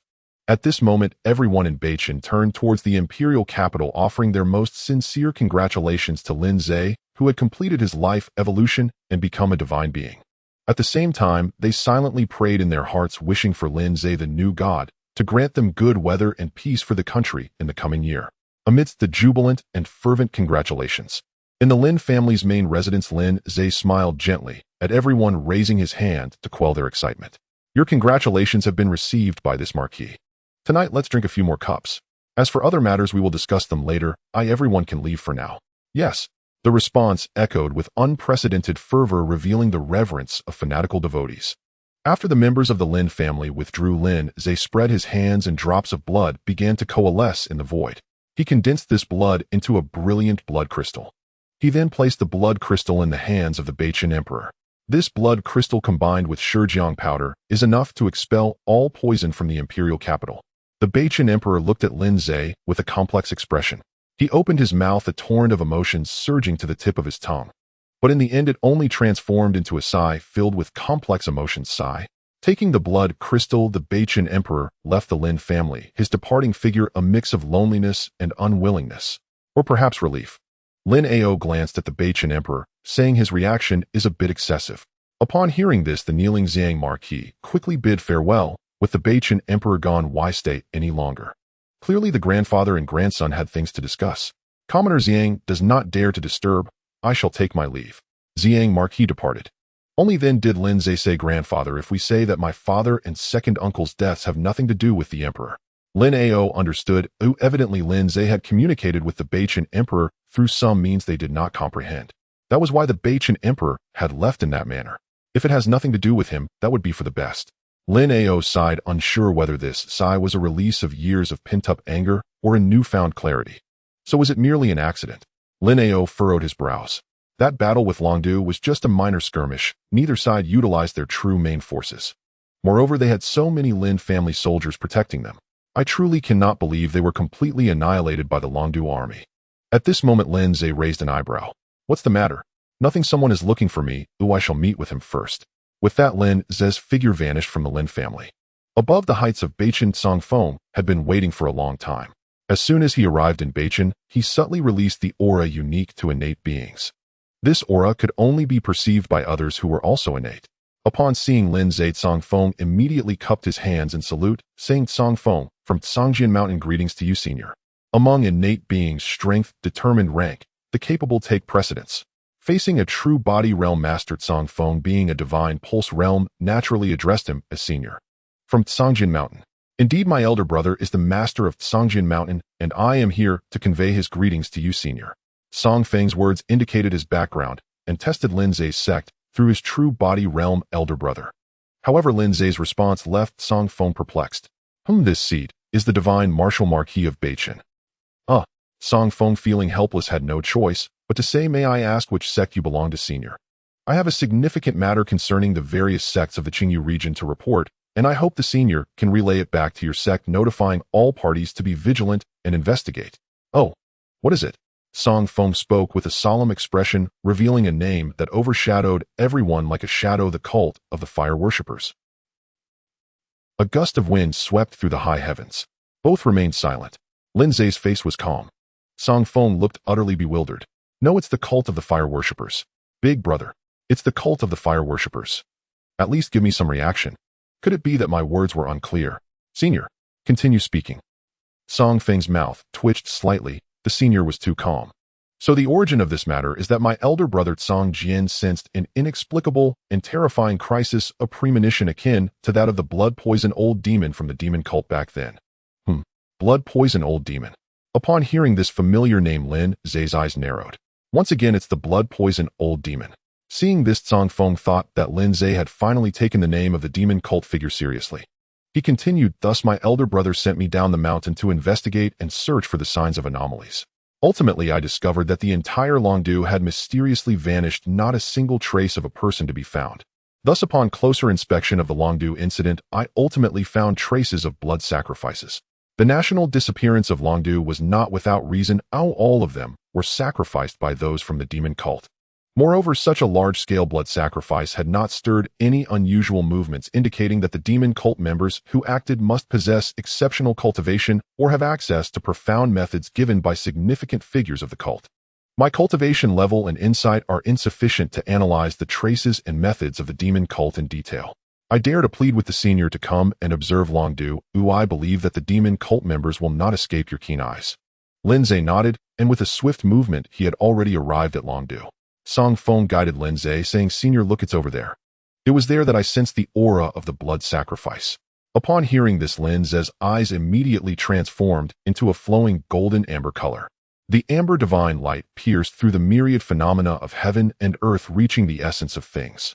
In this newly revealed and clear world, Lin Ze saw familiar traces and sensed familiar scents. Crimson flames drifted above Longdu. A bloody aura rife with ominous demonic energy swirled around the entire Longdu. This aura and flames Lin Ze could not mistake.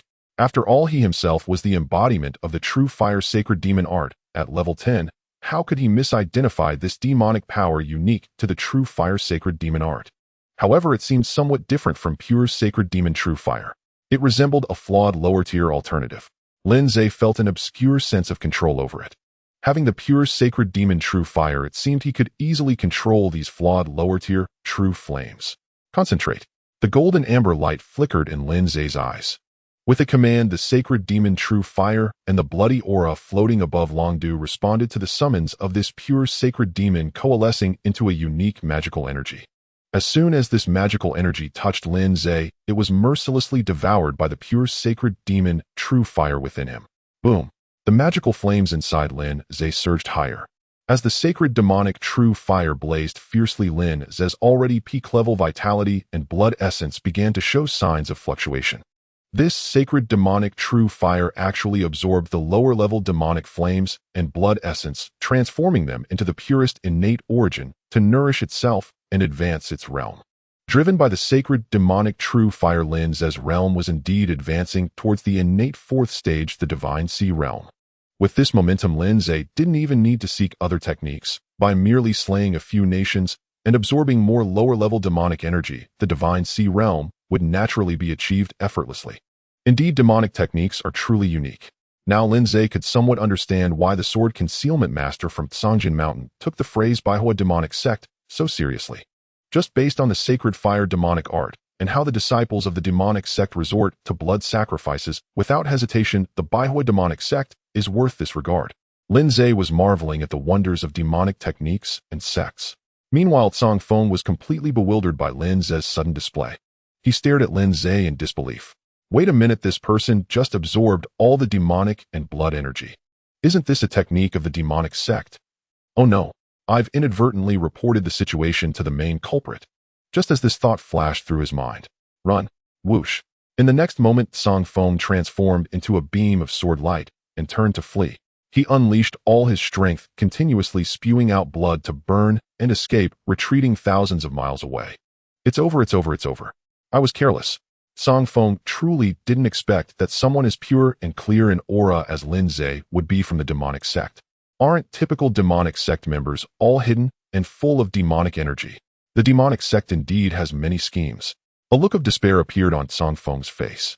He unleashed a blood-red sword light, charging directly towards Sangjin Mountain. Brother, you must run quickly. Song Feng fled thousands of miles. However, ahead of him a figure stood like an ancient green pine blocking his path. Song Feng's heart sank into despair. He drew his long sword ready to fight to the death to buy time for Sangjin Mountain. Facing Song Feng's vigilance, Lin Ze, dressed in snow white, spoke. Why are you in such a hurry? I haven't finished speaking. Demonic sect members are all about action. You can come at me with whatever you have. Lin Ze was speechless. If I were from the demonic sect, you would have already remained forever in the land of the wolf. I absorb demonic energy merely as a method you are unaware of. Such odd behavior. Song Feng paused, looking at Lin Ze with suspicion. Are you truly not from the demonic sect? I already said from the beginning I am from the Bachin dynasty, the divine martial marquis. I do not wish to repeat this a third time. Song Feng froze. He scrutinized Lin Ze from head to toe. Then he said, if that's the case. Please wait a moment, senior. There are some matters I wish to confirm first. As you wish. After saying this, Song Feng saw Lin Ze closing his eyes to meditate, showing no intention to make a move nor any demonic energy leaking out. Seeing this, Song Feng sat cross-legged in midair, his powerful divine pulse, innate spiritual sense sweeping across the entire Bachin dynasty in an instant. After a breath, Song Feng frowned. After 2 breaths, Song Feng showed an expression of disbelief. After 3 breaths, his body began to tremble slightly. Finally, Song Feng's body trembled violently. He withdrew his spiritual sense, and the shock made him shudder. An indescribable chill surged into his bones, making him tremble uncontrollably. You. Song Feng suddenly felt that this world had become exceedingly, even overwhelmingly terrifying. The white-clothed youth standing before him. He is the divine martial marquis of Bachin, Lin Ze, a terrifying powerhouse at the innate 3rd stage, the true body realm. And he is just 18 years old. 18 years old. Song Feng could hardly utter a complete sentence. An 18-year-old innate. Well, I can somewhat force myself to understand this. You could be a descendant of some ancient family's primal divine pulse. But at 18, being in the innate 3rd stage true body realm, and at the 3rd phase of true body with vitality and blood like a dragon. How can this be understood? Even the mountain lord of Sangjin Mountain, Song Jian, the most talented prodigy in the area for tens of thousands of years, only broke through to the true body realm around the age of 60,000. You at 18. You must be a divine being, born a god, descending as an immortal. This is genuinely beyond comprehension, far beyond Song Feng's understanding. Song Feng had a look of disbelief. What? Do I not look 18? Lin Ze teased. No. That's not a junior. What I mean is senior. You do not seem old. What I meant was. At this moment, a voice as cold as a sword resonated through the heavens. My brother's knowledge is limited, allowing the sage to laugh at us. In the heavens and earth, strands of invisible sword energy cut through the air, transforming into a vast storm of sword energy sweeping in. The sword energies converged from all directions into a single point, intertwining and condensing. Ultimately, they transformed into a sharp sword-like figure dressed in blue. His arrival seemed to turn the very air of the world into something sharp and cold, as if concealing a blade. Song Jian, the mountain lord of Sangjin Mountain, has met the sage. Sage. Upon hearing Song Jian's words, Song Feng nearly split apart. What kind of existence can be called a sage? Above the innate 6th stage, only the supreme and formidable sage realm can be called a sage. They are the most supreme beings in the entire Tianlan, ruling over the tides of Tianlan for countless years. Such beings have always been elusive, let alone Song Feng, a mere junior in the divine pulse realm. Even a Tianyuan emperor of the innate 5th stage would not qualify to meet them. Now such a supreme being was standing right before him. Song Feng felt as if he might faint. Along the way, he had gone from encountering a peak-level vitality elder to a demonic sect member, and now to a supreme sage. Song Feng's heart had raced multiple times, the feelings indescribable. You call me a sage? Lin Ze narrowed his eyes wide. Song Jian replied, I had the fortune to hear of the esteemed sage, formless and intangible. They embody myriad forms of thought, dreams of 3,000. Anyone we see in this world may be the embodiment of a sage walking among us. And these embodiments may be a trace of the sage's thoughts, a thread of the sage's will, or a dream created by the sage. Among them, the distractions and will are the easiest to discern, as they are often the incarnations of sages possessing the thoughts and insights of the sages. As for dreams, when it comes to dreams, Zhang Jian fixed his gaze on Lin Ze, seemingly trying to read something from Lin Ze's face. Dreams are the most bizarre and enigmatic. In the dreams of the sage, he forgets his own existence, becoming another stranger experiencing another life, embarking on a new journey unaware of what is real and what is a dream. Lin Ze understood in his heart. The existence of a sage has reached a level where it is unclear whether it is Zhuangzhou dreaming of a butterfly or a butterfly dreaming of Zhuangzhou, having ascended to a philosophical level of recognizing the real and the illusory in the world. Zhang Jian continued, however, the existence of a sage is always special. Even if in the sage's dream he wishes to be just an ordinary person, the sages will manifest extraordinary wonders. For instance, an ordinary person could never ascend to the third realm of innate power at the age of 18. Yet in the sage's dream, anything is possible. Evidently, in Zhang Jian's understanding, Lin Ze is merely a dream of the sage. To him, apart from the sage, such an extraordinary and incomprehensible existence, there is no other explanation for Lin Ze's innate third realm at the age of 18. So if you are not the incarnation of the sage's dream, could there still be a sage in this world? This statement, only those familiar with their own matters would understand. He was no sage, just a reincarnator. Moreover, while sages are formidable, he still cannot comprehend the existence of divine-level enlightenment. However, this point is not worth mentioning to outsiders. Divine-level enlightenment is the foundation of Lin Ze's existence in this life, and he could never reveal it to anyone. If Zhang Jian wishes to regard himself as a sage, so be it. Perhaps this identity could even bring him some additional benefits. Thus Lin Ze simply smiled lightly and calmly said, perhaps. I do not care whether I am the incarnation of a sage. What I want to know now is the origins of the fire-worshipping demon sect. Upon hearing this, Zhang Jian's eyes flickered slightly. Do you have a grudge against the fire-worshipping demon sect? Lin Ze shook his head. No grudge, but there is a connection. In fact, they even helped me with a small matter. Helped you with a small matter? Zhang Jian was puzzled. At this moment, Zhang Feng turned and said, Brother, the sage is talking about the blood sacrifice of Longdu. The sage's dream descended upon the Lin family, and the Lin family has a deep-seated grudge with Longdu country. Their direct lineage perished at the hands of the Longdu people. Zhang Feng thought that the blood sacrifice of Longdu was the connection and small matter Lin Ze mentioned. But in reality, while this could be considered helping, Lin Ze was referring more to the true fire holy magic art. If it weren't for the true fire holy magic art, Lin Ze would still be waiting for the illusion moon 7 stars record, unable to attain innate power. Zhang Jian understood. I see. However, the sage need not think this way. The people of the demon sect are notoriously unruly and eccentric, as evident from their ability to directly blood sacrifice an entire Longdu. The fire-worshipping demon sect is not composed of good people. After saying this, Zhang Jian began to recount the origins of the fire-worshipping demon sect. To speak of the fire-worshipping demon sect, it's not very far back. It was just 8,000 years ago. Now recalling it feels like just yesterday. About 8,000 years ago, the fire-worshipping demon sect suddenly rose to power at an astonishing speed under the leadership of their leader, a pace so rapid and a force so formidable that it astonished everyone. In just a century, the power of the fire-worshipping demon sect had already spanned the entire Qing domain, reaching its peak. Its might was so glorious that it even overshadowed the 9 sects of the Qing domain. Unrivaled in a moment. All of this stemmed from a technique known as the true fire holy magic art. Lin Ze's eyes slightly gathered with starlight. This magic art is extremely sinister. It can absorb the essence and blood origin of all living beings in the world, as well as the fear and anger of all spirits, transforming them into the purest innate energy for the practitioners of the magic art, allowing them to rapidly elevate their realms.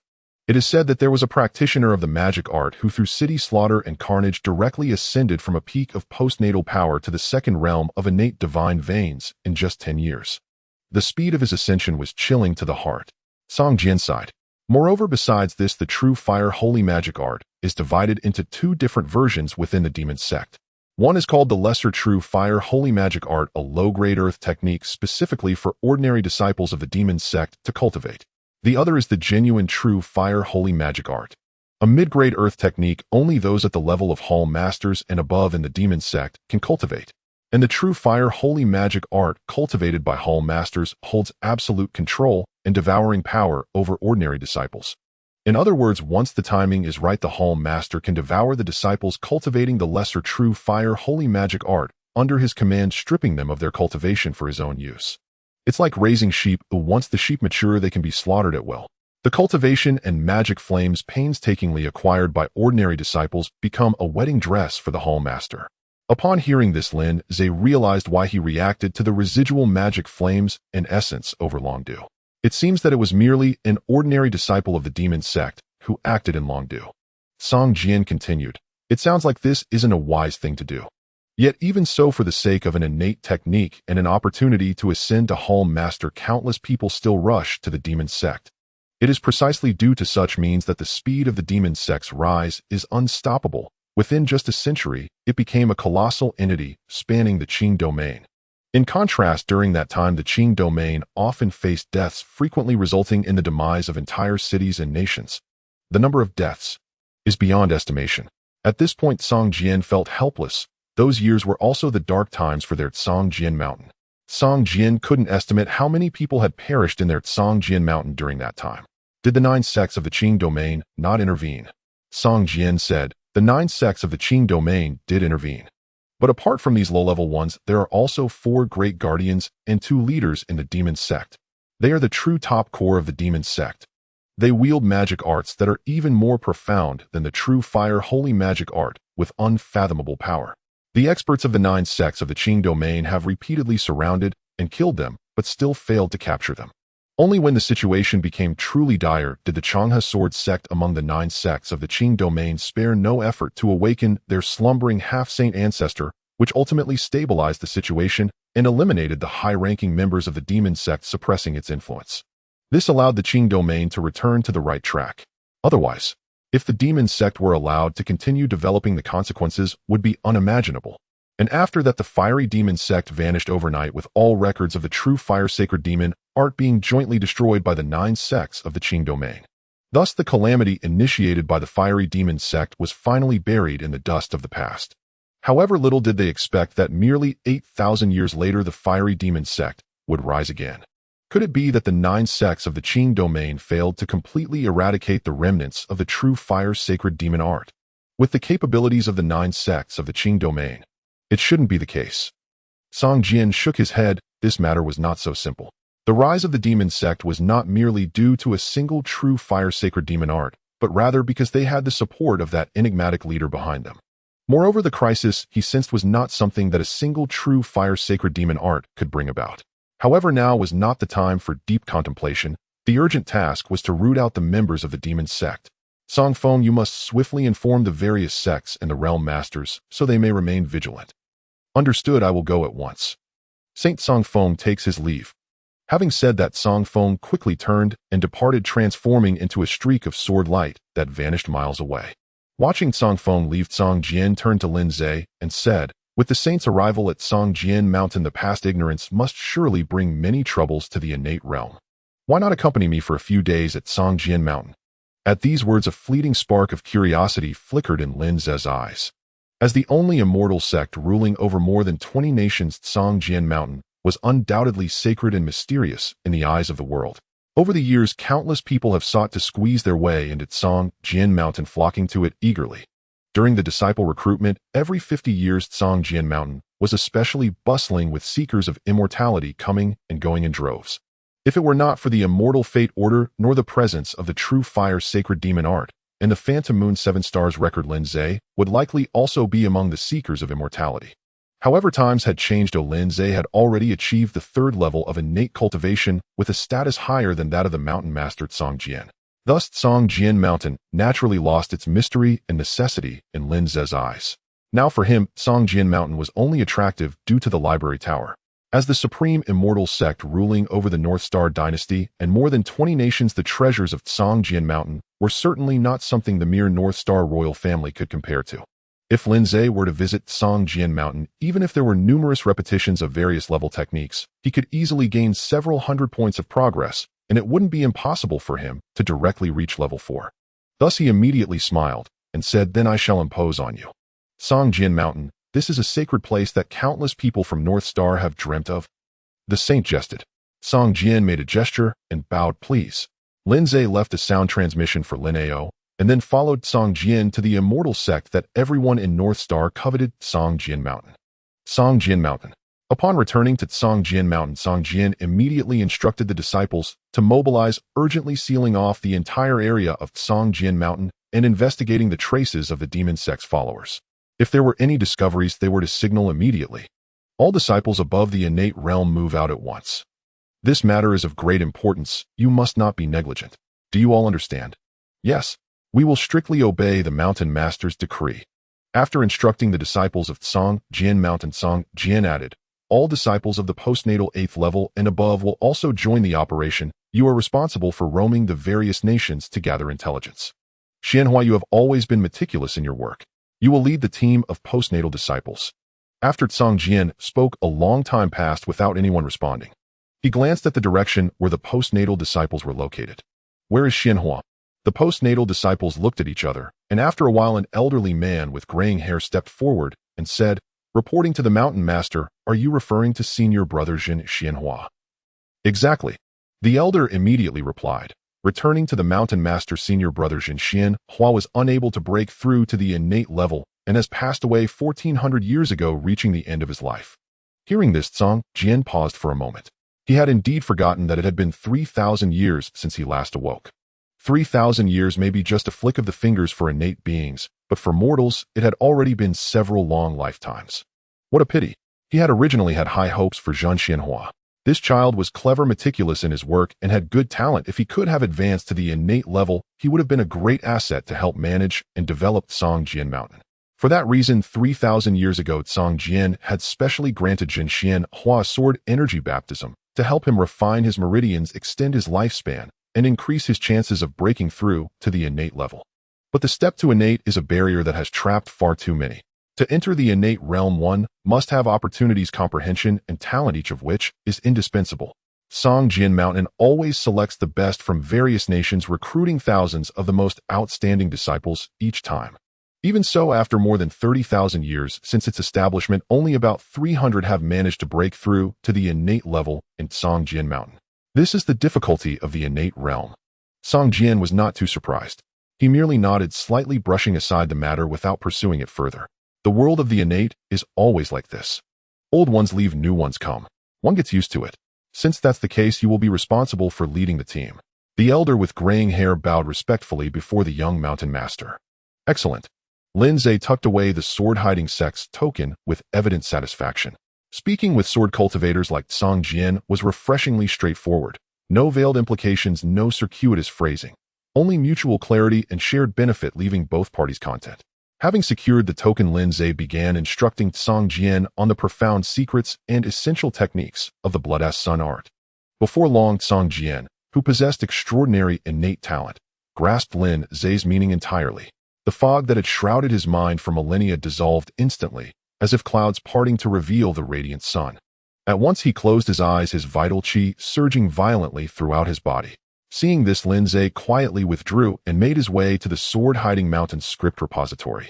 In the Beichen Imperial Dynasty, Wu Tong and Xia Qinghe strolled through the bustling streets. Xia Qinghe listened with keen amusement as passers-by extolled Lin Ze's virtues, praise cascading like an unceasing river, effusive and inexhaustible. Wu Tong, however, wore a troubled expression, her brows knotted in deep preoccupation. I'm doomed, utterly doomed. Lin Ze had concealed his true strength far too well. He was in fact a realm true body cultivator, the third stage of the innate realm. Now the matter had grown perilous. Had he sensed anything back then at Mianshu Pavilion? He must have sensed it. With cultivation so potent that his blood surged like a dragon, even an unconscious perception at such close range would have been inevitable. Yet, if he truly perceived it, why did he behave as though utterly oblivious? It made no sense. How could anyone remain unaware of? Wu Tong stared into the void, baffled beyond comprehension. The joys and sorrows of mortals seldom align. While others marveled at Lin Ze's unparalleled genius, his brilliance unmatched since antiquity, Wu Tong cared only whether her own secret had been exposed. Tong Tong. Tong Tong. Ah, what is it? Xia Qinghe asked. What's wrong? You've been frowning all along. Haven't things concluded already? Oh, I'm fine. I'm just. Wu Tong evaded the question, glancing elsewhere. After a cascade of shifting expressions, she reached her decision. I have stomach pain. Xiaohe, you go on enjoying yourself. I'll head back first. Without another word, Wu Tong abandoned Xiaqinghe and hurried straight to her private chamber at the Beichen Academy. Once inside, she gathered her most vital belongings. Indeed, she was fleeing. She had remained in Beichen precisely because of its desolate mountains and treacherous terrain, outside the sword-hiding sect's key surveillance zones, and unlikely ever to produce an innate divine being, making it the perfect haven for her quiet, unobserved existence. But now Beichen had inexplicably birthed an absurdly powerful third-stage, innate realm cultivator. Such a wretched place wasn't fit even for dogs. Though Xiao he would be sorely missed. After all, she had finally found a sister with whom she could truly open her heart. Alas, Wu Tong paused, then penned a farewell letter, claiming she was embarking on a distant journey, and left it for Xiaqinghe. Should fate grant us reunion, we shall meet again. Thereafter, Wu Tong slung her travel pack over her shoulder, melted into the shadows, and slipped out of Beichen under cover of night, while the entire realm still basked in the euphoria of Lord Xinwu Lin Ze's ascension to the innate realm. To some unknown land. In the Jujia imperial dynasty within the imperial palace, the young Jujia emperor raged. Innate. Another innate cultivator. Where in Beichen did this one spring from? I was moments away from unifying the seven kingdoms, achieving immortal glory. Damn it. Damn it all. Useless fools. You swore before me that supremacy and unification were assured.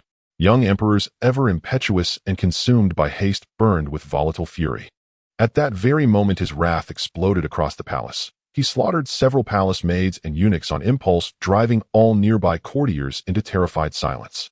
Then, in the vast, empty, imperial bedchamber, tap, tap, tap, soft measured footsteps echoed. So, His Majesty the Emperor seems to hold me accountable for failure. A mysterious figure in black robes materialized soundlessly within the palace. The sight of him only inflamed the Emperor's rage further. You arrived just in time. Did you not claim Beichen was wholly subjugated by your plague spiders? Then whence came this accursed Lord Xinwu? I demand an explanation. Explanation. Ha ha ha. The black-robed figure laughed. Young Emperor, you seem to have misunderstood something fundamental. Dare you? The Emperor bristled, ready to erupt, when suddenly the black-robed figure slowly lifted his head, revealing a pair of crimson, demonic eyes. Two terrifying beams of light shot forth from those eyes, a crushing primordial pressure that shattered the Emperor's courage and sent his pupils trembling wildly. You are. Ugh. With casual nonchalance, the black-robed figure stretched languidly. No need for such alarm. Surely this possibility occurred to you from the outset. You an emperor, yet you pale beside Peng Yong. At least he recognized my true nature from the very beginning. Though admittedly he was still a fool, believing a true innate realm cultivator would aid his restoration. TSK. His foolishness, however, proved invaluable. It allowed me to sacrifice the entire wolf capital via blood cultivation rites using my blood plague spiders. A pity about Beichen, such a carefully laid gambit, yet rendered obsolete the moment Lord Xinwu emerged. Fearing delay would breed disaster, I was forced to accelerate every operation, and now I dare not even approach Beichen's vicinity. My Jueshing plague spiders, rare treasures indeed, and few remain. The Emperor's face twitched. What do you mean? It means. The black-robed figure appeared behind him in an instant. A horrifying blood claw seized the Emperor's skull. Two won't ask. Crunch. The black-robed figure crushed the Emperor's head with a single brutal squeeze. The Emperor's blood spiraled upward in eerie serpentine coils, absorbed instantly into the black-robed figure's body. My apologies, but you have already heard what I said. Mind it in your next life. Thud. Upon the dragon throne remained only a desiccated husk, emptied of every drop of blood. The black-robed figure kicked the corpse aside and reclined comfortably upon the throne. Before a true body realm cultivator, he bowed low and trembled. Before mortals he struck without mercy. After a brief repose his expression abruptly shifted. He dropped instantly to one knee. A thread of scarlet, demonic energy rose from his body, coalescing into a fleshless, grinning skull face. Sovereign, your humble servant labors ceaselessly toward our sacred sect's resurgence, never slackening for a moment. I have completed the harvest plan at Sword-Hiding Mountain and am preparing to depart for Duni sect. The skull face intoned, the plan has changed. All sects under our banner shall stand down. Conceal yourselves completely and await further instruction. This, the black-robed figure faltered. Has the 9 sects of Qing domain grown suspicious? The skull face shook its head. This directive comes directly from the sect master. Obey, and ask no more. The sect master. It was a direct edict from the sect master himself. The black-robed figure was stunned, instantly ceasing all further inquiry and bowing deeply in assent. the sovereign of the holy sect, the origin of the holy sect itself, its sacred faith, a mysterious, unfathomable being who stood atop the apex of the Qing domain, though none within the entire sect, save the 4 grand guardians and the deputy sect master, had ever laid eyes upon him. Yet to every faithful disciple he was absolute divinity. A command issued by the Divine One required no question, only unwavering obedience. Yes, venerable sovereign, your humble servant shall obey the sect master's decree without fail. The skull-faced visage dissolved. With a fleeting glance at the desiccated corpse upon the ground, the black-robed figure dissipated into a wisp of demonic energy vanishing from the Jiuji imperial dynasty. Zongjin Mountain, the library pavilion. Lin Ze stood before the library pavilion of Zongjin Mountain and froze in astonishment. For this so-called pavilion was no mere building. It was a mountain. The library mountain. The entire mountain had been hollowed out and transformed into a colossal mountainside integrated library. As vast as the mountain, so vast the library. As towering as the mountain, so towering the library. Compared to this library mountain, the largest imperial library Lin Ze had ever seen, the Northern Star Imperial Archives, was but a pale shadow. Indeed, how else could it be called an immortal sect? After a quiet sigh of admiration, Lin Ze strode into the grand cavernous library, holding aloft Zongjian's official token. Before him stretched row upon row of immaculate ancient tomes, neatly aligned and exquisitely preserved. Restricted Zone Miscellaneous Treatises, Zone Mortal Martial Arts, Zone Innate Secrets, Zone Qing Domain Blessed Land Zone. He looked up, and there suspended in the vast, open heart of the mountain floated countless levitating bookshelves and stone platforms. An aura of profound, arcane, innate light enshrouded several of those stone platforms, so mesmerizing, so sacred that Lin Ze's spirit surged with exhilaration. So many platforms. How much cultivation progress must they hold? And then all these other texts besides. Advancing his divine level comprehension to level 4 was now truly within reach. Lin Ze soared upward at once, alighting upon the stone platforms bearing earth-tier cultivation techniques.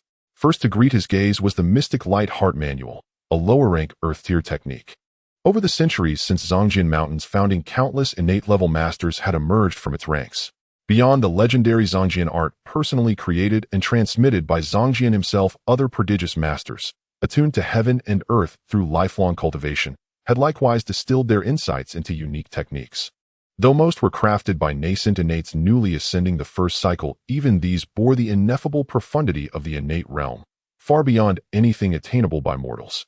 Together with the Zongjian art, these techniques formed the very foundation of Zongjin Mountain's status as an immortal sect.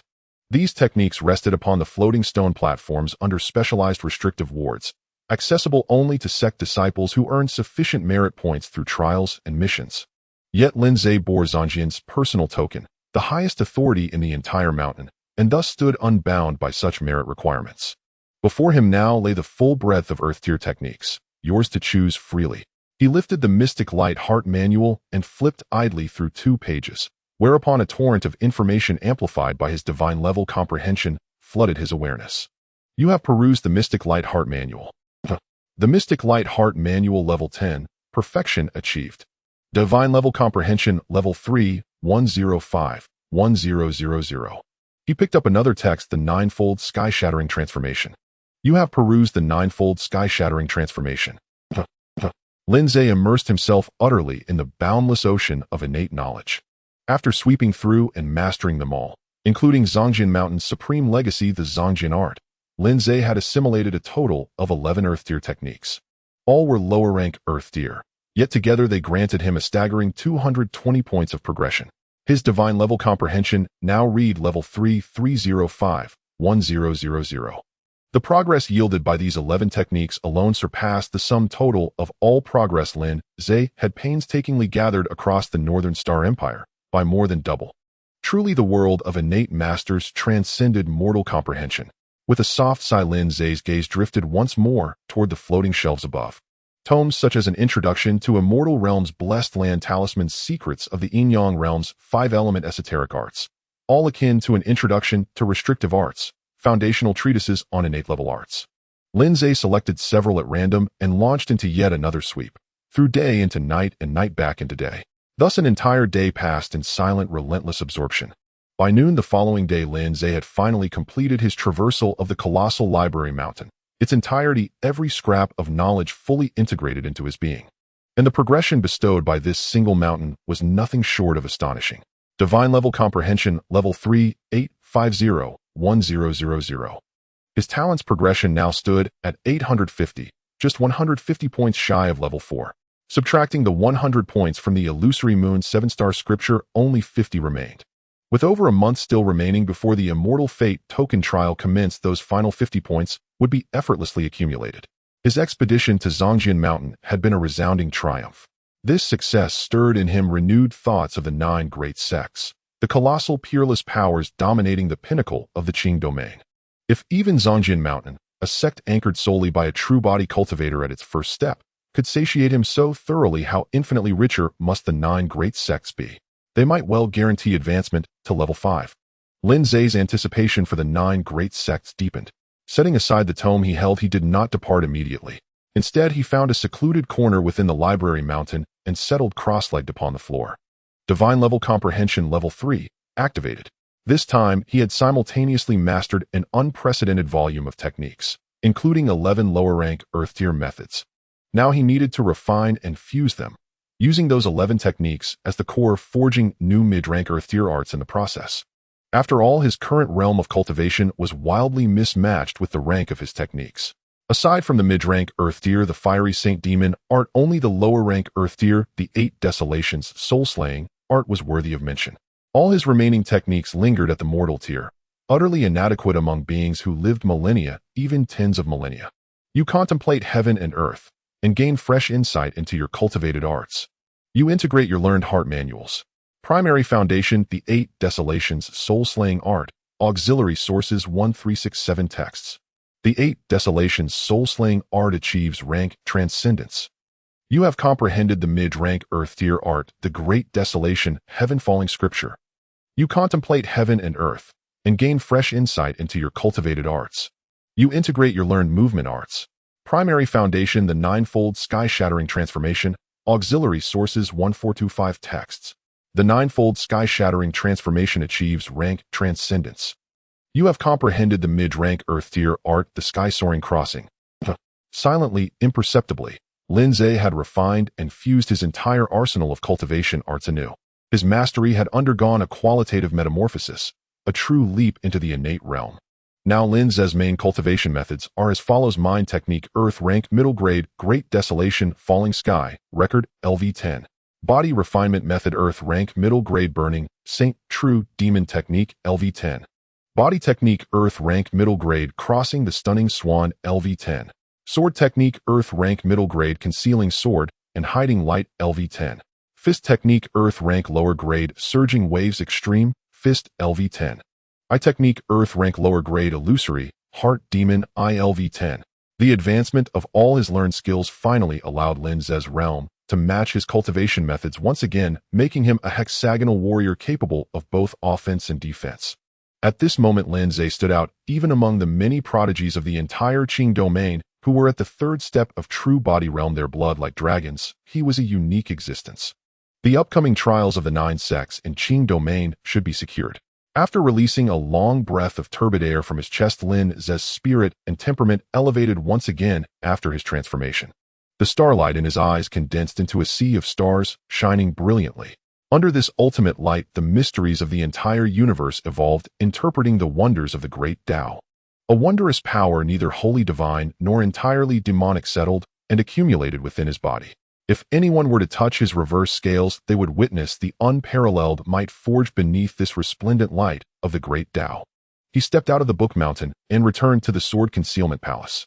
At this time, Zhang Jian was still in deep meditation, comprehending the mysteries of blood like a great sun. His entire aura of blood condensed, sometimes appearing ethereal, sometimes dense, sometimes transforming into the image of a great sun, and at times dispersing like smoke and clouds. It seemed he would not awaken for a while. Seeing this, Lin Ze decided to leave Sword Concealment Mountain. After sweeping through the Book Mountain, he had gathered all the necessary knowledge about this innate world. There was no longer any need to stay at Sword Concealment Mountain. It would be better to return and visit the Lin family, spending quality time with his grandfather and the others. With this thought, Lin Ze stepped out of Sword Concealment Mountain and returned to the North Star Dynasty. In the following days, Sword Concealment Mountain scoured the entire territory, and gathered secret intelligence from various countries, yet for several days, they could not find any trace of the people from the demon sect. It seemed that the people from the demon sect had quietly left Sword Concealment Mountain without a trace. Thus, after leaving a few disciples to continue monitoring the movements of various countries, the disciples of Sword Concealment Mountain returned to report the intelligence they had gathered. And this intelligence ultimately pointed to two major sources of trouble: a young emperor of the Nine Extremes and a desperate Peng Yong wanting to restore his nation. One was turned into a dry corpse while the other lost everything in the process. Naturally, there was nothing more to investigate. In the end, Sword Concealment Mountain could only impose a minor punishment on the Nine Extremes dynasty, marking a conclusion to the recent interference by the demon sect. As for the Wolf City and Pingyong, there would never be a Wolf City again. The former Wuan dynasty would eventually be completely submerged in the dust of history, never to be remembered. Thus, the incident involving the demon sect at Sword Concealment Mountain seemed to have come to an end. The various nations, including North Star, finally returned to a state of normalcy, with the disappearance of the demon sect's influence no longer shrouded in dark currents and treachery. Meanwhile, the various sects of Huaguang Realm, which had sent warnings, became vigilant upon learning about the small incident at Sword Concealment Mountain. They began to inspect their respective territories, guarding against the schemes of the people from the demon sect. However, for several consecutive days, the entire Huaguang Realm showed no signs of abnormality. The appearances of the demon sect at Sword Concealment Mountain seemed to be just echoes of past struggles, fleeting like a fleeting flower gone in a night. With the demon sect's disappearance, the Huaguang Realm returned to its former tranquility. On this day in the North Star Imperial Palace, the Emperor of North Star bid farewell to the envoy from Sword Concealment Mountain. "Farewell, immortal master," said the envoy from Sword Concealment Mountain with a smile. "I am but a mere peak of the acquired realm, hardly deserving the title of immortal master." "Your Majesty, please do not say that. If the other disciples hear it, it would be quite embarrassing." At this point, the envoy from Sword Concealment Mountain said, "The purpose of this trip has been achieved, and I should return to the mountain to report. Your Majesty of North Star, may we meet again by fate." As he spoke, the envoy from Sword Concealment Mountain cast a meaningful glance in the direction of the Lin family. Afterwards, he left the North Star Imperial Palace with a meaningful smile. Watching the envoy from Sword Concealment Mountain depart, the Emperor of North Star let out a faint sigh. Guan Gongong, upon hearing this, hurriedly stepped forward. "Your Majesty, for Sword Concealment Mountain to recognize us as the orthodox power and rule over the eastern region, this is indeed a tremendous good fortune." Your Majesty's expression has become rather strange. "Why do you think Sword Concealment Mountain is doing this?" Guan Gongong said hurriedly. "This servant understands. However, the Marquis Shenwu, regardless of where he is or what his identity may be, is ultimately your grandson. With a grandson like him, your Majesty can rest easy and enjoy eternal peace." "This servant congratulates your Majesty." The Emperor of North Star stopped Guan Gongong. "You don't understand." The Emperor sighed. "In this world, it's not that there have never been innate divine beings like the True Valley Nation in the southern region, whose royal family has produced an innate divine being. Yet, even so, the True Valley Nation has never received the orthodox recognition from Sword Concealment Mountain, nor have they been allowed to represent Sword Concealment Mountain to unify the southern region. But now my North Star has achieved this. Moreover, the innate being is not even of the orthodox lineage of North Star. What does this represent?" Guan Gongong was taken aback. Upon hearing this, it seemed that Sword Concealment Mountain's actions this time indeed went too far. "This," Guan Gongong thought deeply. At this moment, the Emperor of North Star suddenly said, "Little Guangzi, draft an edict." "As you command." Guan Gongong immediately snapped out of his contemplation to draft the edict. The Emperor of North Star instructed him to write. While writing halfway through, Guan Gongong suddenly realized something. Can an ordinary innate being summon a blood-colored giant dragon? It seems that historically none of them have done so. At this moment, the Emperor of North Star spoke a segment that left Guan Gongong astonished for a long time. "Little Guangzi, did you take note of that?" "Hiss." Guan Gongong, upon careful consideration, instantly understood. He immediately wrote 3 words on the decree: Divine Martial King, in front of the transcendent and unique existence of innate divine beings. North Star, which has never conferred kingship, ultimately conferred a king. And this transcendent divine martial king, besides Lin Ze, will naturally be no one else. After Guan Gongong wrote the decree, he dazedly went to announce it. He returned dazedly afterward. Then Lin Ze was conferred as king. The title Divine Martial King. The kingship is hereditary. However, this did not cause much of a stir in the Lin family. The kingship in the mortal realm is already 2 different worlds from that of innate divine beings. The emperor's conferment of kingship only stirred up some excitement among the people of North Star. Once the excitement passed, the world returned to its normal course. That year, winter in North Star still arrived. It, as in the past, draped the world in silver, freezing the slumber of all things. Time flies. It is once again the first snow day of the year. Delicate feather-like snowflakes drift gently from the sky. The snow is light, with only a few shimmering flakes occasionally falling piece by piece like fireworks scattered from a celestial realm. They land on the bare branches of trees where a thin layer of frost forms. Occasionally, a piercing cold wind sweeps through, unable to shake the branches, instead gliding along the walls of the Lin family's courtyard, producing a whistling sound. Lin Ze sat in the Lin family's courtyard brewing a pot of tea while listening to the wind and snow. Ever since the demonic sect vanished and he concealed himself at the sword-concealing mountain, his days had become increasingly mundane. No one dared to provoke a family of innate divine beings, and the schemes and conspiracies that once plagued the Lin family had disappeared. The North Star Emperor had elevated the Lin family, holding them in high regard such that no one would dare to insult them. Upon hearing of Lin Ze, the North Star Divine Martial King, the surrounding nations, without needing the sword-concealing mountain's decree or the flames of war, willingly submitted to the North Star and surrendered their imperial powers. Thus, the eastern region was unified. The Lin family's status transformed from a minor king of the North Star to the supreme emperor of the entire eastern region of the sword-concealing mountain. Nations came to pay homage. All nations sought an audience. They had heard of Lin Ze's fondness for collecting and studying martial arts from across the world. Taking advantage of his remaining days in the mortal realm, they brought their martial arts to present to him, hoping to curry favor with the Lin family. And if they could obtain a trace of innate transmission from Lin Ze, it would be even better. Lin Ze accepted it all without hesitation. He had always been in need of martial arts, and there was never enough, no matter when. However, he did not accept them for free. For no reason, Lin Ze did not wish to owe anyone too much, nor did he want to be indebted to others. In this world, everything can be repaid, but human favors are the hardest to repay.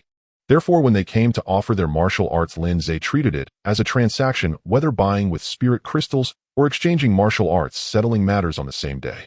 It is worth mentioning that since Lin Ze had already perused the vast collection of texts at the sword-concealing mountain, out of every 10 martial arts presented, 7 were duplicates. Many could only leave disappointed, unable to gain entry into the martial arts. This situation continued for several days before gradually returning to normal. Subsequently, the Lin family diligently practiced the 3 top-tier martial arts passed down by Lin Ze, flourishing steadily. With nothing much to do, Lin Ao had already handed over all matters of the Lin family to Lin Ze 10 days prior and went into seclusion to cultivate, striving for a breakthrough to the innate realm. As for whether he could break through, that would depend on destiny. The path of the innate is an evolution of life, a transformation akin to a carp leaping over the dragon gate. This step is exceedingly difficult. The sword-concealing mountain had accepted the talents from over 20 surrounding nations for training. Each generation was meticulously selected from hundreds of billions of people, cultivating the best according to the methods of the immortal sect. Over 30,000 years, only 308 beings had emerged. Whether Lin Ao could become the next is hard to say. However, Lin Ze was not in a hurry. The Lin family's days were still long ahead. Drinking a cup of tea, Lin Ze heard the voice of Xiao Chui by his side. Young Master Yi Xiaoran from the Shura Mountain Villa seeks an audience. Xiao Chui had initially preferred to call Lin Ze Lord or Prince. But after some thought, she realized that calling him Lord or Prince after he had become an innate divine being would diminish his status. After contemplating, Xiao Chui still felt that calling him Young Master was more appropriate. Yi Xiaoran. Lin Ze recalled that he had indeed sent someone to find Yi Xiaoran to inquire about the Lu family. However, he had already learned about the origins of the fire-worship demonic sect and the true fire, holy demonic art from the sword-concealing mountain. As for Yi Xiaoran, well, let's listen. Perhaps he could shed light on where Lu Changfeng obtained the illusory Moon 7 Stars record. Let him in. Yes. Soon after, Yi Xiaoran, a lone wolf hidden in the shadows of the night, appeared behind Lin Ze. Yi Xiaoran greets the second young master. Congratulations to the second young master on advancing to the innate divine realm. You have come a little late. Reporting to the second young master, the intelligence regarding Lu Changfeng and the former head of the Lu family is too outdated. It even involves the 9 Extremes dynasty. Our villa took quite some time to gather some information. Speak on. Yi Xiaoran immediately presented a sealed letter. Lin Ze took the letter and glanced at it. After extensive investigation by our villa, we discovered that Lu Changfeng was also a somewhat renowned genius in the Lu family's old territory over 170 years ago. At that time, at the age of 29, he had already broken through to the 6th level of the acquired realm, and his medical skills had reached the level of a first-class medical officer in the 9 Extremes medical office. Everyone in the area believed that the Liu family was about to produce another unparalleled physician, with even the hope of birthing a medical immortal in the innate divine realm. However, this reputation did not last long. Around the age of 30, Liu Changfeng left the 9 Extremes dynasty and thereafter wandered the world, rarely returning to the Liu family. As for the reasons, one theory is that he could not wait for the sword-concealing mountain's next recruitment of disciples and left the area seeking opportunities at the Dunyi sect and the Wenxin Dao sect. Another theory is that Liu Changfeng believed he could not further his medical skills while staying in the Liu family, so he wandered the world practicing medicine and honing his skills and cultivation. In any case, after that, Liu Changfeng vanished from people's sight, concealing his existence. It wasn't until he was 90 years old, precisely 110 years ago, that Liu Changfeng finally ended his wandering and stayed in the Liu family for a while. During this time, Liu Changfeng persistently urged the previous head of the family, Liu Hongxin, to embrace a certain immortal sect called the Holy Sect. Liu Hong refused to agree and was even strongly opposed to that holy sect. As for the name of that holy sect, Yi Zioren's voice turned somewhat chilling at this point. He spoke with a tone that carried a certain depth of dread. Those who were aware of this matter clearly heard the name of that holy sect before, yet strangely, everyone seems to have forgotten it. Even when trying to recall, they cannot remember anything about the holy sect. All that remains in their minds are the 2 words holy sect. Clearly, a mysterious force has influenced everyone, distorting the truth of the past. Having said that, Yi Zioren's gaze flickered again like a lone wolf howling at the moon in the dark night. Yet even so, our Shura Mountain Villa has fulfilled our mission and unearthed some secrets. Oh, a mortal force like the Shura Mountain Villa possesses such capabilities. Lin Ze glanced at Yi Xiaoran with slight surprise. Yi Xiaoran stated, "We dug up Liu Hong's grave." Lin Ze. 6. From the information we received, Liu Hong evidently knew the ins and outs of the Holy Sect from the very beginning. He strongly opposed Liu Changfeng's contact with the Holy Sect. For this reason, he quarreled with Liu Changfeng many times. Shortly after Liu Changfeng completely left the Liu family and disappeared, Liu Hong, a formidable expert at the 8th level of the acquired realm, suddenly died unexpectedly. I dare say that Liu Hong definitely knew some inside information. Therefore, I pried open his grave and indeed discovered some clues. In Liu Hong's tomb, we discovered a specially crafted blood silk hidden within the flesh of Liu Hong's chest. It was only after his death, when the flesh rotted away to reveal bones, that this blood silk finally saw the light of day. As she spoke, Yi Xiaoran took out a tightly wrapped object from her bosom. Unwrapping layer after layer, it revealed a blood-red hue. Inside lay the blood silk, covered in densely packed small characters. Yi Xiaoran said, "This contains information about that holy sect." "Second young master, please take a look." Lin Ze opened the blood silk and began to read. The content written there was similar to what Lin Ze had learned from the Zhangjian regarding the information about the fire worship demon sect. However, there was a disjointed warning at the end. "Beware of the Wanwu Tianqian sect." The Wanwu Tianqian sect. This was no small sect. Lin Ze had seen information on the Wanwu Tianqian sect in the library of Zhangjian Mountain. The Wanwu Tianqian sect was the overlord of the Xuanwu realm, with a lineage extending over 700,000 years. The sect leader was the master of the Xuanwu realm, the first innate cultivator of the Xuanwu realm. His cultivation reached the peak of the innate 4th layer God Sea realm, making him a remarkable figure in the entire Qing domain, known for his might and reputation. Moreover, within the sect, there were 2 supreme elders of the God Sea realm and 10 elders of the True Body realm. It was one of the most renowned and esteemed sects in the Qing domain. Ordinary people could hardly come into contact with them. Furthermore, the Huaguang realm, where Zhangjian Mountain was located, was separated from the Xuanwu realm by millions of miles. How did Liu Hong, who resided in Huaguang realm's Zhangjian Mountain, come to know of its existence? Moreover, he ominously warned to beware of the Wanwu Tianqian sect. It was baffling. Liu Hong, even in death, left behind secrets unspoken. Forget it. Lin Ze put away the blood silk. He had already stated that he was not interested in the stories of the Liu family and the demon sect. He only wanted to know the origins of the cultivation methods. As for what the demon sect intended to do, it was none of his concern. As long as they did not provoke him or infringe upon his interests, that was enough. After securing the blood silk, Lin Ze looked at Yi Xiaoran and said, "Well done. Are you interested in working for my Lin family permanently?" Yi Xiaoran was reliable, clever, and observant. Such a person was trustworthy. Although Lin Ze had already advanced to innate, and there weren't many opportunities for Yi Xiaoran in the Qing domain's 9 sects, it wouldn't hurt to keep her around. It was just a matter of a few words. Perhaps there would be a time when she could be of use in the future. Upon hearing this, Yi Shaoran immediately agreed without hesitation. To work alongside an 18-year-old innate divine being was something countless people could only dream of. An 18-year-old innate with such a promising future. One can only say the prospects are boundless. Such a radiant existence could provide enough benefit for Yi Shaoran and the Shura Mountain Manor to thrive. To serve second young Master Lin is a fortune I cherish for 3 lifetimes. On behalf of Shura Mountain Manor, I pay my respects to the Lord. Yi Shaoran performed a kneeling salute to Lin Ze. Lin Ze nodded in satisfaction and said, "Very well, rise." "Thank you, Lord." Mo Yi. Lin Ze called for the old steward Lin Mo. "Young master, this is Yi Shaoran, you should have heard of her." Lin Mo nodded to Yi Shaoran. "Yi Manor Master, I have long admired you." "General Lin, a pleasure to meet." After the two exchanged pleasantries, Lin Ze said, "Mo Yi, from now on Shura Mountain Manor will be under the Lin family's banner. Please make the arrangements." Lin Mo did not ask further and immediately nodded in agreement. In the past, if a killer like Yi Shaoran wanted to join the Lin family, Lin Mo would have urged caution and investigated thoroughly. But now Lin Ze was already a noble innate divine being. Mere mortals in his presence could not possibly bridge the chasm separating the celestial from the mundane. "Yi Manor Master, please follow this old man." "Thank you, Steward Lin." After Yi Shaoran left, Lin Ze glanced at the still repairing illusory moon 7 stars record. Divine level comprehension LV 3905-1000, 7 days until full completion.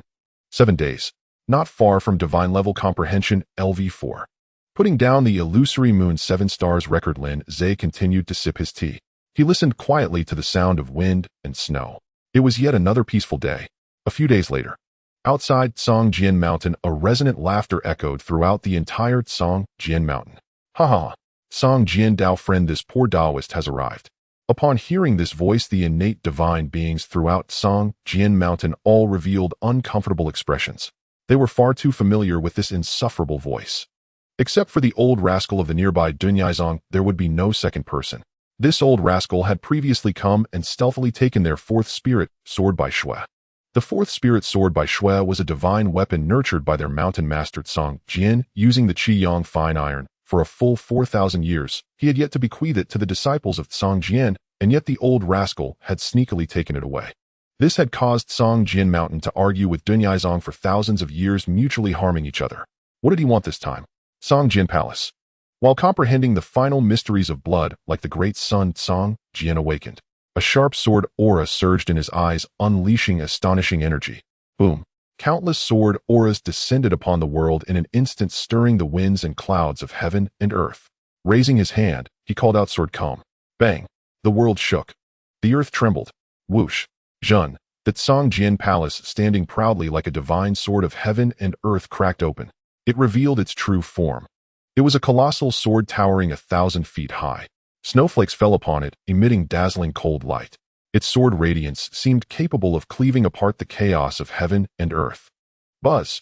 With a clear and crisp sword sound, this 1,000-foot colossal sword shrank instantly into a 3-foot green edge, landing in Tsongjian's hand.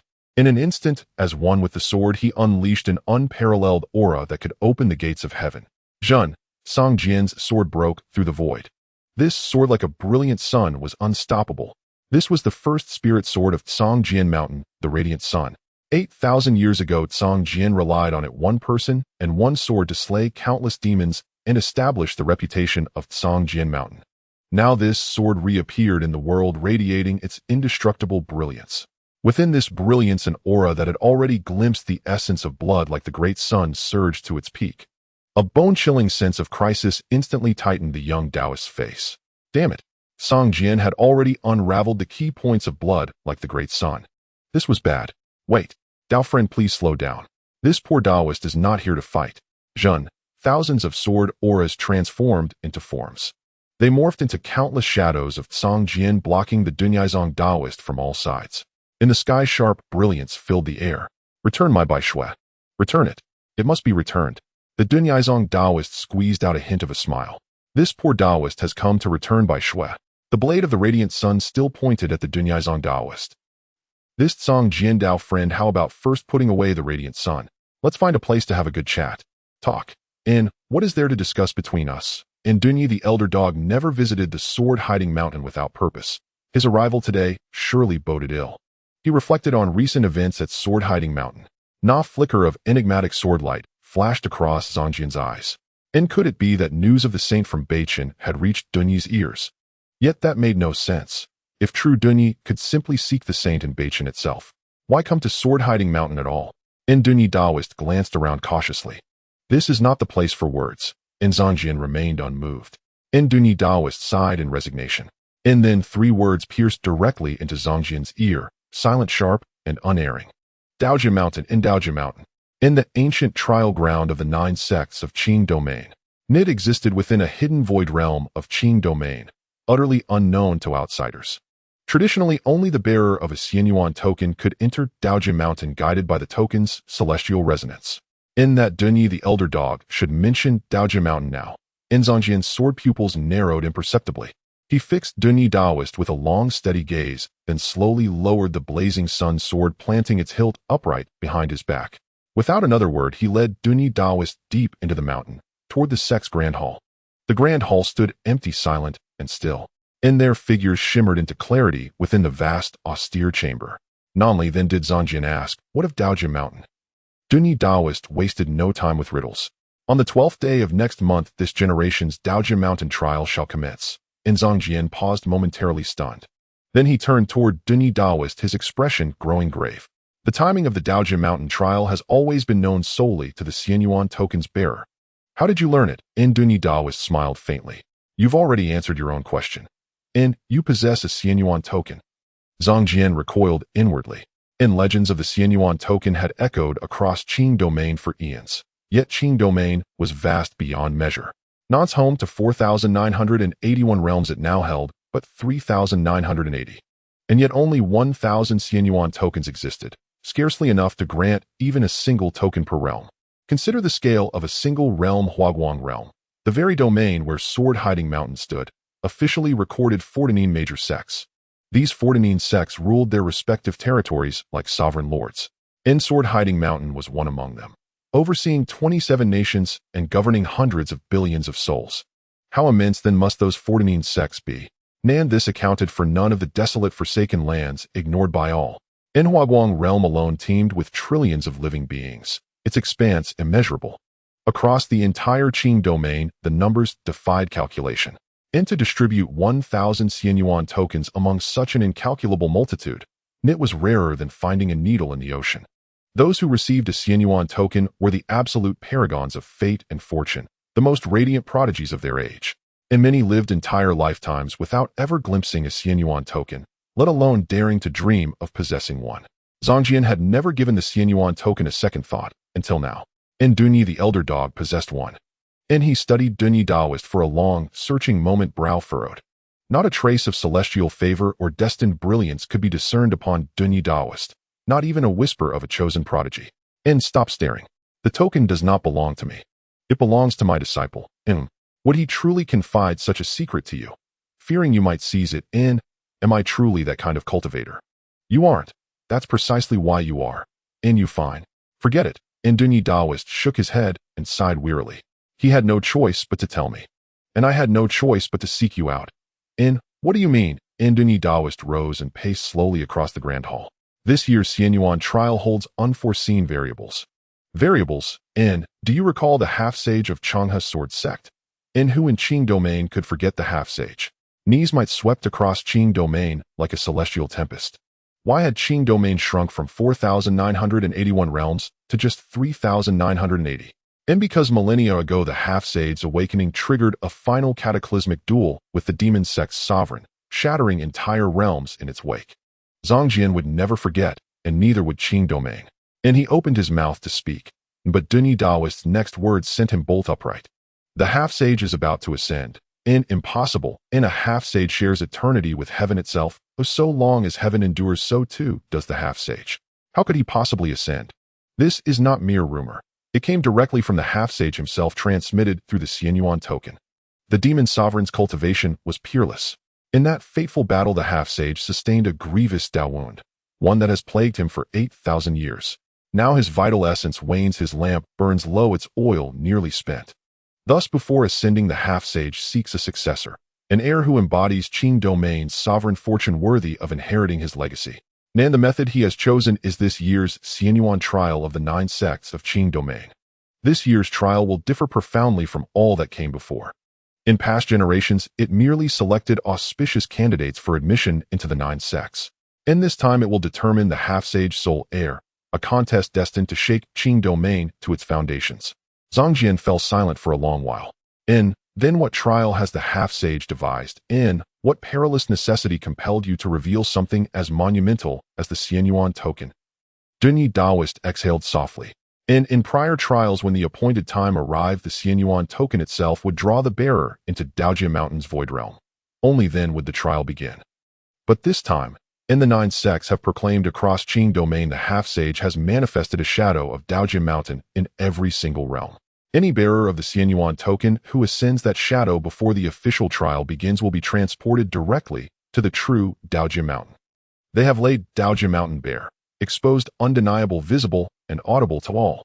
And this is pouring oil onto fire. Dunyi Daoist's worry ran deep. Was the 9 sects intent not to ignite conflict across every realm, to test the metal cunning and resolve of all cultivators? Imagine the proclamation's effect. Huaguang realm's sects would erupt in frenzy. They would station themselves night and day before each Daojia Mountain shadow, scrutinizing, hunting, seeking the bearer of the Xianyuan token, ready to usurp it by any means necessary. Meanwhile, the true bearer must endure trials of courage and guile, slipping past countless watchful eyes to step onto the shadow unseen. It was a grand game of cat and mouse, vast, intricate, and merciless. Not only those who emerged victorious from that labyrinthine contest would claim ultimate triumph. Yet Dunyi's sect's strength, Dunyi Daoist himself, had only attained the second stage of true body cultivation, the blood is blazing sun realm. To contend openly with every sect across Huaguang realm, that was impossible. Thus the Daoist of escape pondered deeply. He must find a trustworthy person to share the burden of the escape sect. Moreover, this person's strength must be comparable to his own. As the old rival of Zhang Jian, the Daoist of escape was well aware of his character. This fellow was a natural swordsman with a bright sword heart, embodying the purest essence of sword cultivation. Cooperating with Zhang Jian allowed the Daoist of escape to feel considerably more at ease. Furthermore, Zhang Jian's innate sword body was widely recognized for its formidable power. Each swing of the sword seemed to disregard the body refining techniques and innate true forms, causing unbearable discomfort to opponents. Previously, the Daoist of escape could suppress Zhang Jian solely due to the prolonged advantage of realm. Thus, there was no need to worry about Zhang Jian's strength, at least in terms of breaking through defenses. He was undoubtedly more proficient than the Daoist of escape. However, what surprised the Daoist of escape was that Zhang Jian had almost grasped the essence of blood like the great sun. Tisk, those with innate physiques and bloodlines truly made one envious enough to grind their teeth. After the Daoist of escape's lengthy explanation, Zhang Jian understood his intent. He calmly said, "Aren't you the one who enjoys taking things slowly? There is plenty of time. You can take your time to think of a solution." The Daoist of escape hurriedly replied, "I wish I could take my time, but the situation does not permit it." From the moment the 9 sects of the Qing domain announced it to the world, the trial for selecting the half-saint successor has already begun. In the entire Qing domain, the first person to reach the Dao Tribulation Mountain will receive 1,000 units of tribulation energy, the second will receive 999, the third, and so on until the 1,000th person receives merely a fraction. The gap will widen immensely compared to others, making it extremely difficult for those with great talent and comprehension to catch up. I estimate that there are already individuals en route to the shadow of the Dao Tribulation Mountain. We cannot afford to wait. So you came to find me. Zhang Jian silently looked at the Daoist of escape and said, "Have you forgotten something? My Zhang Jian Mountain has enmity with your escape sect. It's merely a small misunderstanding.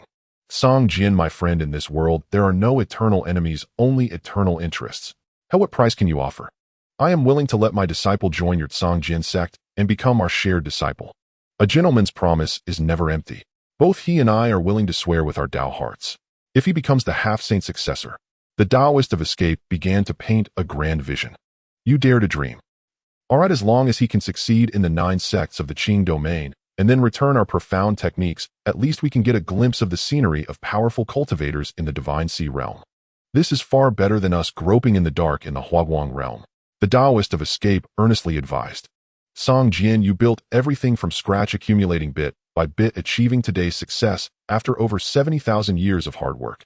You should understand better than anyone what it's like to have no inheritance, relying solely on your own efforts. To speak a truth you may not like, if it weren't for the lack of inheritance with your innate sword body talent, why would it take you 60,000 years to break through to the true body? Now the top inheritance opportunity of the 9 sects of the Qing domain is right before your eyes. Can you bear to miss it? Song Jian fell silent. His eyes flickered, fingers tapping on the table. After a long while he finally spoke. Tell me about your disciple. I will say just one thing and you'll understand. My disciple has the bloodline of the Red Spirit clan and has just turned 1200 years old this year with innate first-level cultivation. Upon hearing this, Song Jian's eyes widened slightly. Red Spirit clan. Indeed. Song Jian had nothing more to say. The bloodline of the Red Spirit clan was considered a high-level bloodline among various lineages. At least it surpassed his innate sword body by several tiers. Just based on the bloodline alone, the disciple of the Taoist of Escape was worth Song Jian's investment. Moreover, he was so young, just at the peak of advancement. Song Jian agreed. Give me some time to prepare. All right, just in time. I also need to hurry back to arrange matters for the Escape sect. You should prepare quickly and come to the Escape sect to find me. Let us set off immediately, striving to arrive within the top 500 to secure a good ranking for my disciple. MHM. The Taoist of Escape departed. Before leaving, he added, by the way, I have already gifted your disciple the Snow White. As a master, you wouldn't be too stingy to withhold a Snow White as a meeting gift for your new disciple, would you? Ha ha. Song Jian's face darkened. That rascal. Song Feng. A streak of sword light swiftly approached. Brother, hand me the Han Feng. The Han Feng sword, the second spirit sword of Song Jian Mountain, was given to Song Feng for use. Oh, Han Feng. Song Feng paused, a hint of worry appearing on his face. Brother, is the Taoist of Escape here to challenge us? Song Jian shook his head and said seriously, for now you need not inquire about this matter. In the upcoming months, I will be going on a long journey. Keep a close watch over Song Jian Mountain and be wary of other forces. Understood. Song Feng handed the Han Feng to Song Jian. Song Jian stored it along with the Huang Ri within his body, one in his left hand, one in his right. Afterward, Song Jian proceeded to the forbidden area of the sword tomb in Song Jian Mountain. There lay the third spirit sword of Song Jian Mountain, the Silent Abyss. Seeing this, Song Feng felt quite worried. What on earth happened? Brother actually took all 3 top spirit swords with him. With 3 swords concealed, it was akin to the chaos of the past demon sect uprising. In the Beichen dynasty, Lin family. Sensing the trial information transmitted from the immortal fate order, Lin Ze slightly raised an eyebrow. The 9 sects of the Qing domain were quite audacious this time. It sparked conflicts across the realm. Interesting. Let us see who truly excels. Stowing away the immortal fate order, Lin Ze picked up the illusory moon 7-star record once again. 7 days had passed, and the illusory moon 7-star record had been completely restored. With its restoration, Lin Ze's divine level comprehension at level 3 could finally be upgraded to level 4. You flipped through the lunar moon 7 stars record. With your terrifying comprehension nearing the Tao, you have completely deciphered the lunar moon 7 stars record and deduced it to the 10th layer. Lunar moon 7 stars record LV10 fully perfected. You have comprehended a mid-grade Earth-level technique, gaining a deeper understanding of the power of divine level comprehension. Divine level comprehension LV3 10101000. You have perused numerous books and finally gained insights, achieving a more profound grasp of the essence of divine level comprehension. You have unlocked a new ability of divine level comprehension. Divine level comprehension upgraded to LV4 10100000. From now on, you will gain the ability to complement your bloodline and physique according to the specificities of particular techniques. What does it mean to complement bloodlines and physique according to specific techniques? Doesn't this imply that if Lin Ze encounters a technique that requires a specific bloodline in the future, he can forcibly practice it and also gain the corresponding physique and bloodline for free? This ability is impressive. No matter which world it is, bloodlines and physique have always been extraordinary and perverse, especially in a vast world like Tianlan continent where myriad races coexist. Take a certain race known as the Cold Light clan, for example. Those possessing Cold Light bloodline can cultivate various ice-type techniques at an astounding speed, far surpassing their peers. Moreover, they can unleash the celestial cold spiritual light within during battle, continuously eroding their enemies with coldness, freezing them in ice, and significantly reducing their combat power. In a crisis, they can fully unleash their celestial cold spiritual light, entering an ice spirit state, forming ice armor to withstand attacks, and causing the opponent to suffer from coldness, drastically lowering their fighting spirit. In gaming terms, it translates to a 30 increase in damage reduction and a 30 decrease in the opponent's attack speed. It truly is the treatment of an RMB player's SVIP status. Fortunately, with divine-level comprehension LV4 in hand, Lin Ze just needs to find a technique that comes with bloodline and physique restrictions, and he will have the chance to enjoy such VIP treatment from heaven. Currently, that seems unlikely. In the Tsangjin Mountain area, there aren't any characters with special bloodlines and physiques. If we really count, only the innate sword body of Tsangjin can barely be considered, but unfortunately, it lacks a matching restricted technique. Thinking this way, Lin Ze's realm also began to loosen. With the arrival of the Lunar Moon 7 Stars record, Lin Ze, who had already reached the third stage of the true body realm, refined it to the extreme, heading towards a half-step divine sea. In a daze, Lin Ze's consciousness birthed a glimmer of spiritual light. Within this glimmer, Lin Ze saw a vast illusory sea. In this sea, there are the immense sounds of humanity ebbing and flowing. There is the eternally unchanging sunset and stars. There is also the shifting of the historical gears, the changing of the tides. This sea represents the mortal world. It is this vast expanse of heaven and earth. It is the sea of heaven and earth. Lin Ze must drift within this sea, seeking the path that leads from the other side of the earth to the other side of the sky, pursuing his own resplendent heavenly essence. Under the guidance of the heavenly essence, he comprehended the mysteries of fate, thereby escaping the sea of suffering in the mortal realm, opening the gate of heaven and earth, and reaching the other side of the sky. This is the divine sea. Only when he stood on the other side of the earth and saw this illusory sea of heaven and earth did Lin Ze understand why there are terms like earth people, mountain people, sea people, and sky people in the innate realm.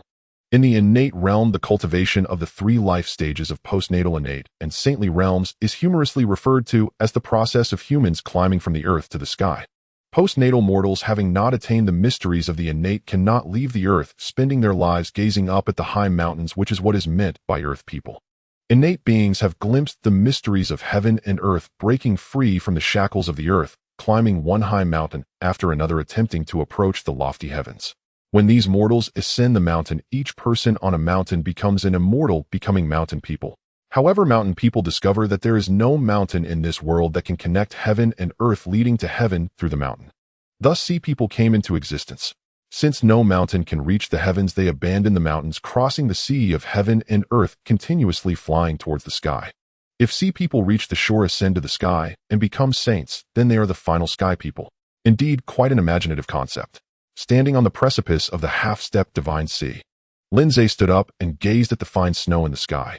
His gaze seemed to pierce through the fine snow, penetrating the sea of heaven and earth, finding the great door that leads to the other side of the sky. From being an ordinary postnatal triple to now a half-step divine sea, Lin Ze only spent a month. How long will it take him to go from half-step divine sea to being called a sky person in the saintly realm?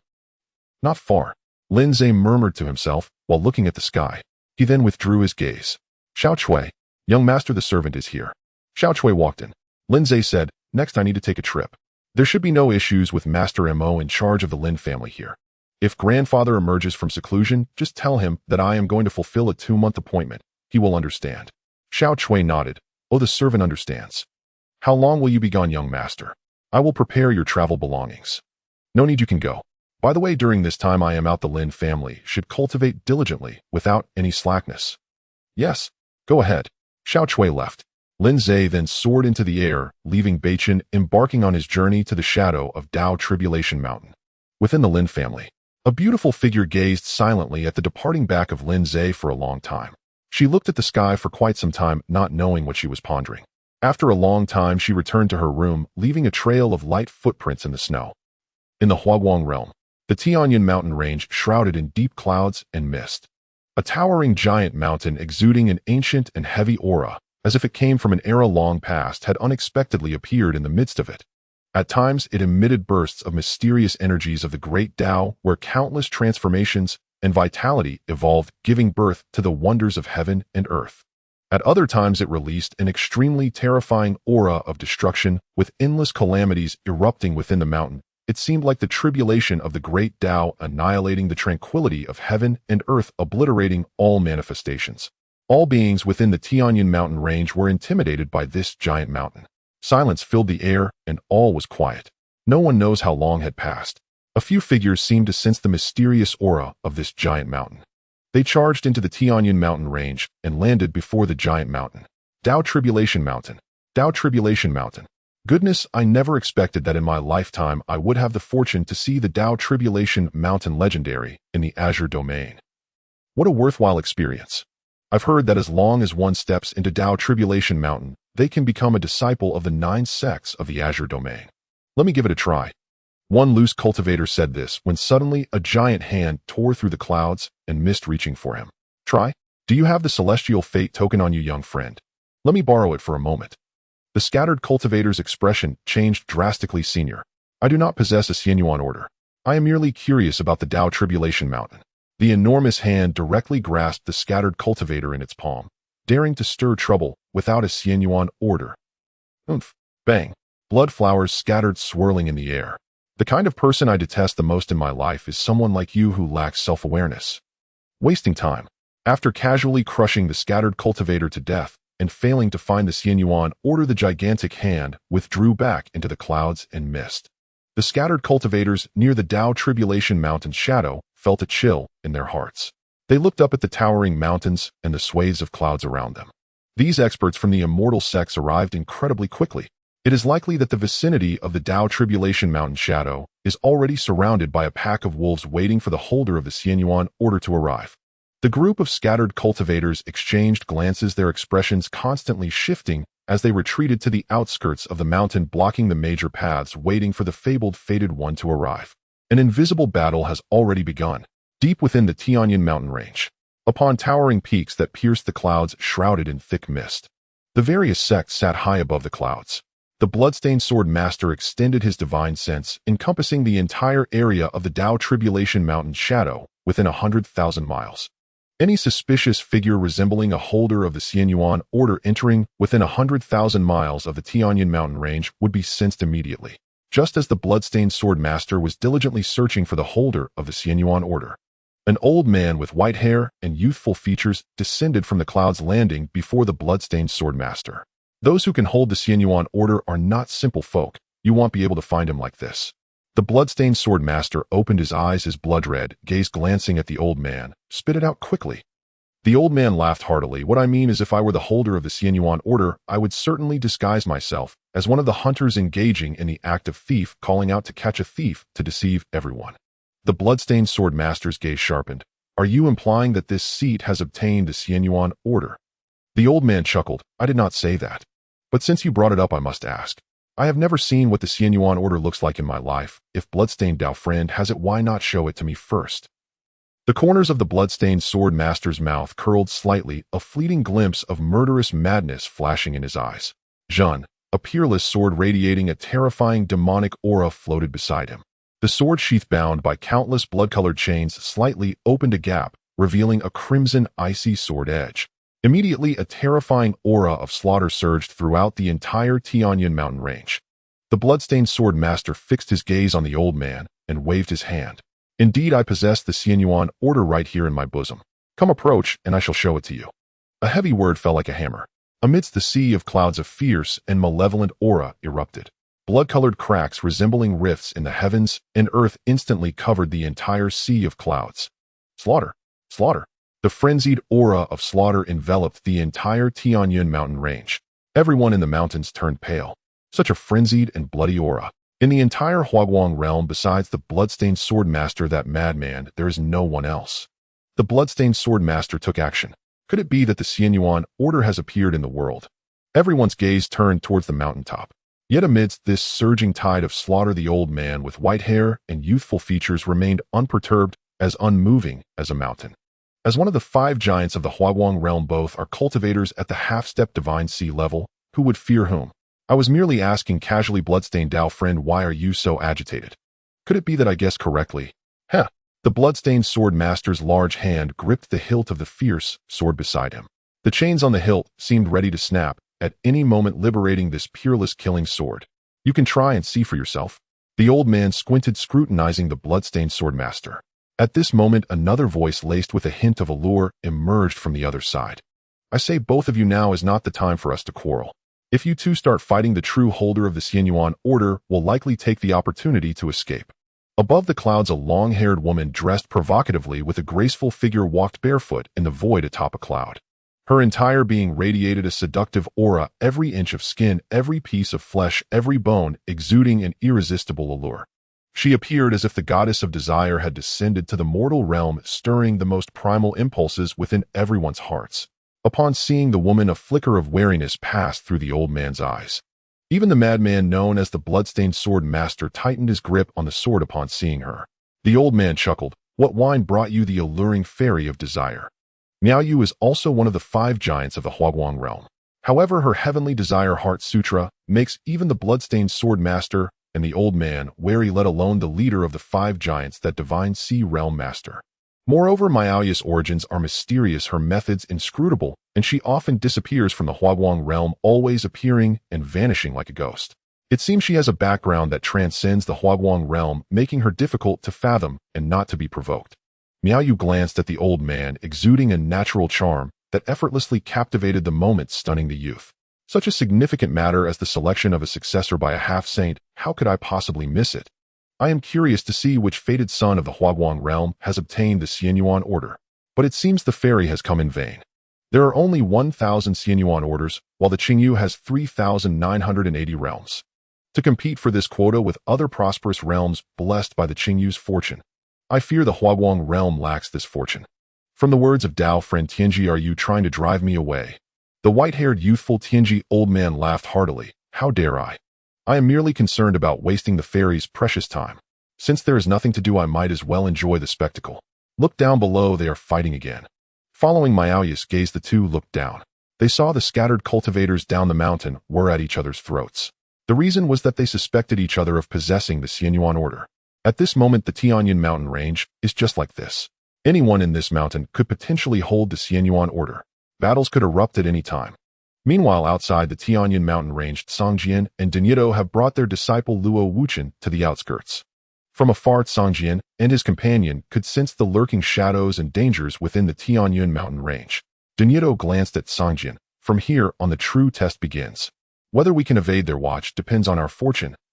Song Jian nodded slightly. The blazing sun and cold edge hidden in his hands were already poised for action. The silence within his body emitted an aura of defeat and extinction. Let's stick to the original plan and first find an opportunity for others to create chaos. If that fails, I will reveal myself and use the false immortal fate token to attract everyone's attention while you take Wu Chun into Daojia Mountain. Duni nodded. "We will adapt as the situation changes. All depends on fate." At this moment, Luo Wuchen spoke with concern. "Masters, what will happen to you two if this plan succeeds?" Song Jian and Duni smiled reassuringly. "Don't worry. As long as you can enter Dao Jia Mountain, both I and your Song Jian master will be absolutely safe. In this world, there are no eternal enemies, only eternal interests. Those above are all crafty old foxes who have cultivated for tens of thousands of years. How could they not understand this principle? Once you enter Dao Jia Mountain, from that moment on, you will be a disciple of the 9 sects of Qingyu, backed by such a colossal entity. In the face of the transcendent 9 sects of Qingyu, even a master of the Huaguang realm would have to kneel obediently like a dog. If they dare to touch either me or your Song Jian master, then they must be willing to destroy their tens of thousands of years of cultivation and foundation. You can go without worries." Luo Wuchen nodded. "Wuchen understands. I will not disappoint the expectations of the 2 masters.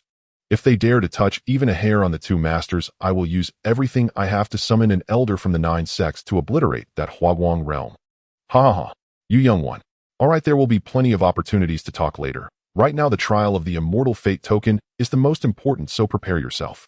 After Duni spoke, he was about to begin their actions. Just before leaving, Duni suddenly said, "By the way, you will not have me by your side during this journey. You must remember what I have told you." Luo Wuchen and Duni said simultaneously, "In this world, there are no eternal enemies, only eternal interests." "Ha ha ha. Good, just remember that. Old Jian, do you have any last instructions?" "Old Jian." "Song Jian, my friend." Duni was speechless. Song Jian was actually distracted, looking elsewhere. "In such a critical moment, what are you looking at?" Song Jian turned his head. A serious and solemn expression emerged in his eyes. "Our plan may have to change. He has come." "He? Who?" Duni was taken aback, his heart suddenly feeling heavy. He had never seen Song Jian this serious and solemn before.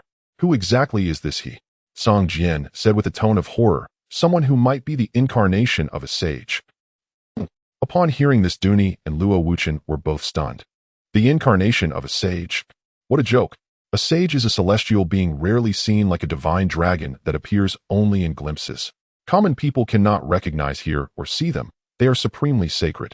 It has been nearly 100 million years since Qingyu has seen the shadow of a sage. Now you tell me there is an incarnation of a sage. Friend, this joke is not funny at all. I am not joking, Song Jian said earnestly. He pointed to the handsome young man coming through the flying snow, crossing the void towards Dao Jia Mountain. He, the North Star God Martial King, at the third stage of his true body this year. 18 years old. Damn. Dooney and Luo Wuchen stared at Lin Ze in the sky in silence for a long time. After a while, suddenly Song Jian's body trembled, and a wave of instinct from his innate sword physique filled his entire being. His sword trembled again, just like when he sensed the crisis from the demon cult a few days ago. However, unlike before, this trembling was not a crisis, but an opportunity. His sword body intuition told him, follow him. What? Song Jian repeated, follow him. My sword body intuition tells me to follow him. This might be Wu Chen's only chance to sneak into Dao Jia Mountain. Dooney said directly, in that case. He'll trust you this once. Let's go. The two took Luo Wuchen and followed Lin Ze from a distance, always alert to their surroundings, ready to adapt. At this moment, Lin Ze was gazing at the giant mountain, radiating mysterious and ancient aura. The immortal fate token in his arms became hot and fiery, continually resonating with the shadow of Dao Jia Mountain, eager to open the door to the true Dao Jia Mountain. As the immortal fate token heated up, Lin Ze moved closer to Dao Jia Mountain. In the Tianyan mountain range, shadowy figures like poisonous snakes fell upon Lin Ze. They lurked in the shadows, quietly watching as Lin Ze approached Dao Jia Mountain, ready to launch a lethal strike at any moment. Another one has come. How dare he approach Dao Jia Mountain? Does he possess the immortal fate token? At the peak of Tianyan Mountain, the bloodstained sword master and others also turned their attention to Lin Ze, because he was the first to arrive at Dao Jia Mountain, without concealment, boldly and openly walking in. Strange occurrences always signal danger. Even if there is no danger, those who dare to approach Dao Jia Mountain must be killed rather than let go. Young man, your brilliance is too exposed. The old man of heavenly secrets leaned forward slightly. You understand nothing about restraint. The bloodstained sword master glanced at the old man of heavenly secrets. Isn't this just to your liking? As he spoke, the fierce sword floating beside the bloodstained sword master emitted a faint, bloody light. However, the usually lively Miao Yu was silent at this moment. She quietly watched Lin Ze, her eyes revealing an inexplicable expression, uncertain of what she was thinking. Amidst the varied gazes of everyone, Lin Ze continued towards Dao Jia Mountain.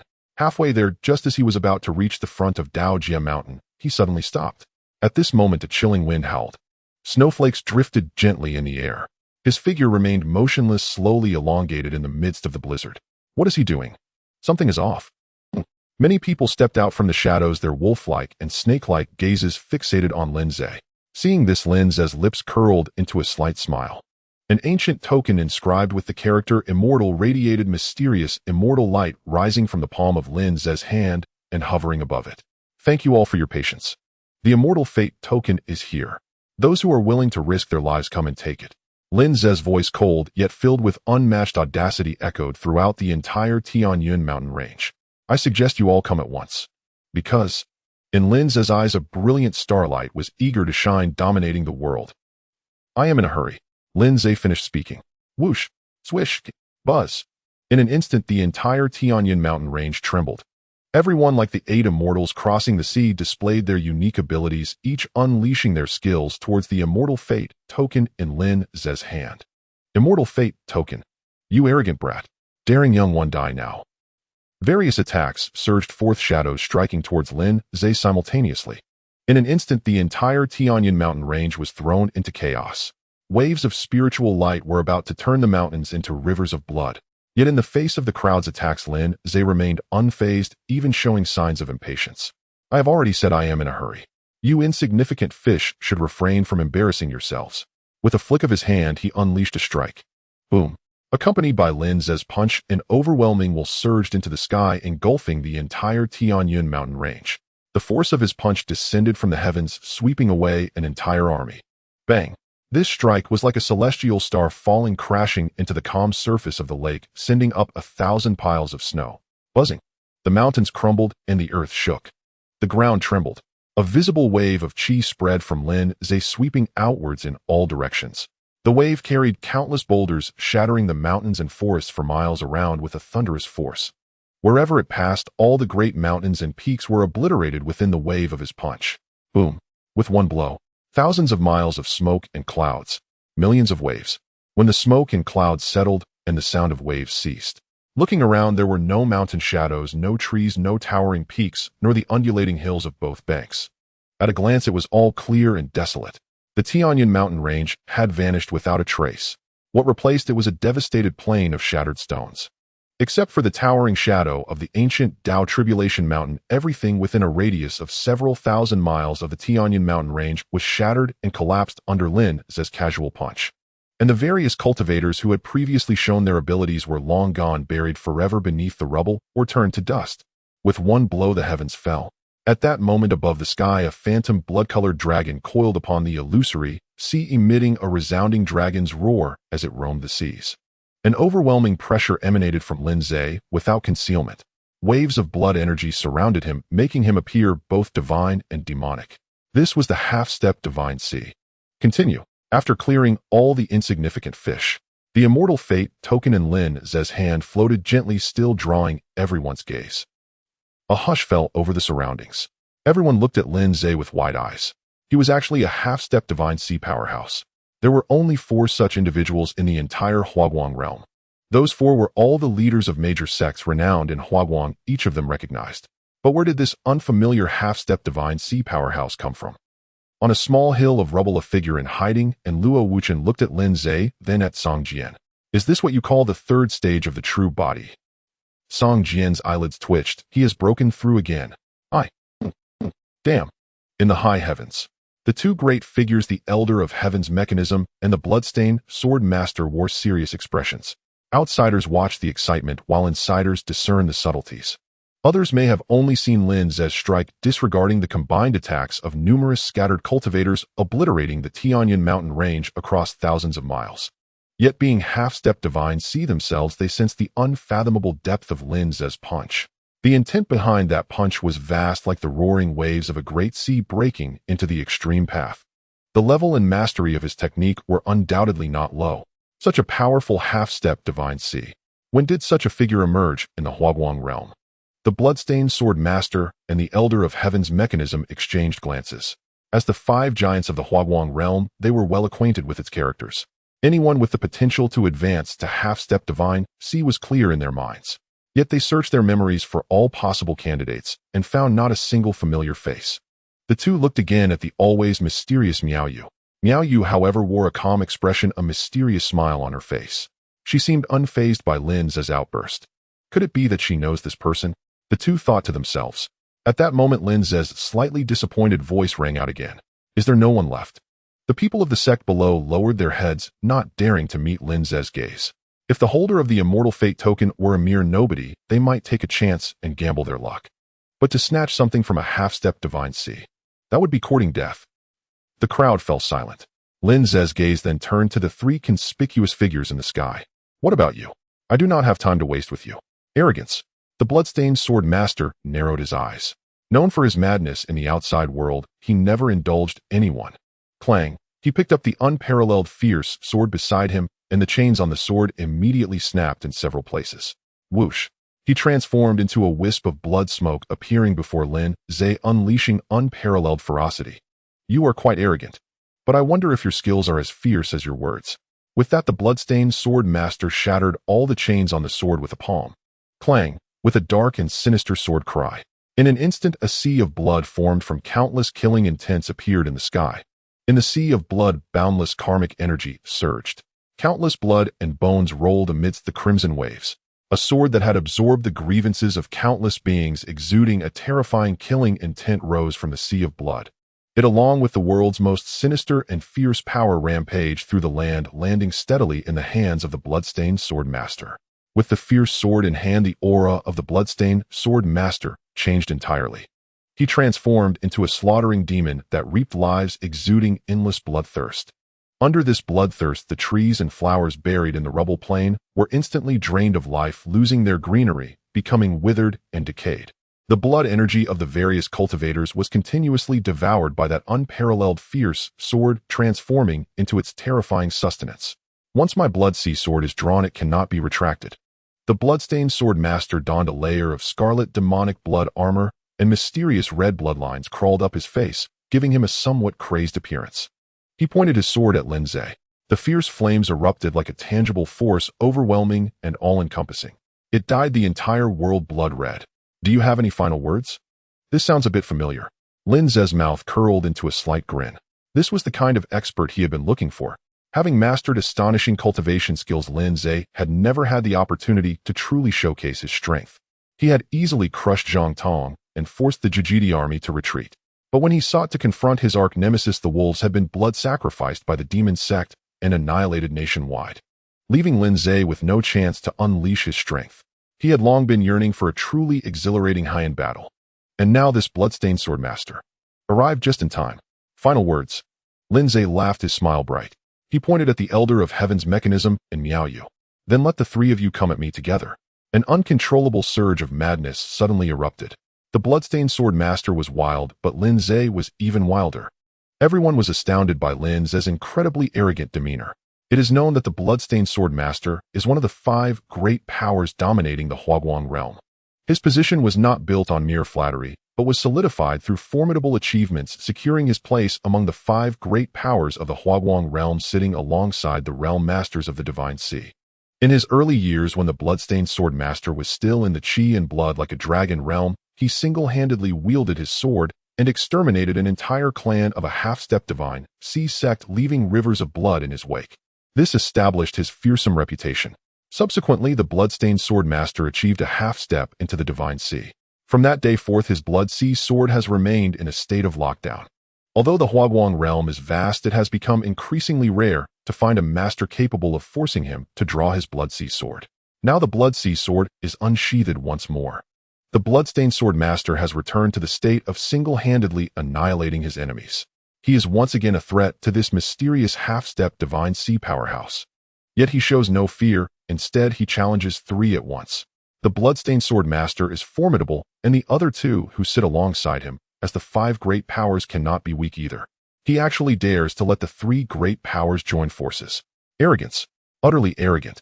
How can such sheer arrogance be described? Hiss. We as men should be like this. What nonsense. Onion would have been fine, but he actually wants the 3 great powers to join forces, seeking his own doom. A battle between half-step Divine Sea powerhouses. This trip has been worth it today. Everyone eagerly awaited the arrival of an extraordinary battle. High above, the Elder of Heavenly Secrets, pointed out by Lin Ze, suddenly darkened in expression. Young people are indeed full of fire. I want to see what capabilities you have to speak such arrogance. After a cold snort, the Elder of Heavenly Secrets unleashed a shocking surge of chi. He stood tall with a flicker of mysterious wisdom in his eyes, and his robe billowed in the air.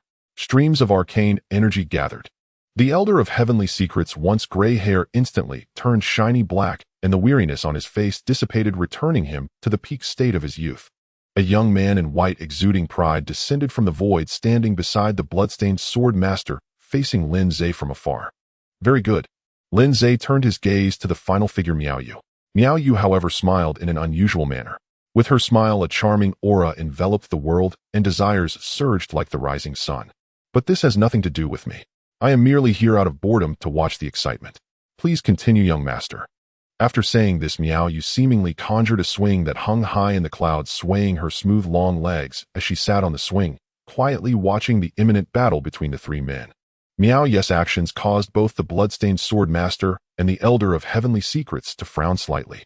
Miao Yu is not a woman to be trifled with. Despite her carefree demeanor, she is more formidable than anyone, and one cannot gain an advantage over her. Anyone who acts recklessly before her can instantly turn into a demoness, annihilating their entire clan.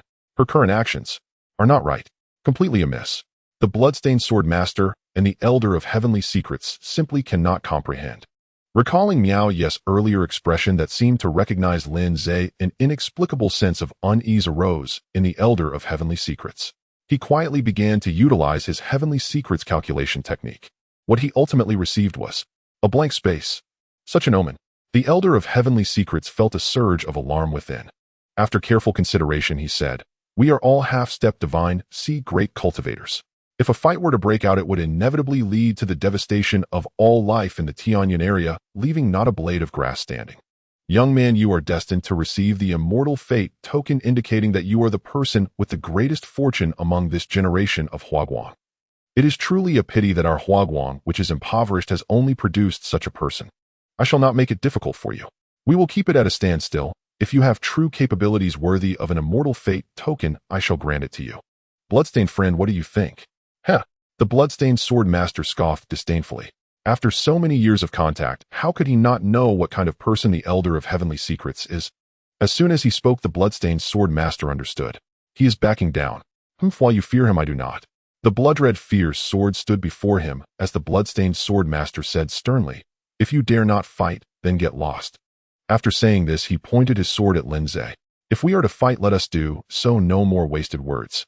After that, the bloodstained sword master was the first to summon the extreme evil of heaven and earth. The frenzied, bloodthirsty, killing aura instantly enveloped the azure sky. Charge! Clang! The bloodstained sword master swung his sword across the sky. The sword light shone brightly, illuminating the 19 states. A slashing sword energy that seemed capable of splitting heaven and earth, bringing about the world's ultimate destruction, instantly struck with a speed invisible to the naked eye.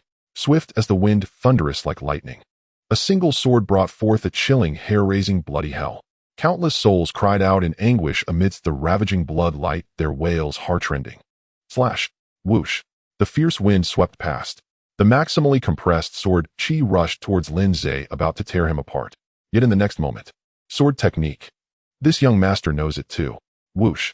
A sword edge more terrifying and sharper than the bloodstained sword master tore through the spatial barrier, crossing over from the distant ancient era. Earth-grade mid-tier concealed sword and hidden light LV-10. Lin Ze finally erupted with unparalleled sword energy, without reservation.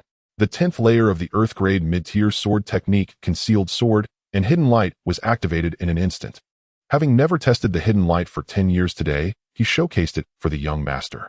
In an instant, Lin Ze transformed into an ancient divine sword. His sword energy roamed freely, cleansing the universe. Slash! Whoosh! Tens of thousands of sword energies converged into a river of sword chi. In a flash, it broke through the bloodstained sword master's blood sea, a divine strike penetrating the malevolent force, rushing like a gale towards the bloodstained sword master. Clang! The bloodstained sword master's pupils suddenly constricted. He immediately activated sword movement to retreat. However, the frost blade of concealed sword and hidden light was faster than he could see. More ferocious. A strand of hidden phenomenal white suddenly erupted within the river of sword chi. This is known as concealed sword and hidden light. Not good. The bloodstained sword master had no time to react. Boom! The storm of sword chi concealed the sword as it blossomed with destructive light. Bang! The bloodstained sword master was torn apart by the storm of sword chi, sent flying like a cannonball. He crashed heavily onto the ground, creating a bottomless pit in the shattered stone plains. For a long while there was no movement. The crowd used their divine senses to look and discovered. In that last sword strike, the bloodstained sword master had been torn into pieces by the storm of sword chi, devoid of life. Meanwhile, the fierce sword that had absorbed countless blood and malevolence also shattered in the clash of swords, losing its divine light. Looking at Lin Ze as he sheathed his sword, he had already retracted all his sword energy, concealed sword and hidden light, as if nothing had occurred. Under this single sword, the outcome is clear. The bloodstained sword master of the 5 great powers of Huaguang has perished today. Hiss! Everyone gasped in shock, hardly believing their eyes. The bloodstained sword master had died just like that. A single strike, just one sword. The fearsome bloodstained sword master who had dominated the Huaguang realm for 100,000 years was slain. What a joke! Even the realm lord of the divine sea realm couldn't achieve such a feat, could he? Who exactly is this mysterious powerhouse? The crowd was astonished. Sangjian was even more shocked. If he wasn't mistaken, that strike just now seemed to be the unique technique from his Sangjian sect, Sanjianju.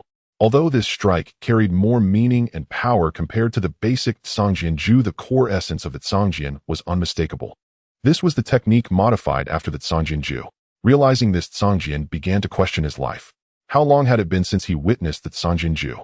Was it 20 days? No way.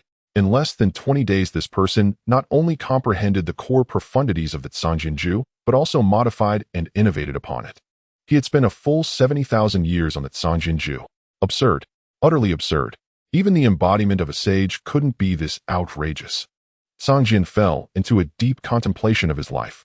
Meanwhile, above the clouds, the seemingly carefree Miaoyu, sitting on a swing, wore an ambiguous expression. Her expression was one of a smile that was neither fully a smile nor fully flirtatious, immersed in an emotion that was hard to decipher. The entire venue was deathly silent. After a long while, someone finally turned their gaze to the other powerful figure, the elder of Tianji, who had come to fight for the chance of the immortal fate order. Upon seeing him, all were momentarily stunned. At some point, the once arrogant and spirited elder of Tianji, showcasing his youthful vigor, had shed his youthful form and reverted to an elderly appearance with white hair and a youthful face. He sat cross-legged in the void far from the battlefield between Lin Ze and the bloodstained sword master, almost out of sight of the Daojia mountain. The elder of Tianji, truly lived up to his reputation. They had nothing to say. Ha ha ha. Young friend, your skills are unparalleled. I am deeply impressed. It is a blessing for the Huaguang realm that the immortal fate order shines in your hands. With your entry into the mountain this time, you will surely claim the top position among the 9 sects and inherit the title of half-saint. Here I wish you smooth sailing and swift success. On the surface, the elder of Tianji showed no reaction, smilingly offering compliments. But inside, his heart was already pounding like thunder, drenched in cold sweat. As the old rival and friend of the bloodstained sword master, he knew all too well about the latter's strength. The two were evenly matched, making it hard to distinguish between life and death. If they were to fight, it could take decades, even centuries, without a resolution. And now the bloodstained sword master was gone. Just like that, in a single strike. This meant he was gone, utterly gone. The elder of Tianji couldn't help but feel grateful for his vigilance. Had he not sensed something was off in advance and acted swiftly to cut his losses, and instead followed the bloodstained sword master foolishly into a tunnel, he might have been lying down by now. Fortunately, thank goodness. Lin Ze, speechless, shrugged. No more immortal fate order. No more. Young friend, your skills are unparalleled. I am not worthy. Truly impressed. Impressed? This old tortoise. He had just warmed up. Lin Ze shifted his gaze to one of the small sect members below. And you? Are you convinced? This sudden question made everyone raise their eyebrows. Huh? What's going on? Is there anyone amongst us onlookers who has been personally addressed by him? All eyes turned to Lin Ze, gathering on an unremarkable young black-robed cultivator. The black-robed young cultivator, seeing this, helplessly shook his head and removed his disguise. He soared into the air, and an overwhelming pressure instantly spread out. A mystical sea of humanity surged behind him. In the vastness, the unremarkable black-robed young cultivator gradually transformed into a formidable and imposing middle-aged man in black robes. The newcomer was a grand cultivator of the divine sea realm, and in the Huaguang realm there was only one such grand cultivator, the Lord of Huaguang. Upon seeing the Lord of Huaguang arrive, everyone present couldn't help but twitch their mouths. He had clearly arrived, yet was hiding in the crowd, disguised as an ordinary young cultivator. Trying to watch a tiger fight from the mountain, then reap the benefits, huh? You, a grand cultivator of the divine sea realm, is it really necessary? Old fox. So devious. The Lord of Huaguang emitted divine light, sitting cross-legged above the divine sea, and asked, "How did you discover my presence?" Lin Ze replied calmly by looking. If he couldn't discern such an obvious life force, then wouldn't his tens of thousands of techniques have been learned for nothing? Good eyes indeed. The Lord of Huaguang was momentarily speechless. Lin Ze then said, "So are we still fighting? Don't waste my time." Fighting? What a load of nonsense. The Lord of Huaguang cursed inwardly. Although he was in the divine sea realm, his combat ability was only slightly superior to the bloodstained sword master. If the bloodstained sword master had not died instantly from that strike, but had merely sustained light injuries, he could still play some tricks and compete. But the bloodstained sword master was dead. Even the blood sea sword had been broken. With such monstrous combat power, how could he possibly fight? Should he throw his head into the fray? He couldn't fight at all, not even a little. The immortal fate order was important. His life, cultivated over hundreds of thousands of years, was even more important. Young friend, you're joking. The Lord of Huaguang smiled, saying, "Like Tianji, I deeply respect your unparalleled skills. The immortal fate order in your hands is a destined fortune. We mere mortals dare not go against the will of heaven. Please, young friend." Lin Ze helplessly shrugged. Forget it. These people from Huaguang realm are not worth fighting. He might as well go find the people from the Qingyu 9 sects to fight. Lin Ze turned and left. He raised the immortal fate order. The true gate of Daojia Mountain opened. As an arcane divine light flashed by, Lin Ze's figure vanished from the spot. Upon seeing Lin Ze leave, the crowd finally breathed a long sigh of relief. Phew. I was suffocating. Where did this powerhouse come from? I don't know, I've never heard of him. Could he have crossed over from another realm? The crowd buzzed with speculation, chattering endlessly. At this moment, the shadow of Daojia Mountain shifted again. Another arcane divine light shot into the sky. The crowd immediately looked up. They saw that Songjian and Dunyido, taking advantage of everyone's moment of relaxation, were following behind Lin Ze, bringing Luo Wuchen into Daojia Mountain. You bastard. Damn. In such a situation, everyone was already aware of what had transpired. They cursed loudly and beat their chests, feeling as if they had missed a tremendous opportunity. Especially when they sensed the prowess of Song Jian and Dun Yi, their eyes turned green with rage and their bodies trembled. A mere blood wolf, smoke and blood like the sun, had audaciously sent someone in right under their noses. Damn it, you are far more insidious than that old thief, the Realm Master, 100,000 times over. You truly deserve to die. No, can we still have 2 immortal fate tokens in the Huaguang realm? I was unprepared. Who would have thought that after that person there would still be immortal fate tokens in existence? Everyone was pounding their chests in frustration, feeling despondent. Looking at Dun Yi and Song Jian, they wished they could tear these two apart, but they could only think about it. From the moment they sent someone into the Dao Tribulation Mountain, everything had already been settled. No matter how much they regretted or pounded their chests, it could not change the fact that they were already the victors. Thus, after a few glances, everyone sighed and turned their eyes away, then proceeded to congratulate Dun Yi and Song Jian as if nothing had happened. High above in the sky, the realm masters of Huaguang, the old man of heavenly mechanism, merely glanced at Dun Yi and Song Jian before retracting their gazes to continue discussing the identity of Lin Ze. Compared to these two who had successfully stolen a march, they were evidently more concerned about Lin Ze's existence. Heavenly mechanism, did your divination reveal anything? The old man of heavenly mechanism shook his head. It's completely blank. This person, it's like a mist. I can't see through him at all. After saying this, the old man of heavenly mechanism pointed to the side where Miao Yu was gazing absent-mindedly at the Dao Tribulation Mountain. Miao Yu, if I'm not mistaken, you should know this unfamiliar powerhouse, right? Based on Miao Yu's earlier reactions, the old man of heavenly mechanism was certain she was acquainted with him. Miao Yu did not answer the two. She merely smiled mysteriously. Then she took one last glance at the Dao Tribulation Mountain before turning and stepping into the void. With her back to the Dao Tribulation Mountain, the pink hue in Miao Yu's eyes deepened as she gently parted her lips. The wind heard her whisper, "Soon, we will meet again. I can hardly wait." In the mysterious void realm, a towering, ancient, giant mountain stood. A beam of divine light descended. Lin Ze's figure appeared at the foot of the Dao Tribulation Mountain. 9th place, awarded 992 strands of Dao Tribulation Qi. As soon as Lin Ze arrived, he saw a young man wearing plain clothes, carrying a green sword, and with a red leaf pattern on his forehead, recording his arrival. Immediately, the immortal fate token in Lin Ze's hand rose into the air. In an instant, strands of profound and mysterious life and destruction of Dao Tribulation Qi violently surged into the immortal fate token. On the immortal fate token, 3 large ancient characters appeared in Lin Ze's eyes, representing the 992 strands of Qi he had accumulated. After recording Lin Ze's result, the young man in plain clothes didn't even glance at him, maintaining an indifferent expression as he directly left. However, not even a breath later, the young man in plain clothes paused and turned back, because beside Lin Ze, another beam of divine light had appeared. A hint of confusion finally surfaced on the young man's face. These two actually came from the same realm. Moreover, their entry times were not far apart. What were the people from their realm doing? Sleeping, perhaps? Although puzzled, he did not stop his actions. 10th place, awarded 991 strands of Dao Tribulation Qi. Then the young man in plain clothes repeated the previous process and floated away. It was only then that Luo Wuchen, who had just experienced a thrilling theft, finally reacted. His face flushed. 10th place. I actually came in 10th.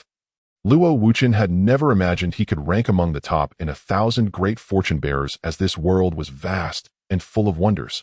In Huaguang realm, he might be considered a peerless genius in Dun Yi sect, but in the vast Qing domain, there are heavens beyond the heavens, and there are people beyond the people.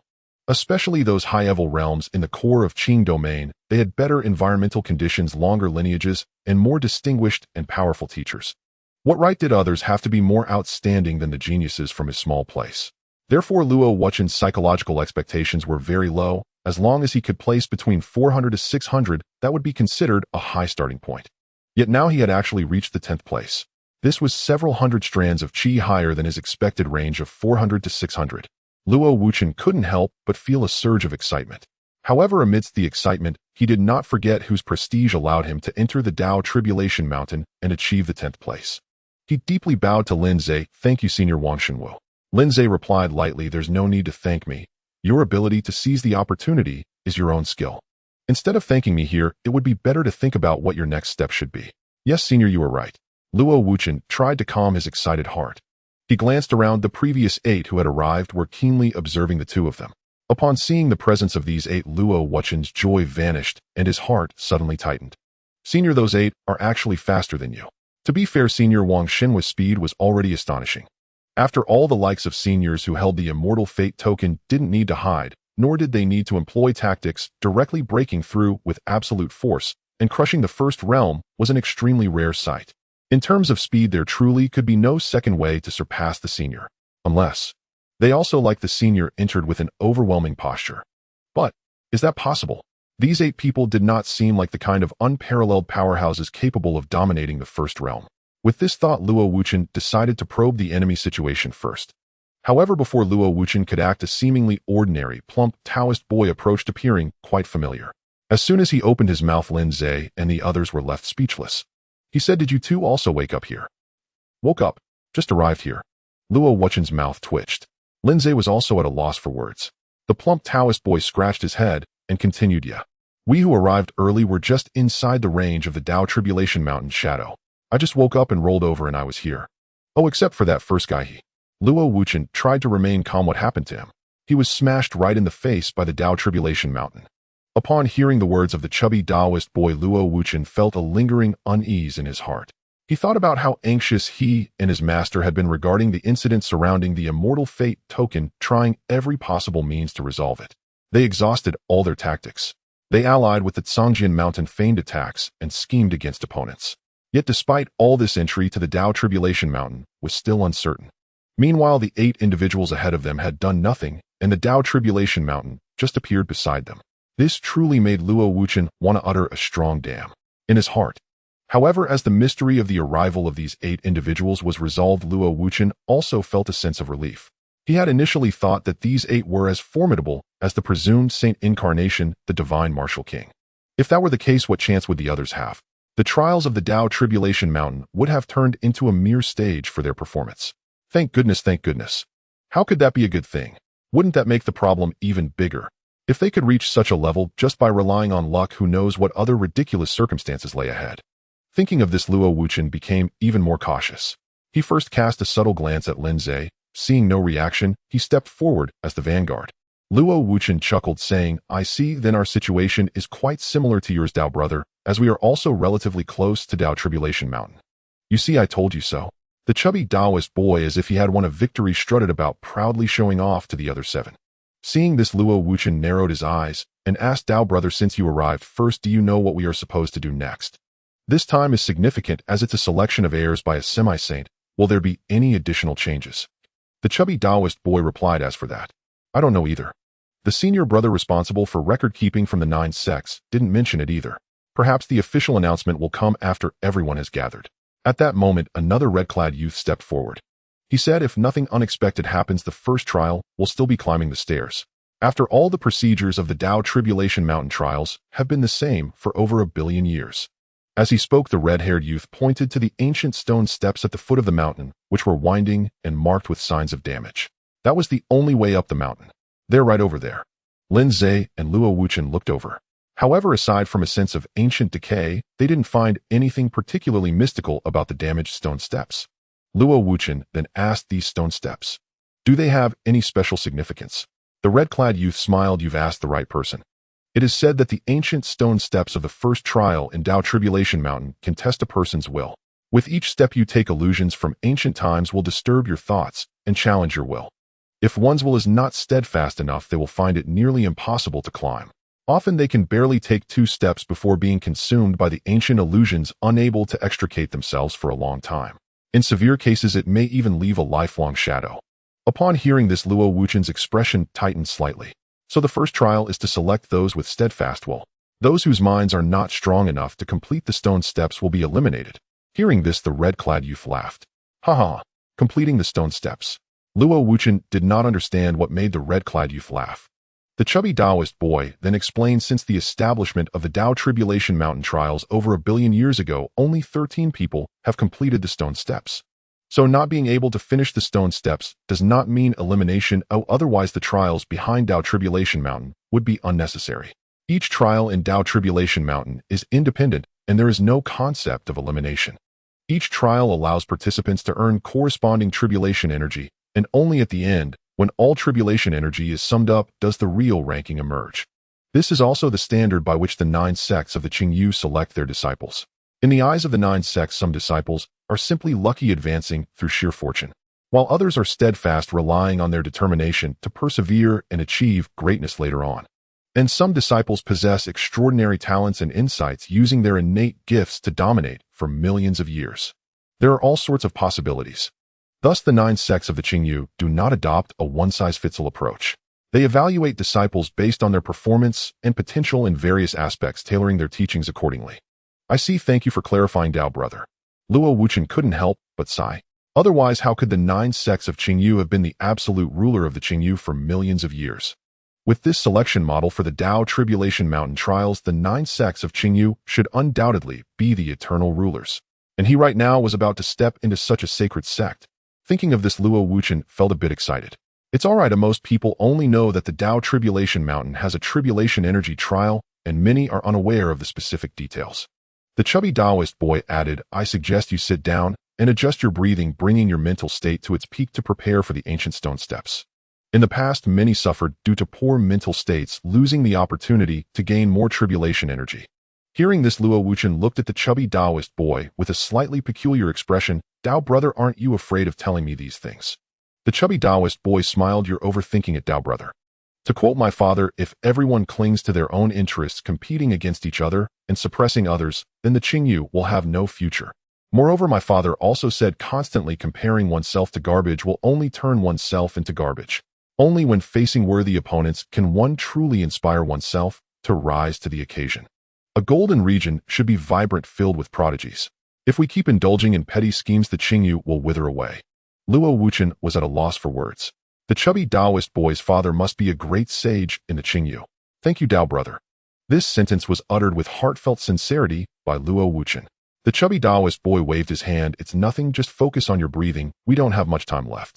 Without waiting for Luo Wuchen to ask further, he added, Tao Tribulation Mountain is located in the Void Realm. The time flow in the Void Realm is vastly different from the outside world and is also unstable. It can be as short as a few hours or as long as 2 days. Sometimes the trial date for the Immortal Fate token may even end after just a few hours. So we don't have much time to adjust. Look, another one is arriving so soon. As he spoke, another flash of divine light appeared. A new trial participant appeared in Tao Tribulation Mountain. This person was emanating a fierce aura, holding a blood-soaked human head in their hand. Evidently, they had fought fiercely before entering Tao Tribulation Mountain. A burly, bearded man strode in, his entire frame radiating a torrent of primal vital energy, clad in crimson robes still dripping with fresh blood, his visage fierce and terrifying, exuding sheer malevolence. The moment he arrived, his predatory gaze swept relentlessly over Lin Ze and the others, as if sizing up his next prey. Sensing that gaze, every person present stiffened, their expressions hardening. Even the plump, ever-amicable Taoist novice furrowed his brows. Has no one ever told you your stare is profoundly disrespectful? The red-robed youth sneered coldly. Humph, pack away those provincial manners of yours. Daojia Mountain is no place for you to flaunt power or assert dominance. No sooner had the red-robed youth spoken than the bearded man snapped his attention toward him like a venomous serpent locking onto its target. His gaze suddenly sharp, cruel, and lethal. Is that so? With a brutal twist, he tore the severed head in his hands into shreds. The red-robed youth shook his head in weary resignation. Alas, good counsel cannot sway a soul already destined to die. At that moment, the man from the 9 sects reappeared, slim figure draped in plain white robes, a jade-green sword sheathed at his side. Calmly observing the palpable tension in the air, he declared, Daojia Mountain is a sacred site of the Qing domain. All conflict is strictly forbidden here until the trial officially commences. Violators shall face one penalty. His eyes flickered toward the bearded man, just for an instant, and a sliver of blinding sword light flashed within them. Beheaded. With that single effortless word, he turned back to his duties without another glance. 11th rank. Reward 990 strands of Daojia Qi. Having spoken, the robed man turned and departed. There, standing where he once raged with arrogant ferocity, the bearded man now trembled, beads of cold sweat glistening across his brow, his face etched with raw, unmasked terror. None knew what vision or revelation he had endured in that fleeting flash of swordlight. That single quiet word, beheaded, had severed not just his pride, but his very sense of invincibility. Watching his abject collapse, the re-drogued youth clicked his tongue disdainfully. "Fool, told you," and still refused to believe. Then he and the others turned away, ignoring the humiliated man entirely, and resumed their preparations. Only Lin Ze and a languid-looking youth in azure robes cast a thoughtful glance toward the bearded man. In that glance, the azure-robed youth noticed Lin Ze. He appraised Lin Ze from head to toe, a faint spark of intrigued curiosity glinting in his eyes, brief, yet unmistakable. But as swiftly as it appeared, the light faded, as if recalling something else, something that drained all meaning from the moment. He lapsed once more into his usual listless lethargy, settling back into cross-legged slumber. Lin Ze too glanced at the azure-robed youth, the very one who, according to the plump Taoist novice, ranked first. The one who had literally been struck in the face by Daoji Mountain itself. Indeed, anyone capable of entering Daoji Mountain ahead of schedule was no ordinary cultivator. This trial, gathering the finest prodigies across the Qing domain, was truly worth attending. As Lin Ze waited in eager anticipation, time slipped by swiftly. Across Daoji Mountain, divine radiance descended again and again. More and more cultivators flooded the mountain's base. Some were mere lucky ones who'd stumbled through by chance, others peerless sovereigns who'd carved their way through blood and fire, still others master strategists who'd patiently bided their time, waiting to reap the fruits of others' struggles. Their arrival intensified the mountain's vibrant electric atmosphere. The foot of the mountain became a vast confluence, a gathering of elite minds exchanging insights, debating trial strategies, and sharing cultivation revelations, until the arrival of a figure of immense stature brought a sudden reverent hush. Divine light descended. From it emerged a gaunt, withered elder, his vital energy frail, his body seemingly on the verge of collapse, as though a single gust might topple him. At the sight of him, many prodigies from the central great realms visibly recoiled. The Kururong Venerable. Even he has come. Indeed, Master Kururong stands unrivaled as the foremost celestial primus of the Nanjua realm. If an immortal fate edict exists within the Qing domain, how could such an eye possibly overlook it? TCH. If even a venerable level celestial primus has arrived, this Daoji Mountain trial promises to be perilous indeed. Murmurs rippled through the crowd. Several prodigies who recognized the elder hurried forward to pay their respects. "We pay homage to the Kururong Venerable." A faint wooden smile flickered across the elder's emaciated face. "Ah, you young ones always arrive first. We dare not claim such honor. We fall infinitely short of your venerability." Shaking his head with a wry horse chuckle, the elder murmured, "An old man like me has lived millions of years, half buried in dust already. The future of the Qing domain rests squarely upon your shoulders. As for me, I've simply come to make one final earnest attempt while a sliver of time remains. Perhaps heaven will show mercy and grant me in these final moments a glimpse into the profound mysteries of fate and destiny. Proceed with your preparations. I require no attention." Yet who among them truly dared take those words at face value? A true-body fifth realm celestial primus, especially one honored with the title Venerable, was a sovereign apex of the Qing domain, commanding awe across eons. Each ruled their era for millions of years, and they themselves, though admitted into the 9 sects of the Qing domain, could scarcely guarantee attaining even the celestial primus realm, let alone the mythic human Dao, celestial primus level, impossibly distant and sublime. In terms of both potential and power, they stood leagues beneath this elder, 10,000 miles apart in truth. At that moment, the figure in white robes and green sword reappeared. Upon seeing the Kururong Venerable, a trace of deep reverence softened his gaze. "Senior Master Kururong." The withered elder hastily waved his hand. "His Majesty Tianjian Huang has long surpassed this humble elder. Such a title is far beyond my worth." At the name Tianjian Huang, a collective shiver ran through the assembly. Tianjian Huang, the fifth realm of celestial primus, human Dao reigns supreme, earth Dao commands imperial authority. To bear the title Huang, Emperor, signified one who had forged the earth Dao, celestial primus, a peerless genius, an immortal sovereign whose might and majesty matched the name itself. An emperor among cultivators. No further elaboration was needed. Those 4 characters alone defined his existence. Such beings soared like celestial dragons across the 9 heavens. Ordinary cultivators might spend lifetimes without ever glimpsing one. And now, here at the Daoji Mountain trial, They stood before a living legend, an emperor himself presiding over the trial. What? The 9 sects of the Qing domain truly transcended comprehension. They felt as though a small blade had slit open their rear, finally opening their eyes to true grandeur. We pay homage to His Majesty Tianjian Huang. The white-robed emperor merely offered the assembly a gentle nod, then turned to the Kururong Venerable with an affectionate, resigned smile. You've come again. You and my master were lifelong friends in my youth. I received your guidance countless times. Even were I to ascend to the rank of Fate Mystic Sage, I would never dare presume superiority before you. With that, Tianjian Huang recorded the elder's rank, replenished his immortal fate edict with Dao Ji, and presented it reverently with both hands. You are number 397, still quite early in the order. With your cultivation prowess, you stand an excellent chance in this trial. And Master Kurong shook his head with a wry smile.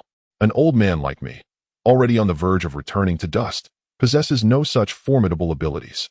Should I be granted the rare honor of paying homage to Elder Banshing himself this time, even a few words of genuine guidance would fulfill my life's deepest longing. In as he spoke, several more beams of divine light descended upon Daoji Mountain. Enough, you need not attend to me. Attend to your duties first. And Emperor Tianjian bowed respectfully before Master Kurong. Very well. I shall visit again later to renew our fellowship and reminisce at length. Counting the years, since you entered your sealed seclusion, you and I have not met for over 300,000 years. Our master mentioned you just the other day, recalling that you still owe him a jar of Drunken Dream immortal wine, and he has been patiently awaiting your emergence from seclusion to claim it. That old wine drunkard still remembers. Master Kurong laughed bitterly, half exasperated, half Dutched. Very well, very well. I shall bring the immortal wine with me once this Daoji Mountain affair concludes, and we shall drink deeply together, the 3 of us. Then this junior shall take his leave for now. And with that, Emperor Tianjian departed to carry out his official duties. And Master Kurong meanwhile engaged warmly in conversation with the younger generation assembled on the field, his expression benevolent, his demeanor gentle and approachable. Many thus approached to pay their respects, hoping to cultivate goodwill with the venerable master and receive even a single sentence of his profound counsel. And amidst this lively bustle, time flowed swiftly once more. As one figure after another arrived, the foothills of Daoji Mountain gradually filled, and with each arrival, the summit of Daoji Mountain, shrouded perpetually in clouds of tribulation, witnessed 9 colossal figures emerge from the layered void, their sovereign gazes descending upon the gathering below, the fated contenders vying for the mantle of Banshing's heir. At their center, an ancient sage sat cross-legged in midair, his body bent with age, his silvery hair stretching 3,000 zhang, his eyes tightly closed. His strands of ashen hair unfurled like celestial dragons, cascading downward like clouds suspended at the edge of heaven, yet also spreading outward like a vast world-enfolding net.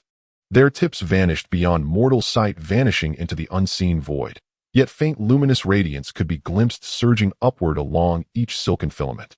It appeared indeed as though some primordial energy were being drawn forth from the infinite void itself. Yet, to the 9 sovereign observers, the elder's silver hair was no mere hair, nor was that luminous flow drawn energy. What they beheld, nor chains, nor shackles, nor countless bindings imposed by this very realm, born of its profound dread toward the silver-haired elder. In the eyes of this world, the elder's very existence constituted a calamity of unparalleled magnitude.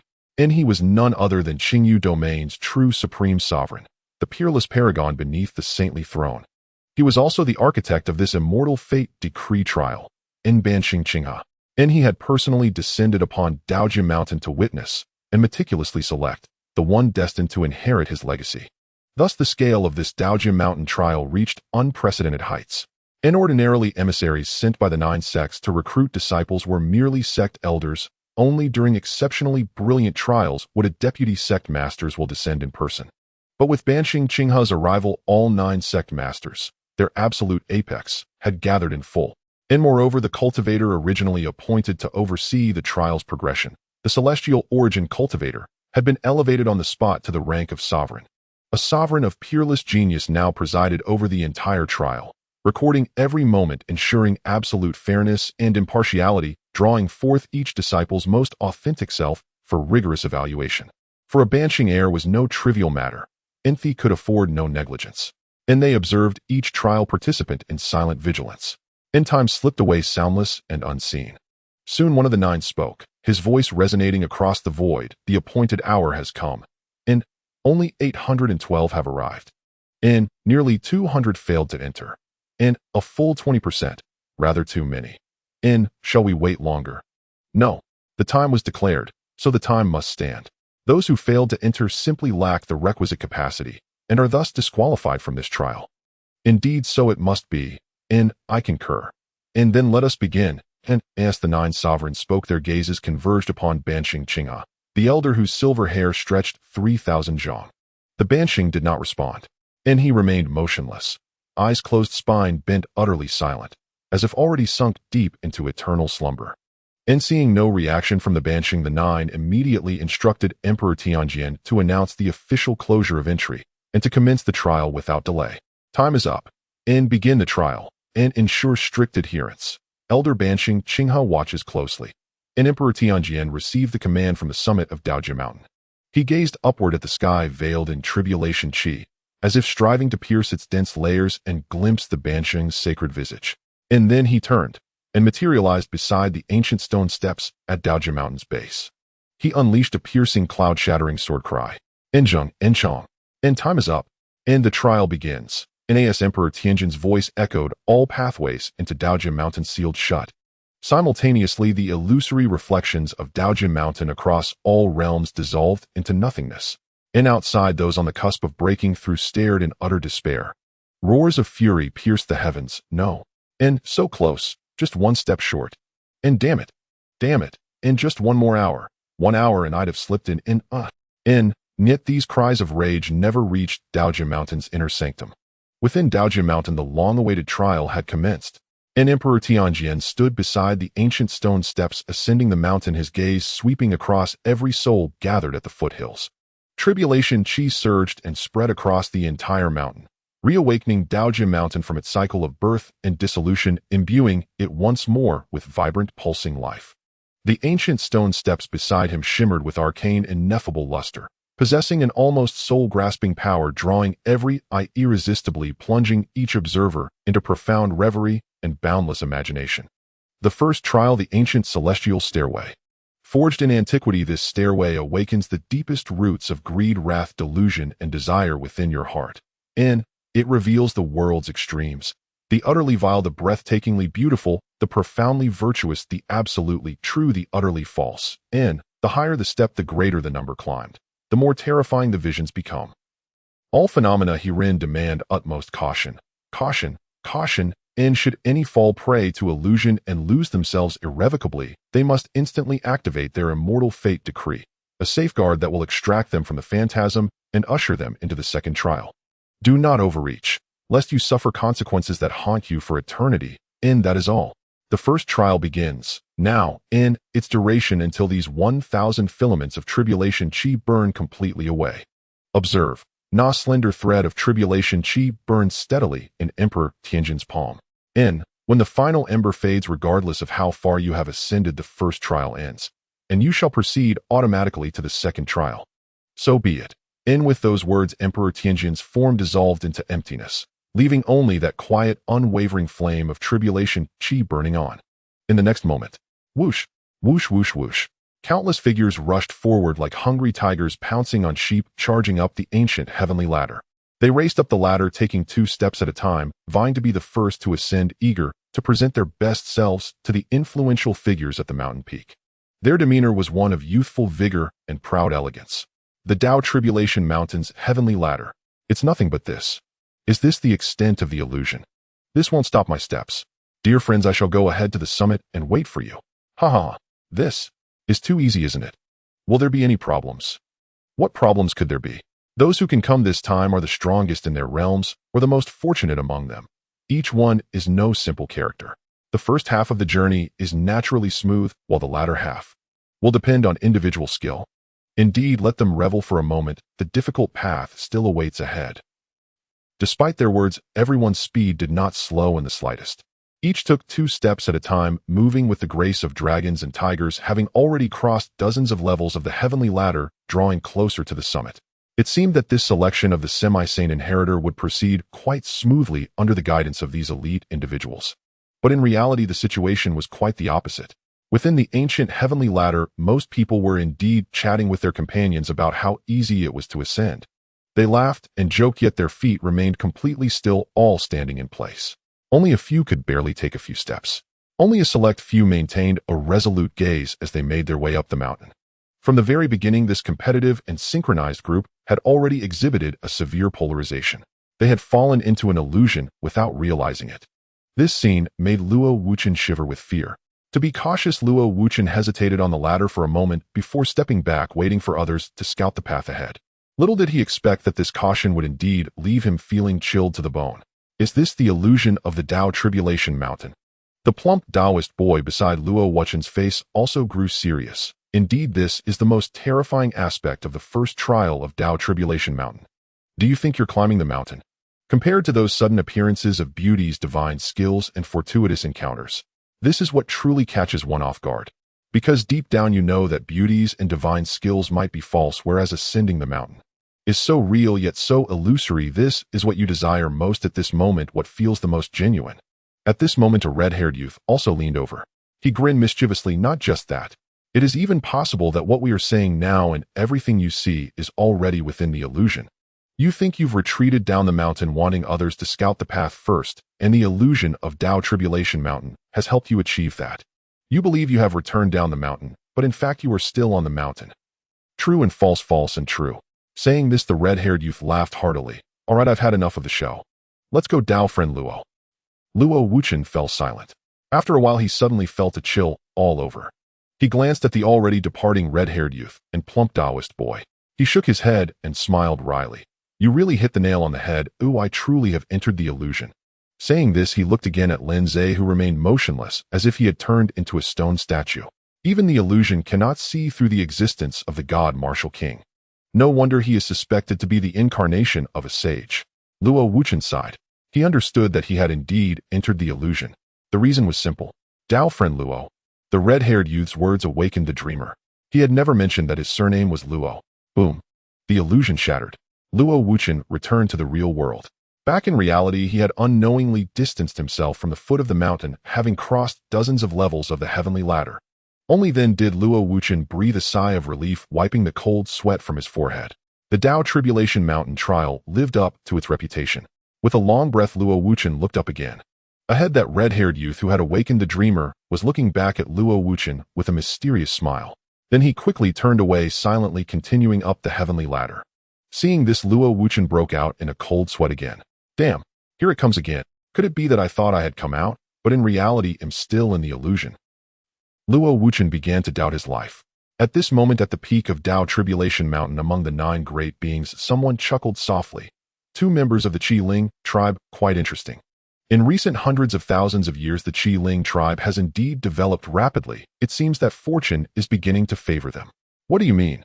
Exile, or... Let's leave it at that. The mutual sensing of the Qi Ling tribe is their racial talent. It counts as their personal ability. Rather than that, let's focus on this first place, this young man. The 9 beings quickly brushed off this minor matter. They directed their attention more towards the current first place on the ancient heavenly ladder. At this moment, the first place was Lin Ze. From the very start of the trial, Lin Ze had already stepped onto the ladder. Lin Ze's purpose was very clear. He came to join the Qingyu 9 sects and obtain a core position within the 9 sects. It concerned his future. What he needed, he would take. What he had to seize, he would seize. The strength he needed to showcase must be displayed. Playing low-key and hiding his brilliance was not suitable for a place like Tao Tribulation Mountain. Thus, Lin Ze surged up the mountain with unstoppable momentum. His accumulation of countless techniques included various methods for tempering one's mentality and will. Lin Ze's mental will was already as solid as a rock, completely unshaken during the earlier journey, soaring upwards. Such a brilliant performance naturally drew the attention of the 9 beings. This young man, he's at the 597th level, and he hasn't hesitated in the slightest. Old Jiang, at how many levels did you start to hesitate? The 536th level. He is stronger than I was. Interesting, it seems we are about to see the 14th person from the Qingyu complete the heavenly ladder illusion. As they spoke, Lin Ze had already reached the 669th level of the heavenly ladder. His speed and progress astonished all those struggling on the ladder. The plump Taoist boy and the red-haired youth were both stunned. So fast. I suspect I've fallen into an illusion. This person should be my imagined enemy within the illusion. Why don't you pinch your immortal fate token? Get lost. At the foot of Tao Tribulation Mountain, the previous first place who had been struck by the mountain remained at the base. He was the only one who had yet to set off, still appearing lazy and half asleep. Clearly, even the Tao Tribulation Mountain trial, a momentous event where half-sages selected their heirs, failed to stir the slightest solemnity in his languid demeanor. It was as if the entire world had lost its luster before his eyes, rendered dull and tedious, suffocating in utter ennui. Only when nearly all others had already ascended the mountain did he finally rise, yawning widely, stretching lazily, and begin his own unhurried ascent. At that moment his gaze fell upon Lin Ze standing first atop the celestial ladder. He glanced then at the vast distance separating Lin Ze from the rest, so immense it bordered on absurdity. For the first time in ages, a flicker of genuine interest kindled in his otherwise lifeless eyes. "Oh, it's you. At last, something intriguing." With those words, the indolent youth stepped onto the celestial ladder of Tao Tribulation Mountain. Wherever he passed, the mysterious tribulation chi within the ladder dissipated markedly, thinning, growing insipid, while the illusory halos dimmed, their radiance muted and wan. Thus, step by deliberate step, he climbed. His pace was unhurried yet utterly unwavering. Riding the mountain's tribulation winds, he overtook numerous cultivators with quiet inevitability, closing in steadily on Lin Ze's trail.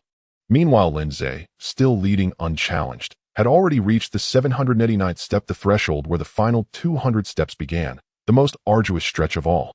This single step awakened whatever lay deepest within one's heart.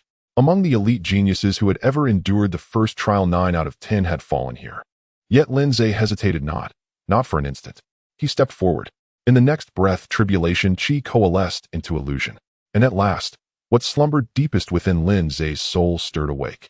As those buried truths surged forth, Lin Ze, who had never paused, finally stood still. The Tao Tribulation Mountain's illusions shattered. In the blink of an eye, he found himself elsewhere. Here, towering skyscrapers pierced the sky. Bustling avenues teemed with traffic, neon lights bled into crimson dusk.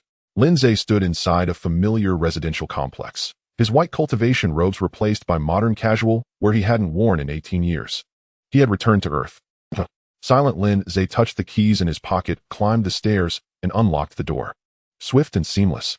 "Son's home. Go wash up. We'll eat soon. Your father's bringing 2 bottles of wine." A voice both achingly familiar and strangely distant echoed through the hallway. Lin Ze's lips trembled faintly. He crossed the threshold into his home, the nest he'd left behind 18 years ago, and a wave of profound familiarity washed over him, deep and visceral. He sank into the chair before the dining table and waited. Clatter. Outside the door, Lin Fu returned, 2 bottles of beer in hand. "Son's back. Here, it's your 19th birthday. Let's share 1 bottle." Lin Ze accepted the beer, uncorked both bottles, and placed them before his father. Then he entered the kitchen, helping Lin Mu carry out several steaming hearty dishes. The 3 sat together at last, sharing a meal, and with it light-hearted tales of the day and warm wishes for Lin Ze's coming year. Throughout, Lin Ze spoke not a word, not a single chopstick lifted. His parents exchanged glances. Why so quiet? Did something happen outside? He forced a faint smile, shaking his head gently at them. For the first time, he broke his silence. "It's nothing. I just wanted to see you both one last time." 18 years had already been long, but the millions of years ahead would be infinitely longer. Across such endless eons, only memory and oblivion endure, eternal, immutable. "I'm afraid, once I leave this illusion, I'll forget." From the very beginning, Lin Ze knew this was the Tao Tribulation Mountain's illusion, because Lin Ze was unlike the others. For others, what lay buried deepest was some unspeakable secret, but what Lin Ze concealed was never entry into the 9 sects of Qing domain. Nor was it a longing for heavenly tier cultivation arts, nor immortality itself. What dwelled deepest in his heart, always, was transmigration across realms. This truth, awakened with his earliest memories, was a secret he had never shared with anyone, not once. Unique in all the Tianlan continent. So the moment transmigration surfaced, Lin Ze knew, without doubt, that it was false. Yet even knowing it was false, Lin Ze chose to linger for this fleeting, tender illusion. He gazed deeply at Lin Fu and Lin Mo, and in that instant they too seemed to understand. They smiled, all-encompassing tribulation, annihilation. Familiar earth dissolved into primordial chaos. Atop Tao Tribulation Mountain, Lin Ze finally halted. The 9 supreme beings exchanged puzzled glances. Though the 800th step is formidable, his prior performance suggests he should not falter here, surely not at a single step. The trial's difficulty did not spike abruptly. It deepened gradually, imperceptibly, eroding will and spirit step by step. If one succumbed, it manifested as a slow, inevitable deceleration, not as sudden absolute stasis as Lin Ze now displayed. There remains but one possibility. It seems the secret buried deepest in his heart compels him to pause, even though he knows full well it is an illusion. Humph. Whose dreams do we not cling to, unwilling to wake? Youth, truly precious. As the nine mused, their attention drifted to another anomaly. Below upon the celestial ladder, someone advanced at a measured, unrushed pace, approaching steadily. Like Lin Ze, he remained wholly unmoved by the ladder's phantasmal allure. Another prodigy of extraordinary mental fortitude, so they assumed. Yet upon closer scrutiny, the nine realized their assumption was profoundly mistaken. The tribulation chi parted before him. Each step lands precisely where the ladder's chi is weakest. No, wait. The tribulation chi itself is suddenly chaotic. Even the mountain's tribulation winds align with his stride. Has he mastered Tao Tribulation Mountain? No. I sense no energy fluctuations, no anomalous aura. Rather than saying he controls Tao Tribulation Mountain, it is Tao Tribulation Mountain aiding him. The nine exchanged stunned, silent glances. As the nine overlords of Qing domain, each a titan among titans, they had witnessed countless wonders. Yet this phenomenon defied even their vast experience. Baffling, inexplicable. No energy signature. No aura disturbance. No trace of spiritual dominion. Yet tribulation chi scattered without cause, and tribulation winds bent obediently to his rhythm. Such mastery truly resembled Tao Tribulation Mountain itself, choosing to assist him. But could Tao Tribulation Mountain choose? It was the supreme legacy of Qing Shang, the peerless sage who forged Qing domain, his greatest enigma. Since Qing Shang's departure, none had ever unraveled or commanded it. Even Qing He half-sage, Qing Shang's direct blood descendant, could manipulate it only slightly, relying solely on ancestral lineage. For anyone else to control Tao Tribulation Mountain, a delusion. As the nine pondered, Jiang Lao, the elder known as Old Jiang, paused, then recalled a legend long thought mythic. Could it be? What? Jiang Lao frowned. Not certain yet. Let us observe his next moves. Even as these words were spoken, Lin Ze resumed his ascent, this time without hesitation, without pause, and denied the indolent youth any chance whatsoever. He completed the celestial ladder with unassailable dominance, racing upward almost in flight, and claimed first place beyond dispute. Lin Ze reached the end of the heavenly ladder. The Tianjin emperor, who had been quietly observing everyone and in charge of recording and overseeing the event, appeared beside Lin Ze. He looked at Lin Ze with a rather peculiar expression. Although he was participating in the Tao Tribulation Mountain trial for the first time as the Emperor of Tianyuan, he was well aware of its significance. Tao Tribulation Mountain is a sacred site of the nine sects in the Qing domain. As a disciple of the nine sects, the Tianjin Emperor had certainly heard a lot about the detailed information regarding Tao Tribulation Mountain, and one of his fellow disciples even secured a place among the top 10 from there. The Tianjin Emperor was thoroughly knowledgeable about the nuances of the Tao Tribulation Mountain trial. Since the ancient heavenly ladder was established, only 13 individuals in the entire Qing domain had ever completed the full course of the heavenly ladder. Moreover, those 13 had faced tremendous difficulty, especially during the last couple of hundred levels, where they struggled and hesitated, lingering on the ladder for quite some time. But how could anyone compare to the person before him? During the last 200 levels, he paused only briefly, then ascended to the end of the ladder, as if he were ignoring the illusions of the heavenly ladder. It was as if he completely disregarded the heavenly ladder. It was almost like a game. If the Tianjin Emperor had not been secretly monitoring the situation, he would have thought the tribulation aura of Tao Tribulation Mountain had malfunctioned. Was there truly someone in this world with such an iron will? With such thoughts, the Tianjin Emperor announced Lin Ze's final result. First trial pass, steps taken 999 levels, reward 1,000 strands of tribulation aura. For completing the full course of the heavenly ladder, an additional reward based on time will be given. First place time. The Tianjin Emperor glanced at Lin Ze once more. Truly outrageous. The fastest recorded completion in the history of Tao Tribulation Mountain was only 359 strands of tribulation aura, right? And this individual before him, 57 strands of tribulation aura, plus an additional reward of 943 strands. After saying this, a massive amount of tribulation aura surged into Lin Ze's immortal fate token. The number on it changed from 992 to 2,935. This overwhelming influx of numbers propelled Lin Ze from 9th place to an absolute first, creating a terrifying gap with the others. After all, the fastest among them had only just reached halfway up the mountain, and the latter stages of the heavenly ladder were progressively slower. Even if they had the ability to reach the top by the time they arrived, they would have burned several hundred strands of tribulation aura. The gap between him and Lin Ze was extraordinarily vast. Thus at this moment, even the usually businesslike and taciturn Tianjin Emperor spoke up. Congratulations, first place. The Tianjin Emperor was not someone who lacked social understanding.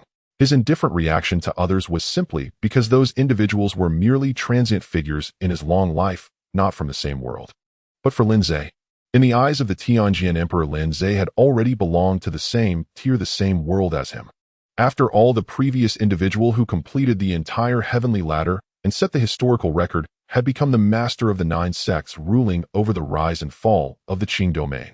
As for this new record, as long as his innate talent and comprehension were not lacking, he would undoubtedly become another figure of the 9 sects in the future. And regarding innate talent and comprehension, could a victor emerging from the ranks of the First Realm's heroes and prodigies be an ordinary individual? Thus, in the eyes of the Tianjin Emperor, such a brilliant Lin Ze was already automatically branded with the conspicuous label of Master of the 9 Sects. Thank you, Senior Tianjin Emperor.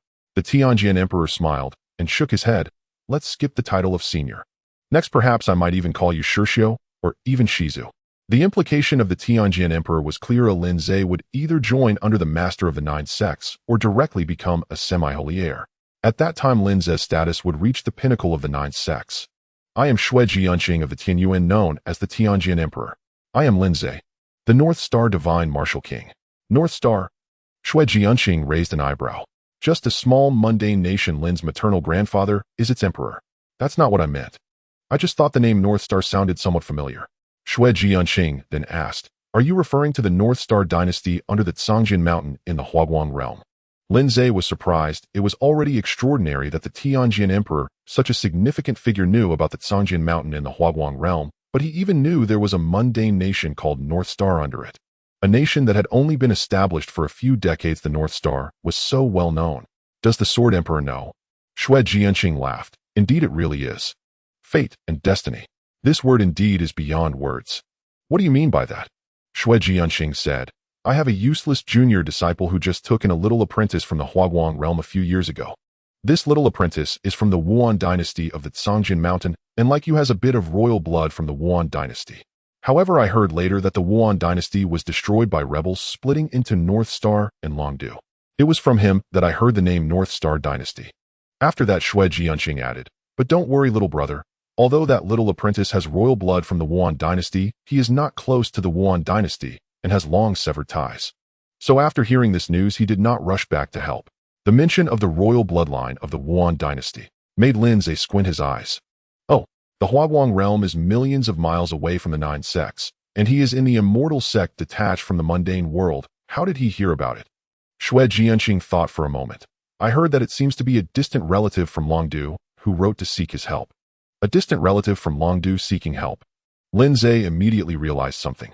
If Brother Lin is interested, I can have my junior disciple bring that little apprentice to meet you later. Thank you, Sword Emperor. No need for courtesy. After saying this, the Tianjin Emperor glanced at the crowd on the heavenly ladder. At this moment, the previously first-place lazy youth had passed everyone and returned to the first position. Seeing this, the Tianjin Emperor was slightly surprised. This round truly has remarkable talents emerging one after another. After saying this, the Tianjin Emperor told Lin Ze, Brother Lin, I still have to preside over the grand trial of Dao Tribulation Mountain. Once this matter is settled, we shall meet again in the 9 sects. After saying this, the Tianjin Emperor's figure disappeared. Lin Ze gazed at the void where the Tianjin Emperor had left, his eyes sparkling with brilliance. Longdu. Lin Ze had thought that after the blood sacrifice of Longdu, there would no longer be any royal lineage from the Wuan dynasty in this world, and everything from before had been submerged in blood sacrifice, dissipated into the sea. But now Lin Ze unexpectedly heard news of Longdu in the territory of the 9 sects. Moreover, judging from the information revealed by the Tianjin Emperor, it seemed that there was still some connection between that person and Longdu. This inevitably gave a new interpretation to certain facts that had already been concluded. Lin Ze previously thought that Peng Yong, a deposed king whose country was stolen by North Star, could join the immortal sect, perhaps due to his association with the demon cult. But upon careful reflection, now Peng Yong died unexpectedly just a few years after establishing the Wolf City. The true emergence and actions of the demon sect occurred 20 years after Peng Yong's sudden death. Given the nature of the demon sect, it is unlikely they would wait for 20 years. It seems that at that time the celestial gate Peng Yon was relying on was not the demon sect, but rather the little disciple mentioned by Xue Jianxing. If so, Lin Ze's eyes flickered slightly. His matters with the Wolf City were not yet resolved. Lin Ze's figure stood tall at the end of the heavenly ladder. On the heavenly ladder, upon seeing Lin Ze's proud silhouette standing at the end, the plump Taoist boy and the red-haired youth exchanged glances, silently agreeing not to speak. The lazy figure in blue noticed Lin Ze ascend without any resistance. After a slight surprise, the interest in his eyes deepened. You reached the top. Ha ha ha. Interesting, truly interesting. You are the first person in many years who has at least managed to win against me in some aspect. The young man in blue straightened his body, as if he had suddenly found a worthy goal to strive for or discovered a fascinating new toy. He finally became serious. His face radiated with brilliance and strong competitiveness. Very good. I look forward to your performance in the second round. After saying this, the young man in blue glanced at the crowd behind him, casually pinched the celestial fate token, and vanished from the heavenly ladder. This meant that the young man in blue, who had the potential to become the second person to reach the top voluntarily, gave up the rare opportunity of the heavenly ladder and chose to stop here. For him, there was only ever the first. If the first was taken by someone else, then there was no meaning in continuing. Moreover, for him, everything in this world either was or was not. There was no can or cannot. The trial of the Tao Tribulation Mountain, which outsiders valued more than life, was nothing to him. The young man in blue vanished from the heavenly ladder and was transported to the top. Upon seeing this, the heavenly sword emperor and the 9 beings on the peak were momentarily stunned. He actually took the initiative to give up the heavenly ladder. What is up with this kid? He doesn't seem like someone who can't go down. The crowd was puzzled. Only the being referred to as Old Jiang looked thoughtfully at the young man and blew, his eyes flickering slightly. Could it be? On the heavenly ladder, the strongest being in this trial, Venerable Kuron, witnessed Lin Ze's rapid ascent and the indifference of the young man in blue. He shook his head with a smile. These young people. Sigh, old age, old age. As he spoke, Venerable Kuron also reached the limit of his abilities. At the 593rd level, he pressed the celestial fate token and appeared at the top of the heavenly ladder. At this moment, the heavenly sword Emperor Xue Jianxing was announcing the record of the young man in blue, awarding 816 strands of tribulation energy.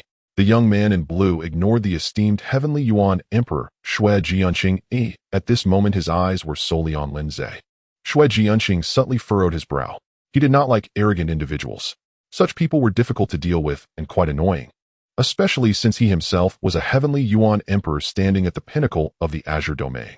Ignoring a heavenly Yuan Emperor was a level of arrogance that even the scions of major sects would not dare to display. After so many years, this was the first time Xue Jianxing encountered someone who did not understand the respect due to an emperor. He cast a faint glance at the young man in blue, and a hint of cold light inevitably appeared in his eyes. But just as this cold light appeared, Xue Jianxing suddenly felt an inexplicable, overwhelming terror descending around him. In this vast world, amidst the ancient darkness, there seemed to be an indescribable sense of rejection and pressure. It was as if the world was abandoning Xue Jianxing. The world in his eyes turned gray and white. At the same time, a strange tremor emanated from the heavenly Yuan within his body. Under this tremor, his spiritual essence and physical body began to generate an erroneous cycle of disharmony and went into a rampage. Qi diverged and the sword strayed. And all of this was caused by merely a slight anger that Xue Jianxing felt towards the young man in blue. Just a hint of anger, and he, a dignified heavenly Yuan Emperor, faced abandonment by the world, and his spiritual essence went rampant. Xue Jianxing could not comprehend what kind of power this was. This pressure that could not be described in words. This feeling of being forsaken by the heavens. It was truly despairing. Xue Jianxing quickly suppressed all emotions in his heart. He turned his gaze away from the young man in blue. Only then did that terrifying feeling of being forsaken by the heavens finally dissipate, and the rampaging spiritual essence within him gradually calmed. Xue Jianxing's heart trembled greatly. The person before him could not possibly be an ordinary trial participant. Who exactly was he? At this moment, the young man in blue finally spoke to Lin Ze. This time you won, but next time I will take it seriously. So I hope you won't take it lightly. Continue to maintain this momentum. Lin Ze shot a silent glance at the person before him. Great, he triggered the protagonist's plot. The person in front of him was clearly a heaven's favored one who had never lost. According to the usual trope, next this favored one would confront him, Hedon, thereby initiating a classic plot, a smaller one challenging the greater one. The older generation would be unable to compete with the ancestors. One link after another, one set after another. Crazy. Lin Ze did not want to engage with him, but the young man in blue was even more excited, not talking. All right then. I am Hong Tian, your greatest enemy in the second trial. Oh, just remember my name. After saying this, Hong Tian stepped aside, eagerly waiting. And under Hong Tian's impatient thoughts, time in the Tao Tribulation Mountain seemed to experience a subtle shift. Below the mountain, that 1,000 strands of tribulation energy quietly burned faster. No one noticed, except for the 3,000 zhonglong gray hair that had imprisoned the half-saint rippled slightly. It swayed in the void. The long-sleeping half-saint finally opened his eyes. Upon opening his eyes, the entire world seemed to transform from night to day, dispelling the darkness in Tao Tribulation Mountain. Buzz. The ripples in the void grew even more turbulent. Clang clang. The 3,000 zhonglong gray hair finally shook off the gray rust, revealing its true form. They were chains of divine laws formed by the heavens and the earth. They had always been wary of and bound this existence, fearing that he might explode, causing the world to bear an unbearable weight of life. The sound of the chains trembling spread, and the other 9 knew that the half-saint had finally seen a promising seed that excited him during the trial, and the true spirit awakened from its slumber. Old ancestor. Half-saint. The ancient gaze of the Qinghe half-saint, weathered by the passage of time, fell directly upon the one who claimed to be Hong Tian. He stared for a long while. After a while, he looked at Lin Ze again. The wounds of the Tao within him ached faintly. Under the gaze of the semi-saint, everything was laid bare. Yet he said nothing, merely watching with his eyes slightly closed, waiting for the passage of time. The others, seeing this, did not dare to disturb the semi-saint. The summit of the Tao Tribulation Mountain fell into silence as time flowed quietly. As the people on the heavenly ladder struggled and waited, 1,000 strands of calamity energy were consumed. All those still struggling on the heavenly ladder were forcibly pulled out of the illusion and teleported to the end of the stairs. Many were taken aback. Is it over? So soon? But I should have sensed at least another 200 strands of time, right? Could it be that the illusion affected our perception? Or are we still in the illusion? This is fake. All of it is fake. Such a mere illusion cannot disrupt my mind. The crowd that had not completed the heavenly ladder discussed among themselves. A few individuals, clearly affected in their mindset, attempted to step into higher tiers, speaking nonsense and unable to calm down. The red-haired youth and the plump Taoist boy remained relatively calm, waiting for the next trial to commence. In the latter half of this ancient heavenly ladder, one simply could not ascend any further, let alone the time it took to burn 1,000 strands of calamity energy. Even if you were given another 2,000 strands, it would be difficult to take another step. Instead of pondering the past trials of the heavenly ladder, it was better to think about how to respond to the next step. At that moment, Luo Wuqing approached the red-haired youth. His gaze was somewhat complicated, tinged with confusion, as he asked, "Just now? Why did you help me?" Luo Wuqing knew very well that if it weren't for the red-haired youth's discreet assistance, he would have likely been stuck at the initial segment of the heavenly ladder with no chance to advance further. But this trial on Tao Tribulation Mountain was a brutal bloodbath of competition. Without reason, why would the red-haired youth help him? Wasn't that aiding the enemy? Luo Wuqing was perplexed.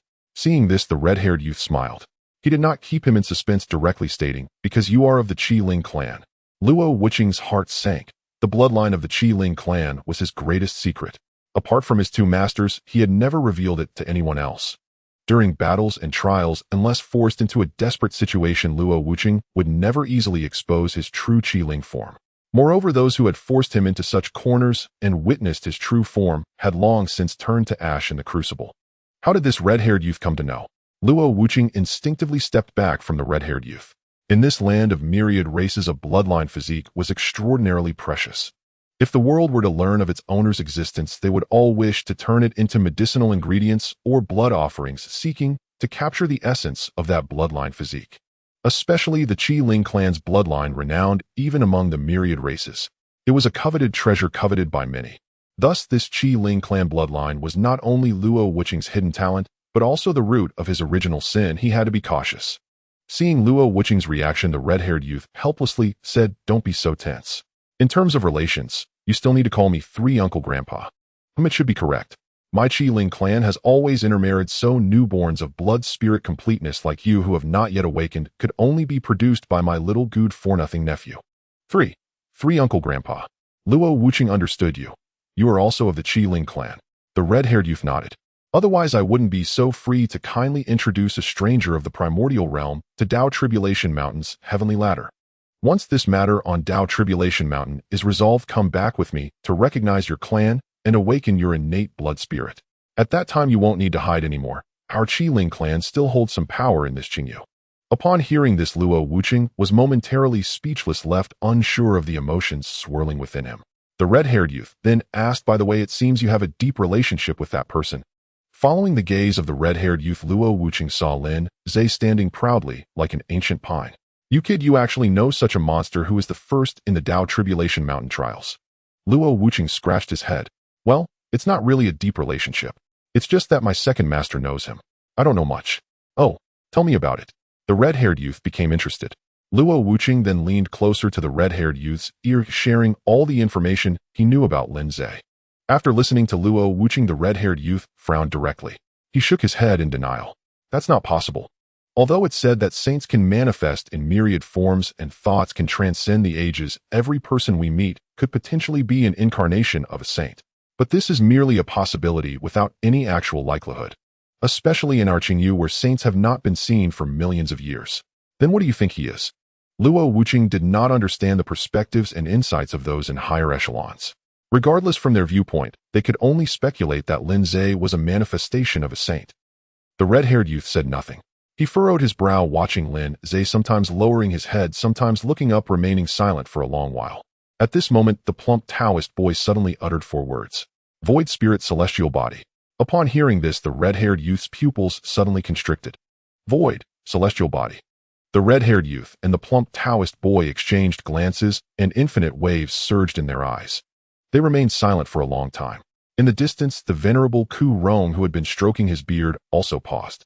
With his level of cultivation, it was impossible for him not to hear the remarkable words spoken by the red-haired youth and the others. Yet he preferred to pretend he hadn't heard. The void spirit, celestial body. At his age, he could not endure such turmoil. Luo Wuqing did not understand the reactions of the two. What is the void spirit, celestial body? The red-haired youth took a long time to calm his emotions and stealthily glanced at Lin Ze several times. The Tao holds mysterious wonders, and the heavens possess creations. In this world, there are always some natural wonders and miraculous creations that surpass all things. The bloodline physique represented by the void spirit celestial body is one such example. Beyond the bloodlines of the myriad races in our Tianlan, there exists a set of miraculous wonders born of heaven and earth that cannot be replicated. They are known as the 33 royal bodies, 17 saint bodies, and 9 celestial bodies. Among them, the existence of the 33 royal bodies already requires ancient divine veins ranked among the top 100 in the myriad races to be comparable. As for the 17 saint bodies, the fact that they bear the character for saint speaks volumes about what their existence represents. As for the 9 celestial bodies, a flicker of deep fear and astonishment flashed in the red-haired youth's eyes. That is a grand joke played by the creation of the world upon humanity. Seeing the seriousness in the red-haired youth's words, Luo Wuqing couldn't help but feel a sense of shock within. He then continued, the 9 immortal bodies, there can only be one in each generation. No one else can take, steal, or touch it. Upon hearing this, Luo Wuqing's heart trembled. The implication of this statement was, what it means is, the red-haired youth spoke in a deep tone, take the ethereal immortal body as an example. Once the ethereal immortal body appears, it will not give birth to another until the current host of the ethereal immortal body perishes.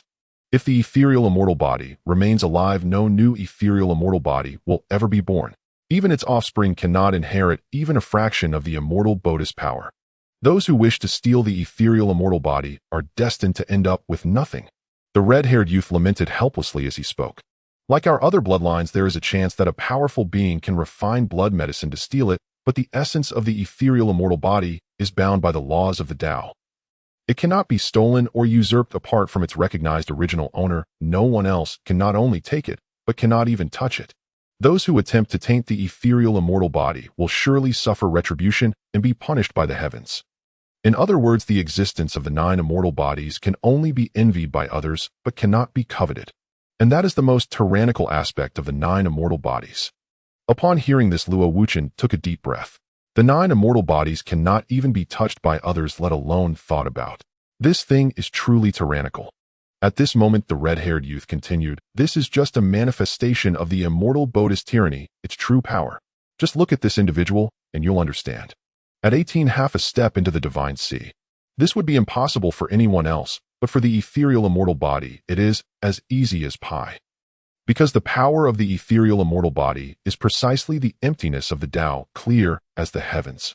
Those who possess the ethereal immortal body naturally have no barriers to their realms.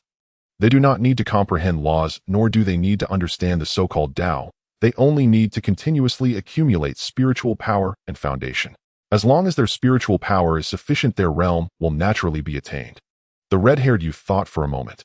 If I had to describe it more specifically, it would be that the ethereal immortal body is a born invincible being standing at the pinnacle of cultivators at the end of the Tao. However, he has lost all his spiritual power and is currently in the process of recovery. After listening to the red-haired youth's entire description of the ethereal immortal body, Luo Wuchen gasped. This is too outrageous. He glanced at Lin Ze, his eyes filled with indescribable shock. He regretted asking. The outrageous existence of the ethereal immortal body is hardly different from imagining him as the incarnation of a saint. Wait a minute. Luo Wuchen suddenly thought again. You said the 9 immortal bodies can only have one in each generation. Shouldn't an existence like the ethereal immortal body be immortal while heaven and earth perish? How could such an existence fall and give rise to a second? You might as well guess it's the incarnation of a saint. The red-haired youth shook his head. The 9 immortal bodies indeed are unparalleled, existing only in legends. But as for the incarnation of a saint, I mentioned earlier that there hasn't been a saint in the Qing domain for 100 million years. Within this, the plump Taoist boy picked up the conversation.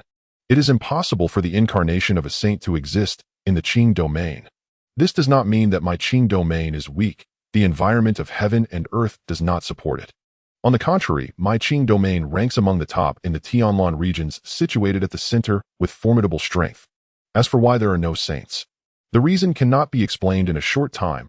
You will understand once you enter the 9 sects or return to the Chilean clan.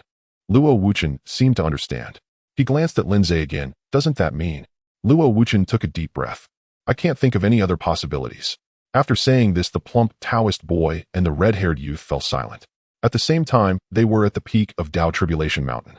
The 9 supreme beings also remained silent for a long time. Sometimes their gazes drifted, sometimes they exchanged glances, and occasionally they looked at the half-saint in the center.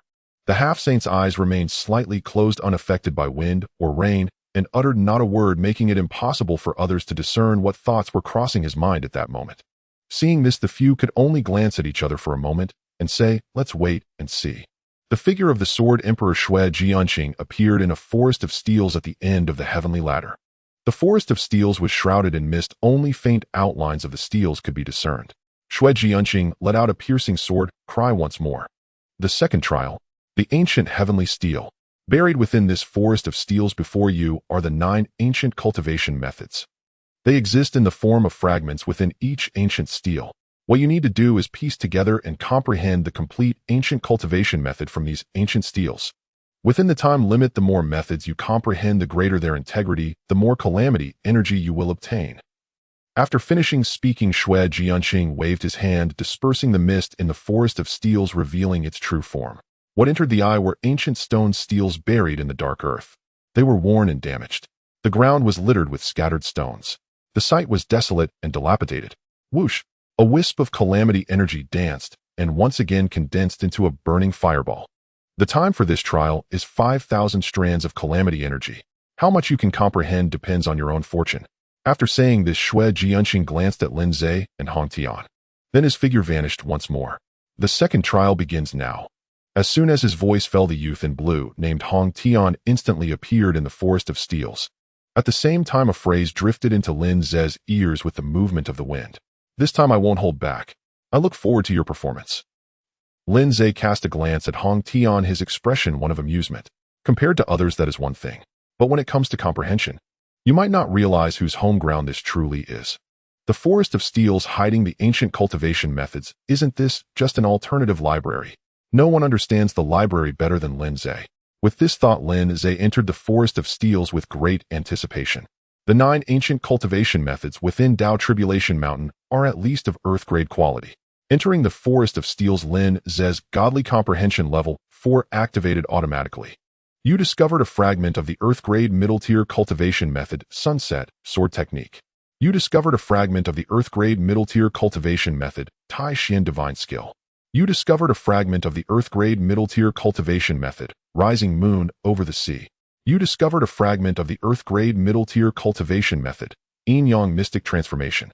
You discovered Little 5 Elements True Method. At this moment, no more words were needed. Lin Ze was immersed in the forest of steels. His mind was filled with only 2 words. Take off. Thanks to the gifts of nature. Guided by an extraordinary level of comprehension, Lin Ze immediately pieced together the complete technique amidst the stone tablets. Others, after pondering for a moment, also began to grasp the mysteries of this stone tablet forest. They each let out exclamations. This is actually a middle-grade, earth-level technique. The 9 sects of the Qing domain are indeed wealthy and extravagant. A middle-grade, earth-level technique, this is a legacy that even the major realm masters regard as a treasure. Only the true core disciples can practice it. The 9 sects of the Qing domain have thrown it directly into the Tao Tribulation Mountain for the trial takers to observe freely. Tisk, tisk, tisk, that's not all. Look at this fragment, the River Sunset Sword Technique. Derived from the core technique of the River Sword sect River Sunset Round. Its grade is already infinitely close to a top-grade, earth-level technique. The River Sunset Sword Technique is like this. The other 8 techniques are probably similar, all outstanding among middle-grade, earth-level techniques. Hiss. The 9 sects of the Qing domain truly live up to their name. Don't waste time, hurry up and comprehend. Such opportunities are rare. After discovering the essence of these 9 ancient techniques, everyone tightened their focus, diving headlong into the stone tablet forest, casting aside all distractions and thinking only of quickly understanding these top-tier techniques. In an instant, the stone tablet forest fell into a deep silence. Only the sounds of their movements testified to their existence. In front of a large stone tablet, Hong Tian closed his eyes quietly, sensing the rhythm of the world and accepting its guidance. Suddenly, a gust of wind blew, lifting a corner of several fragments. A smile appeared at the corner of Hong Tian's mouth. The Tai Xian Divine Art, I've found it. After saying this, he quickly noted down the content on the fragments, piecing it together into the complete Tai Xian Divine Art. Then he sat cross-legged, preparing to fully comprehend the Tai Xian Divine Art. Before that, he glanced at Lin Ze. This time you can't be faster than me. After saying this, Hong Tian closed off his 5 senses. Around him, streams of mysterious and profound energy began to rise slowly, creating the best environment for his comprehension. At this moment, Lin Ze had already gathered all the fragments of the 9 techniques. Understanding commence. You flipped through the River Sunset Sword Technique. Under your terrifying comprehension close to the Tao, the River Sunset Sword Technique has been completely deciphered by you and deduced to the 10th level. River Sunset Sword Technique LV10 perfected. You comprehended a middle-grade, earth-level technique. Your understanding of the power of divine-level comprehension. Divine-level comprehension LV4 110100000. You flipped through the Tai Xian Divine Art. A round of comprehension concluded. Lin Ze learned all 9 techniques from the stone tablet forest. Meanwhile, his talent progress increased by a full 900 points. Divine-level comprehension LV4 910100000. He raised his head again to look at the burning time of the tribulation energy. It had just burned off 9 strands. 9 strands. The trial of comprehension had not even begun, yet it was already over. With the arrival of these 9 middle-grade, earth-level techniques, Lin Ze felt as if he could already see the fusion of a top-grade, earth-level technique being born. As soon as this trial is completed, Lin Ze could begin to fuse and officially break through to a higher realm. However, it was obviously not the time to submit yet. The time of the 9 strands of tribulation energy was truly astonishing, exceeding the limits of human comprehension. Even if Lin Ze wanted to show off, it couldn't be in this manner. He began to meditate on the spot, waiting while observing the performance of others, estimating scores based on their time. Time passed little by little. After 100 strands of tribulation energy, Hong Tian awoke. He first glanced at the time, then muttered to himself, 100 strands. Comprehended about 70 to 80%, barely enough to cope with the trial. Hong Tian nodded in satisfaction. Then he glanced at Lin Ze. Seeing that Lin Ze was still in meditation and had not awakened, a faint smile appeared at the corner of his mouth. At the same time, he couldn't help but feel a bit disappointed. Is that all you can do? Sigh. The long road ahead with no rival. This world is indeed too lonely. With a slight sigh, Hong Tian closed his eyes, continuing to follow the rhythm of nature, searching for the second technique. Moments later, Hong Tian found the second technique. He sat cross-legged, intending to continue contemplating the second one. At this moment, he looked at Lin Ze again. When he found that Lin Ze was still in comprehension and had not awakened, Hong Tian couldn't help but feel a wave of boredom. He was comprehending these techniques just to compete with Lin Ze. Now with Lin Ze's performance, even with the middle-grade Earth-level techniques in front of him, Hong Tian had lost his motivation. Boring. Extremely boring. Sigh. Just as Hong Tian lamented the dullness, Lin Ze awakened. Oh, you're awake. The corners of Hong Tian's mouth lifted slightly. Oh, Lin Ze had gained insight, which made him happier than his own insights. He looked at the time again. Only 10 strands had passed since Lin Ze awakened. Very good. There's still fun to be had. Hong Tian was delighted. However, unexpectedly, in the next moment, Lin Ze actually stood up and walked towards the detection stone at the end of the stone tablet forest. This meant that Lin Ze chose to test his comprehension progress, and in this trial. At this moment, Hong Tian's joy vanished without a trace. He was stunned. Shui Jianqing and the others at the mountain peak were also stunned. Lin Ze placed both hands on that tall black detection stone, pouring in a fierce surge of spiritual power. Buzz! A ripple spread through the mountains. A vast river flowing from the heavens rushed towards the setting sun. A crimson sun shone brilliantly in the sky above the river. This was the imagery of the river sunset sword technique. At the mountain peak, the master of the river sword sect's eyes narrowed. The river sunset. In just over 100 strands of tribulation energy time, this quality has already surpassed many beginners, almost reaching the level of mastery. It seems his affinity with the river sunset sword technique is extremely high. This child is destined to have a connection with my river sword sect. Others twitched their lips. What connection is that? He just happened to choose the river sunset sword technique. Before a few of them could speak, the imagery of the river sunset vanished. A vast ocean rose and fell in the night. A bright moon slowly rose from the horizon. The moon rises over the sea. The master of the new moon manor suddenly straightened her body, not daring to believe it. The moon rises over the sea. In just over 100 strands of time, he actually comprehended 2 techniques. The master of the new moon was astonished, and below, Hong Tian was also at a loss for words. 2 techniques. He glanced at the time again to confirm. He hadn't lost focus, but had indeed only been 10 strands. How had he comprehended 2 techniques in those 10 strands? I just comprehended 1. This was not the end. After the phenomenon of the moon rising over the sea, 2 energies of yin and yang, 1 black and 1 white, intertwined in the void, depicting the changes of the yin and yang of heaven and earth. This is the imagery of the transformation of yin and yang. Yin-yang mystic transformation. The usually reticent master of the yin-yang mystic sect could no longer contain himself. He abruptly stood up. The path of the yin-yang mystic sect is the great Tao of yin and yang in the universe. Yin and yang, heaven and earth, light and darkness, life and death. Yin and yang represent the 2 extremes of the cosmos. Therefore, among the 9 sects, the threshold for the techniques of the yin-yang mystic sect is the highest, demanding the strictest requirements for comprehension and innate talent. Historically, in the trials of Daojia Mountain, the number of comprehensions of yin-yang mystic transformation has consistently been at the bottom, ranking 9th, with the number of comprehensions countable on 2 hands. Moreover, those rare geniuses who comprehend yin-yang mystic transformation are often naive youths. Due to the high demands of yin-yang mystic transformation, the time and effort they invest in understanding it could easily allow them to grasp at least 2 other techniques. It is a case of diminishing returns. The strictness of yin-yang mystic transformation is evident. Yet now this person before him not only comprehended yin-yang mystic transformation in a short time, but also simultaneously grasped the long river setting sun sword technique and the moon rising over the sea. The master of the yin-yang sect was somewhat incredulous. A prodigy. A prodigy. Before he could finish his sentence, the master's expression suddenly froze. On the detection stone, the 5 elements of metal, wood, water, fire, and earth replaced the 2 energies of yin and yang, depicting a miraculous scene of the creation of the 5 elements. Little 5 elements, true technique. The 4th technique. Several people looked at each other in silence. Even the usually mysterious Hong Tian was left dumbfounded, speechless for a long time. The others had long been stirred by Lin Ze's detection vision. They looked at Lin Ze as if he were a monster, a terrifying deity. Hiss. How long has it been? I haven't even grasped 1 technique, and this guy has already mastered 4. Is he even human? Clearly not. Silence, nothing but silence. At this moment, everyone was at a loss for words. The world was tranquil. Only the vision of Lin Ze continued to rise in the heavens, shining with a brilliance of 10,000 rays. After a moment, the vision of the little 5 elements true technique dispersed. The light on the detection stone gradually calmed. Seeing this, everyone finally let out a long sigh of relief. It was finally over. Please, no more. You were so terrifying. However, before they could catch their breath, a beam of splendid light rose again from the detection stone.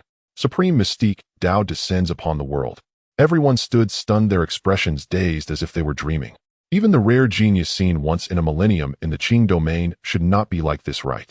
Atop the mountain, the 9 great sages were also twitching their faces, looking incredulous. 5 techniques now. At this rate, it seems likely. Based on Lin Ze's early conclusion of his comprehension and such astonishing results, it is probable that all 9 techniques in the Steel Forest have already been mastered by him. Sure enough, after the vision of the supreme mystique, the 6th technique began to reveal its brilliance. In the silence, there was nothing but stillness. The 7th, 8th, and 9th techniques emerged in succession. Thus, Lin Ze's second trial concluded with dust settled. All 9 techniques mastered. Atop the mountain, the 9 great sages remained silent for a long time. Finally, someone said, "It seems the characteristics of the ethereal immortal body are not about comprehension, right?" The ethereal immortal body, I would even believe if you said it is the 10,000 laws immortal body. The 10,000 laws immortal body, one of the 9 immortal bodies of the great Tao, is renowned for its mastery of all techniques.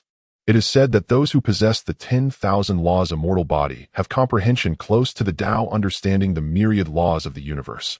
The 10,000 laws immortal body, observing heaven and earth, comprehends all. To be more specific, someone with the 10,000 laws immortal body could perceive the laws of heaven just by looking at the sky, thus grasping the great Tao of the heavens. Digging in the dirt, they could grasp the mysteries of the earth, pinpointing mountains.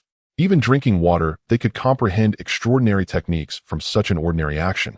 The possessor of the 10,000 laws immortal body does not need techniques. They themselves are the embodiment of the law. Every word and action possesses great power. Miraculous techniques summoned with a mere wave of the hand. They are beyond ordinary in every aspect. And the performance of Lin Ze in terms of comprehension is not similar to the description of the 10,000 laws immortal body. Then how do we explain his 18 years of half-step divine sea realm?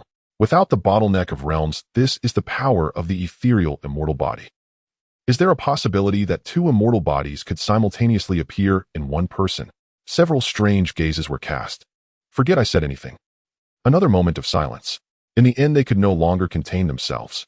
They could only look to the semi-Saint Qing he for answers. The situation of this person before them was indeed a bit beyond comprehension. Semi-Saint Qing, he sensed their gazes. Yet he remained silent, his eyes slightly closed as if he had fallen into a deep slumber. The others did not dare to disturb him. The peak of Daojia Mountain fell silent. At the end of the Steel Forest, Xue Jianqing's figure appeared. He looked at Lin Ze as if he had seen a ghost. Sword Emperor. Xue Jianqing let out a long sigh. Brother Lin, your comprehension is extraordinary. In my years wandering the Qing domain, I have never seen anyone with such outstanding talent as you. With your talent, it is likely that in less than 100,000 years the entire Qing domain will revere you. Lin Ze smiled. You flatter me, Sword Emperor. This is no flattery. Xue Jianqing shook his head. With Lin Ze's outstanding performance in will and comprehension, even if he performed poorly in the 3rd trial, he would undoubtedly be the successor to the semi-saint. With the nurturing of a semi-saint combined with Lin Ze's innate talent, Xue Jianqing deemed 100,000 years as a conservative estimate. First place, comprehending all 9 complete techniques, reward of 1,000 strands of calamity energy. Xue Jianqing loudly announced Lin Ze's results, and then infused another 1,000 strands of calamity energy into his immortal fate token. This brought Lin Ze's calamity energy to an unassailable peak. On the other side, Hong Tian's face was inscrutable. He had lost again, and this time he lost while giving it his all. Hong Tian smacked his lips, his expression quite strange, with a mix of laughter, anger, and a heightened competitive spirit along with caution in the face of a lifelong rival. He suddenly appeared beside Lin Ze. You won again. What else?